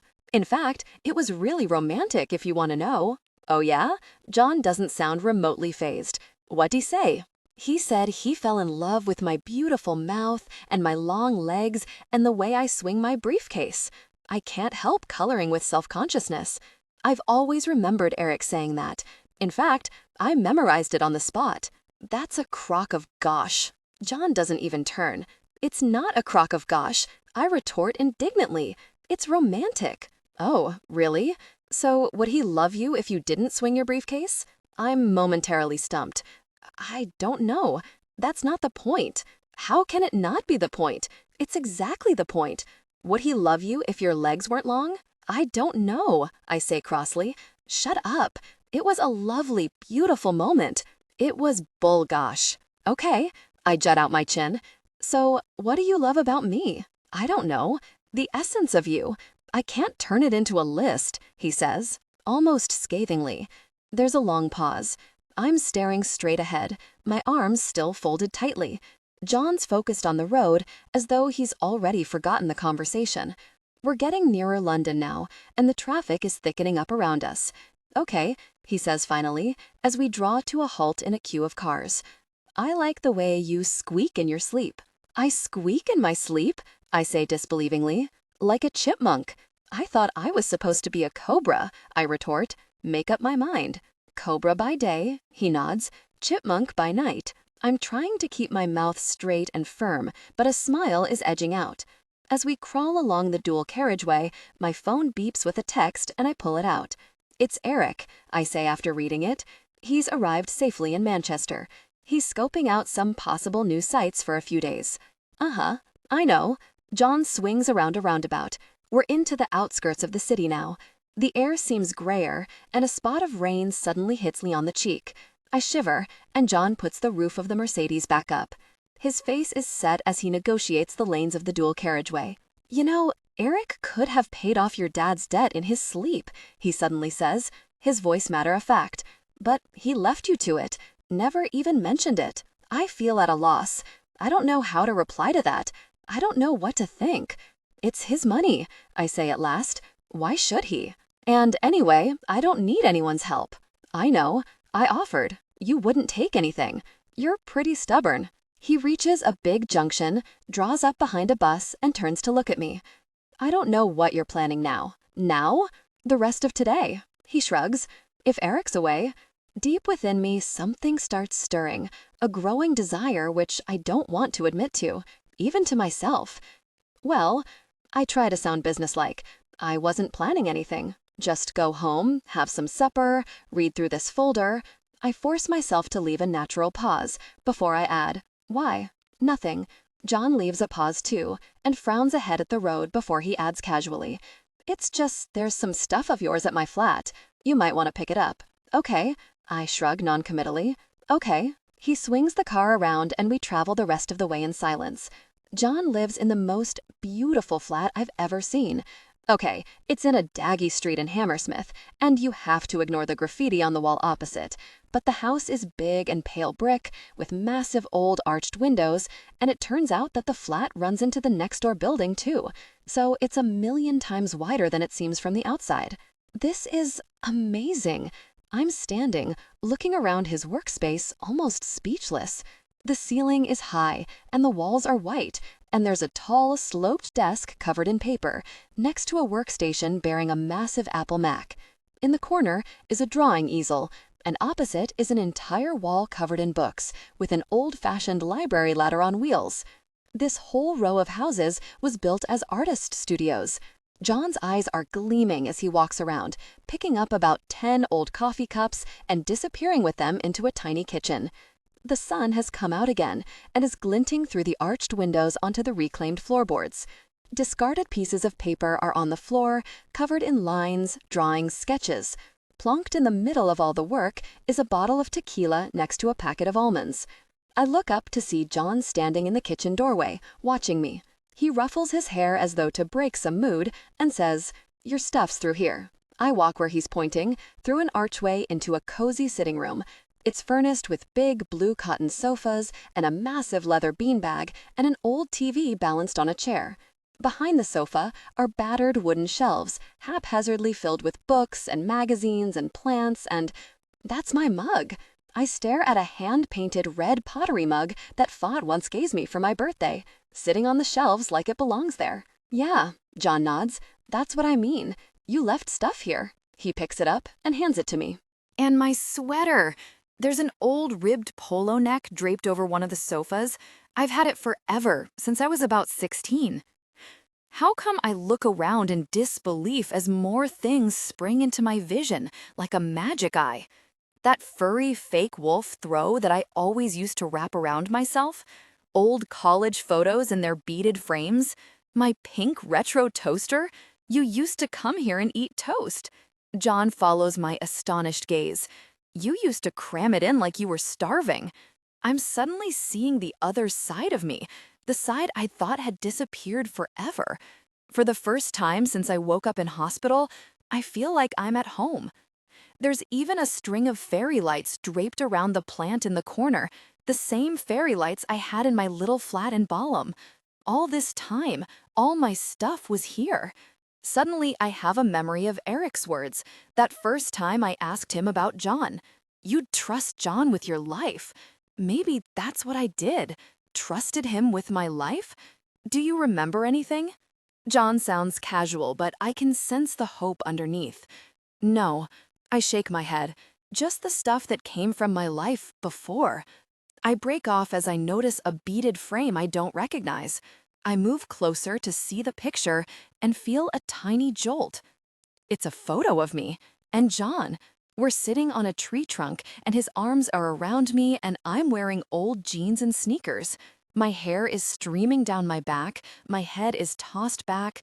I'm laughing as though I'm the happiest girl there ever was. It was real. It was really real. My head is prickling as I stare at our faces, bleached by the sunshine. All this time, he had proof. You could have shown me this, I say almost accusingly. This photo. You could have brought it along the first time we met. Would you have believed me? He sits on the arm of the sofa. Would you have wanted to believe me? I'm halted. Maybe he's right. Maybe I would have explained it away, rationalized it, clung to my perfect husband, my dream life. Trying to lighten the atmosphere, I walk over to a table cluttered with old novels belonging to me and a bowl of seeds, sunflower seeds. I grab a handful. I love sunflower seeds. I know you do. John has the oddest, most unfathomable expression on his face. What? I look at him in surprise, seeds halfway to my mouth. What's wrong? Are these okay? They're fine. There was something... He breaks off and smiles, as though to himself. No, it doesn't matter. Forget it. What? I frown, bewildered. Something from our relationship? You have to tell me. Go on.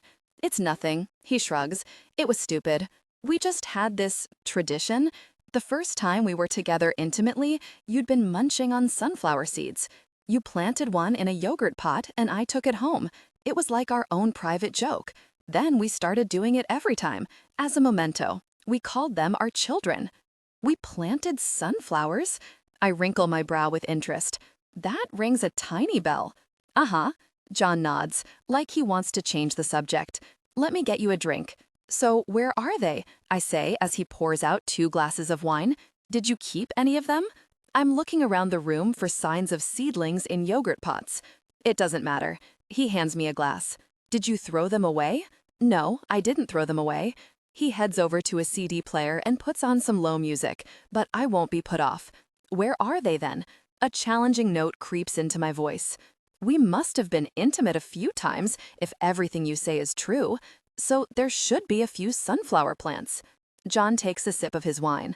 Then, without saying a word, he turns on his heel and gestures for me to walk along a small corridor. We head through a sparsely decorated bedroom. There, he pushes open double doors to a wide-decked balcony, and I catch my breath. There's a wall of sunflowers all the way around. from huge yellow monsters reaching up to the sky, down to young flowers, tethered to canes, down to spindly green shoots in tiny pots just starting to open. Everywhere I look, I can see sunflowers. This was it. This was us. From the very beginning to the latest scrappy seedling in a pot. My throat is suddenly tight as I gaze around at the sea of green and yellow. I had no idea. So, how long ago? I jerk my head at the tiniest seedling in a tiny painted pot propped up with sticks. Since we last, 6 weeks ago, the day before the crash. John pauses, an unreadable expression on his face. I'm kind of looking after that one. Was that the last time I saw you before? I bite my lip. There's a beat of silence, then John nods. That's the last time we were together. I sit down and gulp at my wine, feeling totally overwhelmed. There's a whole story here, a whole relationship, growing and thickening and turning into something so strong, I was going to leave Eric. What about the first time? I say eventually. How did it all start? It was that weekend Eric was away. I was over and we were chatting. We were out on the balcony, drinking wine. Kind of like we are now. John gestures around. And then, halfway through the afternoon, we fell silent. And we knew. He lifts his dark eyes to mine, and I feel a lurch deep inside. He gets up and starts walking toward me. We both knew it was inevitable, he says softly. I'm transfixed. Gently, he removes the wineglass from my hand and takes hold of both my hands. Lexi, he brings my hands up to his mouth, closing his eyes, gently kissing them. I knew. His voice is muffled against my skin. You'd come back. I knew you'd come back to me. Stop it! I whip my hands away, my heart thudding in distress. You don't know anything. What's wrong? John looks as shell-shocked as though I'd hit him. I almost don't know what's wrong myself. I want him so badly. My entire body's telling me to go for it. But I can't. What's wrong is, I'm freaked. By what? He looks dumbfounded. By all this. I gesture at the sunflowers. It's too much. You're presenting me with this fully fledged relationship. But for me, it's just the beginning. I take a deep gulp of wine, trying to keep my cool. I'm too many steps behind. It's too unbalanced. Well, balance it, he says quickly. We'll work it out. I'll go back to the beginning too. You can't go back to the beginning. I thrust my hands hopelessly through my hair. John, you're a guy who's attractive and witty and cool, and I really like you, but I don't love you. How could I? I haven't done all this. I don't remember all this. I don't expect you to love me. Yes, you do. You do. You expect me to be her. You are her. There's a sudden streak of anger in his voice. Don't give me this nonsense. You're the girl I love. Believe it, Lexi. I don't know. My voice rises in agitation. I don't know if I am, okay? Am I her? Am I me? To my horror, tears are streaming down my face. I have no idea where they came from. I turn away and wipe my face, gulping, unable to stop the torrent. I want to be her. I want to be the girl laughing on the tree trunk, but I'm not. At last, I manage to get a grip on myself and turn around. John is standing in exactly the same place as he was before, a bleakness on his face that makes my heart constrict. I look around at these sunflowers. I swallow hard. And the photos, and all my things here. And I can see that it happened. But it looks like a wonderful romance between two people I don't know. It's you, says John in a quiet voice. It's me. You know both of us. I know it in my head, but I don't feel it. I don't know it. I clench a fist on my chest, feeling the tears rising again. If I could just remember one thing, if there was one memory, one thread. I trail off in silence. John is gazing at the sunflowers as though rapt by every petal. So, what are you saying? I'm saying, I don't know. I don't know. I need time. I break off helplessly. Spots of rain are starting to fall on the balcony. A breeze gusts past and the sunflowers sway against each other as though they're nodding. At last, John breaks the silence. A lift home? He lifts his eyes to mine, and there's no anger anymore. Yes, I wipe my eyes and push my hair back. Please. It only takes 15 minutes to reach home. We don't chat. I sit holding on to the blue folder, and John changes gear, his jaw set. He pulls the Mercedes into my parking space, and for a moment, neither of us moves. Rain is thundering against the roof by now, and there's a sudden crash of lightning. "You'll have to run straight in," John says, and I nod. "How will you get back?" "I'll be fine." He hands me my keys, avoiding my eye. "Good luck with that." He nods at the folder. "I mean it." "Thanks." I run a hand over the cardboard, biting my lip. Although I don't know how I'm going to get to Simon Johnson to talk about it. I've been demoted. I've lost all my credibility. He won't be interested. "You'll do it. If I can get in to speak to him, it'll be fine. But I know I'll be fobbed off. They have no time for me anymore." I sigh and reach for the car door. The rain is totally sheeting down, but I can't sit here all night. "Lexi?" I feel a flurry of nerves at John's tone. "Let's talk," I say hurriedly. "Sometime." "Okay." He holds my gaze for a moment. "Sometime. It's a deal." He gets out, lifting his hands ineffectually against the rain. "I'm going to find a cab." "Go on, run." He hesitates, then drops a kiss on my cheek and strides away. I pelt through the rain to the entrance, nearly dropping the precious folder, then stand under the portico, gathering the papers together, feeling a fresh spasm of hope as I remembered the details. Although what I said was true, if I can't see Simon Johnson, it will all be for nothing. And all of a sudden, I sag as the reality of my situation hits home. I don't know what I've been thinking. Whatever I have in this folder, he's never going to give me another chance, is he? I'm not the Cobra anymore. I'm not Lexi the talented whiz kid. I'm the memorally challenged, embarrassment to the firm, total mess. Simon Johnson won't even give me 5 minutes, let alone a full hearing. I'm not in the mood for the lift. To the obvious astonishment of the doorman, I head for the stairwell and trudge up the gleaming steel and glass stairs that not a single resident of this block ever uses. Once inside, I put on the remote control fire and try to hunker up on the cream sofa. But the cushions are all shiny and awkward, and I'm afraid of my rain-damp head leaving a stain on the fabric. So in the end, I get up and head to the kitchen to make a cup of tea. After all the adrenaline of the day, I'm leaden with disappointment. So I learned a few things about myself. So what?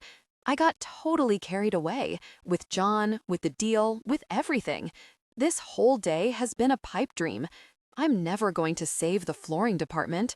Simon's never going to usher me into his office and ask me what I think, let alone pitch a deal. Never in a million years. Not unless... No, I couldn't, could I? I'm frozen in a disbelieving excitement, thinking through the implications, with Simon Johnson's voice running through my head like a soundtrack. If you recovered your memory, Lexi, then things would be different. If I recovered my memory, then things would be different. The kettle is coming to the boil, but I don't even notice. As though in a dream, I pull out my mobile phone and direct dial. "Fi," I say as soon as it's answered. "Don't say anything. Listen. Think difficult person, think boss, think Cobra." I survey myself in the mirror and put on some more lipstick. It's a pale gray-pink shade that could practically be called difficult boss from hell. My hair's scraped back, and I'm wearing the most severe outfit I could find in my wardrobe. The slimmest pencil skirt, the pointiest pumps, a white shirt striped with gray. There's no mistaking the message this outfit conveys. I mean business. I spent 2 hours with Jeremy Northpool yesterday at his office in Reading, and every time I think of it, I experience a tiny thrill. Everything's in place. We both want this deal to work out. Now it's up to me. You don't look mean enough. Fi, standing by my side in a navy trouser suit, surveys me critically. Try scowling more. I screw my nose up, but now I just look like I want to sneeze. Nope. Fi shakes her head. That's still not right. You used to have this really chilling stare, like you are an insignificant minion. Get out of my way instantly. She narrows her eyes and puts on a hard, dismissive voice. I'm the boss, and I'll have things done my way. That's really good. I turn in admiration. You should do this. We'll swap. Yeah, right. She pushes my shoulder. Go on, do it again. Scowl. Get out of my way, you minion. I snarl in a wicked Witch of the West voice. I'm the boss, and I'll have things done my way. Yes, she applauds. That's better. And kind of flick your eyes past people, like you can't even waste time acknowledging they're there. I sigh and flop down on the bed. All this unpleasant behavior is exhausting. I was a really difficult person, wasn't I? You weren't as bad as that all the time, Fi relents. But we can't run any risks of people guessing. The meaner, the better. Fi has been coaching me for the last 24 hours. She took a sick day yesterday and came over, bringing breakfast with her. In the end, we were so engrossed, she stayed all day, and the night. And she's done the most brilliant job. I know everything. I know what happened at last year's Christmas party. I know that at a meeting last year, Byron stormed out and called me an arrogant nobody. I know that vinyl sales went up 2% last March due to an order from a school in Wokingham, which then complained that the color was wrong and tried to sue us. My head is so crammed full of facts, it's ready to burst. And that's not even the most important bit. When you go into your office, always slam the door. Fia's still instructing me. Then come out and demand a coffee, in that order. The most important bit is that I come across like the old, difficult boss Lexi and fool everyone. I put away my lipstick and pick up my briefcase. Get me a coffee, I bark at myself. At once. Narrow your eyes even more. Fee surveys me, then nods. You're set. Fi, thanks. I turn and give her a hug. You're a star. If you pull this off, you'll be a star. She hesitates, then adds, a little gruffly, even if you don't pull it off. You didn't have to make all this effort, Lexi. I know they're offering you a big job, even if they close the department. Yeah, well, I rub my nose awkwardly. That's not the point. Come on, let's go. As we travel to the office in a cab, my stomach is clenched up with nerves and I can't make small talk. I'm crazy doing this. I know I'm crazy, but it's the only way I can think of. Gosh, I've got stage fright, Fee murmurs as we draw up, and it's not even me doing it. I don't know how I'm going to keep a straight face in front of Debs and Carolyn. We haven't told the others what I'm up to. We reckon the fewer people that know, the safer. Well, Fi, you'll just have to make an effort, okay? I snap in my new Lexi voice and nearly giggle as her face jerks in shock. Gosh, that's scary. You're good. We get out of the cab, and I hand the driver the fare, practicing my mean-eyed glare as I collect my change. Lexi? A voice comes from behind me. I look around, all ready to launch my scary Lexi face on some unsuspecting person, but instead feel it drop in astonishment. Amy? What in the gosh are you doing here? I've been waiting for you. She smooths a strand of hair back a little defiantly. I'm here to be your intern. You, what? As the taxi drives away, I goggle at her. She's dressed in teetering high heels, fishnets, a tiny pinstriped miniskirt with a matching waistcoat, and her blue-streaked hair in a ponytail. On her lapel is a badge reading, "You don't have to be crazy to work here, but it helps if you're a lesbian." Amy, I put my hand to my head, today really isn't a good day. You said, her voice quivers, you said you'd sort it out. I've made a really effort to get here. I got up early and everything. Mom was really pleased. She said you'd be pleased too. I am pleased. But of all the days, that's what you said last time. You're not really interested? She turns away and yanks her ponytail free. Fine, I don't want your stupid, crappy job anyway. She might be a distraction, Fi says beside me in a low voice. It might actually be a good idea. Can we trust her? Trust me? Amy's voice sharpens with interest. With what? She comes over, her eyes shining. Have you guys got a secret? Okay, I make a snap decision. Listen, Amy, I lower my voice. You can come in, but here's the thing. I'm telling everyone I've recovered my memory and I'm my old self to get a deal done, even though I haven't. Got it? Amy doesn't bat an eyelid. I can see her mind working furiously, taking all this in. There are some advantages to having a scam artist as a little sister. So you're trying to make out you're the old Lexi, she says. Yes, then you should look meaner. That's what I said, agrees Fi. Like you think everyone is just a worm. Exactly. They both sound so sure, I feel a pang of hurt. Was I ever nice? I say, a bit plaintively. Yes, Fi says unconvincingly. Plenty of times. Come on. As I push open the glass doors to the building, I adopt my meanest scowl. Flanked by Fi and Amy, I stride over the marble toward the reception desk. Here we go. Showtime. Hi, I snarl at Jenny. This is my temporary intern, Amy. Please make her out a pass.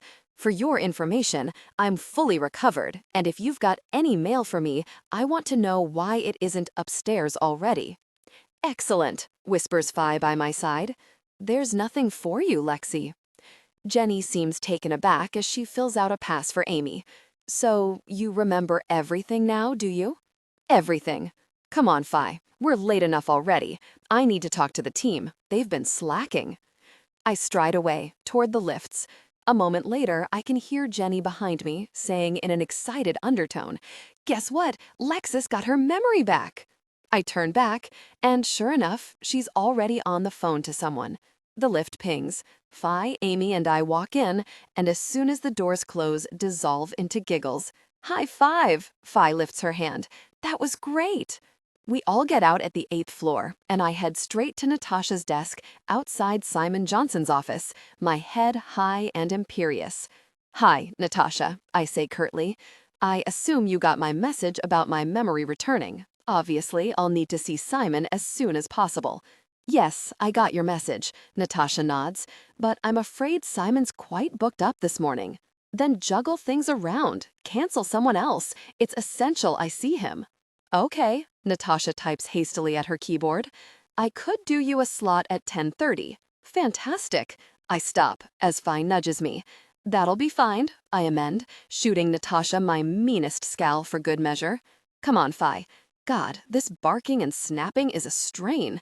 It's getting me down, and I've only been doing it for 10 minutes. 10:30, Amy says as we get back in the lift. That's cool. Where do we go now? To the flooring department. I feel a stab of nerves. I'll have to keep this act up till 10:30. Good luck, Fi squeezes my shoulder briefly, and the lift doors open. As we head along the corridor to the main office, I feel slightly sick. I can do this, I tell myself, over and over. I can be a difficult person boss. I arrive at the door and stand there for a few moments, surveying the scene before me. Then I draw a breath. So, I summon a harsh, sarcastic voice. Reading Hello magazine is work, is it? Melanie, who had been flicking through Hello with a telephone receiver under her chin, jumps as though she's been scalded and flames red. I was just waiting to be put through to accounts, she hastily closes Hello. I'll be speaking to you all about attitude later. I glare around the room. And that reminds me, didn't I ask everyone to provide full written travel expense breakdowns 2 months ago? I want to see them. We thought you'd forgotten, Carolyn says, looking dumbstruck. Well, I've remembered. I give her a sweet, scathing smile. I've remembered everything. And you might all remember that you're relying on me for references. I sweep out, almost straight into Byron. Lexi! He nearly drops his cup of coffee. What the? Really? Byron, I need to talk to you about Tony Dukes, I say crisply. How did you handle the discrepancy in his calculations? Because we all know his reputation for pulling a fast one. Remember the trouble we had in October 2006? Byron's mouth is hanging open stupidly. And I want to talk to you about our annual strategy conference. Last year's was a shambles. I head to my office, then turn around. Speaking of which, where are the minutes of our last product meeting? You were doing them, as I remember. I'll get those to you. He looks utterly gobsmacked. Everything I'm saying is hitting right home. Fi is a total genius. So, are you recovered? Byron says as I open my office door. Are you back?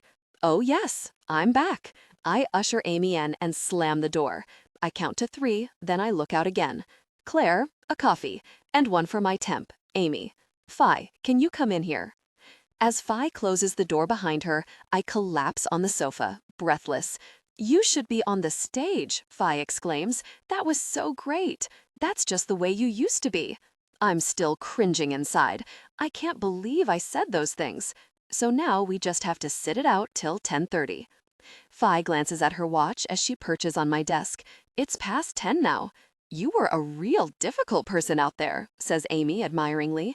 She's taken out mascara and is applying yet another coat. That's what I'll be like when I go into business. Then you won't make any friends. I don't want to make friends. She tosses her head. I want to make money. You know what Dad always said? He said, suddenly, I really don't want to hear what Dad always said. Amy, we'll talk later. I cut her off. About Dad. There's a knock on the door, and we all freeze. Quick, says Fi, get behind the desk. Sound cross and impatient. I scuttle to the office chair, and she quickly pulls up a chair opposite. Come in, I call, trying to muster the most impatient tone I can. The door opens, and Claire appears, holding a tray of coffee. Irritably, I jerk my head at the desk. So, Fi, I've had just enough of your attitude, I improvise as Claire unloads the coffee cups. It's unacceptable. What have you got to say for yourself? Sorry, Lexi, Fi mumbles, her head bowed. Suddenly, I realize she's in fits of giggles. Yes, well, I'm trying desperately to keep a straight face. I'm the boss, and I won't have you— oh God, my brain is blank. What's she done? I won't have you sitting on the desk. A kind of spluttery snort comes from Fi. Sorry, she gasps, and clutches a hanky to her eyes. Claire looks absolutely petrified. Lexi, she says, backing toward the door. I don't want to interrupt, but Lucinda is here? With her baby? Lucinda? That means nothing to me. Fi sits up, her giggles vanished. Lucinda who worked for us last year, do you mean? She says quickly, glancing at me. I didn't know she was coming in today. We're giving her a baby gift, and we wondered if Lexi could present it to her. Claire gestures out the door, and I see a small cluster around a blonde woman holding a baby carrier. She looks up and waves. Lexi, come and see the baby. Gosh, there's no way out of this one. I can't refuse to look at a baby. It'll seem too weird. Well, all right, I say at last, just for a moment. Lucinda was with us about 8 months, Fi murmurs frantically as we head out of the office. Took care of European accounts mainly. Sat by the window, likes peppermint tea. Here we are. Claire hands me a huge gift-wrapped parcel crowned with a satin bow. It's a baby gym. As I draw near, the others back away. To be honest, I don't blame them. Hi, Lexi. Lucinda looks up, glowing at all the attention. Hi there. I nod curtly at the baby, which is dressed in a white onesie. Congratulations, Lucinda. And this is a girl? A boy? He's called Marcus. Lucinda appears offended. You've met him before. Somehow, I force myself to shrug disparagingly. I'm afraid I'm not into babies. She eats them, I hear someone whisper. The spark between characters through your delivery. I hand the parcel over. Speech, says Claire. That's not necessary, I say with the forbidding glare. Everyone back to, yes, it is, Debs objects defiantly. This is like Lucinda's leaving. Do too. She can't not have a speech. Speech, calls someone at the back. Speech. A couple of others start banging the desks. Oh, God. I can't refuse. Bosses give speeches about their employees. This is what they do. Of course. Of course, I say at last, and clear my throat. We're all very pleased for Lucinda on the birth of Marcus, but sad to say goodbye to such a valued member of our team. I notice Byron joining the cluster of people surveying me closely over his lost mug. Lucinda was always— I take a sip of coffee, playing for time. She was always by the window, sipping her peppermint tea, managing her European accounts. I glance up and see Fi at the back, frantically miming some kind of activity. We all remember Lucinda for her love of biking, I say uncertainly. Biking? Lucinda looks puzzled. Do you mean riding? Yes, exactly. Riding, I amend hastily. And we all appreciated your efforts with those French clients. I didn't deal with France. Lucinda is gazing at me in outrage. Did you ever even notice what I did?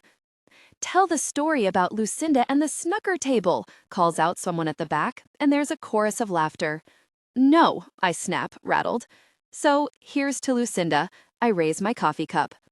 Don't you remember the story, Lexi? Byron's bland voice comes from the side.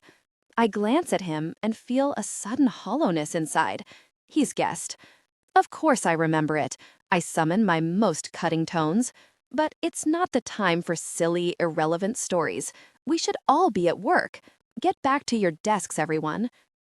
God, she's a hard, difficult person, I can hear Lucinda muttering. She's even worse than before. Wait, Byron's voice rises smoothly over the disgruntled muttering. We forgot Lucinda's other present, the mother and baby spa voucher. He brings a slip of paper up to me with an over-deferential air. It just needs Lucinda's name filled in, Lexi. You should do that, being head of the department. Right, I take the pen. You need to put the surname too, he adds casually as I take off the cap. I look up and his eyes are gleaming. Really? He's got me. Of course, I say briskly. Lucinda, remind me what name you're using these days. The same as before, she says resentfully, cradling her baby. My maiden name. Right. As slowly as I can, I write Lucinda on the dotted line. And the surname? Byron says, like a torturer turning the screw. I look up desperately at Phi to see her mouthing something at me. Dobson? Dodgen? Holding my breath, I carefully write a D. Then I pause and stretch out my arm as though limbering it up. I've had problems with my wrist, I say to no one in particular. The muscles sometimes get a bit stiff. Lexi, face it, says Byron, shaking his head. The pantomime's over. Nothing's over, I say cuttingly. I'll just take this back to my office. Give me a break. He sounds incredulous. I mean, for God's sake, do you really think you're kidding? Hey! Amy's high-pitched voice shoots across the office, drawing everyone's attention. Look, that's Jude Law, with no shirt on. Jude Law? Where is he? Byron's voice is drowned out under an instant stampede to the window. Debs is pushing Carolyn out of the way, and even Lucinda is craning to see. I love my little sister. Right, I say in a businesslike way. Well, I must get on. Claire, could you finish this up, please? I thrust the voucher at her.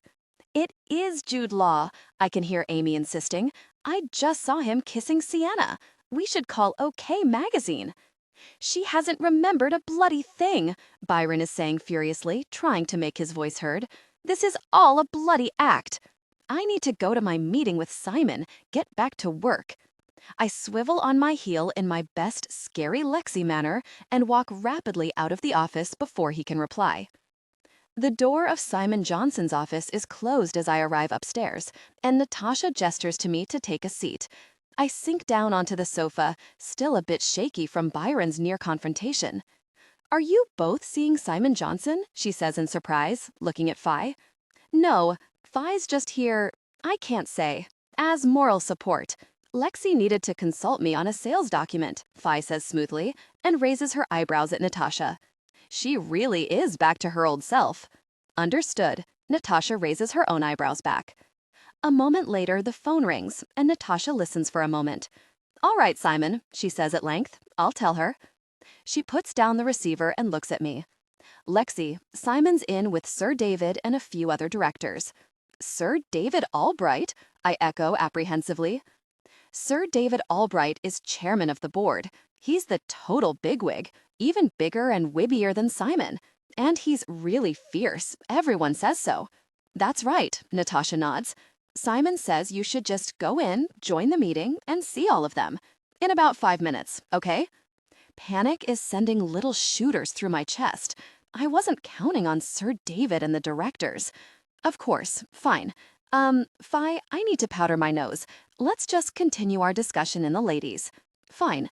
Phi looks surprised. Whatever. I push my way into the empty ladies and sit down on a stool, breathing hard. I can't do this. What? I can't do it. I hug my folder helplessly. This is a stupid plan. How am I going to impress Sir David Albright? I've never given a presentation to important people like that. I'm no good at giving speeches. Yes, you are, retorts Fi. Lexi, you've given speeches to the whole company. You were excellent. Really? I stare at her blankly. I wouldn't lie, she says firmly. At the last sales conference, you were brilliant. You can do this standing on your head. You just have to believe it. I'm silent for a few seconds, trying to picture it, wanting to believe it. But it doesn't chime in my brain. It's not registered anywhere. She could be telling me I'm fabulous at the circus trapeze, or have a great triple axel. I don't know. I rub my face hopelessly, my energy dissipating. Maybe I'm just not cut out to be a boss. Maybe I should just give up. No, you're totally meant to be a boss. How can you say that? My voice trembles. When I was promoted to director, I couldn't cope. I alienated all of you.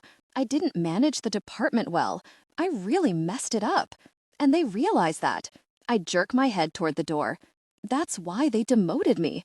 I don't know why I'm even bothering. I sink my head into my hands. Lexi, you didn't really mess it up. Fi speaks in a rush, almost brusque with embarrassment. You were a good boss. Yeah. I look up briefly and roll my eyes. Right. Her cheeks have reddened. We weren't fair. Look, we were all pissed off at you, so we gave you a hard time. She hesitates, twisting a paper towel into a plate. Yes, you were too impatient some of the time, but you did some really great things. You are good at motivating people. Everyone felt alive and kicking. People wanted to impress you. They admired you. As I take in her words, I can feel an underlying tension slowly slipping off me, like a blanket onto the floor. Except, I can't quite trust what I'm hearing.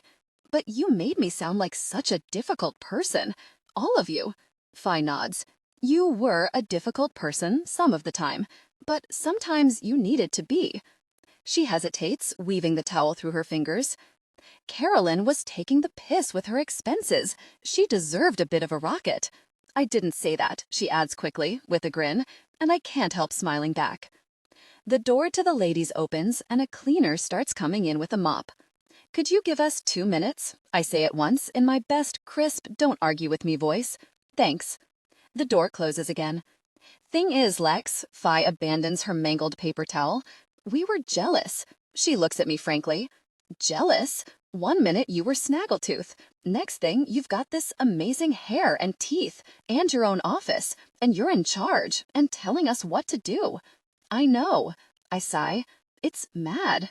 The spark between characters through your delivery. Banter should crackle with wit. It's not mad. To my surprise, Fi comes over to where I'm sitting. She crouches down and takes both my shoulders in her hands. They made a good decision promoting you. You can be boss, Lexi. You can do this. 1,000,000 times better than really Byron. She swivels her eyes derisively. I'm so touched by her belief in me, I can't quite speak for a moment. I just want to be one of you, I say at last, with everybody. You will be. You are. But someone has to be out there. Fi sits back on her heels. Lexi, remember when we were at primary school? Remember the sack race on sports day? Don't remind me. I roll my eyes. I really messed that up too. Fell flat on my face. That's not the point. Fi shakes her head vigorously. The point is, you were winning. You were way out in front. And if you'd kept going, if you hadn't waited for the rest of us, you would have won. She gazes almost fiercely at me, with the same green eyes I've known since I was 6 years old. Just keep going. Don't think about it. Don't look back. The door opens again, and we both start. Lexi? It's Natasha, her pale brow wrinkling as she sees me and Fi. I wondered where you'd got to. Are you ready? I give one final glance at Fi, then get to my feet and lift my chin high. Yes, ready. I can do this. I can. As I walk into Simon Johnson's room, my back is ramrod stiff and my smile rigid. Lexi, Simon beams. Good to see you. Come and take a seat. Everyone else looks totally at ease. 4 directors are clustered around a small table in comfortable leather chairs. Cups of coffee are on the go.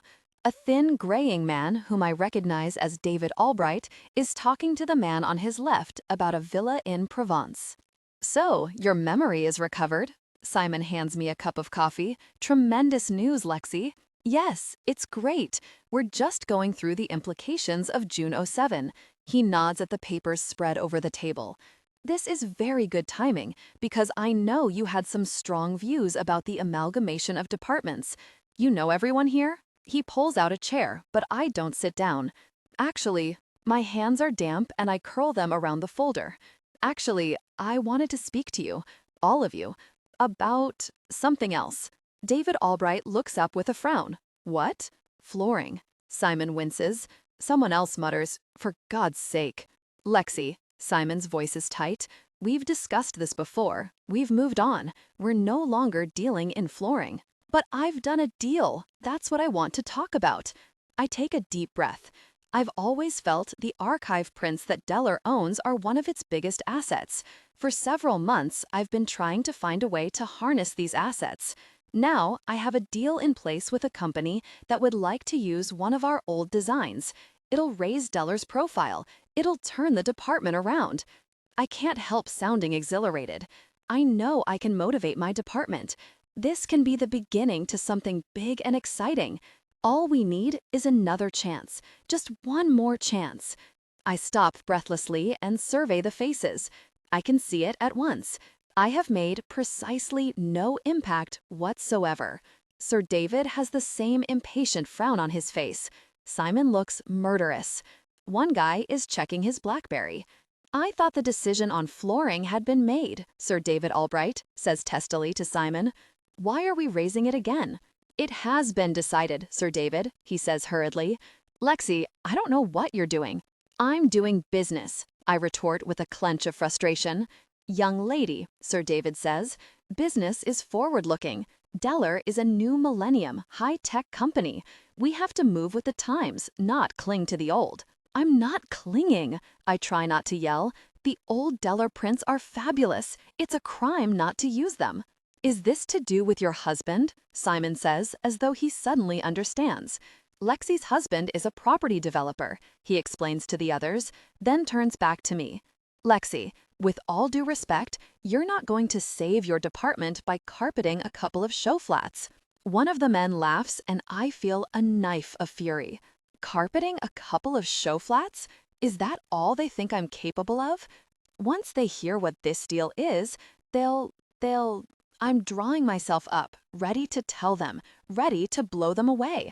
I can feel the bubbling of triumph mixed with a bit of venom. Maybe John's right. Maybe I am a bit of a cobra. "If you really want to know," I begin, eyes blazing, and then, all of a sudden, I change my mind. I halt mid-sentence, thinking furiously. I can feel myself retreating, fangs going back in, biding my time. "So, you've really made your decision?" I say in a different, more resigned voice. "We made our decision a long time ago," says Simon. "As you well know." "Right." I sink as though in massive disappointment and chew at one of my nails. Then I perk up as though an idea's just hit me. Well, if you're not interested, maybe I could buy the copyright of the designs, so I can license them as a private venture. "Goodness," mutters Sir David. "Lexi, please don't waste your time and money," says Simon. "You have a position here. You have prospects. There's no need for this kind of gesture." "I want to," I say stubbornly. "I really believe in Deller carpets, but I need it soon for my deal." I can see the directors exchanging glances. "She had a bump to the head in a car crash," Simon murmurs to the guy I don't recognize. "She hasn't been right since. You have to feel sorry for her, really. Let's just sort it out." Sir David Albright waves an impatient hand. I agree. Simon heads to his desk, lifts his phone, and punches in a number. "Ken, Simon Johnson here. One of our employees will be coming to see you about the copyright of some old Deller carpets design. We're closing down the department, as you know, but she's got some idea of licensing it." He listens for a moment. "Yes, I know. No, she's not a company, just a single operator. Work out a nominal fee and the paperwork, could you? Thanks, Ken." He puts the phone down, then scribbles a name and number on a piece of paper. Ken Allison, our company lawyer. Call him to make an appointment. Thanks. I nod and pocket the paper. And Lexi. Simon pauses. I know we talked about a 3-month leave, but I think that by mutual agreement, your employment here should be terminated. Fine. I nod. I understand. Goodbye. And thanks. I turn on my heel and walk out. As I open the door, I can hear Simon saying, "It's a terrific shame. That girl had such potential." Somehow, I get out of the room without skipping. Fi is waiting for me as I step out of the lift at the 3rd floor and raises her eyebrows. Well, didn't work, I murmur as we head to the main flooring office. But it's not all over. There she is. Byron heads out of his office as I pass by. The miracle recovery girl. Shut up, I say over my shoulder. So, are we really supposed to believe that you've recovered your memory? His sarcastic drawl follows me. You're really going to snap back into it? I turn and regard him with a blank, perplexed gaze. Who's he? I say at last to Fi, who snorts with laughter. Very funny, snaps Byron, whose cheeks have colored. But if you think, oh, leave it out, Byron, I say wearily, you can have my really job. I've arrived at the door to the main office and clap my hands to get everyone's attention. Hi, I say as everyone looks up. I just wanted to let you know, I'm not cured. I haven't got my memory back. That was a lie. I tried to pull off a massive bluff to try to save this department, but I failed. I'm really sorry. As everyone watches, agog, I take a few steps into the office, looking around at the desks, the wall charts, the computers. They'll all be pulled down and disposed of, sold, or chucked into skips. This whole little lurtle will be over. I did everything I could, but... Anyway, the other news is I've been fired. So, Byron, over to you. I register the jolt of shock on Byron's face and can't help a half smile. And to all of you who hated me or thought I was a total hard-as-nails, difficult person, I swivel around, taking in all the silent faces. I'm sorry. I know I didn't get it right, but I did my best. Cheers, and good luck, everyone. I lift a hand. Thanks, Lexi, says Melanie awkwardly. Thanks for trying anyway. Yeah, thanks, chimes in Claire, whose eyes have been like saucers through my speech. To my astonishment, someone starts clapping, and suddenly the whole room is applauding. Stop it! My eyes start stinging and I blink hard. You idiots! I didn't do anything. I failed. I glance at Fi and she's clapping hardest of all. Anyway, I try to keep my composure. As I say, I've been fired, so I'll be going to the pub immediately to get very drunk. There's a laugh around the room. I know it's only 11 o'clock, but anyone care to join me? By 3 o'clock, my bar bill is over 300 quid. Most of the flooring employees have drifted back to the office, including a fractious Byron, who has been in and out of the pub demanding that everyone return for the last 4 hours. It was one of the best parties I've ever been to. When I produced my Platinum Amex, the pub people whacked up the music for us and provided hot nibbles, and Fi gave a speech. Amy did a karaoke version of Who Wants to Be a Millionaire, then got chucked out by the bar staff, who suddenly realized she was underage. I told her to go back to the office, and I'd see her there, but I think she's gone to Topshop. And then 2 girls I barely know did a fantastic sketch of Simon Johnson and Sir David Albright meeting on a blind date, which apparently they did at Christmas, only, of course, I don't remember it. Everyone had a great time. In fact, the only one who didn't get totally drunk was me. I couldn't because I have a meeting with Ken Allison at 4:30. So, Fi lifts her drink. To us. She clinks glasses with me, Debs, and Carolyn. It's just the 4 of us sitting around a table now, like the old days. To being unemployed, Debs says morosely, picking a bit of party popper out of her hair. Not that we blame you, Lexi, she adds hastily. I take a swig of wine, then lean forward. Okay, you guys, I have something to tell you, but you can't let on to anyone. What? Carolyn is bright-eyed. Are you pregnant? No, you dope. I lower my voice. I've done a deal. That's what I was trying to tell Simon Johnson about. This company wants to use one of our old retro carpet designs, like a special high-profile limited edition. They'll use the Deller name, we'll get huge PR, it'll be amazing. The details are all sorted out. I just need to finalize the contract. That's great, Lexi, says Debs, looking uncertain. But how can you do it now you're fired? The directors are letting me license the old designs as an independent operator for a song. They're so short-sighted. I pick up a samosa, then put it down again, too excited to eat. I mean, this could be just the start. There's so much archive material. If it grows, we could expand, employ some more of the old team, turn ourselves into a company. I can't believe they weren't interested. Fi shakes her head incredulously. They've totally written off carpet and flooring. All they care about is very home entertainment systems. But that's good. It means they're going to let me license all the designs for practically nothing. Then all the profits will come to me and whoever works with me. I look from face to face, waiting for the message to hit home. Us? Says Debs, her face suddenly glowing. You want us to work with you? If you're interested, I say a little awkwardly. I mean, think about it first. It's just an idea. I'm in, Fi says firmly. She opens a packet of chips and crunches a handful into her mouth. But Lexi, I still don't understand what happened up there. Didn't they get excited when you told them who the deal was with? Are they crazy? They didn't even ask who it was with. I shrug.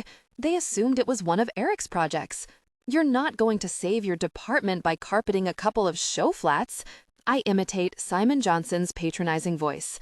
So, who is it? Asks Debs. Who's the company? I glance at Fi and can't help a tiny smile as I say, Portia. So, that's it. I am the official licensor of Deller Carpets Designs. I had a meeting with the lawyer yesterday and another one this morning. Everything's signed and the bank draft has gone through. Tomorrow, I meet with Jeremy Northpool again and we sign the contract for the Portia deal. As I arrive home, I'm still powered up by adrenaline. I need to call all the girls, fill them in on developments. Then I need to think where we're going to base ourselves. We need an office, somewhere cheap and convenient. Maybe Balham. We could have fairy lights in the office, I think in sudden glee. Why not? It's our office. And the proper makeup mirror in the loos. And music playing while we work. There are voices coming from Eric's office as I walk into the flat. Eric must have arrived home from Manchester while I was with the lawyer. I peep around the open door to see a roomful of his senior staff grouped around the coffee table with an empty cafeteria at the center. Clive is there, and the head of HR, Penny, and some guy called Steven, whose role I've never been able to work out. Hi, I smile at Eric. Good trip? Excellent. He nods, then gives a puzzled frown. Shouldn't you be at work? I'll explain that later. I look around the faces, feeling generous after my successful morning. Can I bring you all some more coffee? Gianna will do it, darling, says Eric reprovingly. It's okay, I'm not busy. I head into the kitchen, humming as I make a fresh pot, sending quick texts to Fi, Carolyn, and Debs to let them know all went well. We'll have a meeting this evening and talk everything through. I've already had an email from Carolyn this morning saying how excited she is and listing a load of new ideas and possible contacts for more exclusive deals. And Debs is gagging to take on PR. We're going to make a good team. I know we are. I head back to Eric's office with a full pot and discreetly start pouring it out while listening to the discussion. Penny is holding a list of personnel names with figures scribbled in pencil at the side. I'm afraid I don't think Sally Hedge deserves a raise or a bonus, she's saying as I pour her a cup of coffee. She's very average. Thanks, Lexi. I like Sally, I say. You know her mum's been ill recently? Really? Penny makes a face as though to say, so what? Lexi made friends with all the secretaries and junior staff when she came into the office. Eric gives a little laugh. She's very good at that kind of thing. It's not a kind of thing, I retort, a little rankled by his tone. I just got talking to her. She's really interesting.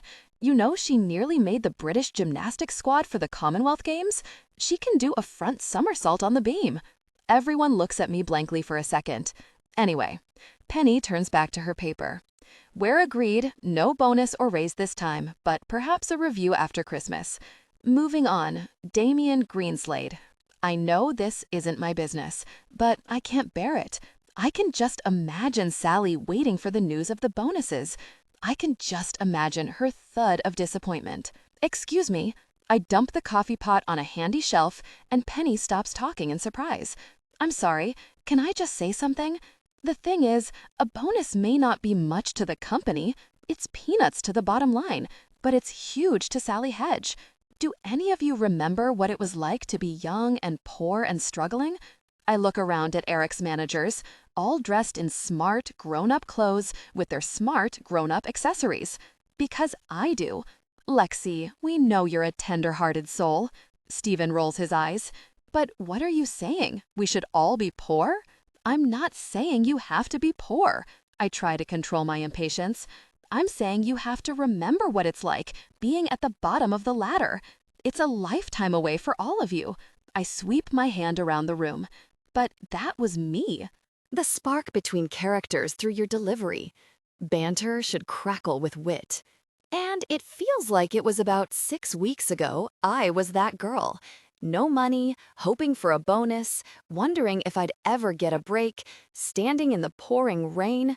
Suddenly, I realize I'm getting a bit carried away. Anyway, I can tell you that if you give it to her, she really will appreciate it. There's a pause.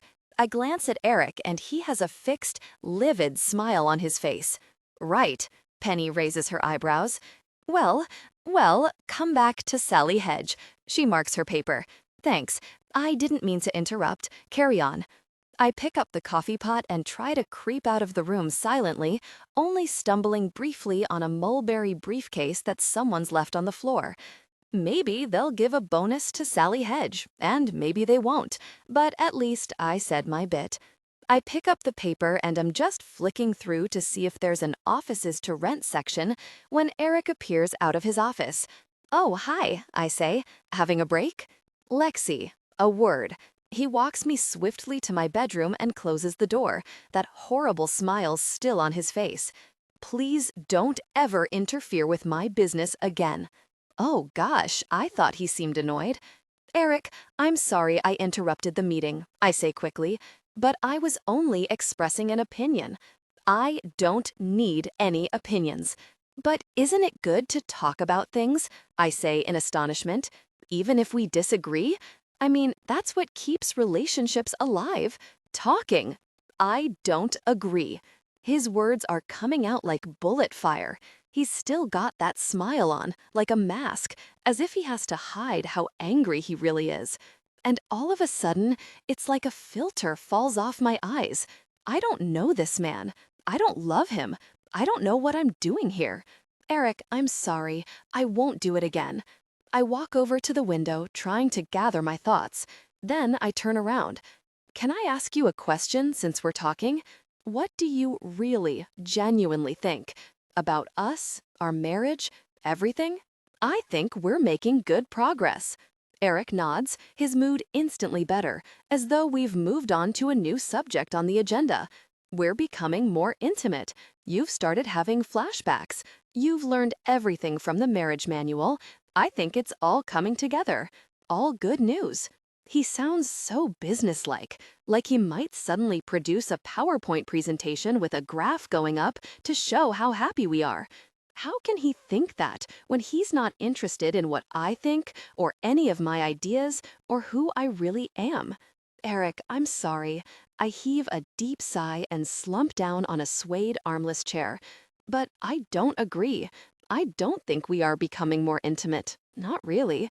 And I have something to confess. I invented the flashback. Eric stares at me in shock. You invented it? Why? I suppose I just really wanted it to be true, I improvise vaguely. But the truth is, I've remembered nothing this whole time. You're still just a guy I met a few weeks ago. Eric sits down heavily on the bed, and we lapse into silence.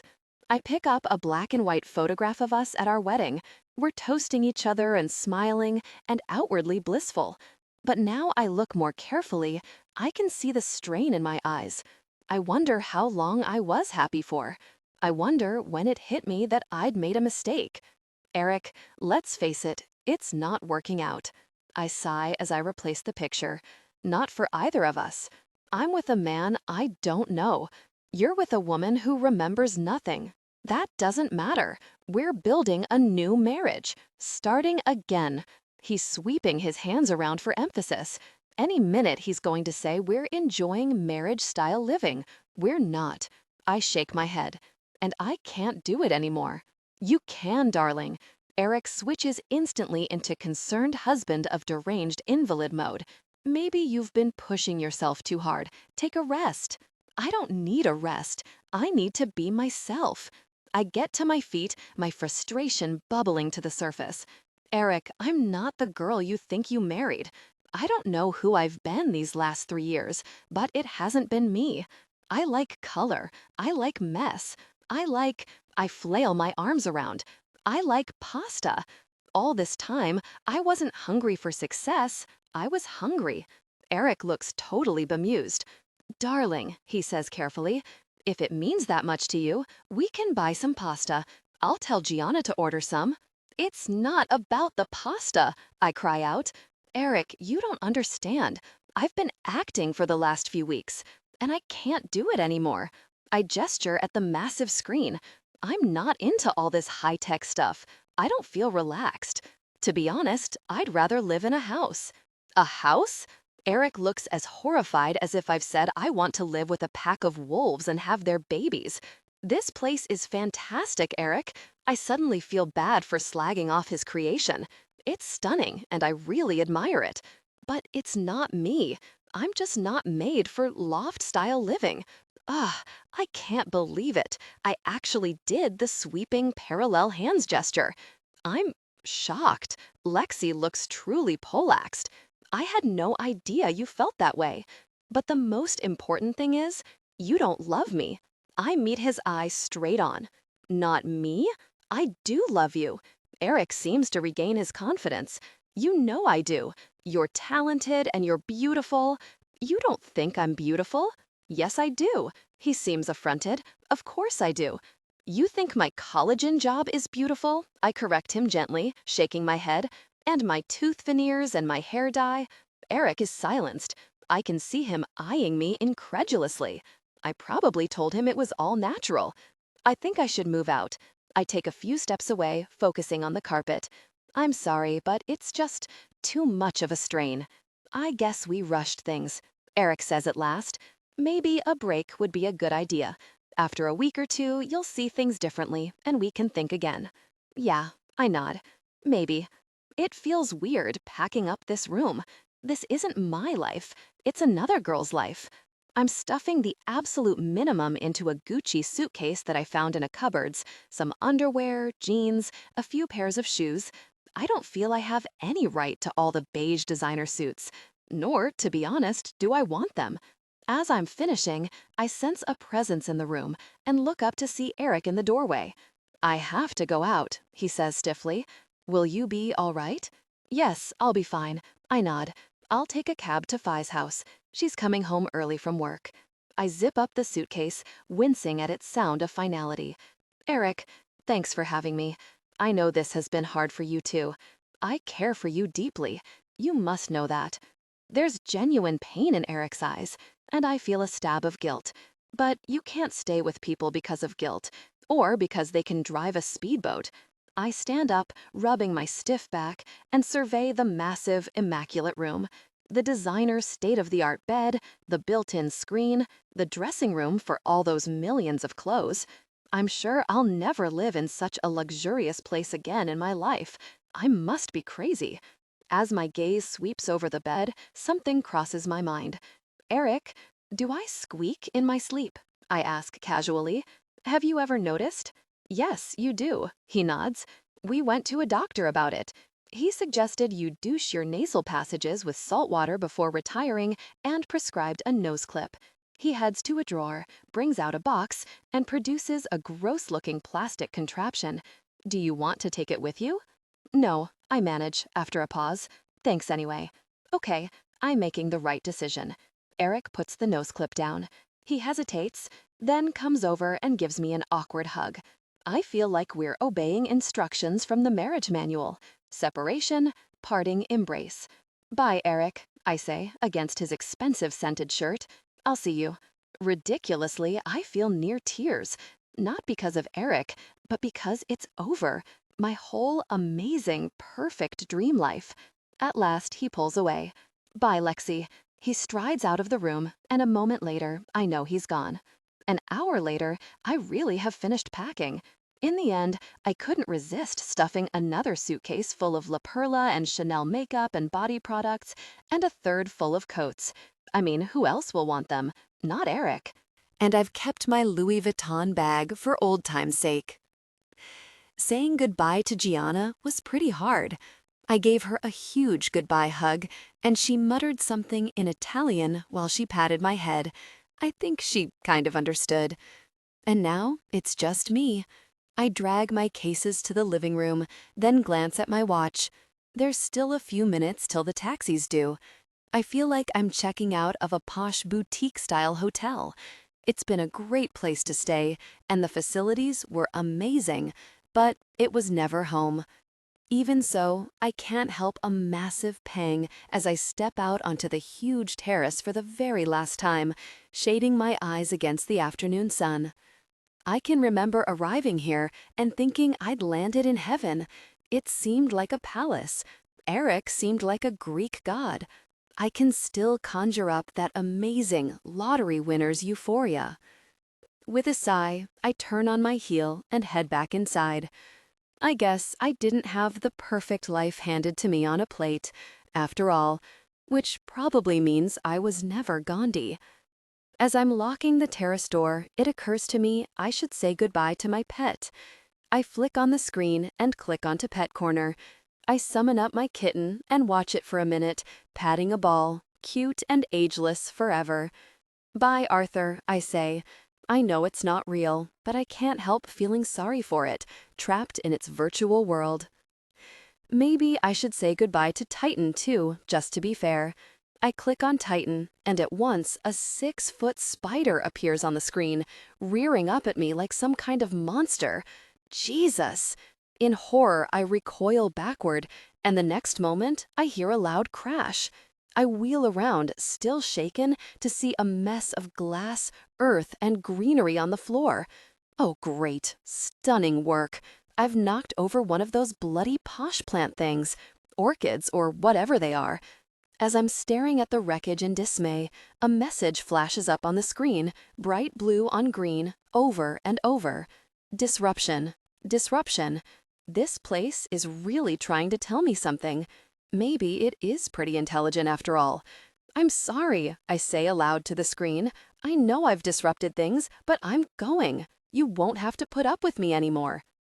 I fetch a broom from the kitchen, sweep up all the mess, and dump it in the bin.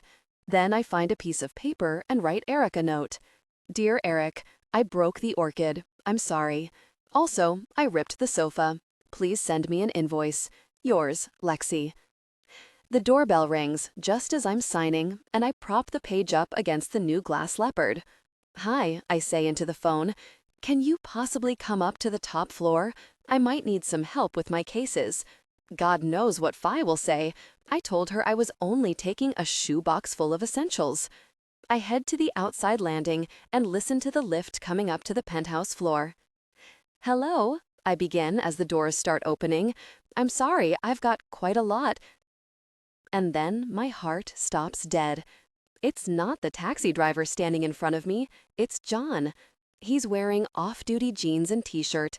His dark hair is sticking up unevenly, and his face looks all scrumpled as though he slept on it wrong. He's the opposite of Eric's immaculate Armani model groomedness. Hi, I say, my throat suddenly dry. What? His face is almost austere, his dark eyes as intense as ever. I'm suddenly reminded of the very first time I met him, down in the car park, when he kept studying me as if he couldn't believe I didn't remember him. Now I can understand why he looked so desperate when I told him about my marvelous husband, Eric. I can understand a lot of things. I called you at work, he says. But they said you were at home. Yeah, I manage a nod. Some stuff has happened at work. I'm all twisted up inside. I can't meet his eyes. I don't know why he's here. I take a step away, staring at the floor, winding my hands around each other tightly, holding my breath. I need to say something to you, Lexi. John takes a deep breath, and every muscle in my body tightens in apprehension. I need to apologize. I shouldn't have pestered you. It was unfair. I feel a jolt of shock. That's not what I was expecting. I've thought about it a lot, John continues rapidly. I realize this has been an impossible time for you. I haven't helped. And you're right. You're right. He pauses. I'm not your lover. I'm a guy you just met. He sounds so matter-of-fact, there's a sudden lump in my throat. John, I didn't mean... I know. He lifts a hand, his voice gentler. It's okay. I know what you meant. This has been hard enough for you. He takes a step closer, his eyes searching for mine. And what I want to say is, don't beat yourself up, Lexi. You're doing your best. That's all you can do. Yeah, my voice is clotted with unshed tears. Well, I'm trying. Oh God, I'm going to cry. John seems to realize this and moves away as though to give me space. How'd it go at work with the deal? Good, I nod. Great, I'm really pleased for you. He's nodding like this is the wind-up, like he's about to turn and leave. And he doesn't even know yet. I'm leaving Eric. I blurt it out like a release. I'm leaving right now. I've got my suitcases packed, the taxi's coming. I don't mean to look for John's reaction, but I can't help it. And I see it, the hope rushing into his face like sunshine. Then out again. I'm glad, he says at last, carefully measured. You probably need some time to think everything over. This is all still pretty new for you. Uh-huh. John, my voice is all thick. I don't even know what I want to say. Don't. He shakes his head, somehow managing a wry smile. We just missed our time. It's not fair. No. Through the glass behind John, I suddenly see a black taxi turning into the entrance. John follows my gaze, and I see a sudden bleakness in the cast of his cheekbone. But as he turns back, he's smiling again. I'll help you down. When the bags are all packed into the taxi, and I've given the driver Phi's address, I stand opposite John, my chest tight, not knowing how to say goodbye. So, he touches my hand briefly. Look after yourself. You, I swallow. You too.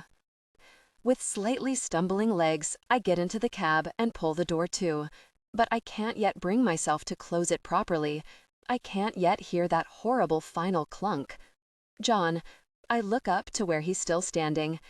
Were we really good together? We were good. His voice is so low and dry it's barely audible, his face full of mingled love and sadness as he nods. We were really, really good. And now tears are spilling down my cheeks. My stomach is wrenched with pain. I'm almost weakening. I could fling open the door, say I've changed my mind. But I can't. I can't just run straight from one guy I don't remember into the arms of another. I have to go, I whisper, turning my head away so I can't see him anymore, rubbing furiously at my eyes. I have to go. I have to go. I pull the heavy door shut, and slowly the taxi pulls away. The world has finally gone mad. This is the proof. As I walk into Languages and unwind my bright pink scarf, I have to rub my eyes. It's only October 16th, and already tinsel is up everywhere. There's a Christmas tree covered in baubles, and a choir is standing on the mezzanine belting out Hark the Herald. Soon, they'll be starting the run-up to Christmas on January 1, or they'll start having an extra mid-season Christmas, or it'll just be Christmas the whole time, even in the summer holidays. Special offer festive Calvin Klein pack? Drones a bored-looking girl in white, and I dodge her before I can get sprayed. Although, on second thought, Debs quite likes that perfume. Maybe I'll get it for her. Yes, please, I say, and the girl nearly falls over in surprise. Festive gift wrap? She scurries around behind the counter before I can change my mind. "Gift wrap, please," I say, but not festive. As she ties up the parcel, I survey myself in the mirror behind her. My hair's still long and glossy, though not quite a bright a shade as before. I'm wearing jeans and a green cardigan, and my feet are comfortable in suede sneakers. My face is bare of makeup. My left hand is bare of a ring. I like what I see. I like my life. The spark between characters through your delivery, banter should crackle with wit. Maybe I don't have the dream existence anymore. Maybe I'm not a millionairess living in penthouse glory overlooking London. But Balham's pretty cool. What's even cooler is my office is on the floor above my flat, so I have the world's shortest commute, which is maybe why I don't fit into the skinniest of my jeans anymore. That and the 3 slices of toast I have for breakfast every morning. 3 months on, the business has all worked out so well, sometimes I have to pinch myself. The Porsche contract is all happening and has already had interest from the media. We've done another deal supplying carpet to a restaurant chain, and just today, Fi sold my favorite Deller design, an orange circle print, to a trendy spa. That's why I'm here, shopping. I reckon everyone in the team deserves a present. I pay for the perfume, take my bag, and walk on into the store. As I pass a rack of teetering high heels, I'm reminded of Rosalie and can't help smiling. As soon as she heard Eric and I were splitting up, Rosalie announced that she wasn't going to take sides and that I was her closest friend, and she was going to be my rock, my absolute rock. She's come to visit once.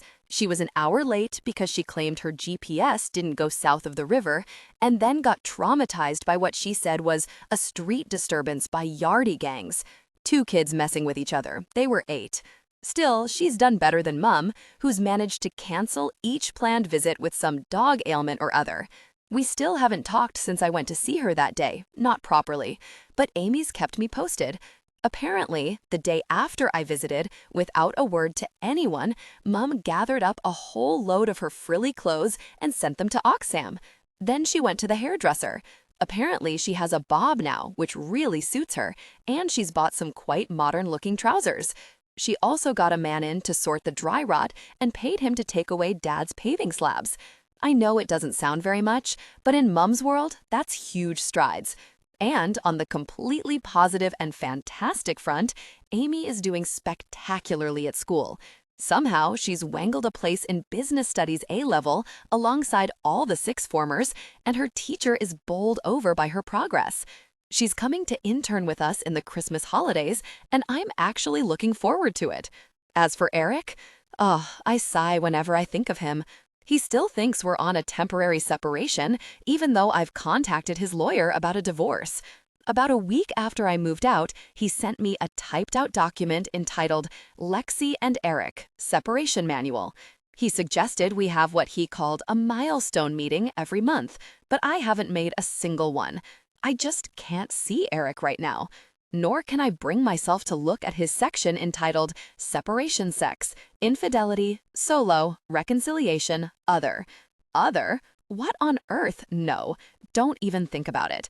The point is, there's no point dwelling on the past. There's no point brooding. It's like Fi said, you have to keep looking forward. I'm getting pretty good at that. Most of the time, it's as if the past is a whole other area, sealed off in my head, taped down at the edges. I pause in the accessories department and buy a funky purple patent bag for Fi. Then I head upstairs and find a cool 70s style t-shirt for Carolyn. Festive mulled wine? A guy in a Santa hat offers a tray full of tiny glasses, and I take one. As I wander on, I realize I've got slightly lost in the new layout of this floor and seem to have strayed into menswear. But it doesn't matter. I'm in no hurry. I meander for a few moments, sipping the hot spiced wine, listening to the Carls and watching the fairy lights twinkle. Oh, God, they've got me. I'm starting to feel Christmassy. Okay, this is bad. It's only October. I have to leave before I start buying jumbo packs of mince pies and Bing Crosby CDs and wondering if The Wizard of Oz will be on. I'm just looking for somewhere to put my empty glass down when a bright voice greets me. Hello again. It's coming from a woman with a blonde bob who's folding pastel-colored sweaters in the men's Ralph Lauren department. Hello, I say uncertainly. Do I know you? Oh no, she smiles. I just remember you from last year. Last year? You were in here buying a shirt for your chap. She glances at my hand. For Christmas. We had quite a long conversation as I gift wrapped it. I've always remembered it. I stare back at her, trying to imagine it. Me? Here? Christmas shopping? The old Lexi, probably in a beige business suit, probably in a terrible rush, probably frowning with stress. I'm sorry, I say at length. I've got a terrible memory. What did I say? Don't worry, she laughs gaily. Why should you remember? I just remembered it because you were so... She pauses mid-sweater fold. This will seem silly, but you seemed so in love. Right, I nod. Right. I brush back a strand of hair, telling myself to smile and walk away. It's a tiny coincidence, that's all. No big deal. Come on, smile and go. But as I'm standing there, with the fairy lights twinkling, and the choir singing the first Noel, and a strange blonde woman telling me what I did last Christmas, all sorts of buried feelings are emerging, thrusting their way up like steam. The ceiling tape is peeling up at the corner. I can't keep the past in its place anymore. This might seem like an odd question. I rub my damp top lip. But did I say what his name was? No. The woman eyes me curiously. You just said he brought you alive. You hadn't been alive before. You were bubbling over with it, with the happiness of it. She puts the sweater down and eyes me with genuine curiosity. Don't you remember? No. Something is clenching at my throat. It was John. John, who I've tried not to think about every single day since I walked away. What did I buy him? It was this shirt, as I recall. She hands me a pale green shirt, then turns away to another customer. Can I help you? I hold the shirt, trying to picture John in it, myself choosing it for him, trying to conjure up the happiness. Maybe it's the wine, maybe it's just the end of a long day, but I can't seem to let go of the shirt. I can't put it down. Could I buy it, please? I say as soon as the woman's free. Don't bother wrapping it. I don't know what's wrong with me. As I walk out of Langridge's and hail a taxi, I've still got the green shirt clasped to my face like a comfort blanket. My whole head is buzzing. The world is receding, like I'm getting the flu or something. A taxi draws up, and I get in, on autopilot. Where to? Asks the driver, but I barely hear him. I can't stop thinking about John. My head's buzzing harder. I'm clutching the shirt. I'm humming. I don't know what my head is doing. I'm humming a tune I don't know. And all I know is it's John. This tune is John. It means John. It's a tune I know from him. I close my eyes desperately, chasing it, trying to flag it down. And then, like a flash of light, it's in my head. It's a memory. I have a memory of him. Me, the two of us together. The smell of salt in the air, his chin scratchy, a gray sweater, and the tune. That's it. A fleeting moment, nothing else. But I have it. I have it. Love, where to? The driver has turned around and opened the partition. I stare at him as though he's talking a foreign language. I can't let anything else into my mind. I have to keep hold of this memory. I have to cherish it. For Christ's sake, he rolls his eyes. Where do you want to go? There's only one place I can go. I have to go. To Hammersmith. He turns around, puts the taxi in gear, and we roar off. As the taxi moves through London, I sit bolt upright, tensed up, clutching the straps. I feel as though my head contains a precious liquid, and if it's jolted, it'll be spilled. I can't think about it, or I'll wear it out, or look out of the window, or let anything into my brain at all. I have to keep this memory intact. I have to tell him. For Christ's sake, he rolls his eyes. Where do you want to go? There's only one place I can go. I have to go. To Hammersmith. He turns around, puts the taxi in gear, and we roar off. As the taxi moves through London, I sit bolt upright, tensed up, clutching the straps. I feel as though my head contains a precious liquid, and if it's jolted, it'll be spilled. I can't think about it, or I'll wear it out, or look out of the window, or let anything into my brain at all. I have to keep this memory intact. I have to tell him. For Christ's sake, he rolls his eyes. Where do you want to go? There's only one place I can go. I have to go. To Hammersmith. He turns around, puts the taxi in gear, and we roar off. As the taxi moves through London, I sit bolt upright, tensed up, clutching the straps. I feel as though my head contains a precious liquid, and if it's jolted, it'll be spilled. I can't think about it, or I'll wear it out, or look out of the window, or let anything into my brain at all. I have to keep this memory intact. I have to tell him. For Christ's sake, he rolls his eyes. Where do you want to go? There's only one place I can go. I have to go. To Hammersmith. He turns around, puts the taxi in gear, and we roar off. As the taxi moves through London, I sit bolt upright, tensed up, clutching the straps. I feel as though my head contains a precious liquid, and if it's jolted, it'll be spilled. I can't think about it, or I'll wear it out, or look out of the window, or let anything into my brain at all. I have to keep this memory intact. I have to tell him. The spark between characters through your delivery. Banter should crackle with wit. As we arrive in John's Road, I thrust some money at the driver and get out, immediately realizing I should have called first. I whip out my mobile and dial his number. If he's not here, I'll go to wherever he is. Lexi? He answers the phone. I'm here, I gasp. I remembered. There's silence. The phone goes dead, and I can hear swift footsteps inside. The next minute, the front door swings open at the top of the steps, and there he is, in a polo neck and jeans, old Converse sneakers on his feet. I remembered something, I blurt out before he can say anything. I remembered a tune. I don't know it, but I know I heard it with you, at the beach. We must have been there one time. Listen. I start humming the tune, avid with hope. Do you remember? Lexi? He pushes his hands through his hair. What are you talking about? Why are you carrying a shirt? He focuses on it again. Is that mine? I heard it with you at the beach. I know I did. I know I'm babbling incoherently, but I can't help it. I can remember the salty air, and your chin was scratchy, and it went like this. I start humming again, but I know I'm getting more inaccurate, scrabbling for the right notes. At last, I give up and stop expectantly. John's face is screwed up, perplexed. I don't remember, he says. You don't remember? I stare at him in outraged disbelief. You don't remember? Come on, think back. It was cold, but we were warm somehow, and you hadn't shaved. You had a gray sweater on. Suddenly, his face changes. Oh, God, the time we went to Whitstable? Is that what you're remembering? I don't know, I say helplessly. Maybe. We went to Whitstable for the day, he's nodding. To the beach. It was really freezing, so we wrapped up, and we had a radio with us. Hum the tune again? Okay, I should never have mentioned the tune. I'm such a crap singer. Mortified, I start humming it again. God knows what I'm singing now. Wait, is it that song that was everywhere? Bad Day? He starts humming, and it's like a dream coming to life. Yes, I say eagerly, that's it. That's the tune. There's a long pause, and John rubs his face, looking bemused. So that's all you remember? A tune? When he says it like that, it makes me feel utterly stupid for dashing across London. And all of a sudden, cold reality is crashing into my bubble.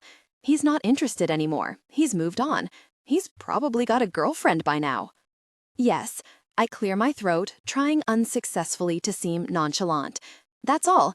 I just thought I'd let you know that I'd remembered something, just out of interest. So, anyway, nice to see you. Bye. I pick up my shopping bags with clumsy hands. My cheeks are flaming miserably as I turn to leave. This is so embarrassing. I need to get out of here as quick as I can. I don't know what I was thinking. Is it enough? John's voice takes me by surprise. I swivel to see he's come halfway down the steps, his face taut with hope. And at the sight of him, all my pretense falls away. The last 3 months seem to fall away. It's just us again. I don't know, I manage at last. Is it? It's your call. You said you needed a memory, a thread linking us to us. He takes another step down toward me. Now you have one. If I do, it's the thinnest thread in the world. One tune. I make a sound that was supposed to be a laugh. It's like a cobweb, gossamer fin. Well then, hold on to it. His dark eyes never leaving mine, he's coming down the rest of the steps, breaking into a run. Hold on, Lexi, don't let it snap. He reaches me and wraps me tightly in his arms. I won't, I whisper and grab him. I don't ever want to let him go again. Out of my arms, out of my head. When at last I resurface, 3 children are staring at me from the next door steps. Ooh, says one, sexy. I can't help laughing, even though my eyes are shiny with tears. Yeah, I agree, nodding at John. Sexy. Sexy. He nods back at me, his hands spanning my waist, his thumbs gently caressing my hip bones like they belong there. Hey, John. I clap my hand over my mouth as though in sudden inspiration. Guess what? What? His face lights up. What do you remember? I remember going into your house, taking the phones off the hooks, and sharing a passionate connection for 24 hours solid, I say seriously. I even remember the exact date. Really? John smiles but looks a bit puzzled. When? October 16th, 2007. At about, I consult my watch, 4:57 p.m. Ah, John's face clicks in understanding. Of course. Yes, I remember that too. It was a pretty awesome period, wasn't it? He runs a finger down my back, and I feel a delicious shiver of anticipation. Only I think it was 48 hours solid, not 24. You're right. I click my tongue in mock reproof. How could I have forgotten? Come on. John leads me up the stairs, his hand firm in mine, to the cheers and jeers of the children. By the way, I say as he kicks the door shut behind us, I haven't experienced such intimacy since 2004, just so you know. John laughs. He peels off his polo neck in one movement, and I feel a bolt of instant lust. My body remembers this, even if I don't. I'll accept that challenge. He comes over, takes my face in his 2 hands, and just surveys me for a moment, silent and purposeful, until my insides are melting with want. So remind me, what happened after the 48 hours were over? I can't hold out anymore. I have to pull his face down to me for a kiss. And this one, I'll never forget. This one, I'll keep forever. I'll tell you, I murmur at last, my mouth against John's hot, smooth skin. I'll tell you when I remember. 20 days earlier. Lottie, I've bought him an engagement ring. Was that a mistake? I mean, it's not a girly ring. It's a plain band with a tiny diamond in it, which the guy in the shop talked me into. If Richard doesn't like the diamond, he can always turn it round, or not wear it at all. Keep it on his nightstand or in a box or whatever. Or I could take it back and never mention it. Actually, I'm losing confidence in this ring by the minute, but I just felt bad that he wouldn't have anything. Men don't get the greatest deal out of a proposal. They have to set up the occasion, they have to get down on one knee, they have to ask the question, and they have to buy a ring. And what do we have to do? Say yes, or no, obviously. I wonder what proportion of marriage proposals end in a yes, and what proportion end in a no. I open my mouth automatically to share this thought with Richard, then hastily close it again. Idiot. Sorry? Richard glances up. Nothing, I beam. Just great menu. I wonder if he's bought a ring already.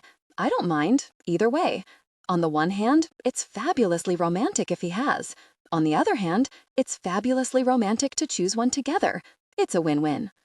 I sip my water and smile lovingly at Richard. We're sitting at a corner table overlooking the river. It's a new restaurant on the Strand, just up from the Savoy. All black and white marble and vintage chandeliers and button-back chairs in pale gray. It's elegant but not showy. The perfect place for a lunchtime proposal. I'm wearing an understated bride-to-be white shirt, a print skirt, and have splashed out on stay-up stockings, just in case we decide to celebrate our engagement later on. I've never worn stay-up stockings before, but then I've never been proposed to before. Ooh, maybe he's booked a room at the Savoy. No, Richard's not flash like that. He'd never make a ridiculous, out-of-proportion gesture. Nice lunch, yes. Overpriced hotel room? No, which I respect. He's looking nervous. He's fiddling with his cuffs and checking his phone and swirling the water line in his glass. As he sees me watching him, he smiles too. So, It's as though we're speaking in code, skirting around the real issue. I fiddle with my napkin and adjust my chair. This waiting is unbearable. Why doesn't he get it over with? No, I don't mean get it over with. Of course I don't. It's not a vaccination. Well, what is it? It's a beginning, a first step.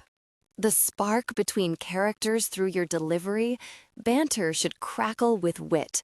The pair of us embarking on a great adventure together. Because we want to take on life as a team. Because we can't think of anyone else we'd rather share that journey with. Because I love him and he loves me. I'm getting misty-eyed already. This is hopeless. I've been like this for days, ever since I realized what he was driving at. He's quite heavy-handed, Richard. I mean, in a good, lovable way. He's direct and to the point and doesn't play games, thank God. Nor does he land massive surprises on you out of the blue. On my last birthday, he hinted for ages that his present was going to be a surprise trip, which was ideal because I knew to get down my overnight bag and pack a few things.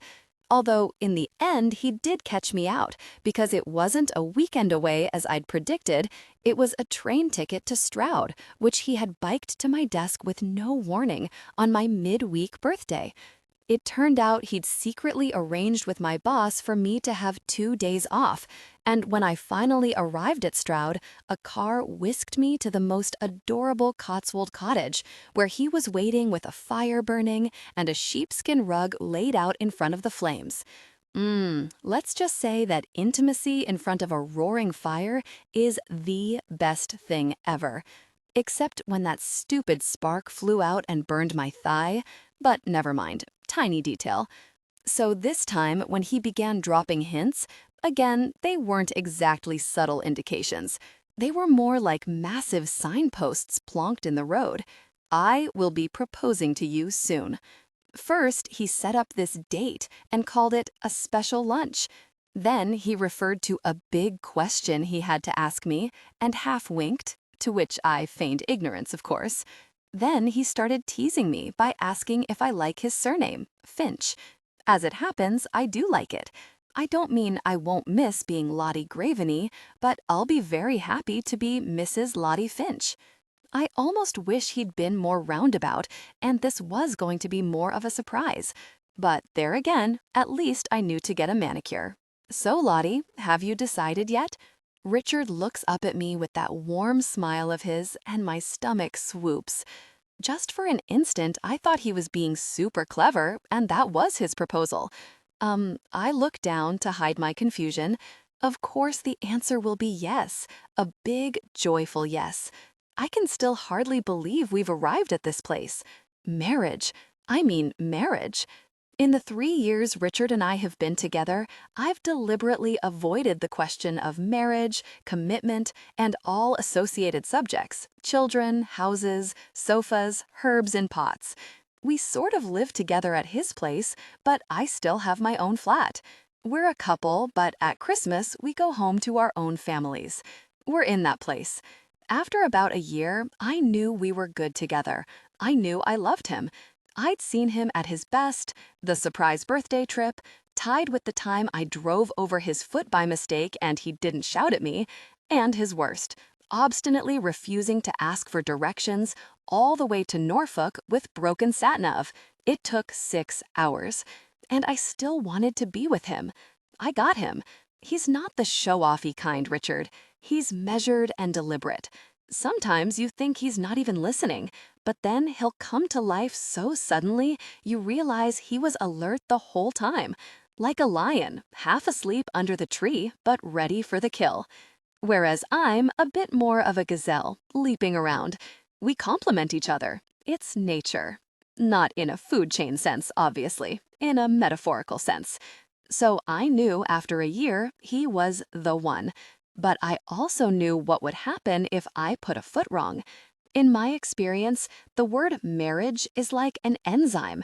It causes all kinds of reactions in a relationship, mostly of the breaking down kind.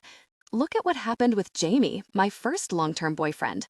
We'd been happily together for 4 years, and I just happened to mention that my parents got married at the same age we were, 26 and 23. That was it. One mention, whereupon he freaked out and said we had to take a break. A break from what? Until that moment, we'd been fine. So clearly what he needed a break from was the risk of hearing the word marriage again. Clearly this was such a major worry that he couldn't even face seeing me, for fear that my mouth might start to form the word again. Before the break was over, he was with that red-haired girl. I didn't mind, because by then I'd met Seamus. Seamus, with his sexy, Irish lilting voice. And I don't even know what went wrong with him. We were besotted for about a year. Crazy, all-night passion, nothing else in life matters besotted, until all of a sudden we were arguing every night instead. We went from exhilarating to exhausting in about 24 hours. It was toxic. Too many State of the Nation summits about where are we heading and what do we want from this relationship. And it wore us both out. We limped on for another year, and when I look back, it's as though that second year is a big, black, miserable blot in my life. Then there was Julian. That lasted 2 years too, but it never really took. It was like a skeleton of a relationship. I suppose both of us were working far too hard. I'd recently moved to Blay Pharmaceuticals and was traveling all over the country. He was trying to get partnership at his accountancy firm. I'm not sure we ever even broke up properly, we just drifted apart. We meet up occasionally, as friends, and it's the same for both of us. We're not quite sure where it all went wrong. He even asked me out on a date a year or so ago, but I had to tell him I was with someone now, and really happy. And that was Richard, the guy I really do love. The guy sitting opposite me with a ring in his pocket, maybe. Richard is definitely better looking than any of my other boyfriends. Maybe I'm biased, but I think he's gorgeous. He works hard as a media analyst, but he's not obsessed. He's not as rich as Julian, but who cares? He's energetic and funny and has an uproarious laugh that makes my spirits lift whatever mood I'm in. He calls me Daisy, ever since we went on a picnic where I made him a daisy chain.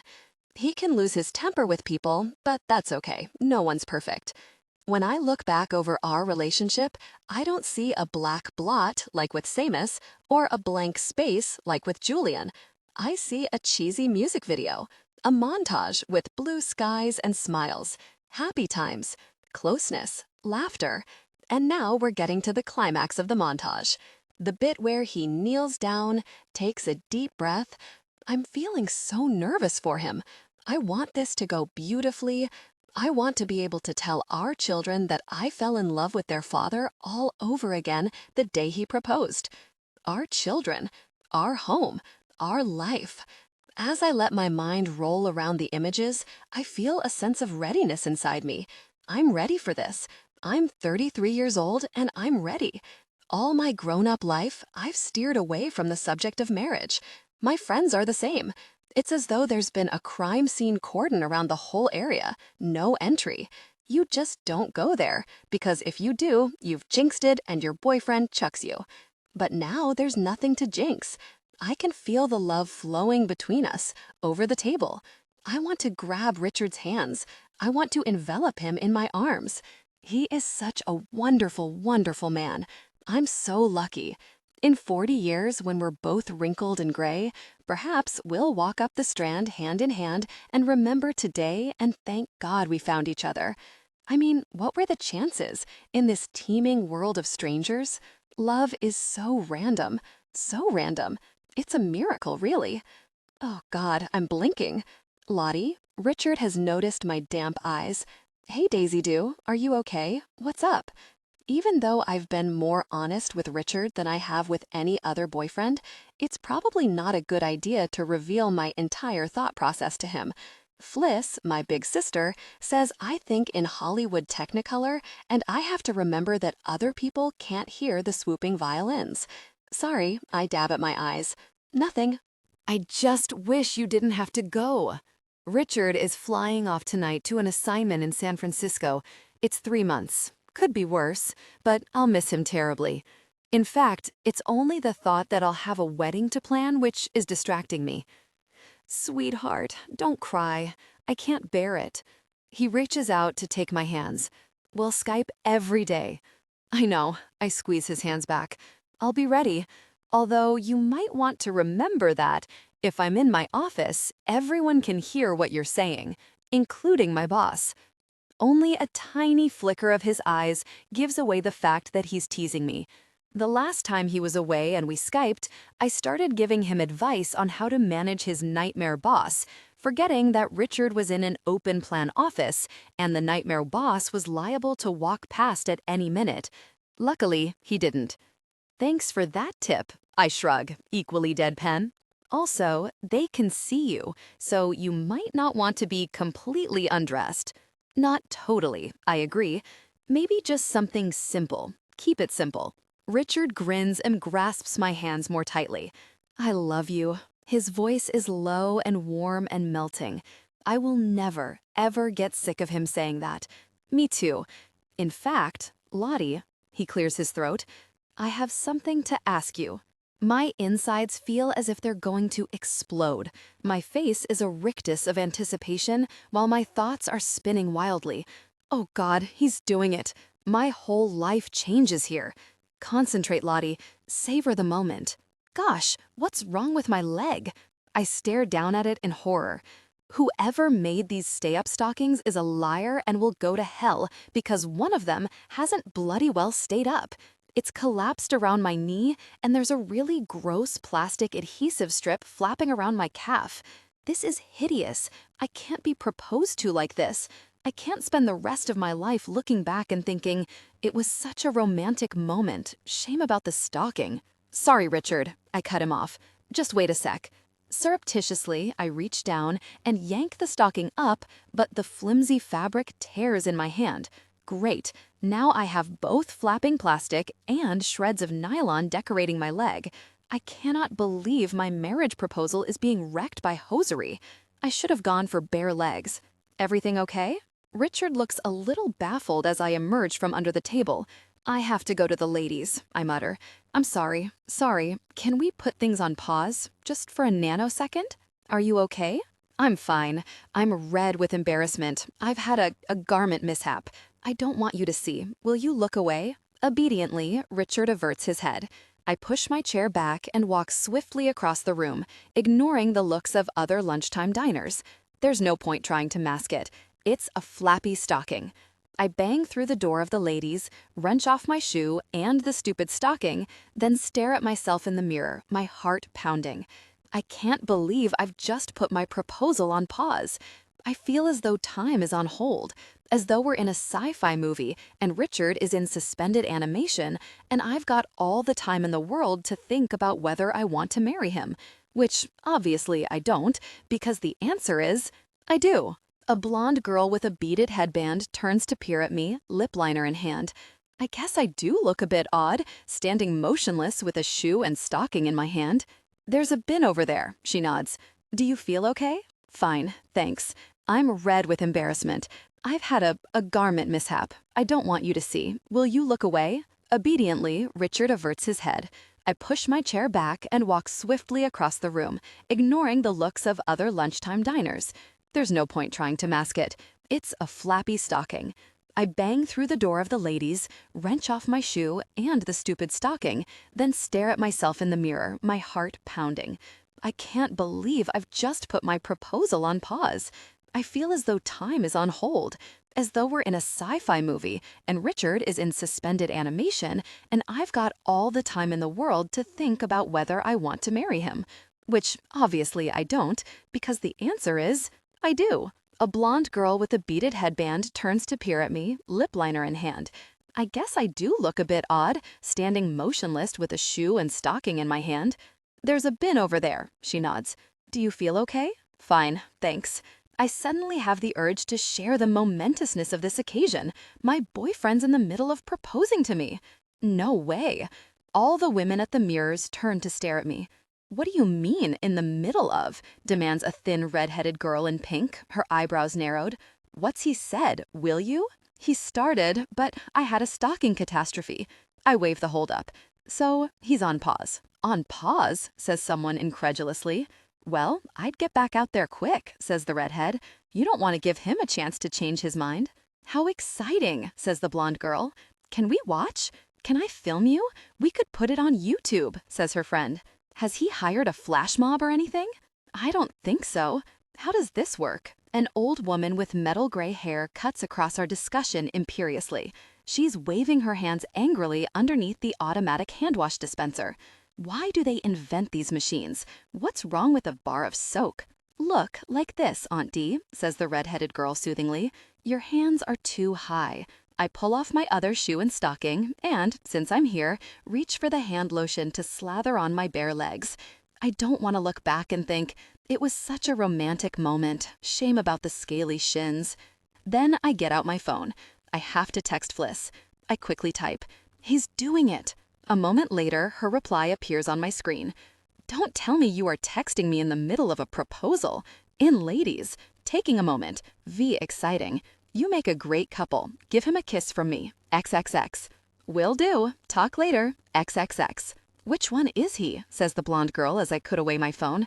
I'm going to have a look. She darts out of the ladies, then returns a few seconds later. Ooh, I saw him. The dark guy in the corner? He's fab. Hey, your mascara smudged. She passes me a makeup eraser pen. Want to do a quick fix? Thanks. I smile companionably at her and start to erase the tiny black marks below my eyes. My wavy chestnut hair is swept up in a chignon, and I suddenly wonder whether to let it down so it tumbles over my shoulders for the big moment. No, too cheesy. Instead, I pull some tendrils out and twist them around my face while I assess everything else. Lipstick, nice coral color. Eyeshadow, shimmery gray to bring out my blue eyes. Blusher, hopefully will not need touch-up, as will be flushed with excitement. I wish my boyfriend would propose, says a long-haired girl in black, watching me wistfully. What's the trick? Don't know, I reply, wishing I could be more helpful. I suppose we've been together a while, we know we're compatible, we love each other, but so do my boyfriend and I. We've been living together, our intimacy is great, it's all great. Don't pressure him, says the blonde girl wisely. I mention it like once a year.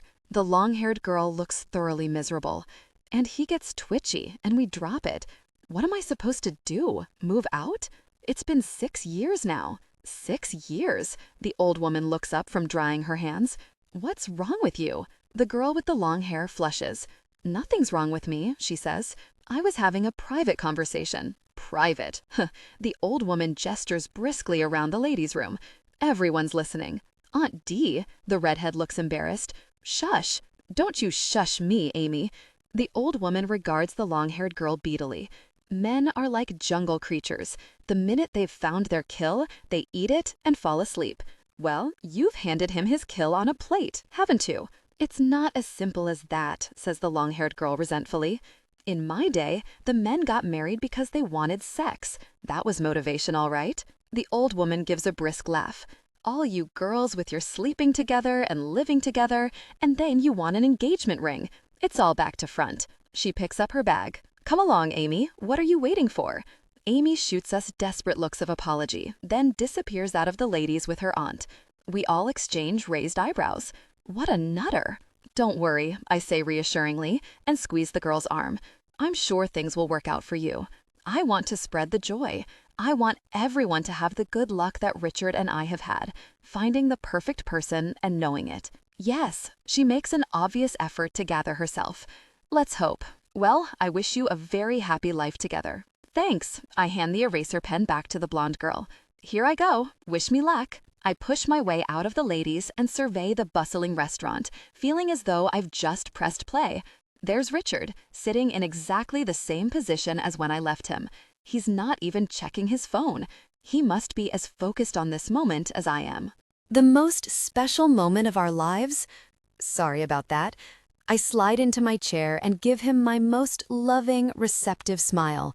Shall we pick up where we left off? Richard smiles back, but I can tell he's lost a bit of momentum. We might need to work back into things gradually. It's such a special day, I say encouragingly. Don't you feel that? Absolutely, he nods. This place is so lovely. I gesture around. The perfect place for a big talk. I've left my hands casually on the table, and as I intended, Richard takes them between his. He takes a deep breath and frowns. Speaking of that, Lottie, there's something I wanted to ask. As we meet eyes, his crinkle a little. I don't think this will come as a massive surprise. Oh God, here it comes. Yes, my voice is a nervous squawk. Bread for the table? Richard starts in shock, and my head jerks up. A waiter has approached so quietly, neither of us noticed him. Almost before I know it, Richard has dropped my hand and is talking about brown soda bread. I want to whack the whole basket away in frustration. Couldn't the waiter tell? Don't they train them in imminent proposal spotting? I can tell Richard's been thrown off track too. Stupid, stupid waiter. How dare he spoil my boyfriend's big moment? So, I say encouragingly as soon as the waiter's gone, you had a question? Well, yes. He focuses on me and takes a deep breath. Then his face changes shape again. I turn round in surprise to see that another bloody waiter has loomed up. Well, to be fair, I suppose it's what you expect in a restaurant. We both order some food. I'm barely aware of what I'm choosing, and the waiter melts away. But another one will be back any minute. I feel more sorry for Richard than ever. How's he supposed to propose in these circumstances? How do men do it? I can't help grinning at him wryly. Not your day. Not really. The wine waiter will be along in a minute, I point out. It's like Piccadilly Circus here. He rolls his eyes ruefully, and I feel a warm sense of collusion. We're in this together. Who cares when he proposes? Who cares if it's not some perfect staged moment? Shall we get some champagne? He adds. I can't help giving him a knowing smile. Would that be a little premature, do you think? Well, that depends. He raises his eyebrows. You tell me. The subtext is so obvious, I don't know whether I want to laugh or hug him. Well, in that case, I pause a delicious length of time, eking it out for both of us. Yes, my answer would be yes. His brow relaxes, and I can see the tension flood out of him. Did he really think I might say no? He's so unassuming. He's such a darling man. Oh God, we're getting married. With all my heart, Richard. Yes, I add for emphasis, my voice suddenly wobbling. You have to know how much this means to me. I don't know what to say. His fingers squeeze mine, and it's as though we have our own private code. I almost feel sorry for other couples who have to spell things out. They don't have the connection we do. For a moment, we're just silent. I can feel a cloud of happiness surrounding us. I want that cloud to stay there forever. I can see us now in the future, painting a house, wheeling a pram, decorating a Christmas tree with our little toddlers. His parents might want to come and stay for Christmas, and that's fine because I love his parents. In fact, the first thing I'll do when this is all announced is go and see his mother in Sussex. She'll adore helping with the wedding, and it's not as though I've got a mother of my own to do it. So many possibilities, so many plans, so much glorious life to live together. So, I say at last, gently rubbing his fingers, pleased? Happy? Couldn't be more happy. He caresses my hand. I've thought about this for ages. I sigh contentedly. But I never thought... You just don't, do you? It's like, what will it be like? What will it feel like? I know what you mean, he nods. I'll always remember this room. I'll always remember the way you're looking right now. I squeeze his hand even harder. Me too, he says simply. What I love about Richard is he can convey so much with simply a sidelong look or a tilt of his head. He doesn't need to say much because I can read him so easily. I can see the long-haired girl watching us from across the room, and I can't help smiling at her. Not a triumphant smile, because that would be insensitive. A humble, grateful smile. Some wine for the table, sir, mademoiselle? The sommelier approaches, and I beam up at him. I think we need some champagne. Absolument. He smiles back at me. The house champagne, or we have a very nice Ruinart for a special occasion. I think the Ruinart. I can't resist sharing our joy. It's a very special day. We've just got engaged. Mademoiselle, the sommelier's face creases into a smile. Félicitations, sir. Many congratulations.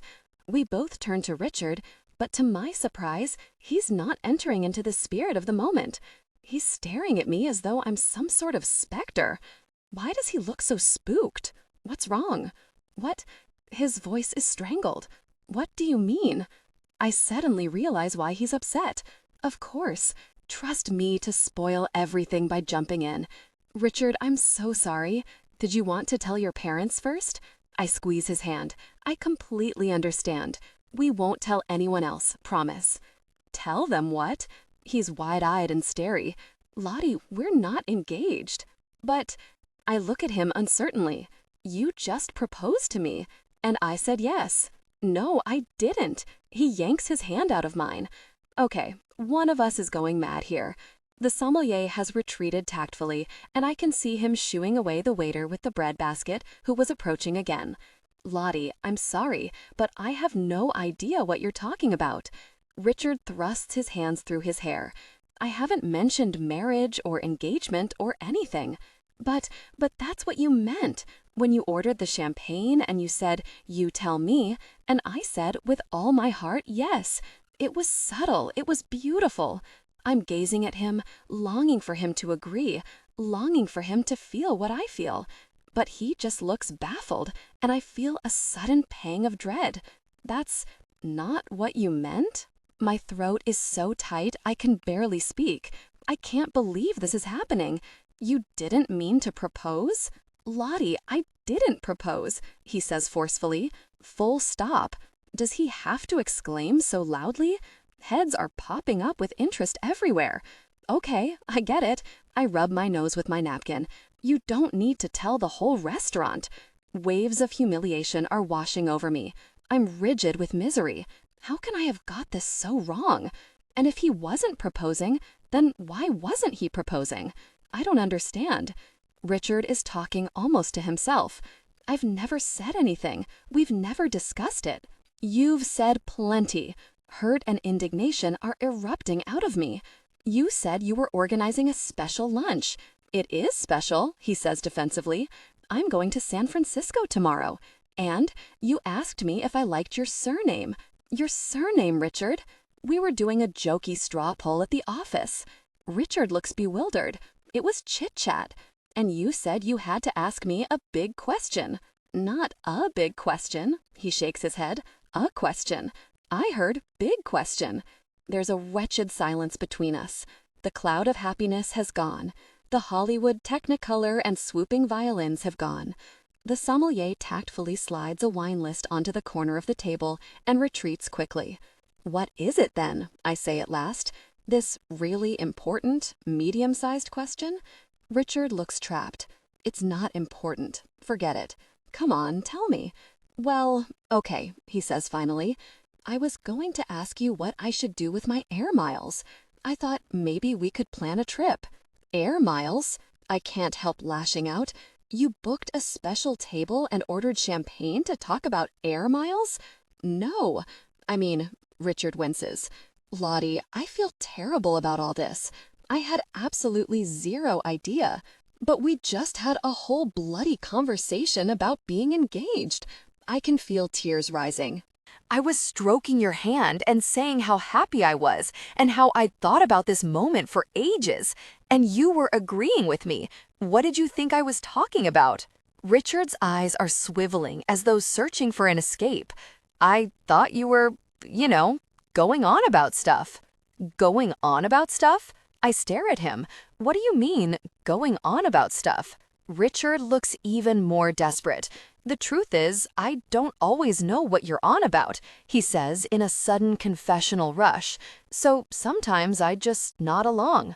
Nod along? I stare back at him, stricken.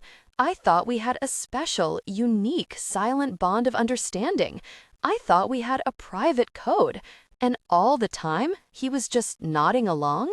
Two waiters put our salads in front of us and quickly move away, as though sensing we're not in any mood to talk. I pick up my fork and put it down again. Richard doesn't even seem to have noticed his plate. I bought you an engagement ring, I say, breaking the silence. Oh, God. He buries his head in his hands. It's fine. I'll take it back. Lottie, he looks tortured. Do we have to? I'm going away tomorrow. Couldn't we just move away from the whole subject? So, do you ever want to get married? As I ask the question, I feel a deep anguish inside. A minute ago, I thought I was engaged. I'd run the marathon. I was bursting through the finishing tape, arms up in elation. Now, I'm back at the starting line, lacing up my shoes, wondering if the race is even on. Oh, God, Lottie, I don't know. He sounds beleaguered. I mean, yes, I suppose so. His eyes are swiveling more and more wildly. Maybe, eventually. Well, you couldn't get a much clearer signal. Maybe he wants to get married to someone else one day, but not to me. And suddenly a bleak despair comes over me. I believed with all my heart that he was the one.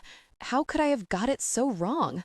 I feel as though I can't trust myself on anything anymore. Right. I stare down at my salad for a few moments, running my eyes over leaves and slices of avocado and pomegranate seeds, trying to get my thoughts together. The thing is, Richard, I do want to get married. I want marriage, kids, a house, the whole bit. And I wanted them with you. But marriage is kind of a two-way thing. I pause, breathing hard but determined to keep my composure. So I guess it's good that I know the truth sooner rather than later. Thanks for that, anyway. Lottie, says Richard in alarm. Wait, this doesn't change anything. It changes everything. I'm too old to be on a waiting list. If it's not going to happen with us, then I'd rather know now and move on. I try to smile, but my happy muscles have stopped working. Have fun in San Francisco. I think I'd better go. Tears are edging past my lashes. I need to leave, quickly. I'll go back to work and check on my presentation for tomorrow. I'd taken the afternoon off, but what's the point? I won't be phoning all my friends with the joyful news after all. As I'm making my way out, I feel a hand grabbing my arm. I turn in shock to see the blonde girl with the beaded headband looking up at me. What happened? She demands excitedly. Did he give you a ring? Her question is like a knife stabbing in my heart. He didn't give me a ring, and he isn't even my boyfriend anymore. But I'd rather die than admit it. Actually, I lift my chin proudly. Actually, he proposed, but I said no. Oh. Her hand shoots to her mouth. That's right. I catch the eye of the long-haired girl, who's eavesdropping blatantly at the next table. I said no. You said no? She looks so incredulous that I feel a pang of indignation. Yes, I glare at her defiantly. I said no. We weren't right for each other after all, so I made the decision to end it. Even though he really wanted to marry me and have kids and a dog and everything, I can feel curious eyes on my back, and I swivel round to face yet more people listening agog. Is the whole bloody restaurant in on this now? I said no. My voice is rising in distress. I said no, no. I call over loudly to Richard, who is still sitting at the table, looking dumbfounded. I'm sorry, Richard. I know you're in love with me, and I know I'm breaking your heart right now, but the answer's no. And, feeling a tiny bit better, I stride out of the restaurant. I get back to work to find my desk littered with new Post-its. The phone must have been busy while I was out. I slump down at my desk and heave a long, shuddering sigh. Then I hear a cuff. Kayla, my intern, is hovering at the door of my tiny office. Kayla hovers around my door a lot. She's the keenest intern I've ever met. She wrote me a two-sided Christmas card about how inspiring I was as a role model and how she would never have come to intern at Blay Pharmaceuticals if it wasn't for the talk I gave at Bristol University. It was a pretty good talk, I must admit, as recruitment speeches for pharmaceutical companies go. How was lunch? Her eyes are sparkling. My heart plummets. Why did I tell her Richard was going to propose? I was just so confident. It gave me a kick seeing her excitement. I felt like an all-round superwoman. It was fine. Fine. Nice restaurant. I start to riffle through the papers on my desk, as though searching for some vital piece of information. So, are you engaged? Her words are like lemon juice sprinkled on sore skin. Has she no finesse? You don't ask your boss straight out, are you engaged? Especially if she's not wearing a huge brand new ring, which clearly I'm not. I might refer to this in my appraisal of her. Kayla has some trouble working within appropriate boundaries. Well, I brushed down my jacket, playing for time, and swallowing the lump in my throat. Actually, no. Actually, I decided against it. Really? She sounds confused. Yes, I nod several times. Absolutely. I concluded that for me, at my time of life, at my career point, this wasn't a smart move. Kayla looks polaxed. But you guys were so great together. Well, these things aren't as simple as they appear, Kayla. I riffle the papers more quickly. He must have been devastated. Pretty much, I say after a pause. Yup, pretty crushed. In fact, he cried. I can say what I like. She'll never see Richard again. I'll probably never see him again. And, like a bludgeon to the stomach, the enormity of the truth hits me again. It's all over. Gone. All of it. I'll never share that kind of closeness with him again. I'll never wake up with him again. I'll never hug him again. Somehow, that fact, above all others, makes me want to bawl. God, Lottie, you're so inspiring. To know that something is wrong for your career and to have the courage to make that stand, to say, no, I won't do what everyone expects. Exactly. I nod desperately. I was making a stand for women everywhere. My jaw is trembling. I have to conclude this conversation right now before things go horribly wrong in the bursting into tears in front of your intern department. So, any vital messages? I scan the post-its without seeing them. One from Steve about the presentation tomorrow, and some guy named Ben called. Ben who? Just Ben. He said you'd know. No one calls himself just Ben. It'll be some cheeky student I met at a recruiting seminar trying to get a foot in the door. I'm really not in the mood for it. Okay, well, I'm going to go over my presentation. So, I click busily and randomly at my mouse till she leaves. Deep breath, firm jaw, move on. Move on, move on, move on. The phone rings, and I pick it up with a sweeping, authoritative gesture. Charlotte Graveney. Lottie, it's me! I fight an instinct to put the receiver straight back down again. Oh, hi, Fliss. I swallow. Hi. So, how are you? I can hear the teasing note in her voice and curse myself bitterly. I should never have texted her from the restaurant. It's pressure. All hideous pressure. Why did I ever share my love life with my sister? Why did I ever even tell her I was dating Richard, let alone introduce them, let alone start talking about proposals? Next time I meet a man, I'm saying nothing to anybody. Nada. Zip. Not until we've been blissfully married for a decade and have 3 kids and have just renewed our wedding vows. Then, and only then, will I send a text to Fliss saying, "Guess what? I met someone. He seems nice." Oh, I'm fine. I muster a breezy, matter-of-fact tone. How about you? All good this end? So? She leaves the question dangling. I know exactly what she means. She means, so, are you wearing a massive diamond ring and toasting yourself with Bollinger in some amazing hotel suite? I feel a fresh, raw pang. I can't bear to talk about it. I can't bear her sympathy gushing over me. Find another topic. Any topic. Quick.